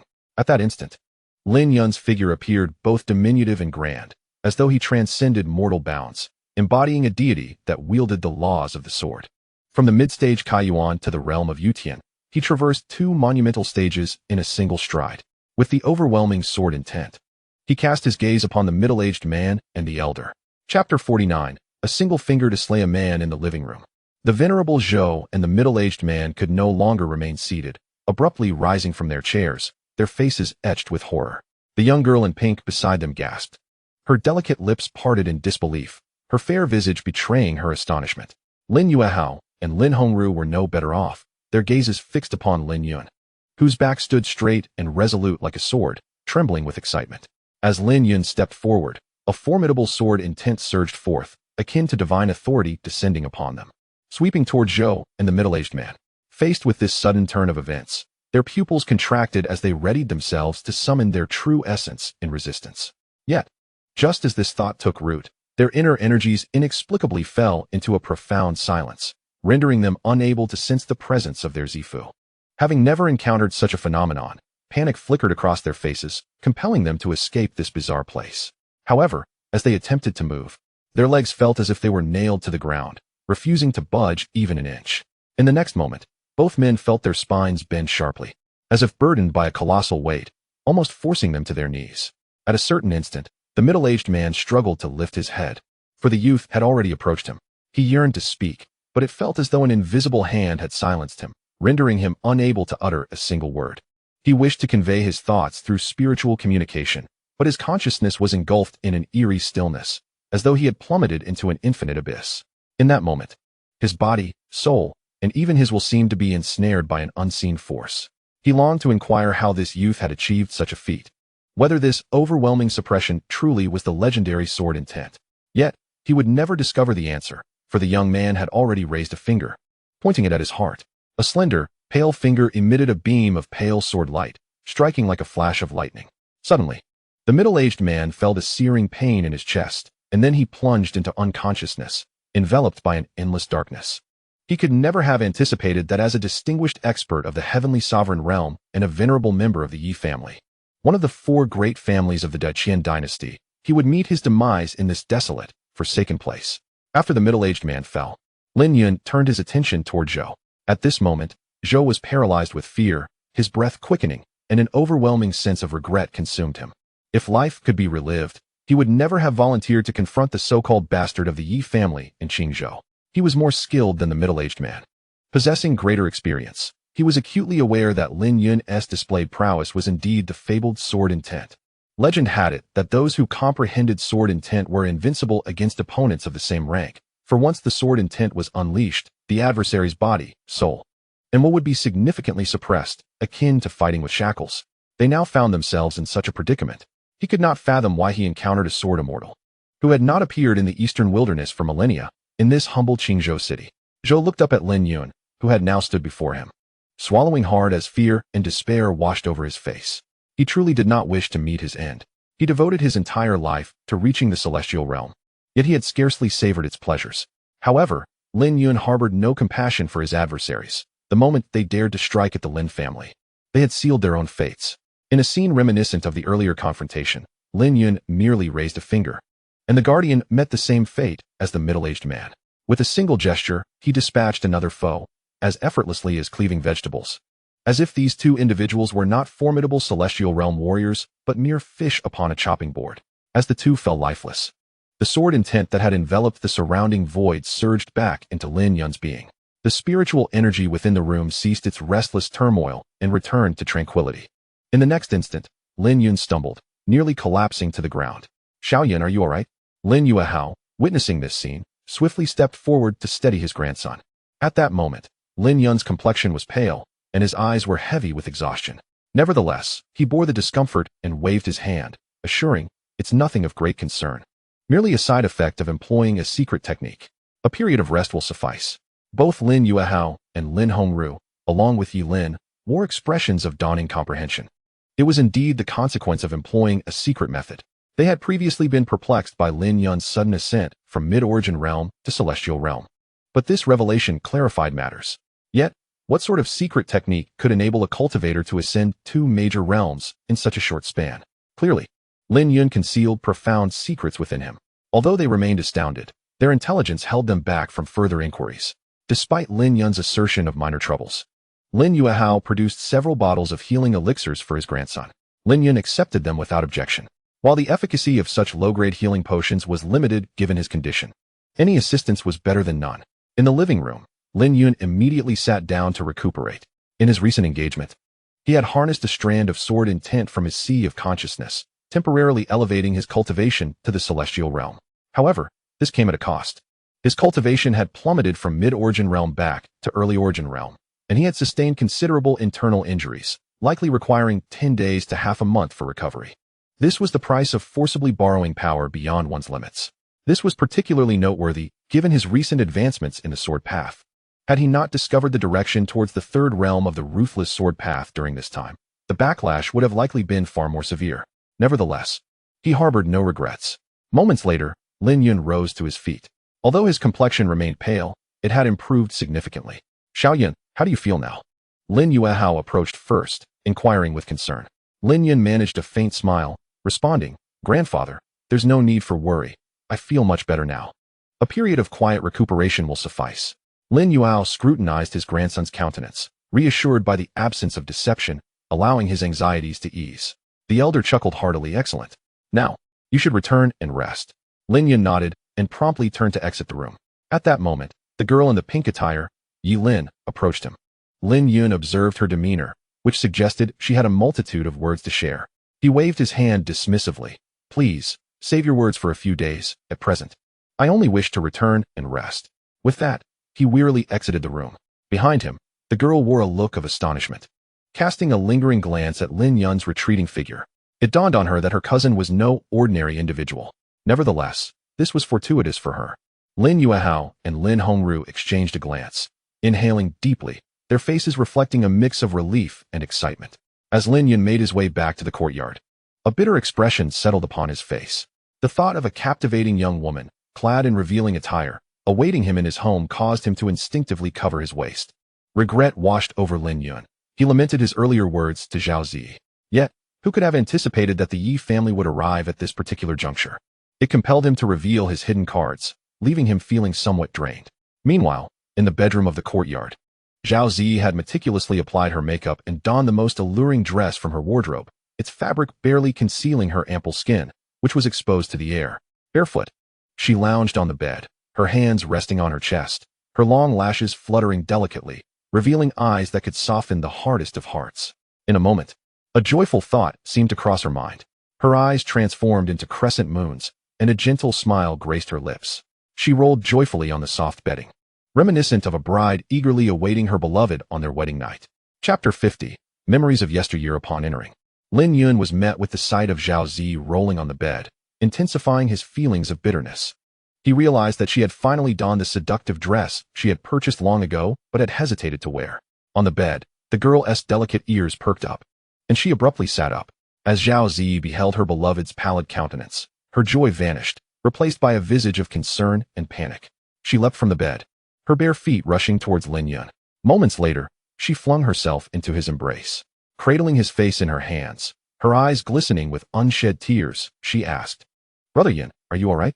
Did Zhao Yuhan hurt you? Feeling her genuine concern, a warmth surged within Lin Yun. He shook his head, offering a brief explanation.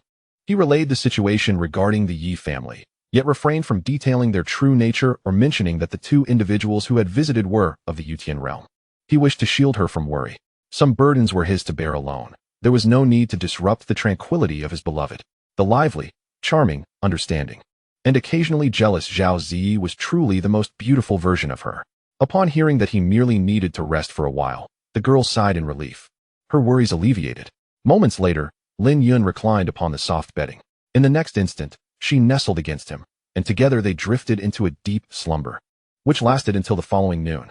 As Lin Yun opened his eyes, he was greeted by the exquisite visage of Zhao Zi, who was playfully blinking her bright, expressive eyes at him. Instinctively, he reached out to gently stroke the delicate bridge of her nose. The young girl seized his mischievous hand and pulled him upright. Just as Lin Yun was grappling with his confusion, Zhao Zi approached with a nourishing bowl of medicinal soup from a nearby table. Brother Yun, you must get up and drink your medicine, she urged, already lifting a spoonful of the concoction to his lips. This was no ordinary broth. It was a rich elixir brewed from various spiritual herbs and the bones of mystical beasts.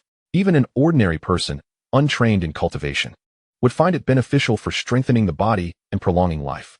Although Lin Yun had little use for such effects at the moment, he drank it without hesitation. The small bowl of soup in Zhao Zi's hands could have been consumed in just a few gulps, yet she seemed to relish the act of feeding him. Taking her time, spoon by spoon. Occasionally, she would blow on the soup or taste it herself, claiming to check its temperature. Lin Yun couldn't help but chuckle at the absurdity. What did a cultivator of his caliber have to fear from such warmth? Nevertheless, embracing the whimsical nature of the moment, he played along with her charming performance. At one point, after swallowing another spoonful, he remarked, "It's a bit hot." Upon hearing this, a smile blossomed on her lips, and she playfully placed the spoon in her own mouth before finally finishing the sweet broth. Whether it was the genuine efficacy of the soup or some other reason, Lin Yun found himself breathing a bit more rapidly. Observing this, Zhao Zi covered her mouth and let out a melodious laugh, her eyes curving into gentle crescents. Suddenly, she lightly flicked his forehead with her delicate fingers and teased, "Brother Yun, you mustn't overdo it during this time." Lin Yun, resigned to the reality of the situation, accepted her playful banter. In response to her teasing, he returned the gesture, gently flicking her pristine forehead, and said, "Then perhaps you shouldn't prance around in that outfit before me all day." She blinked innocently and feigned ignorance. "Brother Yun, isn't this what you asked me to wear?" After saying this, she shot him a provocative glance. He shook his head, managing a wry smile. In the little courtyard, Lin Yun reclined lazily in a familiar rocking chair. After a couple of days of recuperation, he no longer felt the constant drowsiness that had plagued him initially. Aside from still appearing somewhat pale, he resembled an ordinary person. At one moment, a girl in a pink dress entered the courtyard. Upon seeing him, she remained silent for a moment, quietly assessing him. Her eyes sparkled with a myriad of emotions, and eventually, her lips curled into a smile. After a while, she spoke, "You probably don't know my name yet. Allow me to introduce myself. I am Yi Lin, your cousin." "Cousin?" A flicker of surprise crossed Lin Yun's face as he glanced at her youthful features, incredulously asking, "Are you sure you're older than I am?" "Of course," she replied confidently. Yi Lin patted her chest confidently and declared, "My aunt has already informed me of your birth date and time. I am merely 2 months your senior." With that, the young girl extended 2 slender, fair fingers, emphasizing her honesty. In response, Lin Yun remained indifferent. Whether she was 2 months older or not was inconsequential, as long as she did not overshadow him in age. After a moment of contemplation, Lin Yun inquired, "You have come from the imperial city, have you not? Could you enlighten me about my parents' current circumstances?" The young girl seemed to have anticipated this question. After a brief pause, she replied, "My aunt is not in dire straits, merely confined to her home without freedom. As for my uncle, I am less informed. However, I can affirm that he is certainly alive, as I occasionally hear my elder relatives mention his name." Lin Yun fell into silence.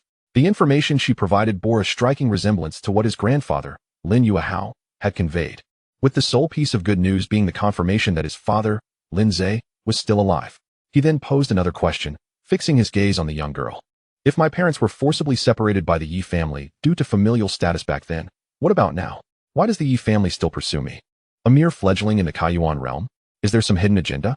Reflecting on the 2 formidable figures he encountered the day before, Lin Yun sensed something amiss. The Yi family's reaction seemed excessively disproportionate. True, he had showcased a modicum of talent during the Lantern Festival competition. But as one of the 4 prominent families of the imperial city with a lineage spanning millennia, the Yi family had no need to overreact. The world is not rife with tales of the young being oppressed for their lack of wealth. He did not bear the surname Shao. Lin Yun found it difficult to believe that the head of the Yi family would deploy 2 early-stage heavenly sovereigns merely to suppress his nascent abilities. Though they were only in the initial phase of the heavenly sovereign realm, such power could dominate many prefectures, rendering their involvement excessive. At this juncture, Yi Lin began to elucidate further. "There are indeed aspects you may not be aware of. The primary reason for the Yi family's vehement separation of my aunt and uncle was not solely their differing family backgrounds. Rather, it was significantly influenced by my aunt's clandestine marriage, which jeopardized the alliance between the Yi and Yang families." "Alliance?" Lin Yun echoed. "Indeed. The Yang family is also one of the 4 great families of the imperial city. Such powerful unions are not uncommon, and my aunt was the intended bride for the alliance. The dissolution of this union angered not only the Yi family, but also the Yang family. Thus, both in the past and present, the Lin family has borne the weight of pressure from these 2 prominent clans. Had it not been for my aunt's desperate measures, it is likely that the Lin family would have perished long ago." Intrigued by this revelation, Lin Yun asked, Must the alliance necessarily involve my mother? Pray tell. Is there a convoluted tale behind this, perhaps involving a deep-seated affection from the Yang family's intended bridegroom toward my mother? His skepticism stemmed from an acute awareness of the intricate power dynamics among noble families, where emotions were often secondary to interests. If one option proved unfeasible, it was merely a matter of seeking another. In the beginning, he was indeed like this. The Zhao family simply replaced Zhao Yuhan with Zhao Zi. However, upon hearing his words, Yi Lin's expression suddenly became peculiar. The young girl chuckled lightly and remarked, "Surely, you cannot believe that just any woman could compare to my aunt. Can you? She was the most beautiful woman in the imperial city back in her day, perhaps even the most stunning in the entire Deqian dynasty. It is said that even the emperor of that time contemplated taking her as a consort, had it not been for the other noble family's interference. Wishing to prevent the royal family from growing stronger, my aunt might have truly entered the palace as a consort. With such renown, the Yi family could not find a comparable match at that time. Moreover, the gentleman from the Yang family who was to wed my aunt was no ordinary figure. He was the hottest young prodigy of the Yang family, and he would only accept my aunt as his bride, leading to the eventual failure of the union." Lin Yun's expression revealed a moment of realization, and he inquired again, "So, the reason the Yi family has dispatched 2 heavenly sovereigns is due to pressure from the Yang family?" Yi Lin nodded, and then shook her head, stating, "That is part of the reason. Another part is that my uncle seems to have engaged in some significant matters recently, which has greatly angered my elder uncle. Hence, they sent individuals to give you a warning." A flicker of intrigue crossed Lin Yun's face. It seemed his adoptive father had managed to put the Yi family in a difficult position, revealing that his father was not an ordinary man after all. Having understood the situation, Lin Yun spoke again. "If I were to eliminate the 2 heavenly sovereigns from your Yi family, do you think the Yi or Yang families would send more people?" Yi Lin pondered for a moment and replied, "It is possible, but I will do my utmost to delay it." Curious, Lin Yun asked, "How will you delay it?" Yi Lin smiled slightly and said, "I will simply state that those 2 guardians offended a formidable powerhouse while en route to Qingzhou and were casually killed by that individual, making their deaths unrelated to your Lin family. 2 heavenly sovereign guardians are not common, and I believe my uncle won't send anyone over for a while." Lin Yun, with an odd expression, remarked, "2 heavenly sovereigns have perished, yet you remain alive. Do you think they will believe that?" Yi Lin feigned mystery and smiled. "This is where my advantages come into play." With that, she flashed an enchanting smile and proudly accentuated her figure.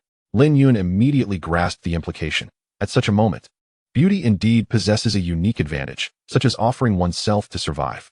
However, he still questioned, "Given your cultivation level, it is likely that the higher-ups of the Yi family could discern that you are still a maiden, wouldn't they?" The Yi Lin before him was in the late stage of the opening Yuan realm, quite exceptional among her peers. Yet she would likely not escape the discerning eyes of heavenly sovereigns. Unexpectedly, Yi Lin remained confident, saying, "Rest assured, I have acquired a secret technique that possesses no offensive capability but can alter my aura. Generating a foul aura out of thin air is exceedingly simple for me." Upon hearing this, Lin Yun finally felt at ease. He indeed needed more time to grow and did not wish to confront the Yi family so soon. With this buffer period, he began to contemplate whether he should provide an additional layer of security for the Lin family, perhaps by creating a few heavenly sovereigns. Chapter 51. The shyness of a beauty in the small courtyard. Lin Yun reclined in a rocking chair, lost in contemplation as he pondered how to enhance the strength of the Lin family. His grandfather, Lin Yuehao, had reached the pinnacle of the Mingxin realm. With his assistance in refining the family's techniques, a breakthrough to the Yutian realm should soon be achievable. However, aside from Lin Yuehao, no other members of the Lin family had attained such heights. His uncles, whom he had previously assessed, presented a rather bleak picture. His eldest uncle, Lin Hongru, had only recently stepped into the late Mingxin stage, with a considerable distance still to cover before reaching the pinnacle. Even with the aid of their techniques, a breakthrough to the Yutian realm in the near future seemed implausible. The other 2 uncles were even less promising, both remaining in the mid-Mingxin stage. This meant that within the Lin family, he could at most cultivate a single Yutian realm expert, a rather insufficient force indeed. After all, the Yi family had dispatched 2 Yutian realm members, and who could predict if more would follow? Unless he remained within the Lin family, the risk of being bullied by others would persist. With limited internal potential to exploit, it became imperative for him to seek external allies. The city lord, Lu Bushing, appeared to be a commendable ally. He had previously assisted Lin Yun in refining his techniques, and a breakthrough to the Yutian realm should not be out of reach for him in the near future. However, even with Lu Bushing, they would only have 2 Yutian realm experts at their disposal. As for Zhou Tianlin, Lin Yun did not factor him in. as he had other uses for the elderly gentleman. At that moment, Lin Yun contemplated how many pinnacle Ming Shun realm experts could still be courted within the city. After much reflection, he realized there were none left. The remaining experts were either core figures from the other two major families or individuals of the status of the president and vice president of the Qinghao Academy. Given that the two families were rivals to the Lin family, it was inconceivable for him to seek help from the competition. As for Qinghao Academy, due to Zhao Yuhan's influence, he could hardly hope to win them over. Just as Lin Yun lamented the lack of opportunity for heroes, a voluptuous and enchanting figure suddenly materialized in his mind. He recalled Lan Kai'er from the drunken Immortal building. When he had first encountered her, she was only at the late Mingxin stage, but she was merely a step away from the pinnacle. It was entirely possible that she had since achieved a breakthrough. Moreover, it seemed her cultivation method was rather extraordinary, with a harmonious aura and profound essence. With his guidance, a swift advancement to the Yutian realm could be within her grasp. Yet, while Lu Bushing could be easily persuaded to ally with him due to his connection with Zhou Tianlin, would Lan Kai'er still dare to assist him if she realized the potential enmity with the royal Yi family? The allure of refining techniques was substantial, but for most, life itself held greater importance. As Lin Yun continued to ponder, he noticed that Yi Lin had, at some point, taken out a drawing board and was intently sketching something. The young girl, while glancing at Lin Yun, was diligently applying colors to her canvas.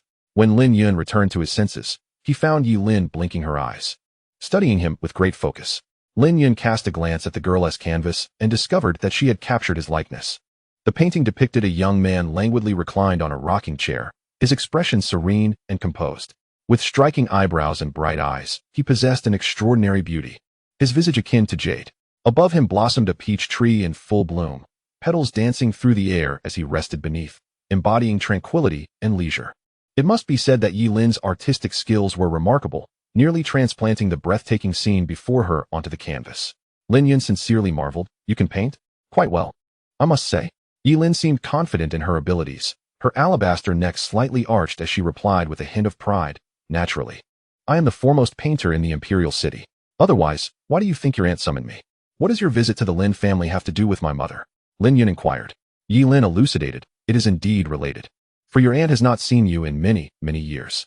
Before setting out, she insisted that I capture your finest moment and bring it back to her."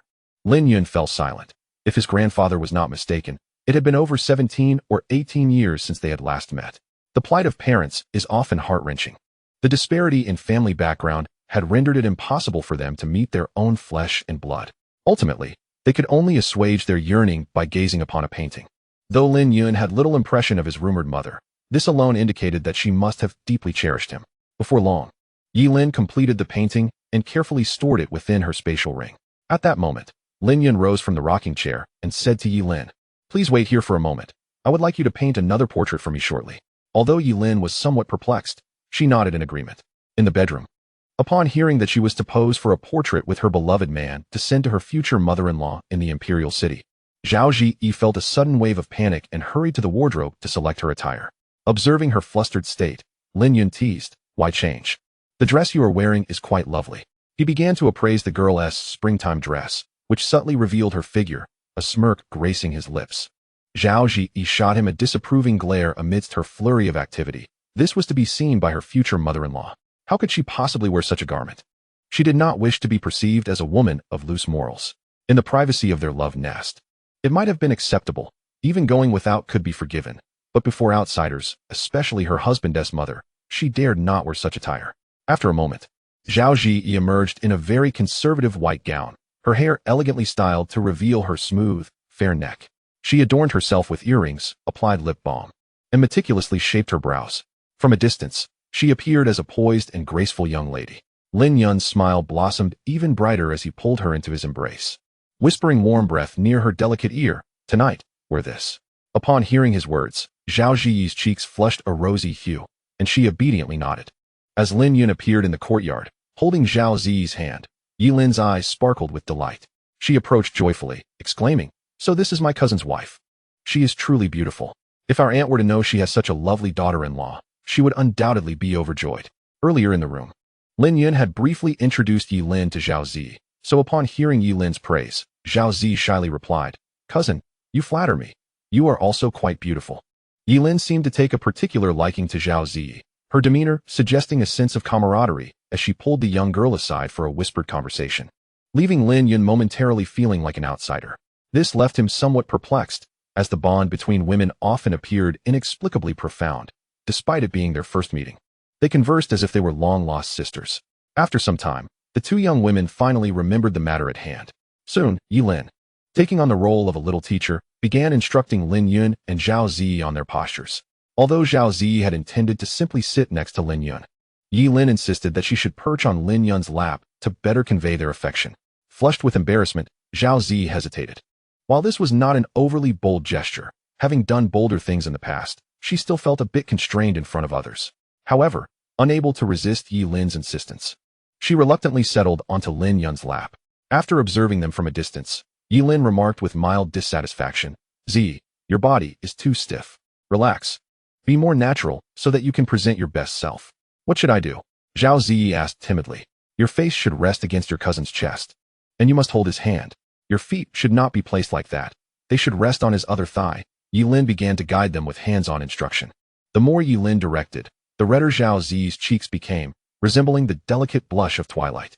Throughout this scene, Lin Yun remained silent, quietly admiring the girl in his embrace as one would appreciate a flawless work of art. There is a saying that the most beautiful scenery in the world is the shy glance of a lovely woman. Gazing at Zhao Zi's rosy cheeks, Lin Yun couldn't help but reflect, realizing that there truly exists beauty that rivals the pinnacle of swordsmanship. He had merely rushed through life too hastily in his past. Suddenly looking back, he recognized how much he had overlooked. Yet, fortunately, though the past is lost, it is not too late to mend it. Chapter 52. A reunion with Zhou Tianlin. Yi Lin's artistic skills were exceptional. Not only was she adept at painting, but she also worked quickly. In no time, the portraits of the two were completed. The canvas revealed a graceful and gentle young woman nestled in the embrace of a man. The girl's exquisite face radiated a blend of nervousness and joy, her bright, watery eyes gazing up at the man, shimmering with boundless tenderness and reliance. The sunlight filtered through the gaps in the leaves, casting dappled shadows upon the two figures, enveloping this serene moment in a warm golden glow, evoking a sense of tranquil passage of time. Zhao Zi stood in a daze before the canvas, scrutinizing the depiction of herself, a look of incredulity crossing her delicate features. The young woman realized that the painted version of her was, astonishingly, even more beautiful than her real self. At a certain moment, with admiration in her eyes, Zhao Zi gazed at Yi Lin and exclaimed, "Cousin Yi Lin, you are truly remarkable." Yi Lin seemed genuinely proud of her artistic prowess whenever the topic arose. Her head instinctively tilted slightly upward in self-assurance. With an air of pride, she declared, "Of course, one must consider who I am. I am the foremost painter of the imperial city, and every noble lady from the affluent families in town takes pride in possessing a piece of my artwork. I must tell you, this is not my most impressive talent." As she spoke, Yi Lin suddenly cast a sidelong glance at Lin Yun, as if realizing that discussing certain matters in front of a man was somewhat inappropriate. Consequently, she pulled Zhao Zi aside and began whispering in her ear. Lin Yun was left in the dark about their conversation. All he could see was Zhao Zi's cheeks flushing increasingly, until they appeared almost bloodied. Moments later, Zhao Zi bit her delicate lips, seemingly having made a significant decision, and directly pulled Yi Lin into the bedroom. This scene piqued Lin Yun's curiosity. He wished to uncover what mischief these young women were up to. However, just as he approached the bedroom, Zhao Zi swiftly locked the door behind her. Before closing it, the young girl specifically warned him against peeking, or else he would be punished by not being allowed to touch her for an entire month. Lin Yun was taken aback, ultimately shaking his head in resignation. Zhao Zi and Yi Lin remained in the room for quite some time. It was not until the sun dipped below the horizon that Yi Lin emerged from the bedroom and departed the small courtyard. Once she had left, Lin Yun pushed the bedroom door open and stepped inside. At that moment, Zhao Zi was sitting on the edge of the bed, gazing intently at a painting in her hands. Lin Yun could not see the content of the artwork, for as soon as Zhao Zi noticed his presence, she hurriedly concealed the painting. Her cheeks were flushed, and her neck was crimson, displaying a level of shyness and nervousness even greater than earlier in the courtyard. This only deepened Lin Yun's curiosity about what transpired between the two young women in the room. He approached and enveloped Zhao Zi in his embrace, smiling as he asked, "What is this? Is this something your husband cannot know?" Zhao Zi clutched the painting tighter, seemingly fearful of Lin Yun discovering its contents. She stammered, I cannot tell you right now. When, then, will you share it with me?" Lin Yun inquired further. At this, Zhao Zi turned to face him, her gaze softening as she replied, "Give me a child, and I will tell you." Rest assured, there are currently no intentions of having a child. Lin Yun was momentarily taken aback. Upon recalling his memories, he realized that he did not wish for any entanglements. Thus, he had transformed all potential resources for cultivation into the purest spiritual energy. This meant that regardless of how often he and Zhao Zi shared a bed, it would be impossible for her to conceive. He was not surprised that Zhao Zi had discerned this fact. What truly surprised him was that Zhao Zi, still a young maiden, had already begun entertaining thoughts of motherhood. It was a mystery when the maternal instinct of a girl might awaken. In the realm of cultivation, the ages between 20 and 30 are considered the pinnacle of one's training, a period typically devoted to diligent practice. Not only is procreation often deferred until after 30, but this is also why he and Zhao Zi remain merely engaged at present. Once a cultivator breaks through to the qi gathering stage, they can effortlessly live beyond 150 years, and those who ascend to the spirit manifestation stage can enjoy a lifespan of 300 years. Thus, there is no urgency for marriage or childbirth. Cultivators are unlike ordinary mortals. The former possess significantly longer lifespans and need not adhere to the conventional progression of life. Why, then, this sudden desire for motherhood? Lin Yun playfully pinched the girl's delicate nose. Zhao Zi nestled her head against the man's chest, softly replying, "It's because I want to take our child to meet my mother-in-law." Lin Yun was taken aback by this reason. Evidently, Yi Lin must have shared many thoughts with the kind-hearted girl, stirring her emotions deeply. Lin Yun did not dismiss Zhao Zi's innocent wish. He nodded and said, "Then let us have a child." At his words, the girl's eyes sparkled with joy, her gaze transforming into a gentle crescent. Moments later, Lin Yun gently laid the girl upon the bed. Their eyes met, embarking on a somewhat tedious yet intimate endeavor. What Zhao Zi did not realize was that although Lin Yun verbally acquiesced, he harbored considerable doubt within. At that moment, both he and the girl were practicing top-tier cultivation techniques. Without the assistance of corresponding celestial materials, conceiving a child had become a formidable challenge. The higher one's talent and cultivation, the more difficult it becomes to bear offspring, a universal truth across realms. This was as true in the celestial realm as it was in the world of cultivation. Such is the decree of the heavenly Tao, imposing restrictions on the mightiest beings. Otherwise, those of extraordinary gifts would require only to procreate daily to dominate the world. There was once a legendary celestial sovereign who, in pursuit of an heir, toiled for thousands of years without success, a tale that became a source of amusement at the time. While Lin Yun and Zhao Zi might not need such an exaggerated span, it would still be exceedingly challenging.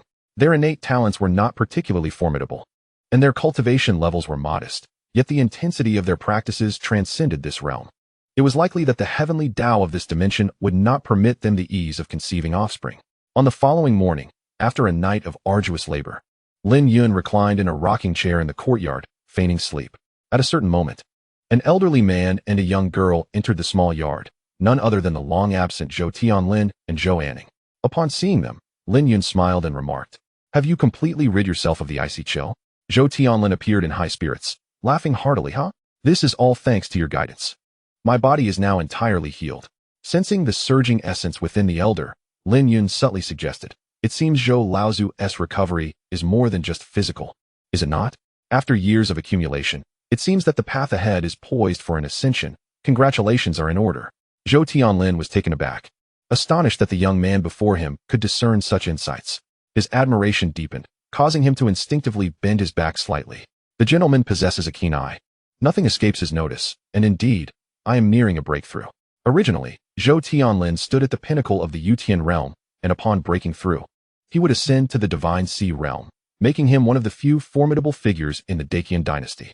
Lin Yun was equally pleased with Zhou Tianlin's impending breakthrough, as he planned to journey to the imperial city shortly, and a Divine Sea realm expert was indispensable. He was reluctant to rely on the trace of sword intent within his consciousness any longer. Passive waiting was not Lin Yun's style. He preferred to take the initiative. With this thought, Lin Yun turned to Zhou Tianlin and said, "Old Zhou, I may soon embark on a journey to the imperial city. Would you care to accompany me?" Observing Zhou Tianlin's puzzled expression, Lin Yun briefly elucidated his background. The elder, upon learning of Lin Yun's connection to the Yi family of the imperial city, displayed astonishment and disbelief. It was not that he regarded the Yi family as overly prestigious or exclusive, deeming Lin Yun unworthy to enter their ranks. Quite the opposite. He believed the Yi family to be blind to true talent, failing to recognize a genuine dragon. When Zhou Tianlin heard that the young man had slain 2 Yutian realm experts despite only possessing the strength of the Kaiyuan realm, He inhaled sharply, further solidifying his convictions. Meanwhile, Zhou Anning gaped in astonishment, her face a portrait of shock. Moments later, as Lin Yun finished speaking, Zhou Tianlin promptly replied, "Rest assured, sir. Simply grant me half a month. Once I break through to the Divine Sea realm, I shall personally accompany you to the Imperial City, ensuring that no one dares to trespass upon your rights." As soon as he finished speaking, an imposing aura emanated from the elder, distorting the air around him. In the realm of mortals, fortune and misfortune are intertwined. Blessings often rely on the very sources of calamity, and calamities may conceal blessings within. The poison of the Xian Yin cold poison had hindered the elder for over a century, yet simultaneously, it had refined his foundation to an extraordinary depth. One could only imagine that once Zhou Tianlin broke through, he would be a rare contender among his peers. Lin Yun was greatly satisfied with the elder's declaration. The benevolent bond forged by the Qingshan River had not betrayed his expectations. With Zhou Tianlin as his ally, his journey to the Imperial City would be considerably smoother. Chapter 53. The Maid's Duty. Old Zhou is of royal lineage? Despite having a general idea in mind, Lin Yun sought confirmation. In the Daqian dynasty, the surname Zhou was synonymous with royalty.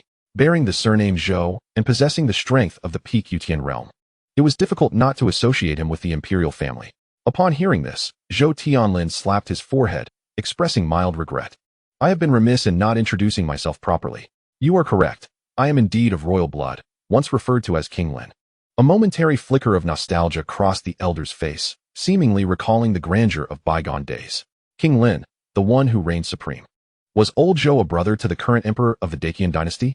Zhou Tianlin nodded, his expression intricate as he said, "Indeed, he is my elder brother, and the poison of Xianbing Hansa that afflicts me is a gift from him."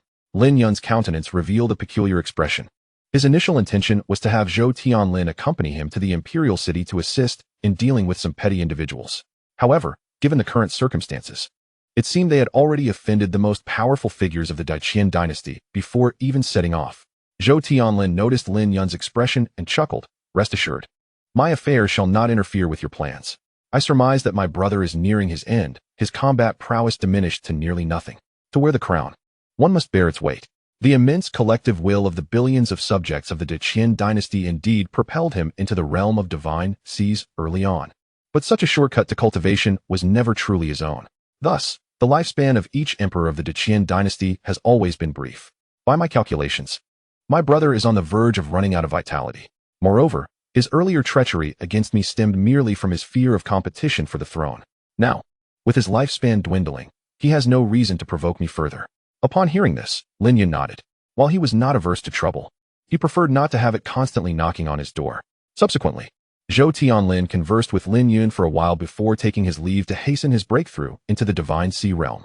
However, although the elder departed, Zhou Anning remained. At this moment, the once headstrong girl stood beside Lin Yun, her face flushed and demeanor awkward. Whenever Lin Yun glanced her way, she would instinctively lower her head like a startled little rabbit. At one point, Lin Yun feigned ignorance and asked, "Miss Anning, do you have something on your mind?" Zhou Anning's eyes widened. She was acutely aware that the gentleman was teasing her, and her heart felt a mix of embarrassment and irritation. Pouting, the young lady's face bore a look of grievance. As a princess, Zhou Anning had grown up under the care and admiration of her kin. She had never endured such indignities. Given her status, she found herself not only serving others, but had also come of her own volition. Although she had mentally prepared herself, the more she pondered, the more aggrieved she felt, her eyes beginning to glisten with unshed tears. Observing this scene, Lin Yun realized he had perhaps gone too far in his jesting and smiled. "Do you know what a competent maid is required to do?" Hearing Lin Yun finally broach a serious topic, Zhou Anning discreetly exhaled, adjusting her demeanor as she replied, Yes, it involves washing clothes, sweeping the floors, making the bed, serving tea, and cooking meals."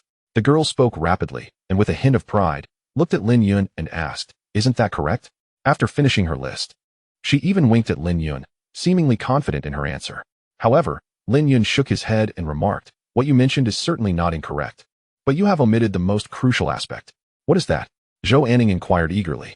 Lin Yun cast a sidelong glance at the girl and replied with a hint of gravity, "Any task commanded by the master, regardless of its reasonableness, must be carried out." Zhou Anning's expression momentarily froze. As if a thought had struck her, her neck instantly tinted with a delicate blush. The young girl's heart raced wildly, her hands clutching the hem of her dress, struggling to articulate her feelings. Although she had anticipated this moment, hearing the man articulate it made her feel an overwhelming shyness. At that moment, Lin Yun, reclining lazily in a rocking chair, stretched and turned to Zhou Anning with a smile, requesting, "Please massage my shoulders. I wish to assess your competence as a maid." Zhou Anning remained silent, obediently stepping behind the man, lifting her fair and slender hands to begin the massage. Lin Yun's eyes narrowed slightly. He finally understood why his master had so enjoyed requesting his assistance with massages in his youth. It was indeed quite pleasurable. Zhou Anning's hands moved with remarkable skill, her pressure perfectly calibrated. Whether it was due to her frequent massages for the elders at home or her recent training, Lin Yun found her technique exceptionally beneficial. Just as he was quietly relishing the massage, Zhao Zi emerged from the room. Upon noticing the girl who had once appeared at the city lord's residence, now intimately tending to her husband, her pupils constricted in surprise. From a distance, she indignantly inquired, "Who are you, and what are you doing here?"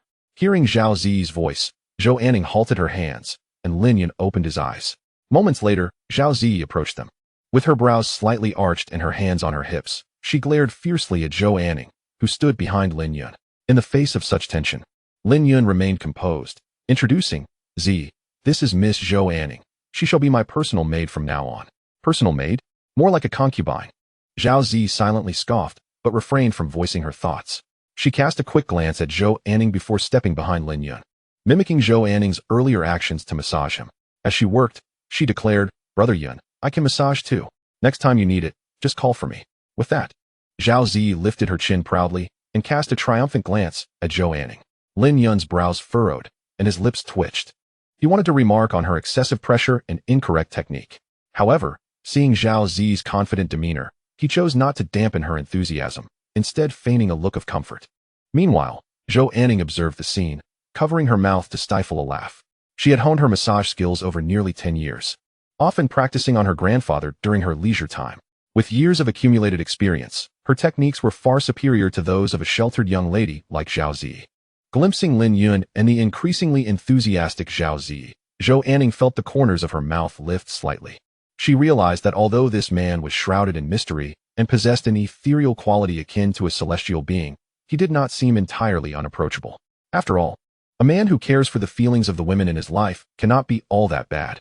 Zhao Zi pressed for over half an hour, during which Lin Yun's brow remained furrowed.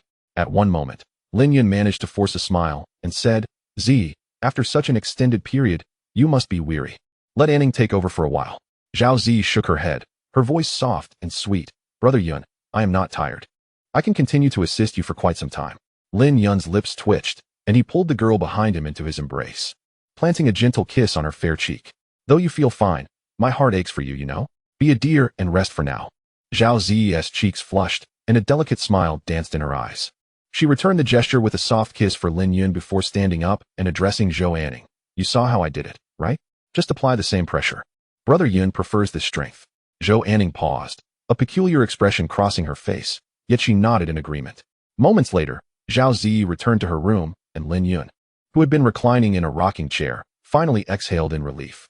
He sighed softly, rubbing his shoulders. Unable to contain herself, Zhou Anning burst into laughter. As she chuckled, she approached Lin Yun from behind, gently kneading his shoulders. Feeling the comforting pressure and skill of her touch, Lin Yun released a deep breath, finally relaxing his furrowed brow. He couldn't help but muse that such specialized tasks should indeed be entrusted to those with expertise. For instance, Zhao Zi merely needed to adorn herself in beautiful garments and await him in bed. Engaging in other activities seemed rather inappropriate. At one moment, Zhou Anning suddenly remarked, "Miss Zi is quite endearing." Lin Yun chuckled in response. "You may say that to me, but refrain from mentioning it in front of Zi." "Why not?"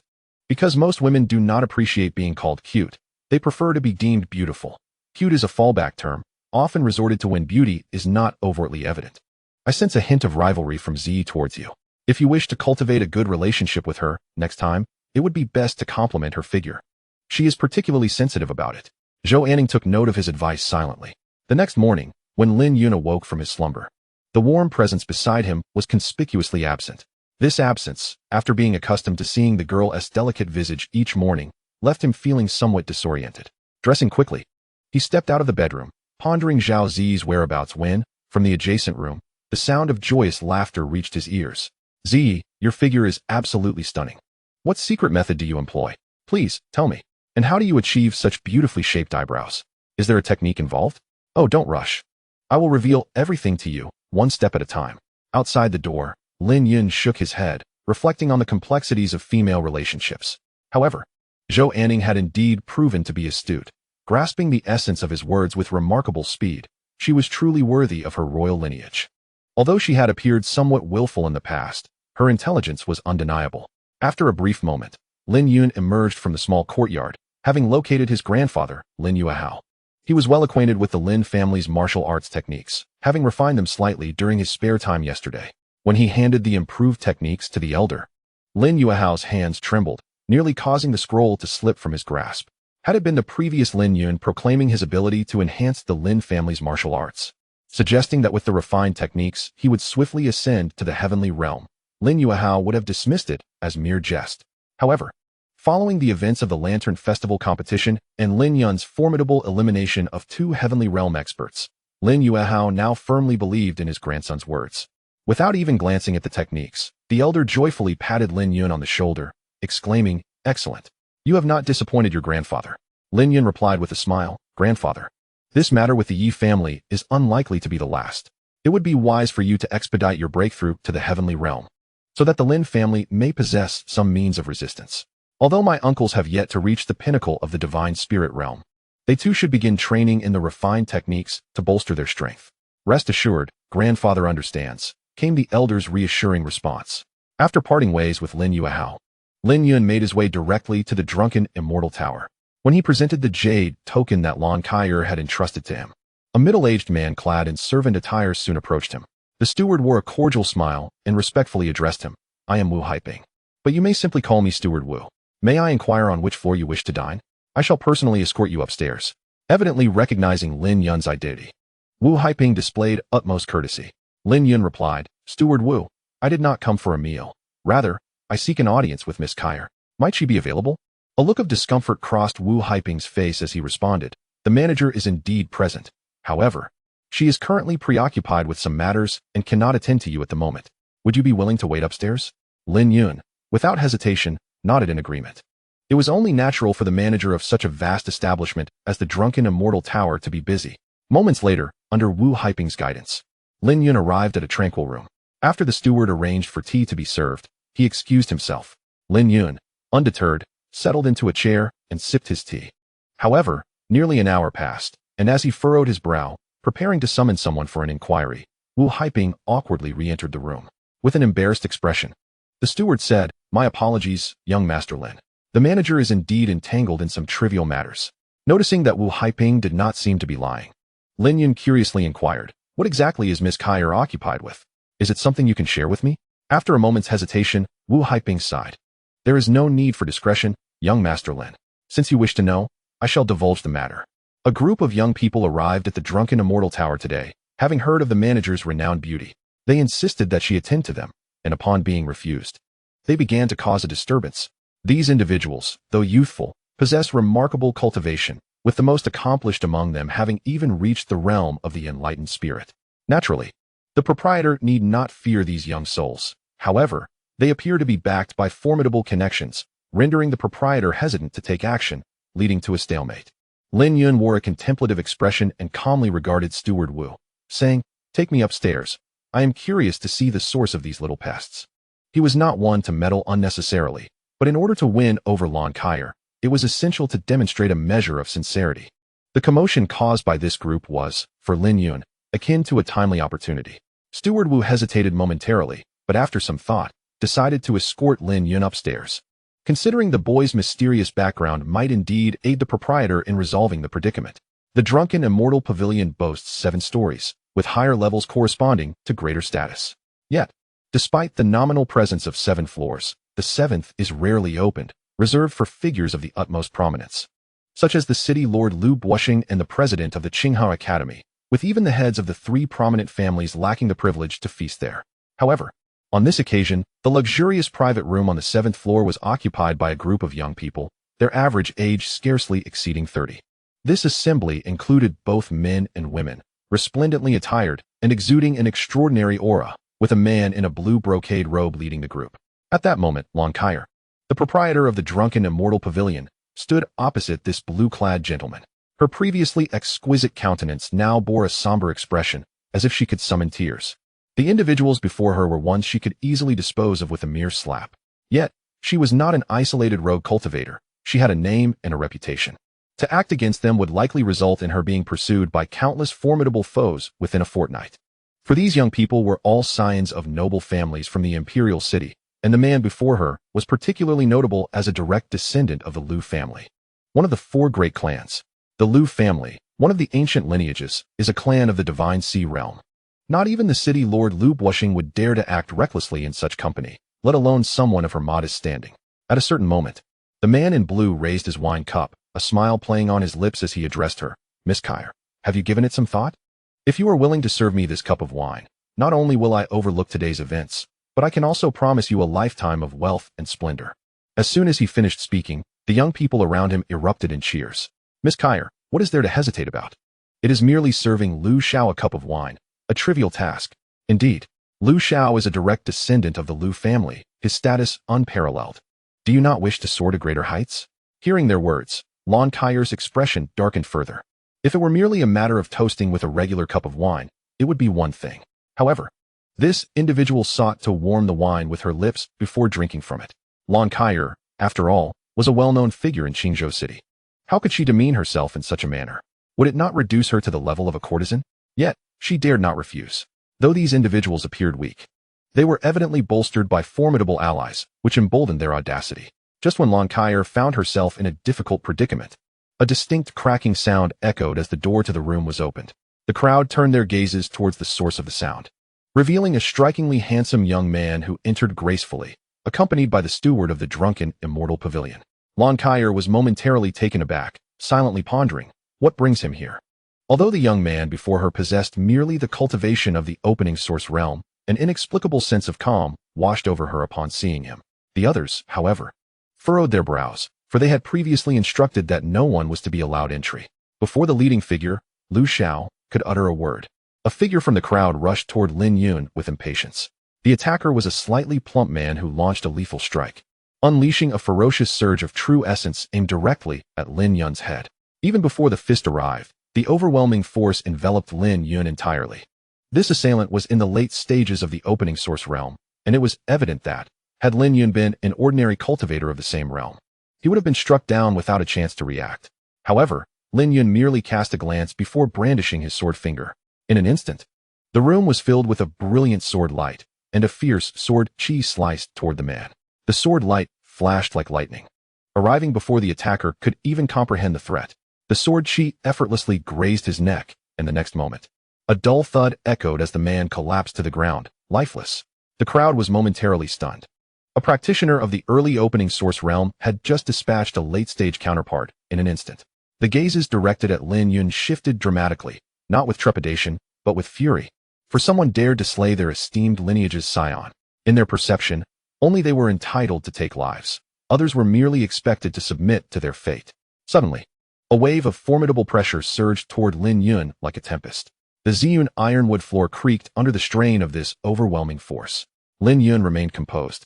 Yet Lon Kyre felt a surge of anxiety. Among the sources of pressure, several emanated from beings of the Mingxin realm. While Lin Yun's cultivation was merely at the opening source realm, how could he possibly withstand such might?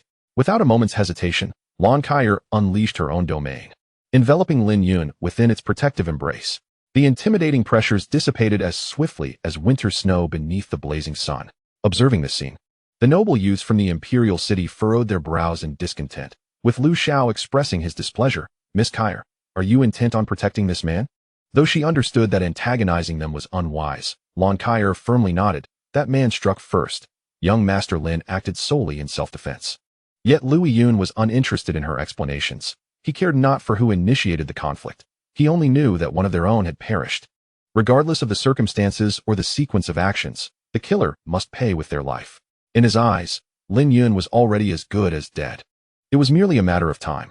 At this moment, he had no inclination to concern himself with a lifeless figure.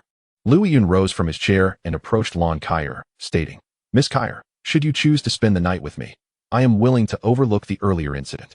I implore you to give this careful consideration, as this is your final opportunity. As he spoke, Liu Yun tilted his head slightly, resembling a haughty sovereign. Before Lon Kaier could respond, Lin Yun interjected, "There is no need for deliberation. She will not acquiesce." Lin Yun maintained a steady gaze on Lu Yun, his expression calm and untroubled. Lu Yun cast a fleeting glance at Lin Yun, but chose to remain silent. Lon Kaier glanced between Lu Yun, who awaited her answer, and the serene youth beside her. After a moment of contemplation, she bit her crimson lip and, with a complex expression, declared, "I refuse." "Very well." Lu Yun's countenance turned icy, and without uttering another word, he exited the room. Following Lu Yun's departure, the others trailed behind him, their gazes towards Lin Yun and Lon Kaier laced with a hint of schadenfreude, as though they were observing two lifeless beings. Lin Yun understood that this matter was far from resolved. These individuals were merely retreating for the time being, unable to contend with Lon Kaier, who had reached the pinnacle of the enlightened spirit realm. Indeed, as Lin Yun surmised, Lon Kaier had genuinely ascended to the apex of her cultivation during this period. Once the group had vacated the premises, Lon Kaier sighed and remarked, "Young Master Lin, we are about to encounter significant trouble. Though trouble exists, it is manageable." "Leave it to me," Lin Yun replied, his expression enigmatic. "Are you aware of their identities?" Lon Kaier inquired, her tone peculiar. "No need to know," Lin Yun answered, before moving to the nearby window. From this vantage point, one could behold the entirety of Qingzhou City. The streets within were bustling, lined with a plethora of buildings, and the lively marketplace teemed with people. However, perhaps due to the gloomy sky and impending rain, many vendors hastily packed their goods. Passers-by hurried along, and the shops saw fewer patrons. At a certain moment, Lon Kaier leaned closer and asked, "What are we waiting for?" Lin Yun looked skyward at the swirling dark clouds and replied calmly, "We await the storm." Chapter 55, The Allure of Beauty. "The gathering storm, do you already have a solution, young Master Lin?" Lon Kaier could not help but inquire, observing Lin Yun's composed demeanor. Lin Yun nodded, for he had just shattered a communication talisman to notify Zhou Tianlin. The previous day, while in the courtyard, an elder had given him several talismans. Fearing he might encounter issues related to the Yi family again, he had not expected them to come into use so swiftly. The group of young individuals clearly belonged to families of considerable stature, and it was nearly inconceivable that they were not backed by a formidable presence of the celestial realm. Thus, Lin Yun had no intention of intervening personally. He was unwilling to experience that sense of helplessness again, especially with Zhao Zi frequently parading in her alluring attire before him. Although Lin Yun had provided her with a reassuring answer, Lon Kaier cautioned, "Young Master Lin, those individuals were all scions of noble families from the imperial city. Among them, the one surnamed Lu is a direct descendant of the Lu family, one of the four great clans. Are you certain there will be no repercussions?" Upon hearing this, Lin Yun remained unfazed, calmly responding, "No harm done." Lon Kaier cast a meaningful glance at the man beside her, choosing silence thereafter. At this moment, she was deeply perplexed about Lin Yun's hidden cards. It is well known that even the city lord, Lu Buoxing, would be of little consequence when confronting the direct lineage of the Lu family. Although they both share the surname Lu, they are completely unrelated and exist on entirely different levels. Nonetheless, Lon Kaier opted to place her trust in Lin Yun, for she believed that this young man was not one to boast without merit. Whether during the Lantern Festival competition or now, he always exuded a serene confidence, as if all matters in this world lay firmly within his grasp. It must be said, a man in confidence is indeed at his most alluring, and even Lon Kaier felt her heart fluttering wildly in his presence. At a certain moment, Lon Kaier steadied her emotions and, like Lin Yun, stood quietly by the window, appreciating the bustling life of Qingzhou City. They stood side by side, the man with striking features and captivating eyes, the woman with fair skin, beauty, and an alluring fullness. From a distance, they resembled a pair of exquisite gems. As a faint, enchanting fragrance wafted into his nostrils, Lin Yun turned to admire the voluptuous beauty of Lon Kaier. The renowned proprietor of the drunken Immortal Pavilion had, at this moment, let her silky hair cascade down instead of styling it as usual. A gentle breeze stirred her hair, releasing an intoxicating aroma. Curiously, Lin Yun inquired, "Why have you not styled your hair today, Lady Kaier?" Lon Kaier cast a flirtatious glance his way, subtly indicating, "Because someone has taken my hairpin and has yet to return it." Lin Yun was taken aback, then quickly realized that she was indeed correct. In the next moment, he retrieved the exquisitely crafted hairpin he had borrowed from Lon Kaier on the day of the Lantern Festival. Presenting it to her, he stated, "It has now returned to its rightful owner." Lon Kaier did not reach for it, instead smiling brightly, "I would like you, young Master Lin, to place it in my hair." With that, she winked, her enchanting face radiating an allure that was hard to resist. Although uncertain of her intentions, Lin Yun did not refuse, considering it a trivial matter. However, just as he was about to make a move, Lon Kyer had already leapt into his embrace. Reminiscent of Zhao Zi's playful affection when she returned home. The only difference was that he and Zhao Zi were betrothed, while he and the woman before him had only met a handful of times. Lin Yun remained composed. He was no longer the man who would freeze at a woman's touch. Under Zhao Zi's guidance, he had become quite adept at navigating such encounters. Soon, an intoxicating fragrance enveloped him, more intoxicating than the strongest of wines. The beauty's dimples held no wine, yet her smile was enough to captivate the hearts of many. At this moment, their chests pressed closely together, noses nearly touching, with Lon Kyer's enticingly pink lips a mere breath away. A slight movement from Lin Yun would grant him the taste of her sweetness. However, he did not act accordingly. Instead, he casually placed his hand on the woman's back, gently lifting the smooth, lustrous locks of Lon Kyer. With simplicity, he fashioned her hair into a bun, delicately securing it with a hairpin. Lon Kyer's fair, smooth neck was once again exposed to the air, the fine hair swaying gently in the breeze. Lin Yun observed that Lon Kyer, with her hair elegantly styled into a bun, possessed a certain allure. Although her long hair cascading to her waist made her appear younger, it lacked an elusive quality that he could not quite place. Lin Yun lowered his gaze, unable to see the woman's feet. Raising his eyes, he met her enchanting gaze, which seemed capable of melting even the strongest steel. His heart was as tranquil as still water, and he jested, "Miss Kaya, have you taken a liking to me? I am, after all, a married man." Lon Kyer's expression remained unchanged as she replied, her breath fragrant as orchids. "I do enjoy enticing married men." Lin Yun stepped back, raising a finger to playfully flick her porcelain forehead, chuckling, "You, a young lady, need not feign the airs of a seasoned seductress in my presence." A flicker of surprise crossed Lon Kyer's eyes. Curiosity piqued as to how Lin Yun had discerned her true nature. Since her arrival in Qingzhou, she had donned the guise of a married woman to avoid attracting too many suitors. With her current cultivation at the pinnacle of the Mingshun realm, it was unlikely even a peak Tian realm cultivator could ascertain her virginity at a glance. Lon Kyer found Lin Yun increasingly enigmatic, her intrigue for this remarkably handsome youth deepening. Aware of her gaze, Lin Yun continued his playful banter. "It would be wise for you, Miss Kyer, to refrain from harboring curiosity about me." "Why?" she inquired. Lin Yun replied nonchalantly, "Because once a woman becomes curious about a man, it marks the beginning of her downfall." "Is that so?" Lon Kyer seemed unfazed, instead drawing closer to him. The two resumed their previous intimate distance. She whispered warm breath into his ear, "Young Master Lin, did you know that in my hometown, when a man helps a woman style her hair and insert a hairpin, it is a sacred act reserved for the day after the wedding night? This act signifies the formal bond of shared trials and tribulations between husband and wife." Lon Kyer's implication was unmistakable. Lin Yun's earlier gesture of styling her hair and placing the pin was akin to the actions of a husband in her homeland. Lin Yun had no desire to probe the veracity of this tale. He refrained from uttering the words she longed to hear and instead expressed genuine regret. "It seems I should not have adorned you with that hairpin, Miss Kaya." Lon Kyer beamed like a blossoming flower. "So, young Master Lin, are you willing to rectify the matter preceding the styling and pinning?" The matter preceding the styling and pinning was, of course, the consummation of marriage. Faced with such overt seduction, Lin Yun merely responded nonchalantly, "I shall certainly make it a priority next time." With that, he turned to admire the scenery below the drunken, immortal pavilion.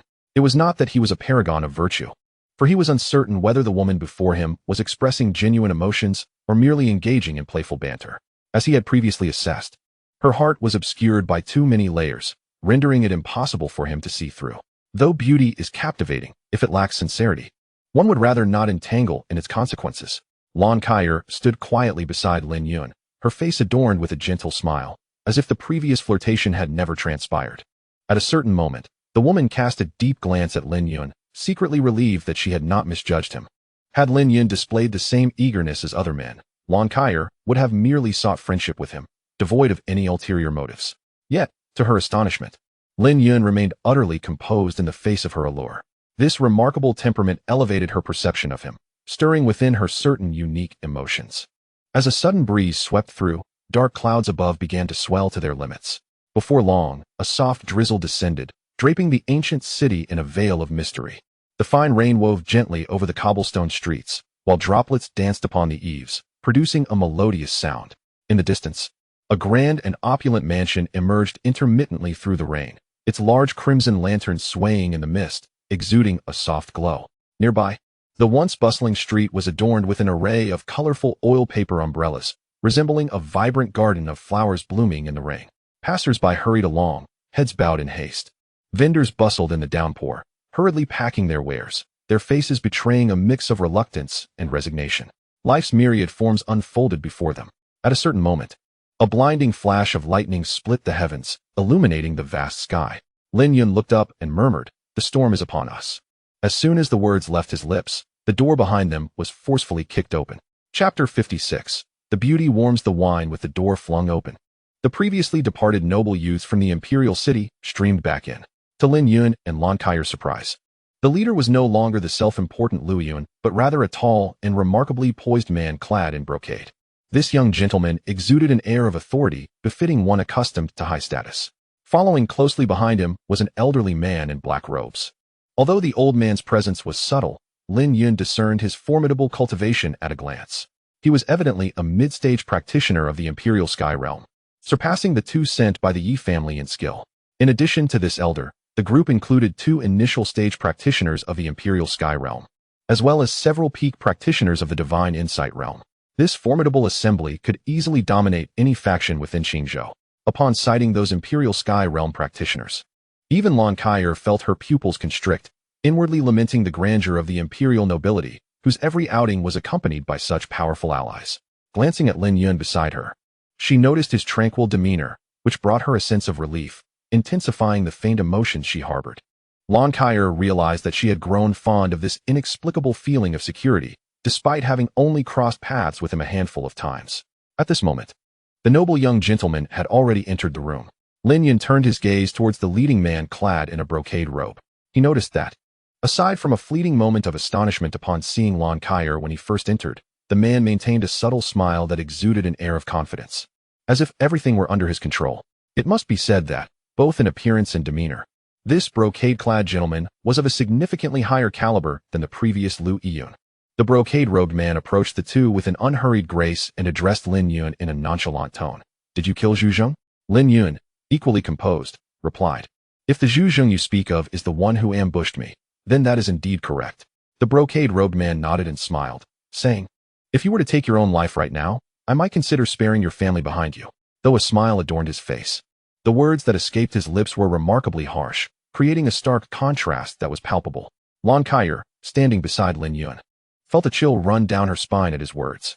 However, Lin Yun remained unfazed. He cast a sidelong glance at the brocade-robed man and remarked, with implied significance, "Today is still long. Perhaps we can wait a while longer." "Wait for what?" the brocade-robed man inquired. "For my trump card," Lin Yun replied. Intrigued, the brocade-robed man asked, "What is your trump card? Is it the 3 great families, or perhaps the city lord's mansion? Or is it the Qinghou Academy?" Lin Yun shook his head, indicating that it was none of those. Upon hearing Lin Yun's denial, the brocade-robed man exhibited a keen interest. He had investigated the notable powers in Qingzhou, and the fact that Lin Yun's trump card was not among them piqued his curiosity. Initially, he had intended to summon Old Li to take action directly, but now he found himself reluctant to conclude this intriguing game so swiftly. He was eager to witness Lin Yun's expression when confronted by 3 formidable experts of the Yutian realm. Such a sight promised to be most entertaining. With this thought in mind, Zhou Zifen seated himself leisurely on a chair, a playful smile gracing his face. The noble young man behind him also recognized the intentions of the third prince and wore expressions akin to spectators at a performance. They held little belief that there existed any force in Qingzhou capable of contending against 3 Yutian realm experts and several peak Mingxin realm practitioners simultaneously. Unaware of their thoughts, Lin Yun, seeing Zhou Zifen take a seat, similarly took Lan Kai's delicate hand and sat down, leisurely pouring himself a clean wine cup and indulging in his own drink. Observing this scene, Zhou Zifen's amusement deepened. It had been a long time since he had encountered such an interesting individual. Unable to contain his mirth, he remarked, "I have decided not to kill you later. I shall only eliminate your backing." Such a person was far too precious to be lost. Allowing him to exist in this world and gradually witness its cruelty would serve as the greatest punishment. After all, killing was merely a matter of striking a head. The most merciless punishment in this world was to strike at the heart. Lin Yun, oblivious to Zhou Zifen's thoughts, downed a cup of wine and responded with a smile. "You should consider yourself fortunate for having uttered those words, for you will soon discover that they have spared your life. It is only proper to reciprocate. Thus, I shall not kill you, but will instead eliminate the Yutian realm expert behind you. Zhou Zifen remained momentarily stunned, while the elderly figure clad in black behind him narrowed his pupils, displaying an expression of incredulity. How could his cultivation be discerned by another? It is worth noting that even the esteemed dean of Qinghao Academy, Qin Shan, could not perceive his level of prowess. The elder yearned to caution Zhou Zifen, yet he feared that Lin Yun merely possessed some arcane technique that enabled him to unveil another's cultivation, engaging in mere theatrics. Having accompanied Zhou Zifen for many years, he was acutely aware of his sovereign's temperament, particularly his aversion to interruptions during moments of revelation. After considerable contemplation, the elder opted for silence. He found it hard to believe that anyone from the modest Qingzhou could pose a threat to them. Moreover, even if such a formidable individual existed, it was highly likely they would afford the royal family some courtesy and not be overly harsh. Intriguingly, Zhou Zifen was oblivious to the flicker of unease that had begun to stir within his devoted guardian, who continued to maintain an air of superiority. On the contrary, Lin Yun found the situation rather tedious. Neither the company nor the wine held any allure, for the cup he had just consumed had grown tepid. It was hardly a fine vintage to begin with, and its chill rendered it even less palatable. Setting his goblet aside, Lin Yun languidly remarked, "Chilled wine is devoid of flavor. Nobility? Equally insipid." With that, he cast a sidelong glance at Zhou Zifen, the implication being that he was scarcely impressive. Before Zhou Zifen could respond, however, Lan Kaier, the enchanting and voluptuous woman, interjected. She seized the cup Lin Yun had just abandoned and filled it anew with exquisite wine. Gazing at Lin Yun with sultry eyes, she sweetly proposed, "Since the gentleman finds the wine lacking in warmth, allow me to assist in warming it for you." Lin Yun pondered the meaning behind her words, yet before he could fully comprehend, Lan Kaier had downed the contents of the cup in a single gulp. Moments later, warmth brushed against Lin Yun's lips. He inhaled the faint, alluring fragrance that clung to her, blinking in realization. So that was her intent. Lin Yun remained oblivious to the woman's thoughts, yet it seemed unreasonable for him to decline her offer. At that moment, all present widened their eyes in astonishment. Among the crowd, Lu Yun was particularly incensed, his eyes burning with fury and breath quickening. Previously, he had exerted both threats and temptations, yet the woman had remained unmoved. Now, merely uttering that the wine was tepid had prompted her to offer her lips to warm it for another. This scene struck him like a hammer to the chest, igniting a pang of jealousy within him. He could not fathom why he was found wanting in comparison. Upon consuming the wine, he had to admit it possessed a unique flavor, both fragrant and sweet. Uncertain if this spectacle had provoked Zhou Zifen, the distinguished third prince now wore a dark expression, his eyes glinting with cold light. At length, Zhou Zifen spoke in a low tone, "Li Lao, take action." Upon hearing this, Li Lao felt a surge of energy within him, unleashing a pressure akin to a mountain, bearing down upon Lin Yun and Lan Kaier.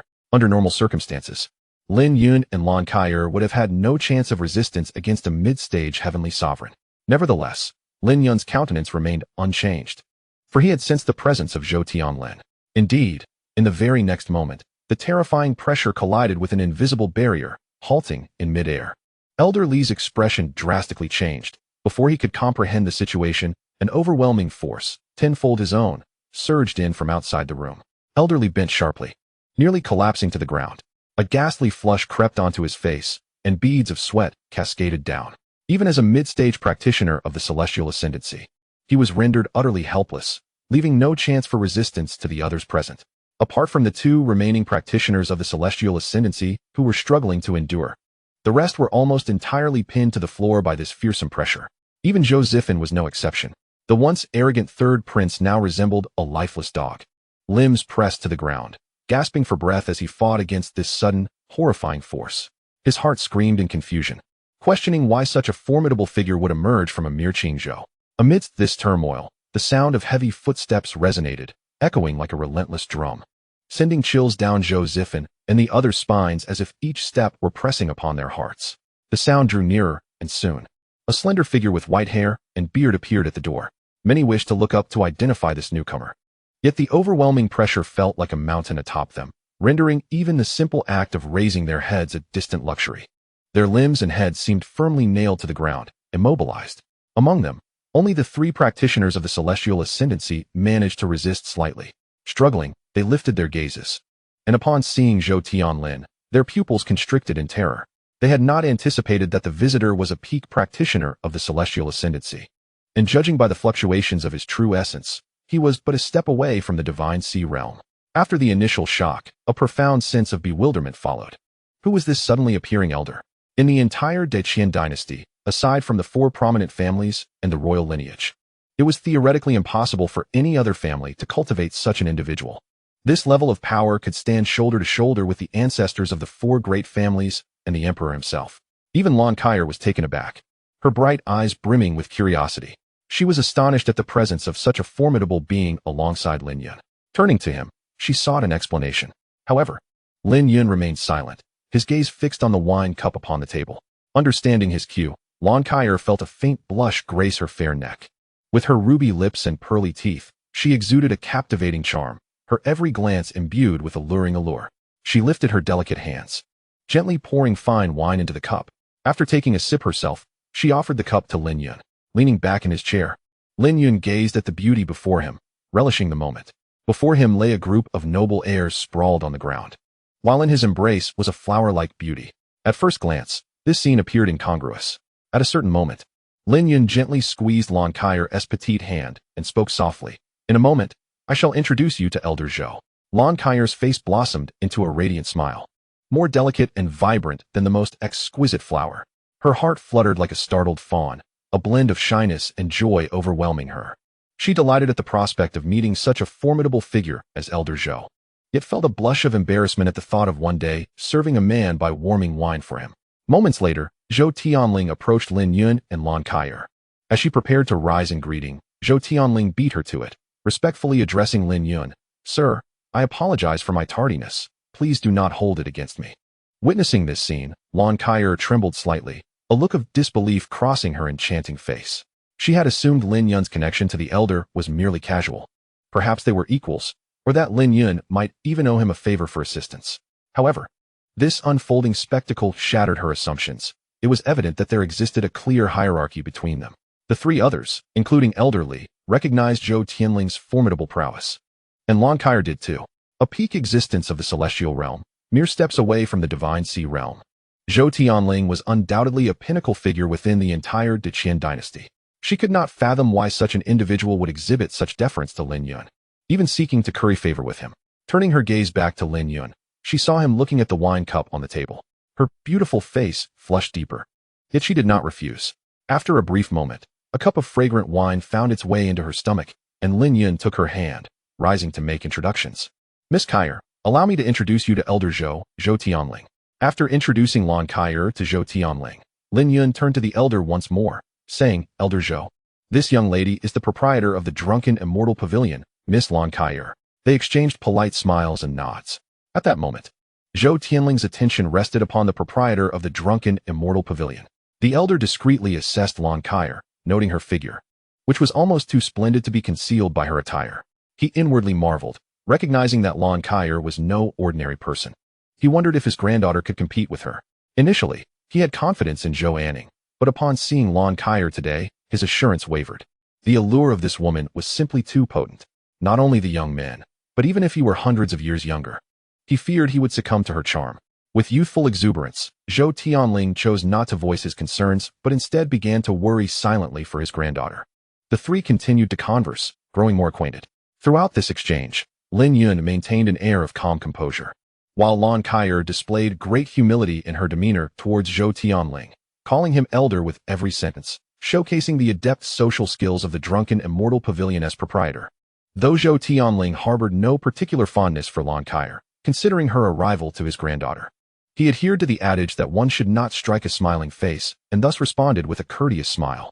The 2 gradually became more familiar with one another. At a certain moment, Zhou Tianlin abruptly turned to the group of noble sons behind him, and, with a chilling intent, inquired, Sir, shall we eliminate them all? Earlier, while engaged in conversation, Zhou Tianlin had discreetly muted their voices, leaving Zhou Zifan and the others unaware of their discussion. However, in the present moment, as Zhou Tianlin made his statement, he had released the sound barrier, allowing everyone present to hear him clearly.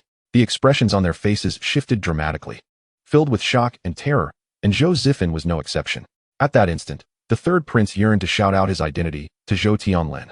Yet, his cultivation level was far too low. Under Zhou Tianlin's oppressive aura, he found himself unable to utter a word. Nevertheless, the 3 elders of the imperial sky realm, though struggling to maintain their composure, managed to speak. One of them, elderly, hastily interjected, "Senior, we hail from the imperial city. We implore you to show mercy. Among us is His Highness the Third Prince, and one of the esteemed members of the Liu family. We beseech you, noble sir, to spare us, and we shall certainly present you with a grand gift in gratitude. Indeed, we plead for your compassion. If we have offended you in any way, we will promptly apologize." The three elders of the Imperial Sky Realm pleaded, recognizing the sudden murderous intent emanating from Zhou Tianlin. However, apart from a slight fluctuation in his expression upon hearing the title of the Third Prince, Zhou Tianlin's murderous aura remained undiminished. At that moment, he turned his gaze toward Lin Yun, as if awaiting a nod from the youth to proceed with the complete eradication of the noble heirs before him. Lin Yun glanced at the elder and remarked, "Elderly, despite your grievances with the current emperor, would you truly spare even your nephew?" Zhou Tianlin, unfazed, replied coldly, "From the moment he disrespected you, he sealed his fate." Lin Yun smiled, pleased with Zhou Tianlin's response. He was already contemplating whether to assist in refining the young man's techniques after this incident. Believing that a sword meant for one's own use ought to be exceptionally sharp, their conversation was devoid of any reservations, ensuring that all present heard their exchange. Suddenly, elderly in the crowd seemed to recall something, his face paling in horror as he stammered, "Why, you are Prince Lin?" Lin, as in to command the world. The legendary figure of the Zhou royal family. Zhou Tianlin was not only the youngest Imperial Sky Realm powerhouse in the history of the Zhou family, but also the only individual to remain undefeated among his peers since his debut.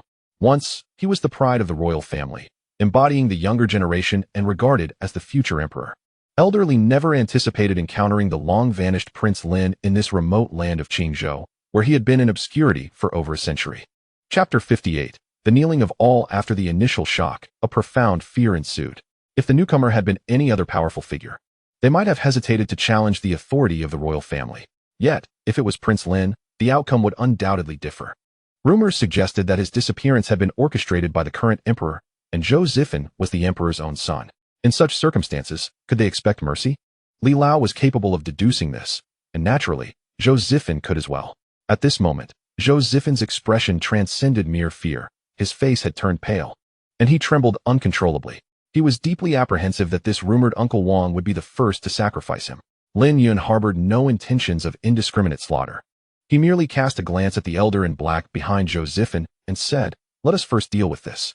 Earlier, Zhou Zifan had mentioned sparing him while eliminating his trump card, so now, Lin Yun would reciprocate by targeting the opponent's own trump card. It is only proper to respond in kind. If the adversary sought to eradicate his heart, he too would aim to extinguish theirs.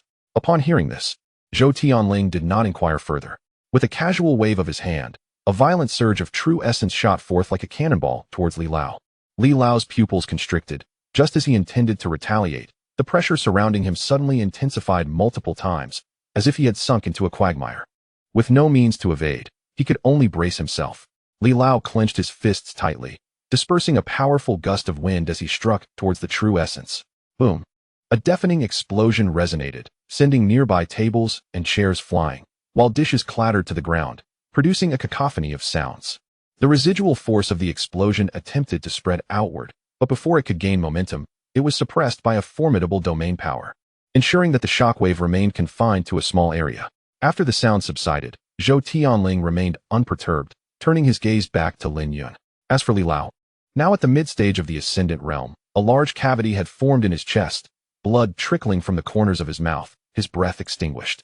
A single strike, and a mid-stage Ascendant Realm cultivator lay dead. The atmosphere fell into a profound silence, with many faces reflecting despair.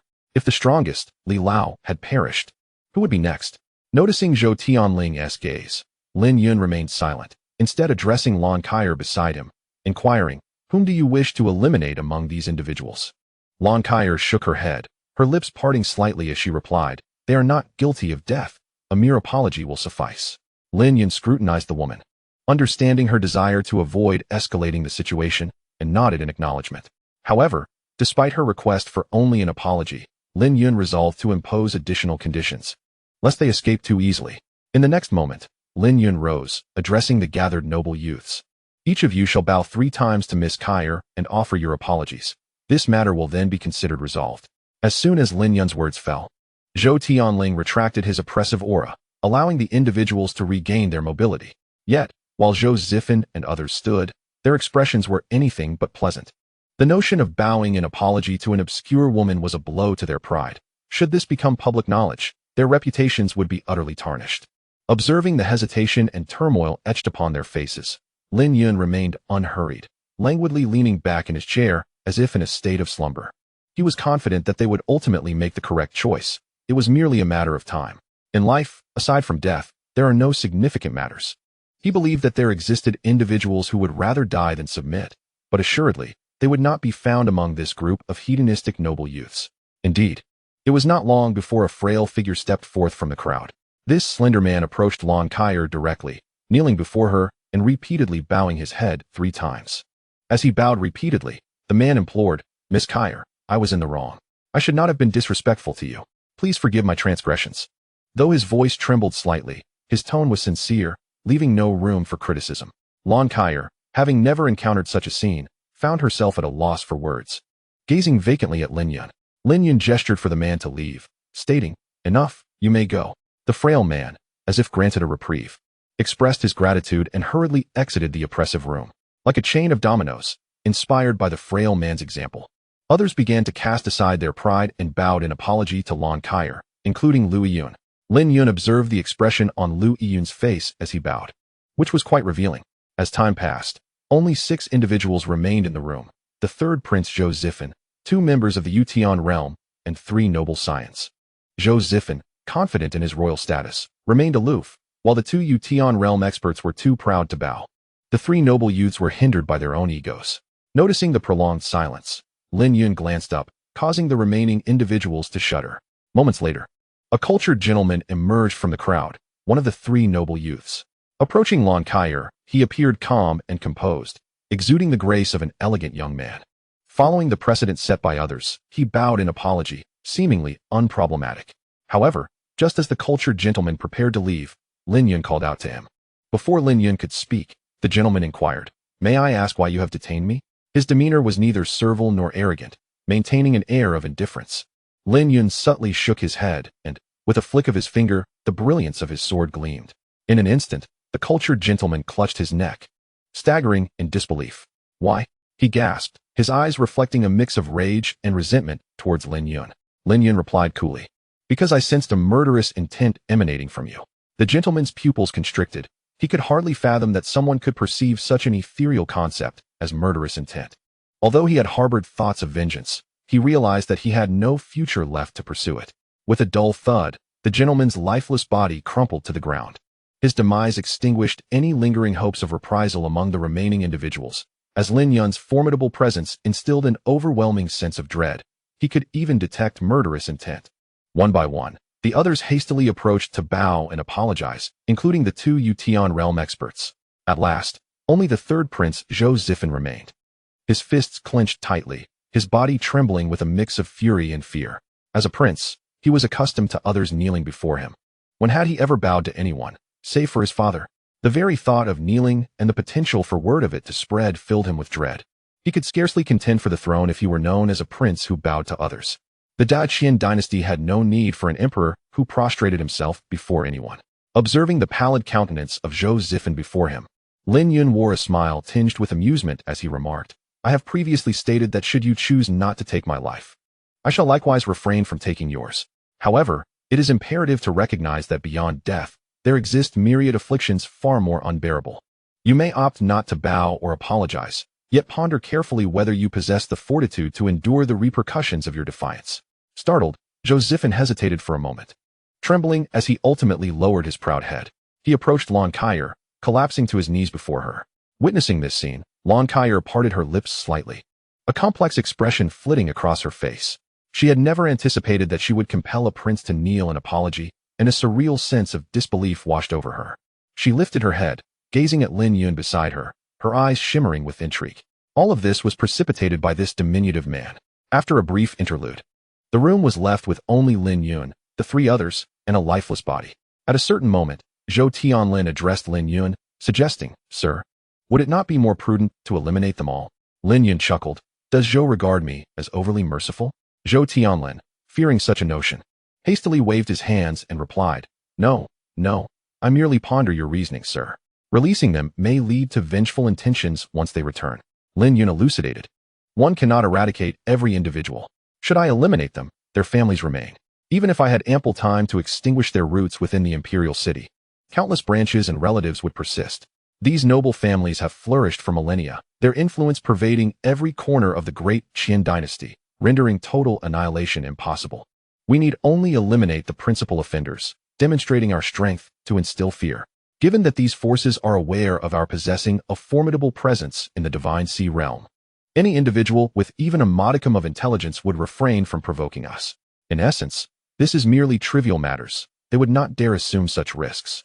Thus, it is unnecessary to offend so many noble families at once.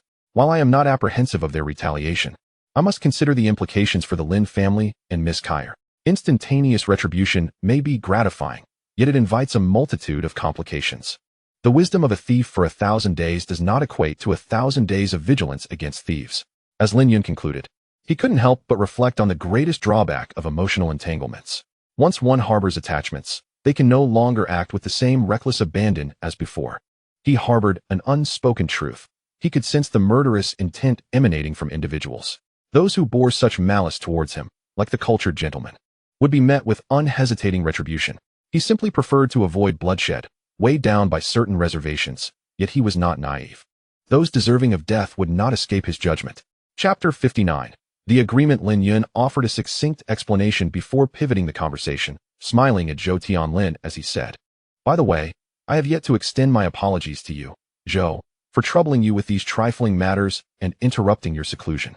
Zhou Tianlin, being at a critical juncture in his quest to break through to the Divine Sea realm, would naturally be incensed if anyone else dared to summon him at such a time. However, in the face of Lin Yun, Zhou Tianlin could hardly feel anger. In fact, he would relish the thought of being summoned by him daily. Thus, upon hearing Lin Yun's words, the elder joyfully remarked, "Not at all. No matter the magnitude of affairs in this world, none compare to the importance of your matters, esteemed sir. It is my honor to alleviate some of your troubles." Listening to Zhou Tianlin's sincere tone, Lin Yun recalled the matter of the martial arts technique and continued with a smile. "It seems there may be a slight issue with the technique you just demonstrated, Elder Zhou." Before Lin Yun could finish his sentence, Zhou Tianlin's heart skipped a beat, and the corners of his mouth began to rise slightly. Heaven knows how long he had awaited such words. Ever since witnessing Lin Yun assist Lu Bushing in perfecting his technique, he had been enviously yearning for the same opportunity, and now it was finally his turn. Although forcibly interrupting his seclusion had some impact on him, it paled in comparison to the chance to refine his martial arts. He even felt fortunate for having given Lin Yun a few voice transmission talismans the previous day. Otherwise, this monumental opportunity might have slipped through his fingers.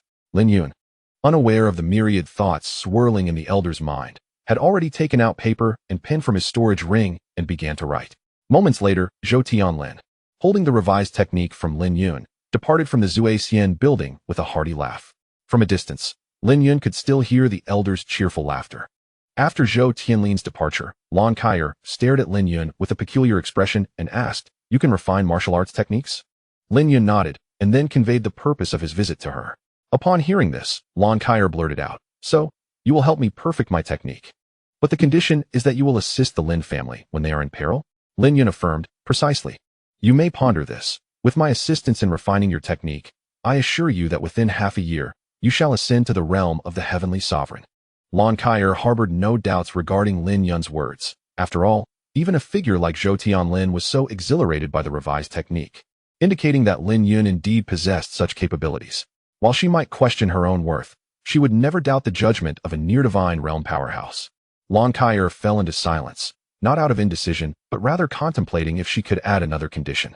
Observing her silence, Lin Yun assumed she was wary of the might of the Yi and Yang families. Indeed, it was not everyone who possessed the courage to oppose the four great families. Thus, he reassured her, "Rest assured, Miss Kyer, in this transaction, you need not dedicate yourself to the Lin family. Simply provide assistance at crucial moments. Should the disparity in strength be too great, you are entirely free to remain uninvolved. I will hold no grievance against you." Yet, Lon Kyer remained impassive, which surprised Lin Yun somewhat. He had made such a generous offer, yet she still hesitated? This deal was undeniably a lucrative one for Lon Kyer. He couldn't fathom where her hesitation lay. Was the pressure from the four great families truly that formidable? As Lin Yun pondered, Lon Kyer finally spoke.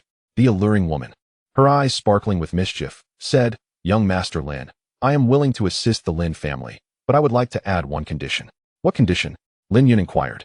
Lin Yun pondered whether this woman was excessively greedy when Lon Kaier spoke up, expressing her desire for him. With a playful blink, her alluring charm intensified. As Lin Yun stood in a daze, Lon Kaier had already nestled into his embrace, wrapping her arms around his neck, exuding intimacy akin to that of a loving couple. The fragrant breeze enveloped them, their gazes locked, and they could distinctly feel each other's warm breaths. Lin Yun remained silent, quietly observing the enchanting visage before him, so close that he could discern every detail. At a moment, he gently lifted her delicate chin with his right hand and inquired, "Do you understand what you are doing?" Lon Kaier parted her soft lips, releasing a sweet, alluring fragrance, and replied in a tender tone, "I am not an innocent girl. I know exactly what I am doing. I am not a woman desired by just anyone, nor am I someone every man would cherish. Do you like me? Do you not believe it? Why not? Because I believe if a woman is destined to marry, there is no better choice than you." Lin Yun fell into silence. His gaze drifted downward, taking in Lon Kaier's flushed cheeks and her captivating, dreamy eyes, which seemed to harbor a pool of spring water. She looked at him with soulful intensity, and he could even hear the frantic beating of her heart and her increasingly rapid breaths. In her pupils, he saw his own reflection, along with myriad other emotions.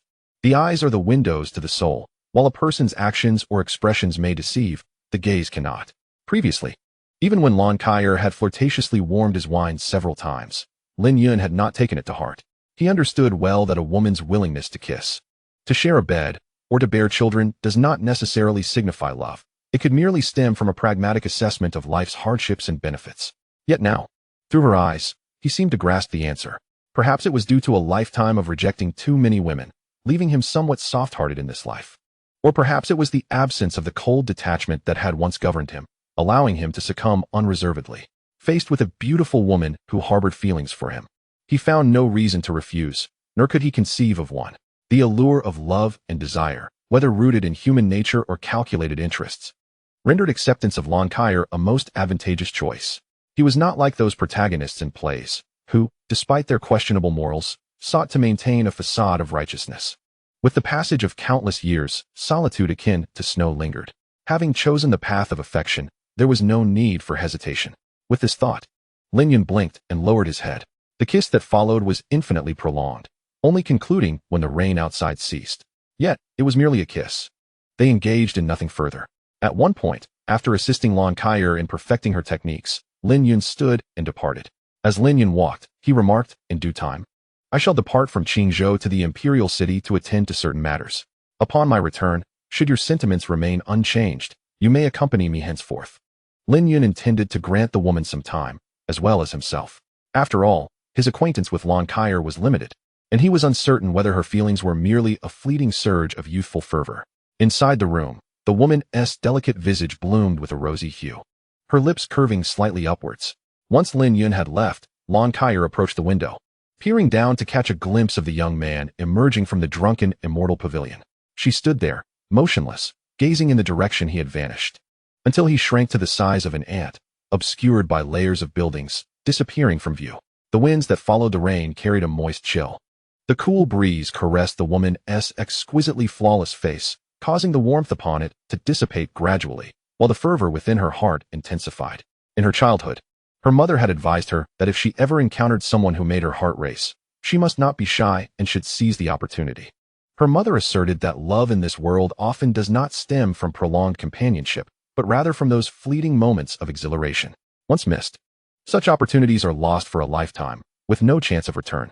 She firmly believed her mother's words, which is why she acted as she did today. Her cultivation method was rather unique. Before reaching the heavenly sovereign realm, she could not allow herself to be defiled, or her progress would suffer greatly. After expressing her feelings to the young man, she had intended to clarify that he need not rush into claiming her body. However, she soon realized that such an explanation was unnecessary, for she perceived reason and respect in his eyes. This was in stark contrast to those men who, upon encountering her, could only think with their baser instincts. She felt increasingly assured that she had not misjudged him. Previously, she believed that only two types of individuals could remain unaffected by her allure, women and eunuchs. Yet Lin Yun was neither woman nor eunuch. Her certainty stemmed from the prolonged embrace they had just shared, during which she distinctly sensed his masculine essence. While a man's words may deceive, his body reveals the truth. Lin Yun was not merely a man. He was profoundly masculine. With this thought, Lan Kai's previously calm heart began to race anew. Her breath quickened, and her fair neck flushed with a rosy glow. As the rain ceased, the air was infused with the fragrances of fresh grass and earth. Just as Lin Yun stepped into the small courtyard, a pair of delicate, bare feet approached him, splashing through the puddles on the ground. Even before she arrived, he caught a whiff of a faint, enchanting fragrance. He instinctively opened his arms. Yet, as he awaited the familiar soft embrace, the enchanting figure halted 3 feet away, scrutinizing him for a considerable time, her expression shifting from joy to melancholy. His anticipation morphed into bewilderment. At a certain moment, the young girl let out a soft huff of discontent, turning on her heel and scampering towards the house. Along her path, the small puddles on the ground suffered an undeserved fate, splashed by her tiny footsteps. Watching her disappearing figure, Lin Yun stood frozen in place, perplexed by her sudden jealousy. Moments later, Zhou Enning emerged from the house.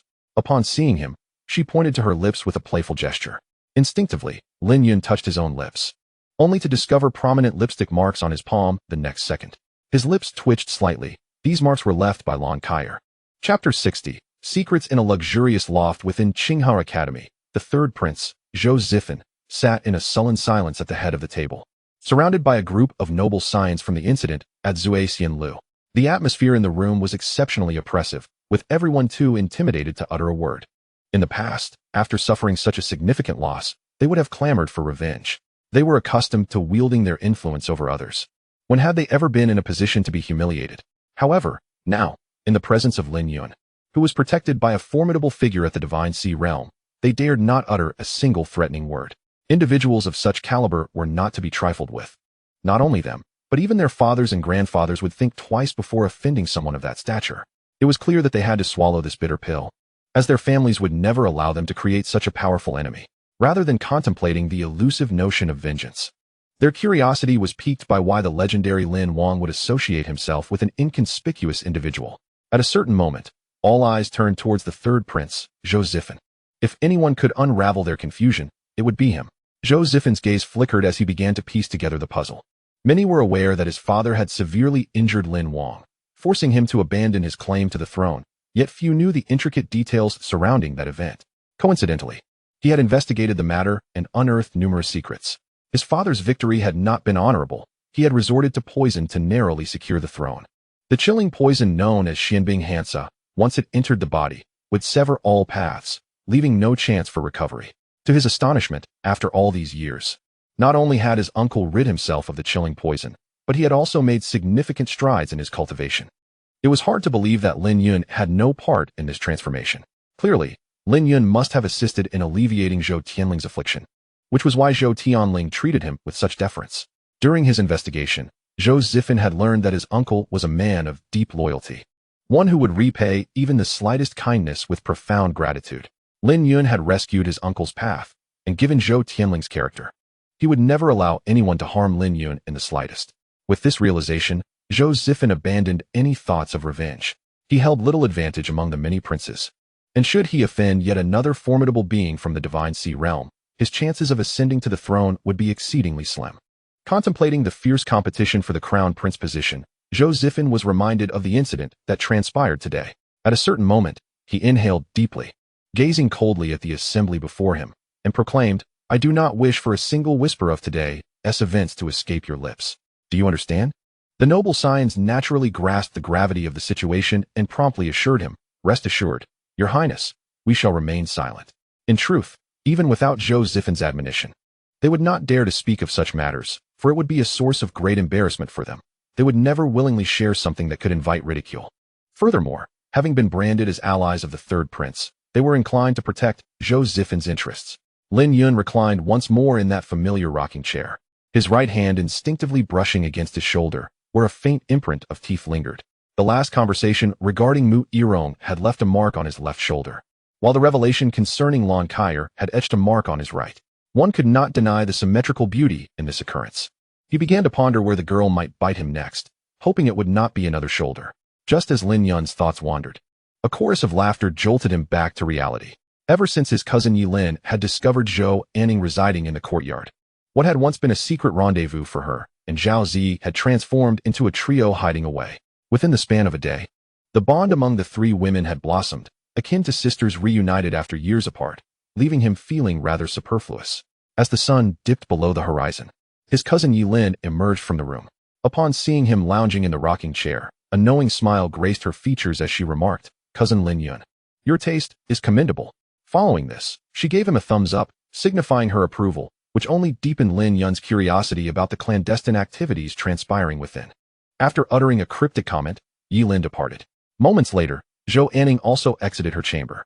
Lin Yun noticed the delicate blush adorning the girl's fair neck, and her gaze, reminiscent of Zhao Zi's on a previous occasion, was somewhat evasive. Lin Yun narrowed his eyes slightly. At a certain moment, he rose and made his way toward Zhou Anning's room. He felt somewhat restrained in dealing with Zhao Zi, given their long-standing relationship. But he was determined to uncover the secrets surrounding Zhou Anning. Her room was adjacent to the master bedroom, and Lin Yun rapped gently on the door. It wasn't long before he encountered a slightly flustered Zhou Anning. Maintaining his composure, he casually selected a chair to sit upon. Sipping his tea, he gazed at Zhou Anning and said softly, "Anning, is there something you are concealing from me?" Zhou Anning's heart raced, yet she feigned calmness and replied, "No, nothing at all." Lin Yun raised an eyebrow and beckoned to Zhou Anning. As the young girl approached, he swiftly pulled her into his embrace. Caught off guard, Zhou Anning's body stiffened slightly, yet she offered no resistance. Breathing in the faint fragrance that emanated from her, Lin Yun softly inquired, "Is there truly nothing?" "There is truly nothing," Zhou Anning insisted, her resolve still firm. Noting her stubbornness, Lin Yun pointedly remarked, "Anning, do you remember what I once told you about the duties of a competent maid?" Zhou Anning's fair face stiffened, for she indeed recalled. Before she could voice her thoughts, Lin Yun continued, whispering near her delicate ear, "You must obey any command from your master, regardless of its reasonableness." Seeing the change in Zhou Anning's expression, he pressed further, "If you dare to withhold the truth, I shall claim you right now." At this, Zhou Anning's neck flushed crimson, akin to a bloodstain.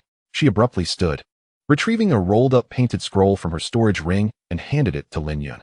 Her decisive action was not born from a lack of affection for men, but rather from her feeling unprepared. To surrender her body so hastily felt overly abrupt, devoid of the necessary ceremonial significance. While practitioners of the Tao may eschew such formalities, Zhou Anning still yearned for a romantic setting for her first night. Lin Yun cast a glance at Zhou Anning before accepting the painting from her hand. His curiosity had reached its zenith. He recalled that Zhao Zi had held a similar painting in that very room. As the scroll gradually unfurled, Lin Yun's pupils constricted, and his hand instinctively brushed against his nose. Fortunately, his composure prevented any blood from spilling. The painting depicted a woman, a remarkably beautiful woman, one who would typically remain unseen. He glanced between the artwork and Zhou Anning, finally grasping the meaning behind his cousin Yi Lin's earlier words. Yi Lin's true talent lay not in merely transferring the scenery before her onto canvas, but in magnifying the admirable traits of individuals while concealing their mediocrity. As Lin Yun scrutinized her, Zhou Anning wished for the ground to swallow her whole, overwhelmed by embarrassment. Clutching the hem of her dress, she stammered, "Could I have that painting back?" Lin Yun tucked the artwork into his storage ring, blinking innocently. "What painting? I saw nothing." Zhou Anning's eyes widened, disbelief flashing across her face. After a moment, she slowly accepted this reality. She leaned closer to Lin Yun, tugging at his sleeve, and pleaded, "You can look at it yourself, just don't let anyone else see." Lin Yun readily agreed, as he had always been at odds with the Green Party. With a small mystery resolved, he felt elated and prepared to depart. However, just as he reached the door, he turned back to Zhou Anning and said, "Anning, could you ask Yi Lin to create more paintings like this in the future? I quite enjoy them." Upon hearing this, Zhou Anning's delicate face flushed, radiating beauty beyond compare. Chapter 61, Zhou Tianlin breaks through. Days passed one after another. During this time, Lin Yun's collection within the storage ring had increased to over a dozen paintings. Initially, when Lin Yun requested paintings from Zhou Anning, the young girl felt a bit shy and hesitant. However, as time progressed, Zhou Anning became quite at ease discussing the aesthetics of her work and any possible improvements. This transformation led him to marvel at the remarkable adaptability of human beings. He was genuinely pleased with Zhou Anning's growth. Yet regrettably, his cousin Yi Lin had departed for the imperial city just yesterday, abruptly halting his journey of collection. At this moment, Lin Yun reclined in a rocking chair while Zhou Anning stood behind him, gently massaging his shoulders. Zhao Zi had also brought over a small stool and sat beside him, her delicate hands kneading his thigh. After a period of learning and his own arduous efforts, Although Zhao Zi's massage technique still paled in comparison to Zhou Anning's, it was at least no longer causing him discomfort. The attentive care of these two beautiful maidens rendered Lin Yun's life exceedingly pleasant, evoking a desire for time to stand still. Yet, he understood that the river of time would only rush forward, indifferent to joy or sorrow. In the pursuit of cultivation, some seek power, others crave beauty. And some aspire for immortality, but fundamentally, it all stems from a fear of loss, a desire to retain life, to safeguard loved ones, to cherish friends and family. Such simple aspirations, yet they are the most arduous to attain. For in this world, unless one possesses the strength to dominate all, what one holds dear may vanish in an instant. Currently, Lin Yun was not strong enough. To avoid loss, he needed to grow stronger. In his past life, he believed that the sharpest sword was one devoid of emotion. Now, he perceived the most formidable sword as one of protection. It is precisely because he wished to avoid loss that he could only forge ahead relentlessly. A heart unencumbered, solely focused on strength, cannot sustain the entirety of one's being. Yet now, his heart beat with greater vigor and resilience than ever before. Reflecting on this, Lin Yun felt a significant refinement of his Tao rhythm. The cultivation he had momentarily lost due to the exertion of his sword intent suddenly returned, and seemingly, much more than that. With a resounding crack, Lin Yun ascended from the early stage of the Kaiyuan realm to the mid-stage, and then from the mid to the late stage. Achieving 2 breakthroughs in one day was merely a result of clarity in thought. Although somewhat unexpected, Lin Yun's expression remained calm and composed. This exemplified the fundamental difference between the supreme paths of cultivation and the ordinary practices of the lower realms. While ordinary individuals refine their bodies through the gathering of spiritual energy, the most powerful cultivate their minds, comprehending the principles of heaven and earth to attain a state of enlightenment. Though both paths of cultivation are indispensable, he, as one who was reforging his body, primarily focused on the cultivation of the mind. With the enhancement of the emotionless Tao scripture, he was constantly absorbing the spiritual energy of heaven and earth, no longer needing to endure the arduous daily meditations that others did. As Lin Yun reveled in the dual delight of his recent breakthrough and the gentle massage from the young maiden, Zhou Tianlin arrived at his doorstep. At that moment, Zhou Tianlin exuded an aura as profound as the ocean, his presence reminiscent of a colossal primordial beast lying in wait. Each movement he made conveyed an overwhelming sense of pressure. The transformation of his Dantian into a vast sea marked him as a formidable figure of the divine sea realm. It was evident that after days of seclusion, Zhou Tianlin had ascended to this esteemed level. "Grandfather, you've broken through?" The most exhilarated among them was Zhou Anning. Upon seeing the elder, the young girl joyfully rushed to greet him, her fair complexion flushed with excitement.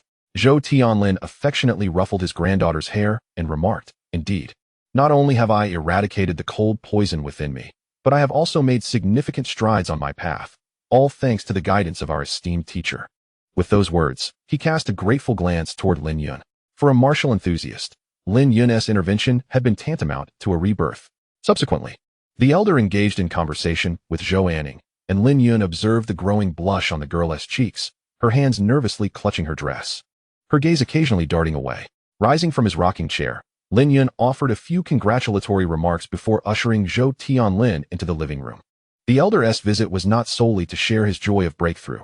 He had matters of import to discuss. In the living room, Zhou Tianlin sipped his tea and began, "Teacher, you mentioned previously that you would be traveling to the imperial city soon. Have you determined the timing of your departure?" Though the elder attempted to maintain composure, Lin Yun could discern the tremor in his voice. Clearly, the excitement from his recent ascension had yet to subside. Lin Yun understood this sentiment. After all, breaking through to the divine sea realm granted him over a century of additional lifespan and opened up a myriad of possibilities for the future, truly a cause for celebration. Once Zhou Tianlin had calmed himself, Lin Yun replied, "It will be within the next few days." His injuries had fully healed, and his cultivation had progressed further, allowing him to set forth. There was no longer any reason to remain in the remote region of Qingzhou. Resolving matters concerning his parents could not be delayed. The sooner he addressed these issues, the sooner he could find closure.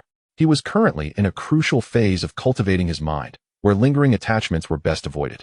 Zhou Tianlin then inquired, "Teacher, your primary objective in traveling to the imperial city is to rescue your parents, is it not?" Lin Yun nodded, having previously conveyed this intent. "But what if the Yi family refuses to comply or chooses to fight us to the bitter end? How do you propose we proceed?" Lin Yun was somewhat taken aback. "It is merely a matter of the Yi family surrendering my mother. With your support, do they truly dare to dismiss our request?" Zhou Tianlin replied. You may not be aware, but while other factions would think twice before offending a powerful figure of the Divine Sea realm, the four great families are different. They place their familial honor above all else, and there is a genuine possibility that they would choose to confront us head-on. Not long ago, at the Zuaxian Lu, you interacted with my nephew. You must have gained some insight into the arrogance and disdainful nature of these aristocratic youths. However, the arrogance of these individuals pales in comparison to that of the esteemed members of the four great families. The four great families, ancient lineages that have existed longer than the Dacian dynasty itself, carry an air of superiority, often looking down upon even the royal family. Lin Yun remained silent, having witnessed the haughty demeanor of the third prince, Zhou Zifan, who regarded others with a disdainful gaze, as if eager to trample everyone beneath his feet. Yet, despite such lofty arrogance, Zhou Zifan appeared remarkably restrained this time. To be honest, after Zhou Tianling's breakthrough to the Divine Sea realm, Lin Yun had thought that their journey to the Imperial City would unfold without conflict.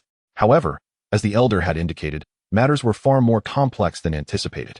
Nevertheless, Lin Yun felt no trepidation. He could always summon the sword intent from his sea of consciousness, if necessary. With this in mind, Lin Yun spoke. There is no cause for concern. We shall proceed as planned.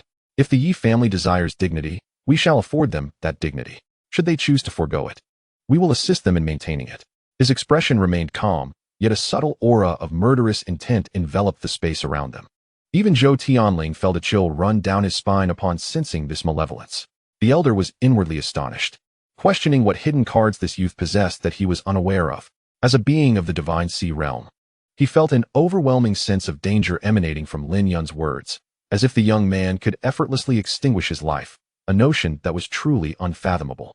Regaining his composure, Zhou Tianling suggested, let us assume the worst-case scenario, confronting the Yi family and even the Yang family directly. From what I know, each of the four great families has a powerful elder in the Divine Sea realm at their helm, and we may not gain much advantage. Therefore, I propose that we seek additional allies to aid us against these two families. If one Divine Sea expert dares to disregard us, what if 2, 3, or even 4? Would they still have the audacity to dismiss our presence? Lin Yun cast a sidelong glance at the elder, a contemplative expression flickering across his face. Sensing the understanding in Lin Yun's demeanor, Zhou Tianling continued. Although I have been afflicted by the Xianbing cold poison for over a century, which has hindered my cultivation, I do have a few trustworthy friends. If you could enhance their techniques and assist them in advancing their paths, I believe they would be more than willing to serve you. After making his proposal, Zhou Tianling quietly observed Lin Yun's reaction. On the surface, it seemed entirely in Lin Yun's interest, yet there was a hint of selfishness behind it. His friends had been stuck at the pinnacle of the Ascendant realm for many years, with some nearing the end of their lifespans. Without a breakthrough opportunity, they would soon face demise. He wished to aid these old acquaintances. Lin Yun, however, was not overly concerned. Refining their techniques was merely a task he could easily undertake. Moreover, he could gain several formidable allies, who might later assist in watching over the Lin family, making this venture exceedingly profitable for him. Thus, without a moment's hesitation, Lin Yun replied, very well. If old Zhou can assure me of their integrity, I shall agree to this matter. Hearing this, Zhou Tianling's face lit up with joy as he exclaimed, rest assured, my esteemed friend, these old acquaintances of mine share a bond of life and death. Even when I faced failure in seizing the throne, they extended their support to me. Their character is beyond reproach. Once the elder finished his statement, a thought crossed his mind, prompting him to add, however, I must inform you that this may delay my journey to the Imperial City. My friends are scattered across the vast lands of Deqian, far beyond the reach of communication talismans, and locating them may require some time. Lin Yun had anticipated this and nonchalantly replied, Old Zhou, do not worry about it. I shall make my way to the Imperial City alone, and we can meet there later. After a moment of contemplation, Zhou Tianlin concurred with this arrangement. Lin Yun would likely traverse the official roads and the Jingyun Grand Canal, which would take him at least a month. As a cultivator of the Divine Sea realm, he possessed the ability to fly. So perhaps by the time Zhou Tianlin gathered all his old friends and reached the Imperial City, they would fortuitously converge. As for the journey's safety, he was untroubled. As long as Lin Yun adhered to the official routes and avoided the wild, perilous areas, he would encounter minimal danger. Most importantly, Zhou Tianlin sensed that Lin Yun harbored an exceptionally powerful trump card, one that could potentially pose a threat to him. Therefore, rather than worrying about Lin Yun, he deemed it wiser to be concerned about those who might harbor ill intentions towards him. After briefly confirming the details of the journey to the Imperial City, Zhou Tianlin took his leave. Upon exiting the house, Lin Yun noticed Zhou Tianlin whispering to his granddaughter, Zhou Anning, his head bowed in close conversation. It was unclear what the elder had said, but the scene mirrored the previous one, as the young lady's fair neck was tinged with a delicate blush. After Zhou Tianlin departed, Lin Yun waved at the young woman. When Zhou Anning approached, curiosity overtook Lin Yun, and he inquired, Anning, what did old Zhou say to you just now? Zhou Anning stiffened, lowering her head. Internally, she began to grumble about her grandfather. How could he expect her to pursue Lin Yun so boldly? He had remarked that happiness must be fought for, and once a goal is set, one must take initiative. But she was a girl, after all. How could such matters be left to the female? She couldn't fathom what had prompted her grandfather to speak such words today. Zhou Anning had come to understand that the more time her grandfather spent with Lin Yun, the more he seemed intent on pairing her with him. She even suspected that if her grandfather had more than one granddaughter, he might well have sought to bundle her off to Lin Yun. At one moment, Zhou Anning stole a glance at Lin Yun, her words contradicting her thoughts as she stated, "Oh, it's nothing, just a casual chat." Lin Yun, having no intention to pry further, nodded and exited the courtyard. He needed to inform his grandfather, Lin Yuehao, about his impending journey to the imperial city. Behind her, Zhou Anning gazed at the man's disappearing silhouette, a complex expression flitting across her delicate features. At this moment, she had long since come to terms with Lin Yun. Just as her grandfather had said, if a woman is destined to marry, there is nothing unfavorable about being wed to a sword immortal with boundless potential. Moreover, events had unfolded precisely as her grandfather had anticipated. Although she was nominally Lin Yun's maid, he had never truly regarded her as one. Aside from occasionally requesting her assistance with a massage, she had not been tasked with any menial chores during this time, and just a few days ago, he had even arranged for 2 maidservants to attend to her. When, she wondered, had a mere maid ever been afforded the company of 2 attendants? This was ample evidence that Lin Yun had never looked down upon her. Yet, a troubling thought gnawed at Zhou Anning. Why had Lin Yun not yet claimed her? Were it not for the slightly stifled sounds of Zhao Zi each night, she might have doubted his masculinity altogether. During their time in the small courtyard, the most intimate act they had shared was a simple embrace when he had requested a painting. At this moment, Zhou Anning found herself regretting that she had not resolutely withheld the painting. Perhaps then, he would have truly desired her. Though she bore the label of Lin Yun's woman, she remained untouched, which left her feeling somewhat uneasy and insecure. The unease intensified after her grandfather had mentioned that Lin Yun had another woman outside, one who was the epitome of allure. She began to contemplate whether she ought to take the initiative. Lin Yun, however, was oblivious to the myriad thoughts swirling within Zhou Anning's mind. In truth, the reason he had accepted her as a maid was never driven by any intentions of romantic entanglement. It was merely a whimsical decision. He found the presence of a beautiful and enchanting young woman by his side to be both entertaining and aesthetically pleasing. Thus, he had taken her on without further consideration. Given his status, he acted on impulse, unwilling to be bogged down by trivial concerns. If every action required meticulous scrutiny and hesitation, then what would have been the point of his 8 centuries of cultivation? What significance would his ascension to the celestial realm hold? Only mundane individuals would ponder whether a woman was worthy of pursuit, whether she could be accepted, or whether taking her would destabilize a harem. These were exceedingly trivial matters. The path to enlightenment spans countless years. The journey is infinite, and so too is life. The pursuit of spiritual mastery is a solitary endeavor, akin to snow. A mortal's finite existence can accommodate but one woman, one family. Yet he was different. His actions today might merely be a drop in the vast river of time. Although, in a specific moment, an event might seem monumental, when viewed across the continuum of ages, it can barely be regarded as a speck of dust. Judging the words and deeds of a supreme being from the celestial realm through the lens of an ordinary person's values will inevitably lead to a narrow conclusion. In this life, he was no different from his previous one.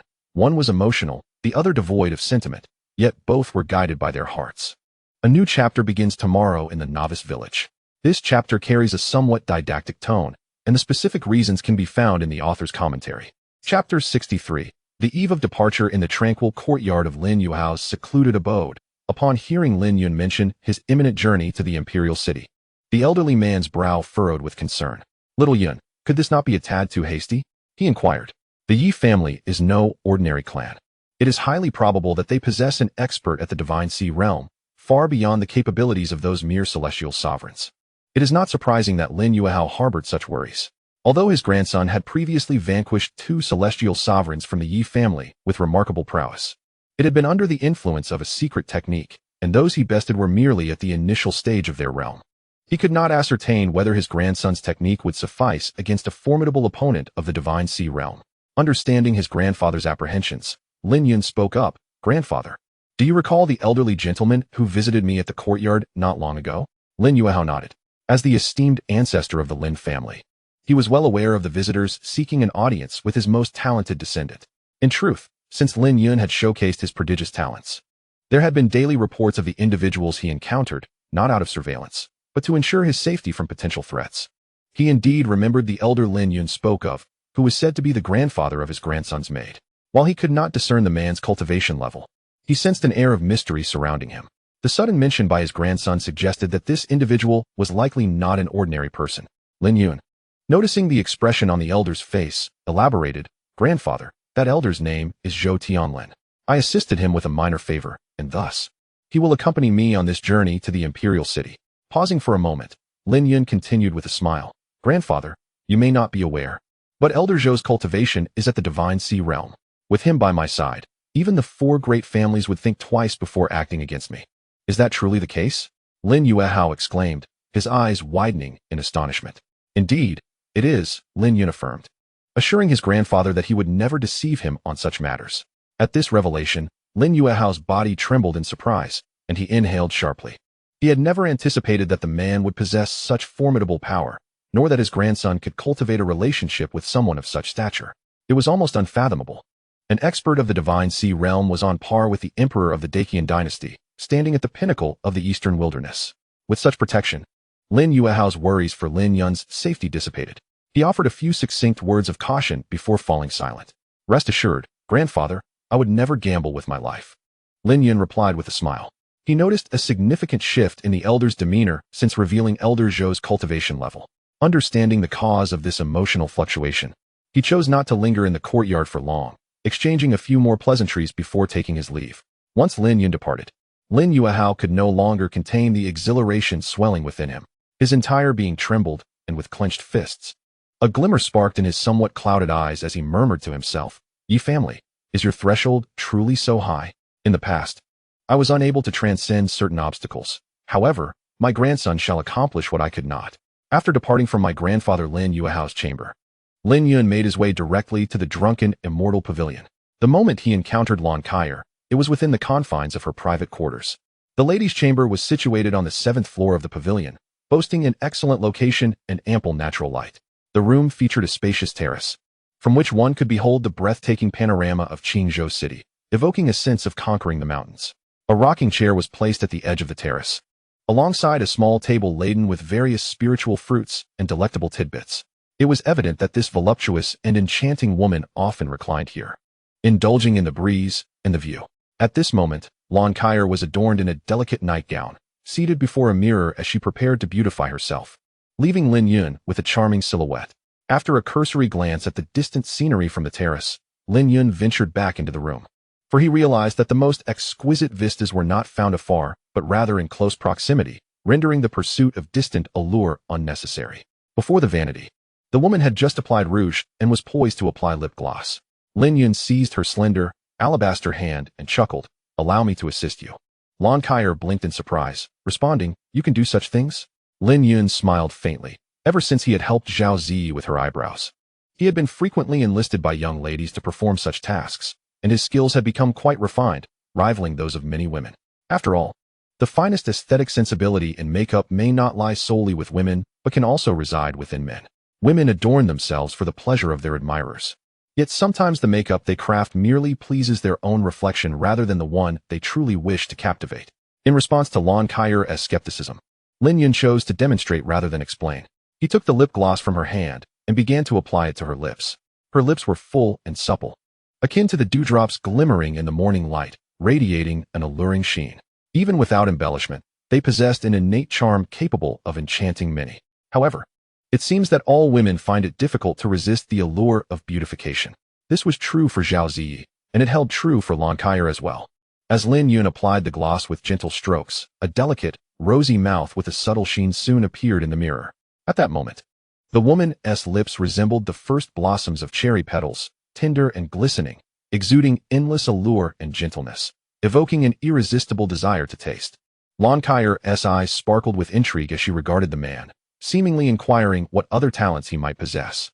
Unfazed, Lin Yun remained silent, reaching for an eyebrow pencil from the vanity and commencing his work on her brows. They were in close proximity, their eyes locked, allowing them to distinctly observe the gentle quiver of each other's neck and feel the warmth of breath escaping from their noses. In the face of such an intimate distance, Lin Yun maintained his composure, diligently focusing on the task at hand. Undeniably, applying makeup to Lon Kai was a true test of one's tranquility. For as soon as one's gaze strayed even slightly lower, the vitality within might erupt uncontrollably. Fortunately, Lin Yun was no stranger to the tempests of life. Even if he stole a few glances, his composure remained unshaken. Of course, with his steadfastness. The indulgence in mere glimpses was all he could afford without invoking the sword intent to dispel any distracting thoughts. Should he gaze longer, he might find it impossible to maintain the serene persona of a transcendent immortal. Thus, he hastened his pace, swiftly completing the delicate, willow-like eyebrows for the woman. Discreetly, Lin Yun cast another glance downward, set the brow pencil aside, and exhaled a sigh of resignation. At that moment, Lon Kai possessed rosy lips and pearly teeth, her arched brows framing a smooth, delicate face tinged with a hint of crimson, resembling a celestial being stepped out of a painting.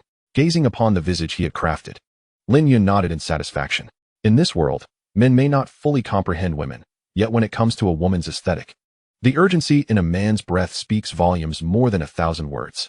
A man's tongue may deceive, but his intentions are far more transparent. At that moment, Lon Kai gazed into the mirror, astonished by her own enhanced beauty, her petite face momentarily lost in thought. She had not anticipated that this little man before her possessed such remarkable talent. After regaining her composure, a gentle smile graced her lips. She gracefully rose, wrapping her arms around the man's neck, and sweetly remarked, "You could have kept watching all along." During the makeup session, she had indeed noticed his gaze wandering downward. At that time, a flicker of delight surged within her. She reveled in the allure of her own form. While she generally detested the attention of other men, this man was a delightful exception. This was precisely why she had donned this sheer garment instead of her original attire. With her subtle actions now laid bare, Lin Yun remained unfazed, nodding with calm assurance before his gaze began to drift once more. At this moment, Lon Kai's eyes, reminiscent of gentle waters, curved into crescent moons. Moments later, warmth blossomed at the corner of Lin Yun's mouth. He inwardly lamented, not for the beauty lost to his sight, but for the lip color he had so painstakingly applied, now smeared upon his own abdomen. Time slipped away, and the vibrant hue that had adorned Lon Kai's lips found its way to Lin Yun's belly. The moon hung low on the willow branches, casting its cool luminescence across the floor of the room. The woman's voice echoed in the spacious chamber, "Stay with me tonight." Lin Yun pondered for a moment before acquiescing. He had just relayed to Lon Kai his impending journey to the imperial city in the coming days. This might be their final meeting for some time. And even knowing he would likely face the biting tongue of Zhao Zi the following day, he could not bring himself to decline. On the bed, both were clad in their garments, with Lon Kai resting her head against his chest. At that moment, she was still at the pinnacle of the mind enlightenment realm, and until she transcended to the celestial ascendance realm, they could not take that final step. Thus, they were merely sharing a peaceful slumber. In the dimly lit room, the luminous pearl emanated a gentle glow. The woman's soft, melodic voice broke the silence. "Would you like to know more about me? Allow me to share my story." "Very well," the man replied lazily. "I am not originally from the Great Qian. My homeland lies within the Great Yu dynasty." Lin Yun raised an eyebrow, surprised to discover that Lon Kai hailed from another dynasty. No wonder he had not heard of the story she had recounted about the hairpin and the bun. He had assumed it was a whimsical fabrication of hers. However, if it were a custom from another dynasty, it would indeed make sense. "My family, the Lon clan, was once a prominent and illustrious family in the Great Yu. However, after a disastrous misalignment in allegiance, our clan was ruthlessly slaughtered by our enemies. Only a handful of us from the direct line survived, and I am one of them." Lin Yun was taken aback by the tragic circumstances surrounding Lon Kai, instinctively tightening his embrace around her. "Afterward, I serendipitously found myself in the Great Qian. Qingzhou was not the first province I lived in. I came from the imperial city. After leaving the Great Yu, I met Sister Jingxian, the owner of Tianyin Pavilion, and resided there for quite some time. Tianyin Pavilion is one of the renowned music houses in the imperial city, where the musicians are known for their artistry rather than their bodies. However, one day, an arrogant scion from a noble family inappropriately touched the sisters in the pavilion. Unable to tolerate this, I intervened and taught that debauched youth a lesson." Lin Yun raised his eyebrow, inwardly lamenting yet another cliché scenario. You can probably guess what happened next. Indeed, that individual was not just any noble scion, but a descendant of the esteemed Shangwan family, one of the 4 great clans. Consequently, I had no choice but to distance myself from the imperial city and escape to this remote Qingzhou. Although I managed to flee successfully, I have always been concerned about the well-being of my sisters in the pavilion. At that time, Sister Jingxian likely bore considerable pressure to protect me, so I would greatly appreciate it if you could check on them during your visit to the imperial city. Lin Yun felt a surge of disbelief. His background was intricate, yet he had not anticipated that Lan Kai's past would be equally profound. Nevertheless, such a small request seemed exceedingly effortless for him, and he nodded in agreement. However, Lin Yun couldn't help but feel a tinge of frustration. He had never set foot in the imperial city, yet it appeared he had inadvertently offended all 4 of the great clans. Without delving into the Yi and Yang families, he recalled that a member of the Lu family had caused a ruckus at the tavern, and now another incident with the Shangwan family had unfolded. Was he destined to be at odds with the 4 great clans? One could only wonder if it was his misfortune or theirs. For a considerable duration, Lan Kai spoke while Lin Yun listened. He understood that at this moment, his role was merely to be a quiet audience. Lan Kai spoke at length, and he listened intently. Eventually, her voice trailed off, signaling the conclusion of her tale. Lin Yun had gained a more authentic and nuanced understanding of Lan Kai. Previously, he had perceived her as an enigma, unable to glimpse the depths of her heart. Yet through their conversation that night, he not only saw her heart, but also ventured into its very core. Following a moment of silence, Lan Kai's voice gently reached Lin Yun's ears again. Her words seemed to possess an enchanting power. Lin Yun's gaze brightened as he suddenly lowered his head to look at the woman in his embrace. However, she had buried her face into his chest, completely obscuring her features. Yet, even without seeing her face, Lin Yun could infer from Lan Kai's slightly hurried breath that she likely wore a bashful expression. The thick night air was pierced by the clear sound of clothing being removed, shattering the tranquility of the night. Joyful moments are often fleeting. Lin Yun felt as though he had barely slept for half an hour. The following morning, upon opening his eyes, he was greeted by Lan Kai's enchanting visage. At that moment, she clung to him like an octopus, her bright eyes fixed on him without blinking. He attempted to rise, but she pressed him down firmly. He wished to speak, yet his mouth was silenced. Ultimately, resigned to his fate, he chose to cease his resistance. After an indeterminate period, Lan Kai, with a flirtatious glint in her eyes, spoke softly, "Stay with me a little longer." "All right," Lin Yun nodded. At that moment, it was impossible for any man to refuse her. Time continued to slip away, and before long, the sun began its descent in the west. Though Lan Kai claimed she wanted Lin Yun to stay a while longer, that moment extended from morning until dusk. As the sky darkened, Lin Yun finally departed from the drunken Immortal pavilion. As before, the moment he left, Lan Kai stepped onto the terrace with her bare feet. She slightly arched her graceful form, leaning against the railing, her gaze unwaveringly fixed on the tall silhouette below. She continued to watch until he vanished into the vast crowd, never to be seen again. When Lin Yun returned to the Lin family's courtyard, the night had fully enveloped the surroundings. In the courtyard, the dim yellow light carved out a substantial hole in the darkness, illuminating the tranquil space beneath the night sky. Near the bedroom window, a petite figure stood transfixed, gazing towards the courtyard gate. Upon seeing the man return, the figure trembled slightly, and a flicker of joy crossed the delicate features of the girl. Yet, for reasons unknown, this joy faded almost instantly, replaced by a pout as the girl turned away, leaving behind a soft huff that resonated through the night. In the year of Dakian, 13,422, on the 23rd of March, during the grain rain, the first rays of morning sunlight cascaded over the earth. A carriage, seemingly unremarkable in appearance, moved slowly along the official road from west to east. However, it was drawn by a second-tier demon beast, the Tianlin horse. Though its name contains the character for horse, its appearance bore a striking resemblance to a blend of a cow and a horse, complete with heavy-looking horns atop its head. Despite being a demon beast, the Tianlin horse possessed a gentle disposition and could travel vast distances, making it a popular choice for transportation. At the driver's seat sat a charming young girl, who, with her skilled handling, left a long trail of dust in her wake. This girl was Zhou Anning. Over the years, she had traversed the expanse of the land with her grandfather, her horsemanship rivaling that of many professional grooms, thus willingly taking on the role of the driver. Inside the carriage, Lin Yun reclined on a soft blanket, cradling Zhao Zi in his arms, feigning slumber. A faint mark now graced his left arm, a testament to the young maiden's punishment for his nocturnal absences. Lin Yun's speculation proved accurate. Zhao Zi indeed possessed a hint of obsessive compulsiveness. His shoulders bore even imprints of teeth, and further biting would disrupt the balance on both sides. Thus, the maiden finally diverted her gaze from his shoulders. However, events did not unfold as Lin Yun had anticipated, leaving him with a sense of quiet regret. On this journey to the imperial city, Lin Yun had initially intended not to bring Zhao Zi along. After all, this venture was not merely a social gathering. It would likely lead to a direct confrontation with the Yi family. While not fraught with peril, it certainly lacked safety. Yet, upon witnessing Zhao Zi's pitifully innocent gaze, his resolve softened. It must be said that since he resolved to embark on the path of enlightenment once more, his resistance to the charms of women had notably diminished. This held true for Zhao Zi as well as for Lan Kair. Perhaps it was a divine retribution for the tears he caused in his previous life. If so, he would gladly accept it without contest, for who could truly refuse such a beautiful punishment? As the carriage rolled further away, the city of Qingzhou receded into a slender black line. Chapter 65. The Great Competition of the Lingxiao Sword Sect in the Vast Expanse of the Eastern Wilderness. Myriad factions flourished like fish crossing a river.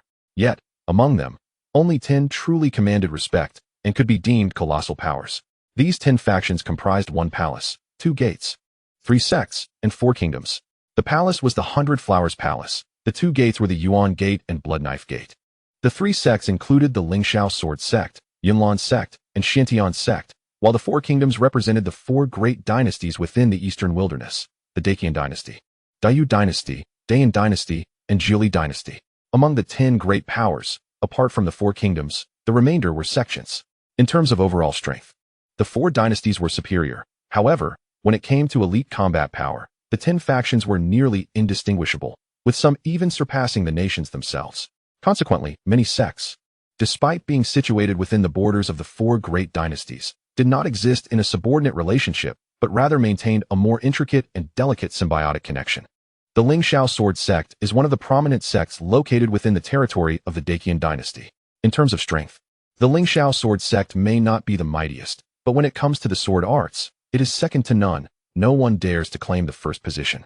Within the Eastern Wilderness, the Lingxiao Sword Sect is revered as the foremost sect of swordsmanship. In Fengzhou, nestled within the endless mountains of the 10,000 Great Mountains, magnificent buildings are embedded upon the towering cliffs that reach for the clouds. From a distance, shrouded in clouds and mist, it resembles a celestial abode. This is the sacred ground of the Eastern Wilderness's premier sect of swordsmanship. At this moment, the expansive training ground of the Lingxiao Sword Sect was teeming with people, cheers and encouragement echoing through the skies. Today marked the sect's grand competition, held every 3 years, gathering a myriad of disciples within the sect, creating a scene of remarkable exuberance. In the center of the training ground, the arena glimmered with sword light, the sounds of clashing metal ringing incessantly. Engaging in combat were a pair of remarkably youthful male and female opponents. The young man possessed a slender physique and strikingly handsome features, reminiscent of a graceful gentleman. However, at this moment, the cold sweat trickling down his forehead and the increasingly labored breaths somewhat marred his poised demeanor. His opponent was a strikingly beautiful woman clad in fitted attire.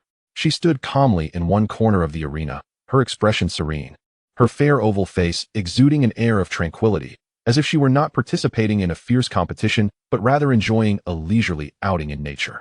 Throughout the encounter, the woman exhibited minimal movement. With just a subtle gesture of her delicate hand, she imposed upon him an overwhelming pressure.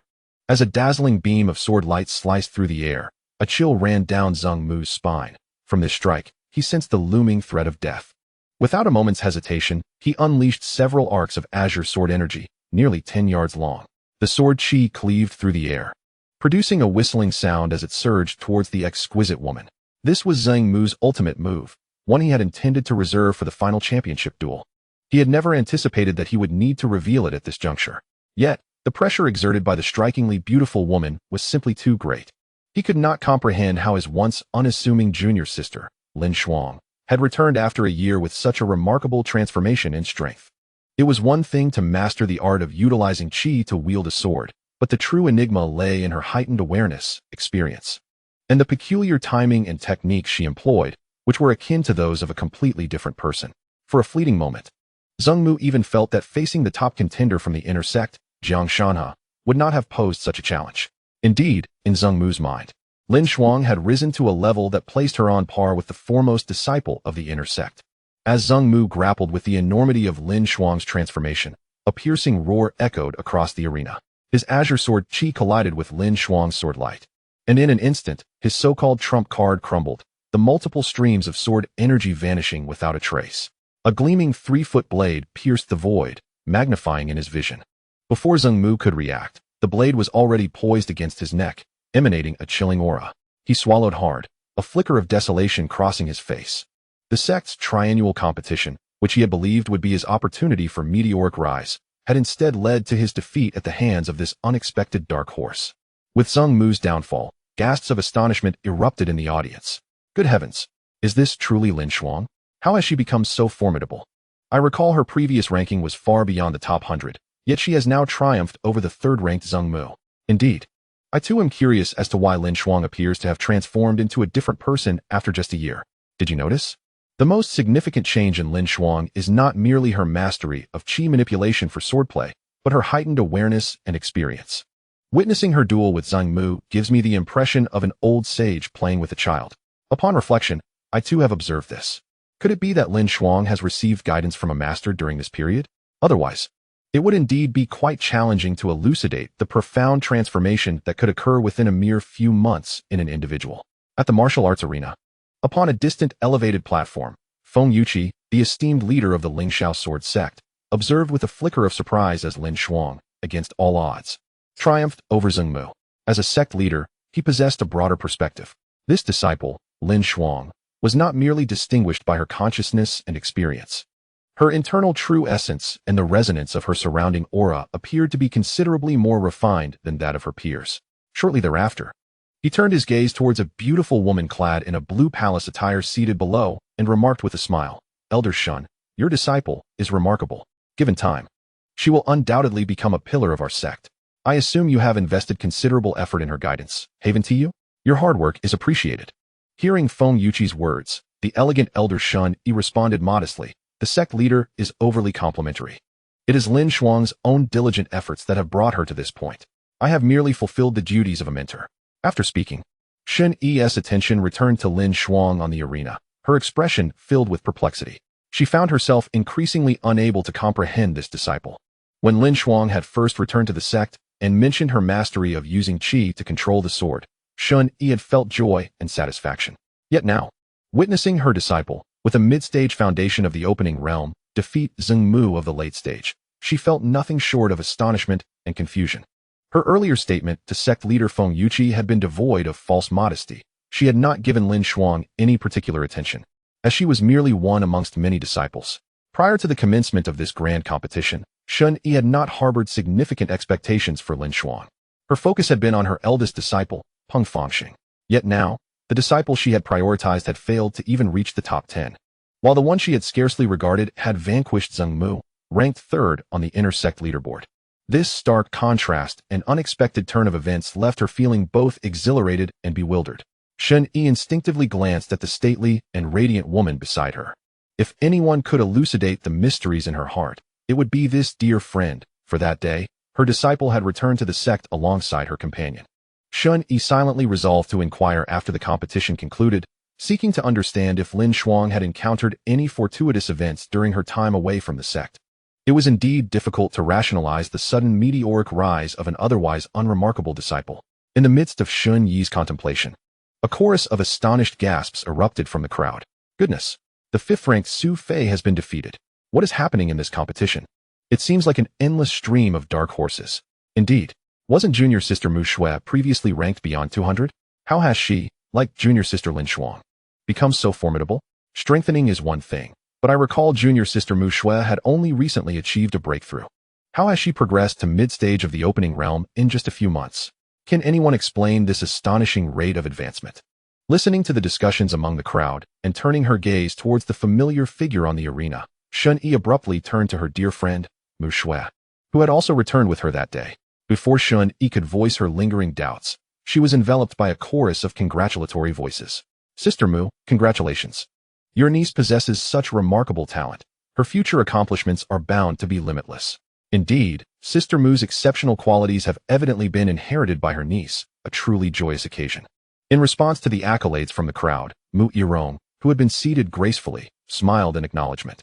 Her smile was enchanting, reminiscent of a celestial being, causing many elders who had been discreetly observing to feel a sudden thrill, their hearts racing. Meanwhile, Shen Yi, listening to the praises, both youthful and aged, felt a twinge of envy. Her own disciple, Lin Shuang, had also performed admirably, yet only the sect leader, Feng Yuqi, had voiced any commendation. In contrast, nearly all the males nearby were showering compliments upon her dear friend, which left her feeling somewhat disheartened. With this thought, Shen Yi cast a covert glance at Mu Yirong. Upon seeing her friend's exquisitely alluring features and the exaggerated fullness of her attire, her discontent deepened. Chapter 66. The Elder. The grand competition of the Lingxiao Sword Sect continued until dusk, finally concluding just before the sun set. Lin Shuang, who had emerged as a dark horse, regrettably did not secure the title of Inner Door Champion, bested by Jiang Shana, who was at the pinnacle of the Kaiyuan realm. The disparity in their cultivation levels ultimately led to Lin Shuang falling just short. However, despite her defeat, it was clear to all that Jiang Shanha only had the advantage of age. Lin Shuang's ascendance to the top was merely a matter of time. Another dark horse, Mu Shui, claimed an impressive third place. In this grand competition, two dark horses finished with second and third place, a spectacle not witnessed in the Sword Sect for many years. Thus, even though the competition had concluded, many continued to discuss it with great enthusiasm. Shortly thereafter, sect leader Feng Yuqi began to announce the results of the competition. In the crowd, reactions varied. Some were elated, others despondent, and some filled with regret. The myriad of human experiences was vividly on display. The Lingxiao Sword Sect's competition comprised 3 rounds: the outer door, the inner door, and the core disciples competition. Attaining a rank within the top 100 in each round would earn corresponding rewards, while those in the top 10 would gain the opportunity to ascend to the sword peak to comprehend the essence of swordsmanship. When Feng Yuqi mentioned the top 10 ranks, many in the crowd found their breaths quickening. The Lingxiao Sword Sect's esteemed position as the foremost sword sect in the eastern wilderness is attributed to the everlasting sword essence atop the sword peak. It is said that many choose to join the Lingxiao Sword Sect with the sole intention of grasping that sword essence. Although rewards such as spirit stones and martial arts techniques are enticing, they pale in comparison to the opportunity to fathom the sword essence. Before long, the 30 individuals who had achieved top 10 rankings in the outer door, inner door, and core disciples competitions followed Feng Yuqi towards the sword peak. Along the way, the disciples of the sword sect looked on with expressions of envy. After the announcement of the rankings, the grand competition of this year officially drew to a close, prompting many to depart the arena. Mu Yaru rejected numerous invitations from the elders and returned to her residence atop the mountain. However, scarcely had she settled in when her close friend, Shen Yi, sought her out. Upon meeting, Shen Yi grasped her hand, urgency evident in her voice. "Yaru, tell me, did you have some extraordinary encounter recently? Otherwise, how could Xiao Shuang and Xiao Xue have made such remarkable strides in their abilities?" Mu Yaru intended to disclose the truth to Shen Yi, yet the thought of that small man caused an involuntary blush to creep across her cheeks, and the words that had risen to her throat were swallowed back. Ultimately, Mu Yaru stammered, "Indeed, there was a bit of an encounter. We stumbled upon a powerful being who, upon seeing Xiao Xue and Xiao Shuang's talents, offered them some guidance." Shen Yi narrowed her eyes, scrutinizing her friend for a moment before insinuating, "If Xiao Xue and Xiao Shuang received instruction from that formidable individual, what about you, Yaru? Surely you weren't taken to bed for guidance?" It was no wonder Shen Yi harbored such thoughts. Mu Yaru's expression was all too suggestive. Even as a woman herself, she could not deny the potent allure her friend held over men, as evidenced by the fervor of those elders earlier. Thus, she could only half believe Mu Yaru's words.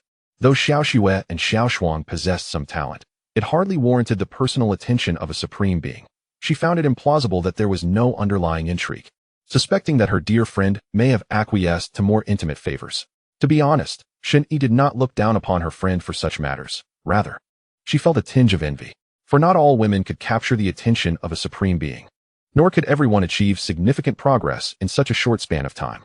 That individual was at least of the Divine Sea realm and likely among its elite. Unbeknownst to Mu Yaru, Shen Yi's thoughts were racing. At that moment, her neck flushed crimson, and in a flustered manner, she insisted, "No, that is not the case." With that, she disregarded even the basic etiquette of hospitality and hurriedly retreated to her room. Behind her, Shen Yi observed her friend's graceful figure vanish behind the door, lost in thought, further solidifying her suspicions. Atop the towering peak of the Lingxiao Sword Sect, Feng Yuqi led 30 disciples up the steep stone steps. Each disciple behind him was at least at the pinnacle of the gathering Qi realm and could have easily soared to the summit. Yet, out of respect, he chose to ascend on foot. As they climbed, they soon arrived at a spacious platform. Feng Yuqi glanced around and finally spotted a familiar figure beside a massive rock. There, at the edge of the cliff, sat a woman in a flowing white gown, quietly gazing at the distant evening glow. The woman stood with her back to them, many only catching a glimpse of her graceful silhouette and the cascade of long, dark hair that flowed down to her waist. Feng Yuqi inhaled deeply and approached the figure respectfully, saying, "Esteemed elder, the top 10 competitors for this year's various rounds have been selected. I kindly ask you to guide these young disciples to the stone wall to comprehend the essence of the sword." Upon Feng Yuqi's words, several disciples exchanged astonished glances. Could this individual truly be the Grand Elder of the Sword Sect? Though they could not see her face, her lustrous black hair and the delicate curve of her snow-white neck, partially concealed like a pipa, did not resemble the form of someone who would typically hold such a venerable title. To attain the rank of Grand Elder, one must at least possess the strength of the Divine Sea Realm. Under normal circumstances, those who reached this level were typically 400 to 500 years old. Unless they were extraordinary prodigies, it was impossible to maintain such youthful vitality. Cultivating to break through boundaries merely slows the aging process. It does not grant one eternal youth. At this moment, aside from a few, many disciples curiously scrutinized the figure against the stone. Suddenly, the woman turned. A profound silence enveloped the scene. In that fleeting instant, time seemed to freeze, and all things dimmed in her presence. The fading rays of the setting sun cast a gentle and mysterious glow upon her, as if a celestial being had descended into the mortal realm. Her figure was perfectly proportioned, neither too long nor too short. Her skin, fairer than snow with a rosy undertone, resembled the petals of a freshly blossomed flower.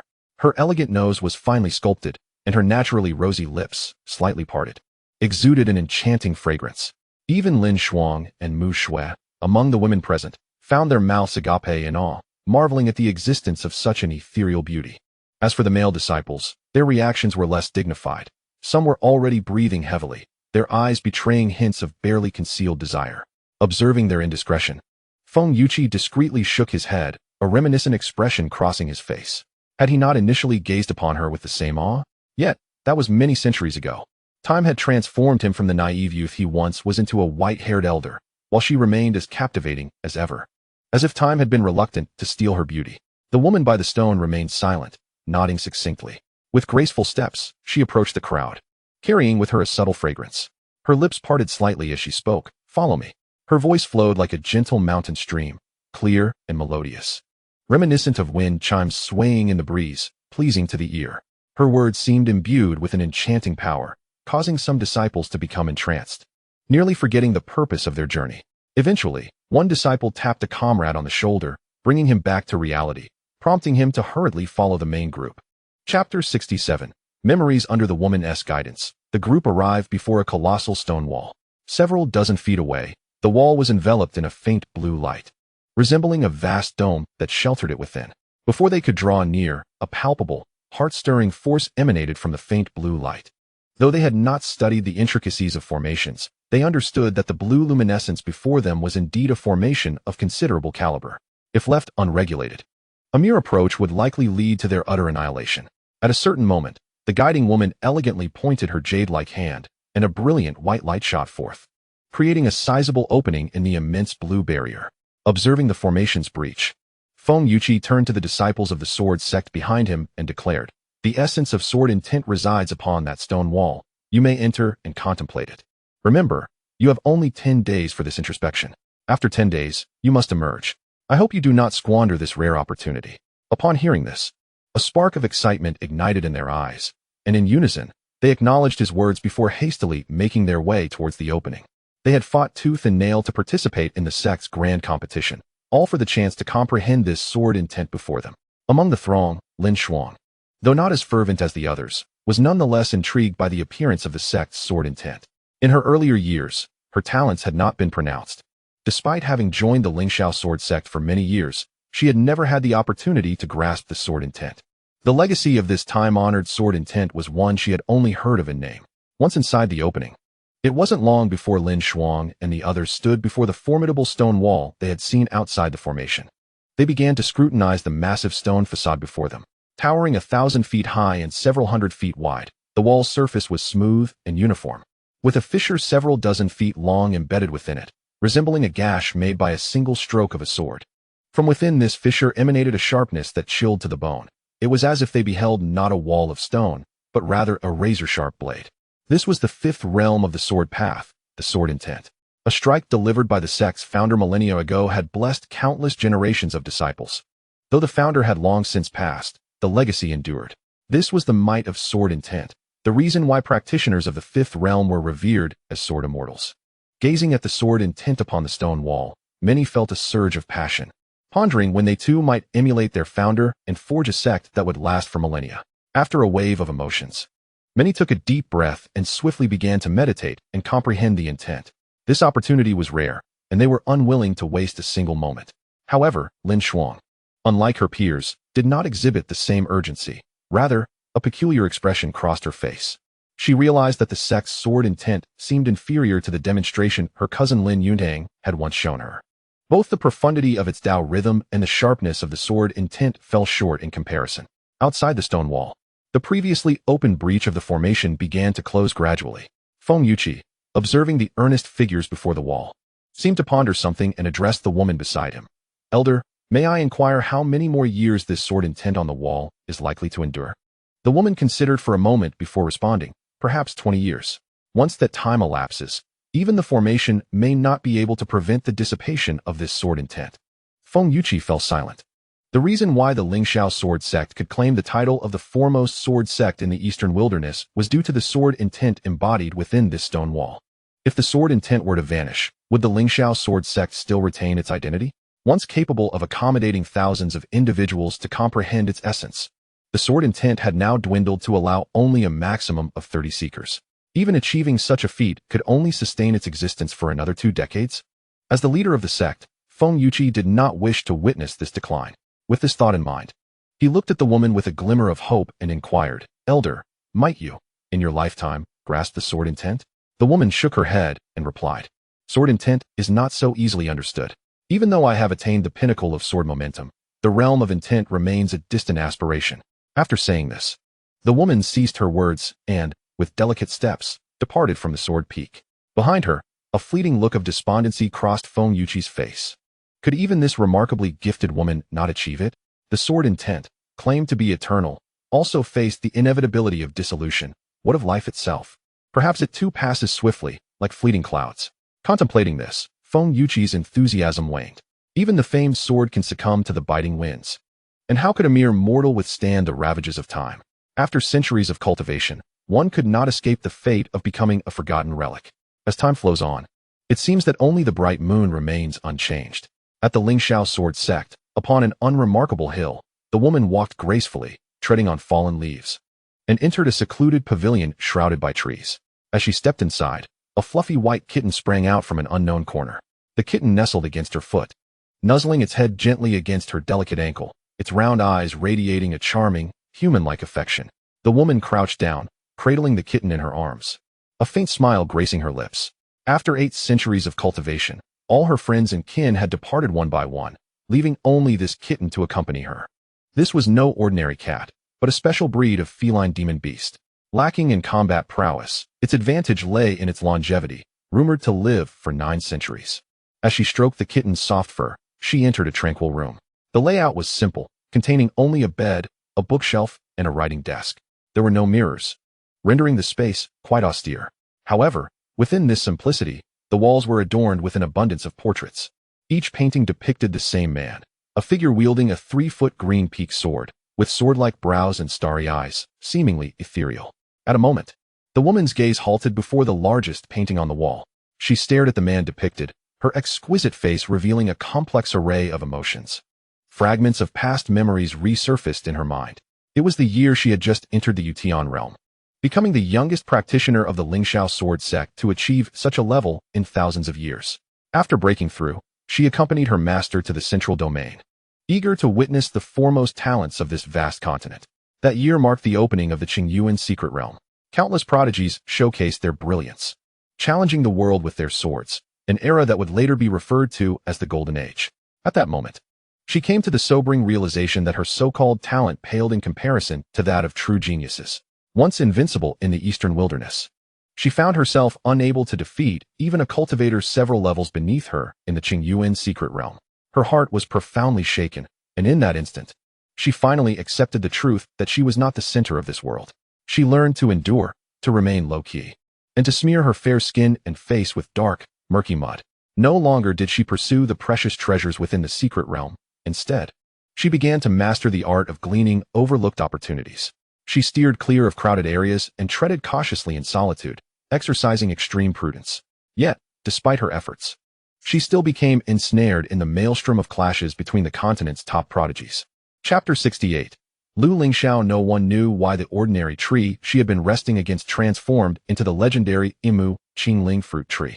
It was said that consuming a single Imu Qingling fruit could inexplicably extend one's lifespan by 500 years and preserve eternal youth, making it one of the rarest longevity elixirs on the continent. At that time, she remained unaware of the gravity of the situation, secretly reveling in her recent discovery of a fourth-grade spirit herb. However, in the next moment, dozens of terrifying pressures suddenly loomed above her, causing her to fumble the fourth-grade spirit herb, which fell to the ground. Though these individuals appeared to be of similar age, the aura they exuded could effortlessly reduce her to dust. Just as she thought her demise was imminent, a streak of sword light cleaved through the heavens, illuminating half the sky. A man materialized before the throng. "I shall take all the fruits from this Imu Qingling fruit tree," were the man's first and only words. Dominant, self-assured, and exuding an air of supremacy, the group of dozens seemed to recognize the man's formidable nature, rallying under the pretext of sharing the Imu Qingling fruits to confront him. With this declaration, countless individuals joined the ranks against the man, swelling their numbers from dozens to hundreds and then thousands. The ensuing battle darkened the skies and obscured the sun and moon, with spilled blood staining the earth a deep crimson. In the face of the onslaught, the man appeared as if possessed by a vengeful deity, vanquishing gods and slaying Buddhas with equal ferocity. His sword was swift and precise. Some realized their death was imminent the moment they beheld his blade. The man resembled a ruthless, emotionless killing machine, striking with brutal decisiveness, devoid of any compassion. In no time, the assailants were utterly decimated, with not a single chance to flee. She had assumed that such a fierce individual would bear a countenance filled with malice, at the very least. He should not be handsome. Yet, as the man approached her, she realized how profoundly mistaken she was. The moment she laid eyes on him, her long-dormant heart surged with life. He casually discarded his blood-soaked outer garment and donned a clean outfit. Upon seeing her, the man's brow furrowed as he coldly remarked, "So weak, are you here to commit suicide?" Confronted by the man's derision, her face flushed crimson, rendering her utterly speechless. The man shook his head and casually gathered all the ethereal, wood-green spirit fruits from the tree into his spatial ring. Before departing, he tossed her one of the fruits, remarking as he walked away, "Consider this a gift for not attacking me just now." At that moment, she stood there, staring blankly at the ethereal wood-green spirit fruit in her hand, her expression a canvas of disbelief. It was not that she had refrained from attacking out of choice. Rather, her legs had turned to jelly, her mind a void, leaving her incapable of coherent thought. Had she not been so startled that she couldn't move, she would have long since slipped away, rather than linger in that spot. Thus began her initial encounter with the man. He spoke a total of 3 sentences, one directed at another, and 2 meant for her. She had anticipated that in the future, he would share many more words with her. Little did she know, their exchanges would forever remain at the number 2. After the conclusion of the Qingyuan secret realm, she learned the man's name and identity: Lin Wuya, a seeker of the boundless path, a pursuer of the endless sword.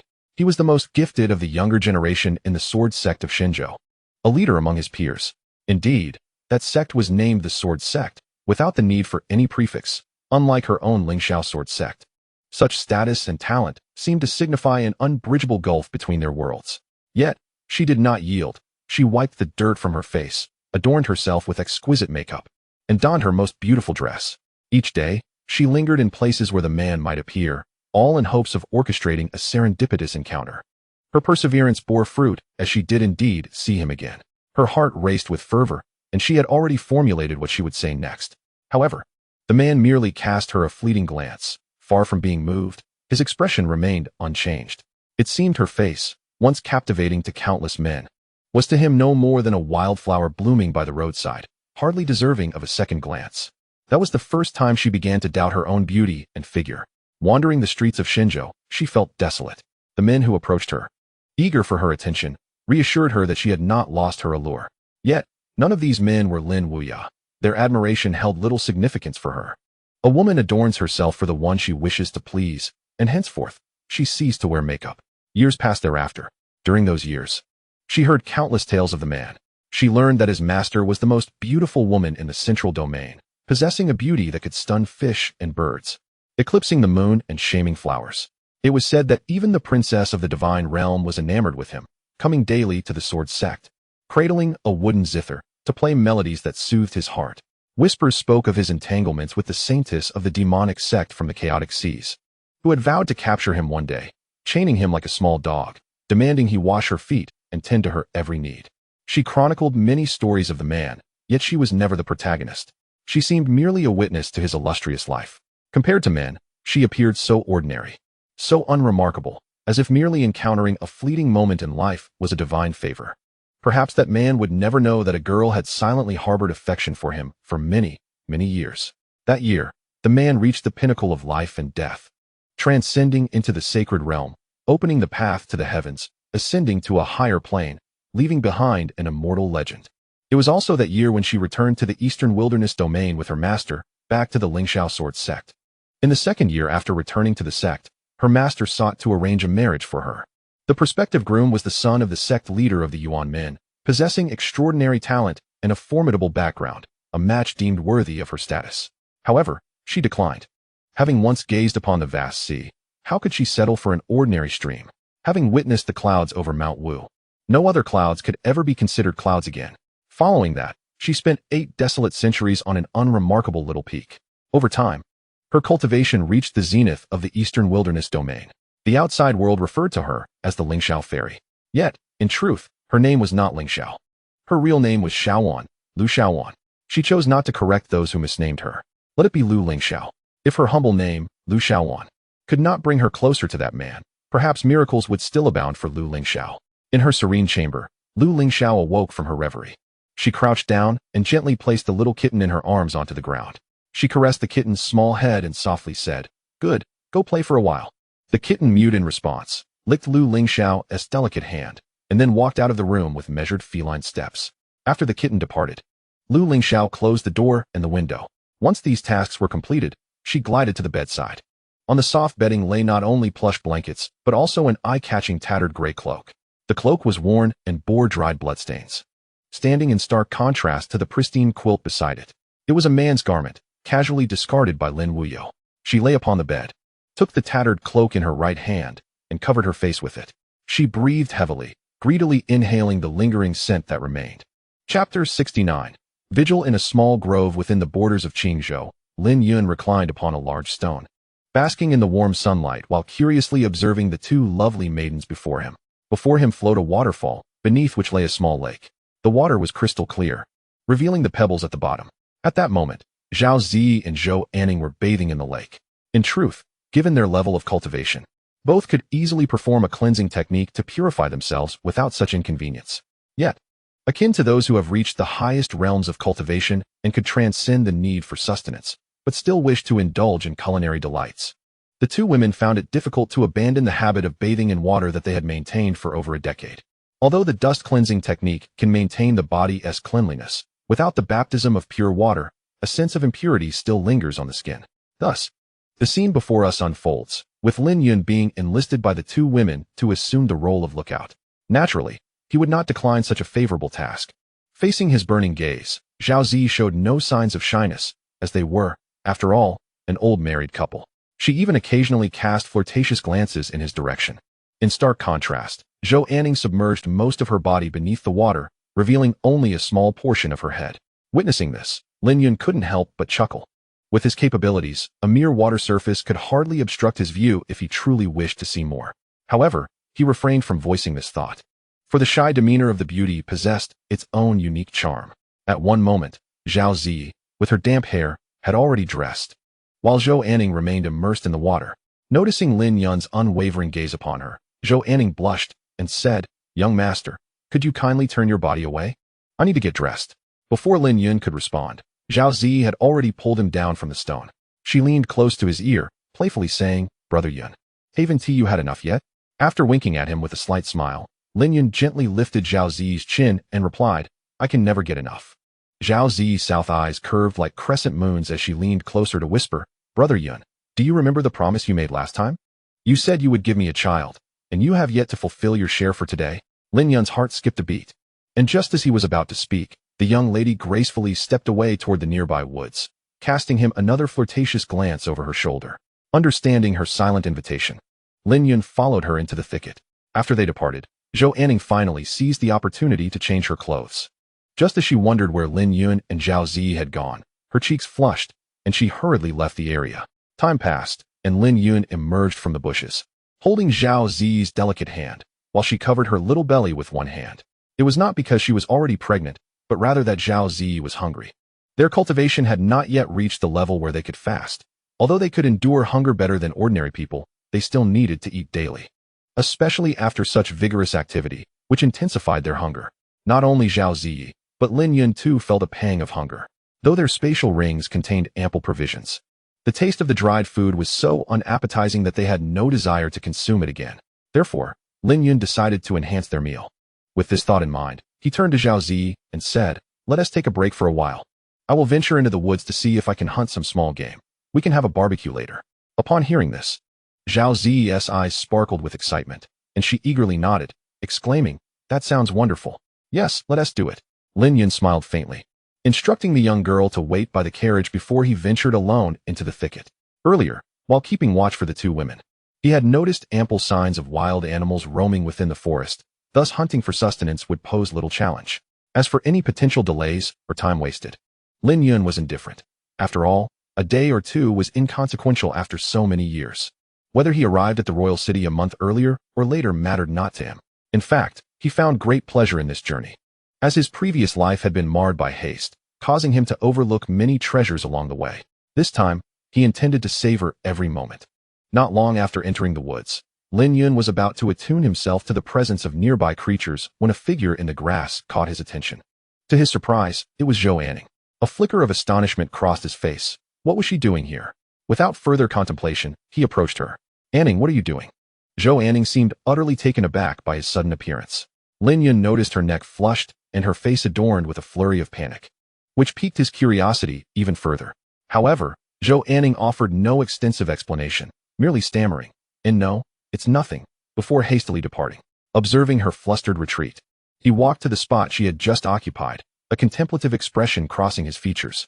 Lin Yun's intuition proved correct. The forest teemed with wildlife, and it wasn't long before he successfully hunted a wild boar weighing around 50 to 60 pounds. Upon returning to the camp with his quarry, Zhao Zi joyfully rushed towards him, wrapping her arms around his neck and planting a sweet kiss on his lips. After the kiss, her face radiated admiration as she exclaimed, Brother Yun, you are incredible. I adore you. With that, she resumed her playful nibbles at his neck. Lin Yun basked in the moment with a smile. As a formidable practitioner at the late stage of the open origin realm, if he couldn't procure such a modest meal, he might as well have met his end by a block of tofu. It was safe to say that as long as the terrain was not barren, he would never face the dilemma of starvation.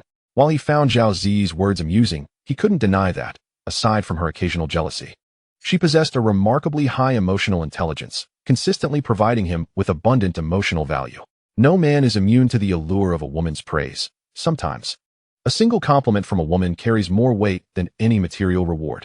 This also highlighted the contrasting personalities of Zhao Zi and Zhou Anning. Perhaps due to her royal lineage, Zhou Anning exhibited a more reserved demeanor. In contrast, although Zhao Zi hailed from a family of cultivators, her status as a concubine made her position lower. Consequently, she had a greater understanding of how to please men and was more generous with her accolades. Truth be told, spending time with Zhao Zi was indeed a delightful experience, as she consistently fostered a profound sense of accomplishment in him, though his status rendered such embellishments unnecessary. Who could resist the enchanting gaze of a lovely maiden that seemed to reflect only him? Lin Yun was no exception. Chapter 70. The temptation of barbecue. The young girl clung to him, nibbling affectionately for quite some time. After returning a tender kiss, Lin Yun proceeded to a nearby stream to attend to the wild boar. Instead of immediately skinning it or dismembering it, he leisurely made a precise incision at the boar's neck, allowing the blood to drain out gradually. Observing this, Zhao Zi, who was squatting nearby in curiosity, asked, Brother Yun, what are you doing? Draining the blood. Lin Yun replied without looking up. Draining the blood? Why do we need to do that? Zhao Zi inquired, her curiosity piqued. Noticing her puzzled expression, Lin Yun elucidated. If these animals aren't bled before cooking, the blood remains in the meat, imparting a gamey flavor to the dish. Draining the blood reduces that taste, enhancing both flavor and texture. Zhao Zi's eyes sparkled with admiration as she exclaimed, "Brother Yun, you know so much. How impressive." Lin Yun smiled modestly, aware that his knowledge extended far beyond this. Before long, the bleeding was complete. With a swift motion, he removed the boar's fur entirely. He then sliced open its belly, extracting the innards, and proceeded to wash the preparations in the stream. After cleansing, Zhao Zi assumed it was time to commence the barbecue. Yet Lin Yun had other plans. He dug a hole by the stream, lined it with banana leaves, and placed the prepared boar inside. To Zhao Zi's bewilderment, Lin Yun retrieved a bundle of slender green plants from his storage ring, breaking them apart and tossing them into the pit. Following that, he added chunks of earthy yellow roots and various powders from jars, vigorously applying them to the boar. If Zhao Zi hadn't known Lin Yun was preparing a meal, she might have suspected he was concocting a poison. His actions exceeded her understanding, leaving her perplexed. Not only was Zhao Zi confused, but even Zhou Anning, who stood nearby, was equally bewildered. While she could comprehend the earlier step of draining the blood, Lin Yun's current method made her question her understanding of culinary practices. When did barbecuing a wild boar require such elaborate preparations? Was it not sufficient to simply skin it, gut it, and sprinkle some salt to begin? Finally, unable to contain her curiosity, Zhao Zi asked, "Brother Yun, what are these?" While massaging the boar, Lin Yun pointed to the crushed green plants and said, "That is wild onion." He then gestured towards the mashed yellow roots, adding, "And this is wild ginger." Seeing the inquisitive expressions on both women's faces, Lin Yun explained, "Do you remember my earlier mention of the gamey taste? While draining the blood mitigates it, it does not eliminate it entirely. These two ingredients serve to further reduce that flavor." "What are these powders?" Zhao Zi inquired, gesturing towards the vibrant substances adorning the wild boar. Lin Yun, assuming the role of a knowledgeable mentor, began to elucidate. "These powders are chili powder, pepper, and cumin." With each name Lin Yun mentioned, the expressions of the two women grew increasingly perplexed, as they had never encountered such ingredients before. Lin Yun found this lack of familiarity unsurprising. Frankly, were it not for the memories he carried from a certain individual from Blue Star, he too would have been oblivious to these items. And he certainly would not have known that these seemingly inconspicuous plants could be utilized in culinary endeavors. The wild leeks and ginger he had foraged in the woods earlier, while the various seasonings in jars were prepared prior to his departure. In the vast universe, amidst myriad realms, many cultivable continents saw their cultural and culinary development stagnate, as most individuals devoted their time and energy to refining their cultivation. The Endless Continent exemplified this, where dietary habits remained rudimentary, relying predominantly on steaming, boiling, and stewing, with spices limited to the monotonous salt. It could be asserted that if one failed to procure the exceedingly rare, naturally delectable meat from certain beasts, the resulting dishes would be bereft of any semblance of flavor. Lin Yun felt a sense of gratitude towards a certain cultivator named Long Out Yin. Had he not inherited this man's memories, he might still be consuming the gamey wild boar meat. The situation, though intricate, was quite straightforward. During his time in the Immortal realm, he had inadvertently stumbled into the dreamscape of the dreaming Immortal. Within that dream, he experienced 5 centuries, living the lives of various individuals, including Long Out Yin from Blue Star. Eventually, with unyielding resolve, he emerged from the intricately woven dream, and with him came a multitude of fragmented memories. Many of these fragments he severed from his mind, as they bore no relevance to him. Yet, he retained the memory of Long Out Yin almost in its entirety, for he found the planet where this individual resided to be fascinating. A world devoid of spiritual energy, where, despite the inability to cultivate, technology had developed to the point of soaring into the heavens and even traversing the cosmos, was truly remarkable. Moreover, certain ideologies from that planet were intriguing and worthy of contemplation. The nations there had detailed and stringent laws, genuinely holding the sovereign accountable to the same standards as the common people, with some leaders elected by popular vote. This novel system left him in silent awe for quite some time. However, Lin Yun was not inclined to explain these matters to the two women at this juncture, as they pertained to secrets of his previous life. He fabricated a casual excuse, claiming these insights were gleaned from an ancient tome. At that moment, the admiration on Zhao Zi's face intensified as she wrapped her arms around his neck, her small face nuzzling against his neck fervently. This bold display of affection left Zhou Anning blushing slightly, as certain images began to emerge in her mind. As soon as these scenes unfolded, Zhou Anning's face flushed a deeper shade of crimson.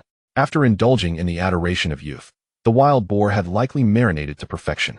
Lin Yun commenced the process of roasting the delectable meat.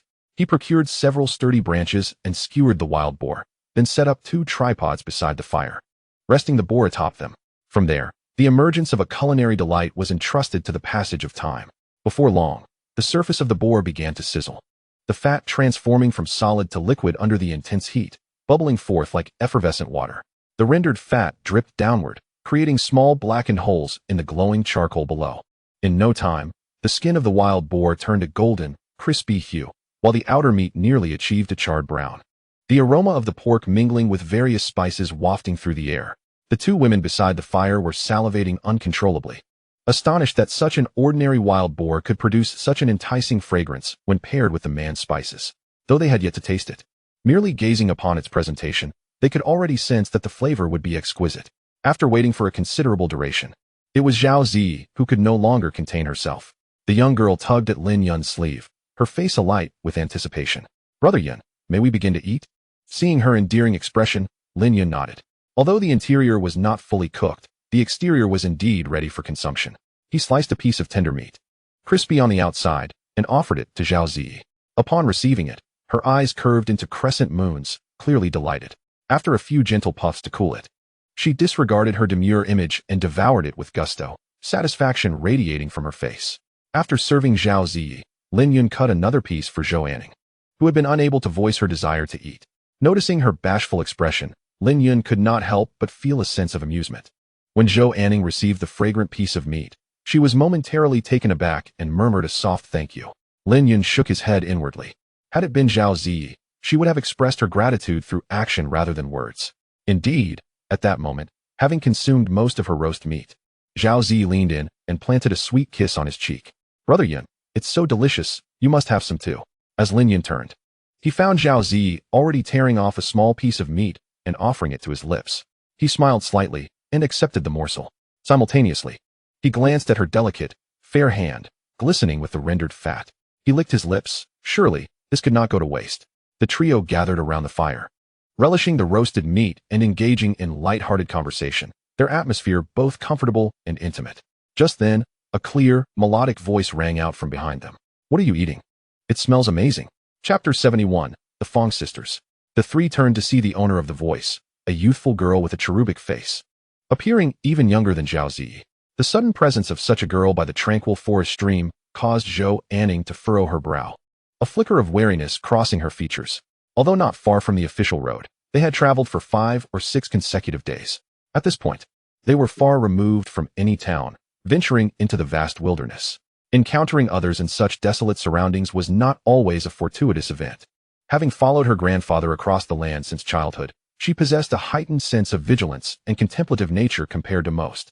Her grandfather often reminded her that sometimes humans could be more perilous than ferocious beasts.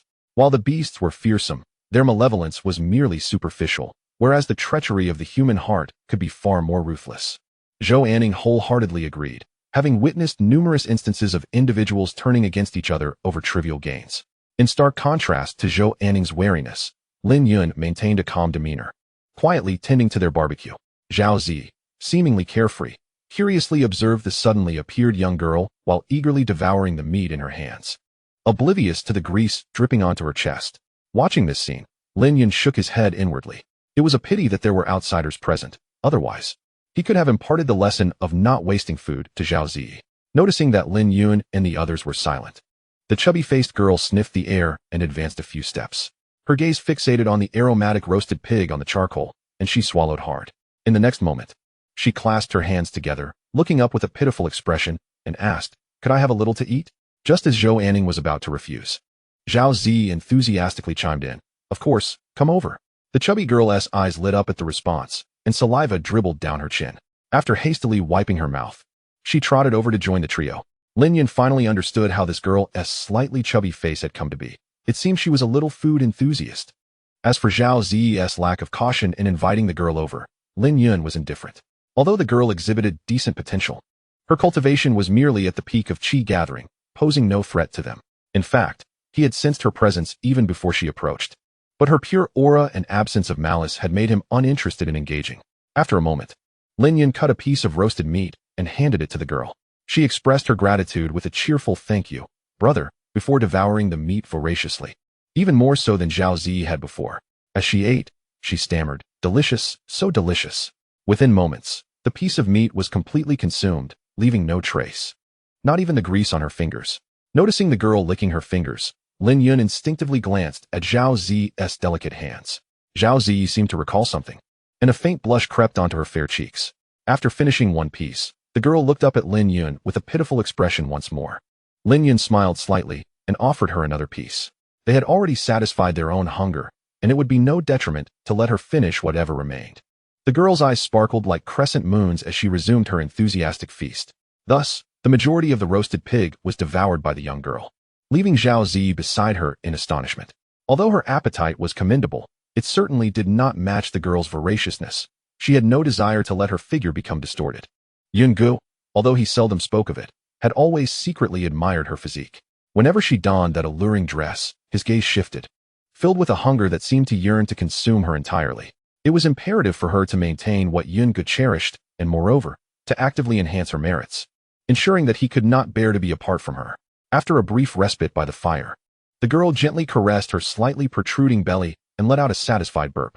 With curiosity gleaming in her eyes, she inquired of Lin Yun, "Brother, how did you prepare this roasted pig? It is absolutely delectable."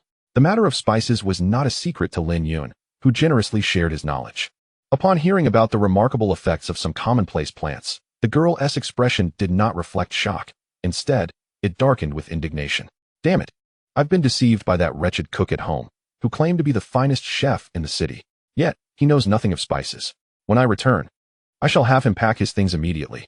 Lin Yun chuckled softly, surprised that his simple explanation could lead to someone losing their job. In truth, ignorance of such matters was the norm in this land, but he could not be bothered to elaborate. After satisfying their hunger and taking a moment to rest, Lin Yun planned to call the two girls to continue their journey along the official road. As for the girl's name and background, she had not disclosed them, and he had no inclination to inquire. Their encounter was merely a fleeting moment, likely to remain as such. Just as Lin Yun was about to speak, a flicker of surprise crossed his face. He turned to the thicket behind them, sensing someone approaching. Moments later, a striking young woman in her early 20s emerged from the foliage. She bore a resemblance to the girl beside her. Upon spotting Lin Yun and the others, her brows furrowed momentarily, but upon seeing the girl, her expression softened. Nevertheless, a hint of displeasure lingered on her face, and her gaze towards the girl resembled that of an elder scolding a disobedient child. Taking a deep breath, the woman admonished the girl ahead, "Xiao, what are you doing here? Hurry back." Upon realizing her sister seemed upset, Fang Ying's face displayed a hint of panic, yet she obediently returned to her sister's side. Witnessing Fang Ying's demeanor only fueled Fang Yan's irritation. Despite her numerous warnings against wandering off, her sister had still chosen to play hide-and-seek right before her eyes. The more she thought about it, the angrier she became, and she playfully tapped Fang Ying's head, saying crossly, "I told you not to run off. Now you're ignoring your sister's words, are you?" Fang Ying cradled her head, lamenting pathetically, "Sister, I didn't run off. Just a moment ago, my brother and sister treated me to roasted pig. Alas, you arrived too late. We have already finished." Upon hearing the word eat, Fang Yin felt a surge of anger within her. How much time had been wasted on this journey due to food? To her dismay, it seemed that once again, they were delayed because of it. She raised her hand, ready to deliver a stern lesson to the girl. However, this time, Fang Ying evaded the opportunity for a reprimand by swiftly darting to the side of Lin Yun and the others. Only then did Fang Yin shift her attention to the unfamiliar faces before her, a young man and two young women, all appearing remarkably youthful, a rarity indeed. Given their tender age, it was unlikely their cultivation was significantly advanced. How could they so brazenly traverse the vast wilderness without fear of encountering bandits? If the trio bore a more inconspicuous appearance, it would be one thing. After all, being robbed could merely result in a financial loss. Yet among them, the young man was strikingly handsome, and the two young women were equally beautiful, the kind that would undoubtedly attract unwanted attention even during daylight. Were they utterly fearless or simply naive? It was well known that certain robbers not only coveted beautiful women, but also sought after delicate-looking young men. Indeed, she had heard numerous tales of such occurrences. In the wilderness, both girls and boys must exercise caution and protect themselves. Chapter 72.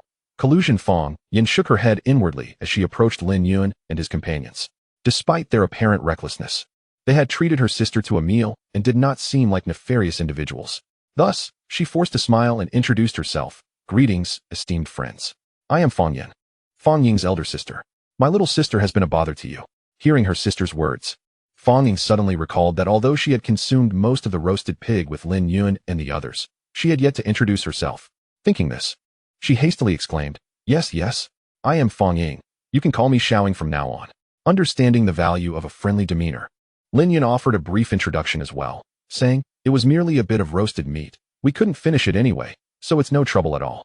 Just as Fang Yin was about to respond, a rustle of footsteps echoed through the trees, and a group emerged, a pair of young men accompanied by two elders. The elders exuded a restrained aura, their strides commanding and powerful. Lin Yun merely cast a glance and discerned their cultivation levels. Both were in the early stages of the Mingshun realm. The two young men, clad in splendid attire, were markedly different in stature, one robust and the other lean. The muscular man was at the pinnacle of the Kai Yuan realm, while the slender one was in the late stage of the same realm. Xiaoyan, what brings you here? The lean man spoke first. His gaze towards Fang Yin tinged with a hint of admiration. Upon recognizing the newcomers, Fang Yin furrowed her brow and explained, My sister went missing for a moment, so I stepped out to search for her and fortuitously encountered a few friends. After Fang Yin finished speaking, the lean man and his companions finally noticed Lin Yun and the two others by the campfire. Upon seeing Zhao Zi and Zhou Anning, both the lean man and the burly man displayed a fleeting look of astonishment. However, the surprise on the lean man's face lasted but a moment before he quickly resumed his courteous demeanor. In contrast, the burly man unabashedly revealed his inner desire, fixating his gaze on the two women with an intense stare. After a while, he approached Lin Yun and the others, forcing a smile onto his face, and confidently introduced himself. Greetings, ladies. I am Gao Yueping, the young master of the Gao family from Lia City in Qingzhou. May I inquire about your esteemed names?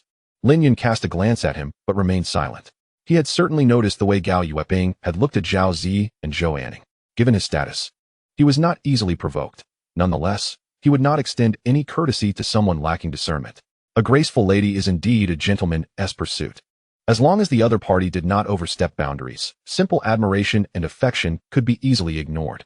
After all, it is natural for a beauty to attract attention. He could not allow himself to be angered by a mere glance from another. Such a reaction would not only be unbecoming, but would also reflect a lack of trust towards the women beside him.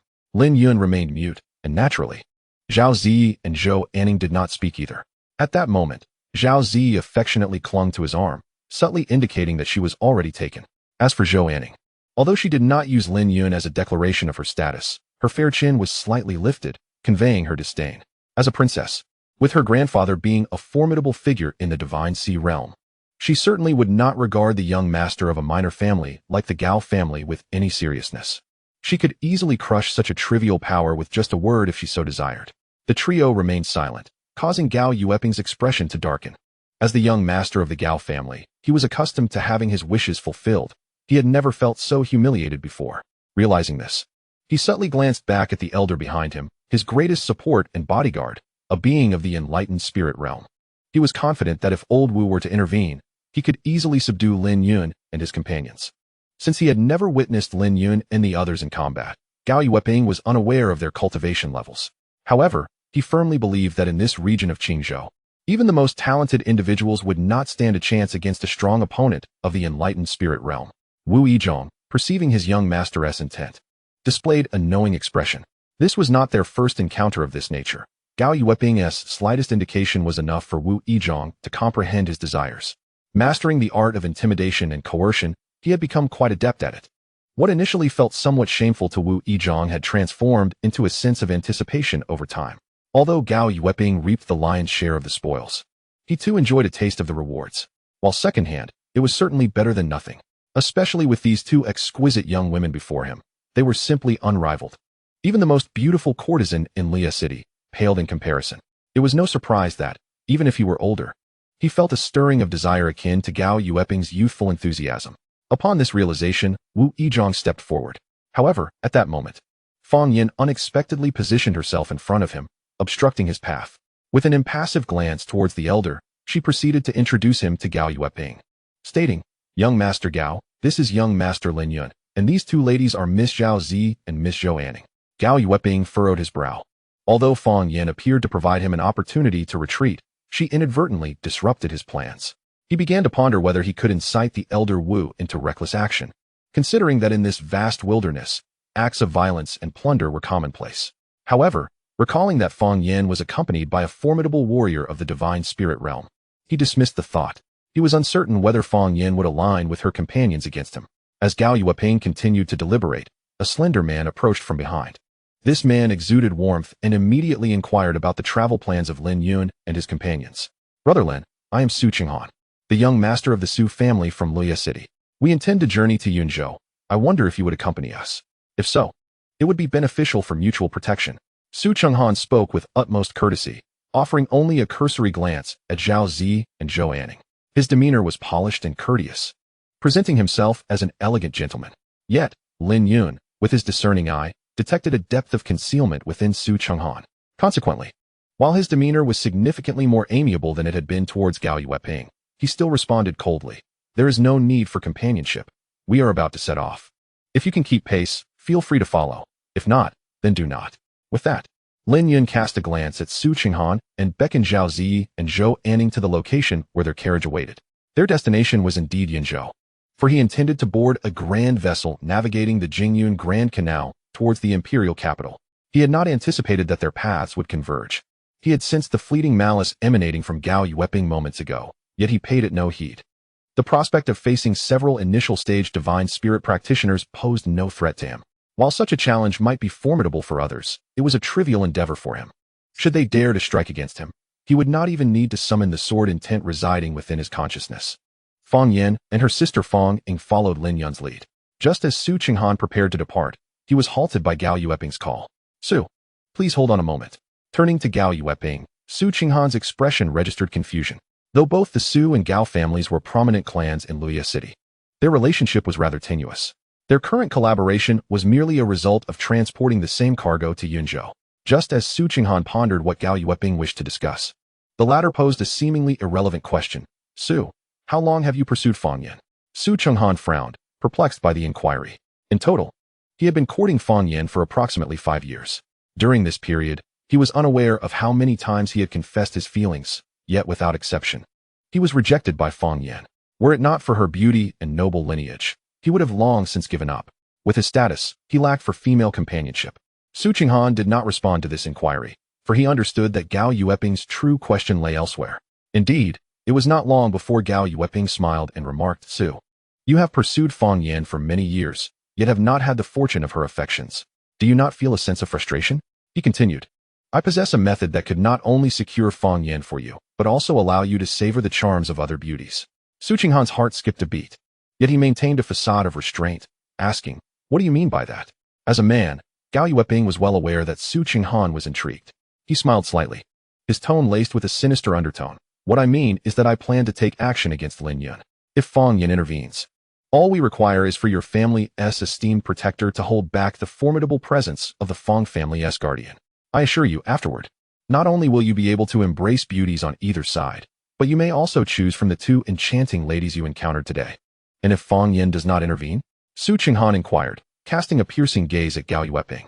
"If Fang Yan does not intervene, does that mean we cannot act?" Gao Yueping licked his lips, a glimmer of malice in his eyes. Su Qinghan's eyelids twitched. He had not anticipated Gao Yueping's audacity in contemplating such a brazen course of action. It was no wonder he was known as the foremost rake of Luya City. He had heard tales of Gao Yueping's fondness for women and his willingness to employ any means to attain them. Today, he found those tales to be utterly true, devoid of embellishment. In the past, he would have categorically refused such a proposition, for once taken, he would entirely forfeit his chance to court Fang Yan in earnest. It was, in essence, a high-stakes gamble. He was not the type to act solely on base instincts. Otherwise, he would not have persistently pursued Fang Yan for so many years. Yet, as Gao Yueping had articulated, after so many years of unrequited longing, he indeed felt a sense of suffocation, perhaps even weariness. Thus, he found himself swayed by Gao Yueping's proposition. What of the other members of the Fang family? Su Qinghan posed the question that weighed heavily on his mind. A flicker of ruthlessness crossed Gao Yueping's face as he replied, "Of course, they must all be eliminated. Provided you are willing to assist, our side possesses 2 formidable guardians, and with the strength of our families combined, annihilating the Fang family's contingent would be a mere trifle. Moreover, in this vast wilderness, no one would suspect a thing." Su Qinghan fell silent. Not because he lacked the resolve to carry out such an act, but rather he contemplated the potential for unforeseen complications. He was not an innocent soul burdened by the thought of taking a life. He bore no psychological weight in that regard. After a moment of reflection, it seemed the members of the Fong family truly had no chance of survival. Su Chenghan regarded Gao Yueping, his previously amiable demeanor replaced by an icy resolve. Aside from the Fong sisters, I also desire Zhao Zi. Gao Yueping's expression tightened at this revelation, for among the two women, Zhou Anning, though not lacking in charm, could be said to be on par with Zhao Zi in terms of appearance. However, Zhao Zi seems to receive particular attention from Lin Yun, and her physique far surpasses that of Zhou Anning, a quality that greatly appeals to him. At this moment, Gao Yueping felt a tinge of frustration. Nevertheless, Zhou Anning is who she is. This woman possesses commendable physical potential, and with some training, she may well rival Zhao Zi. Although somewhat displeased, Gao Yueping ultimately acquiesced.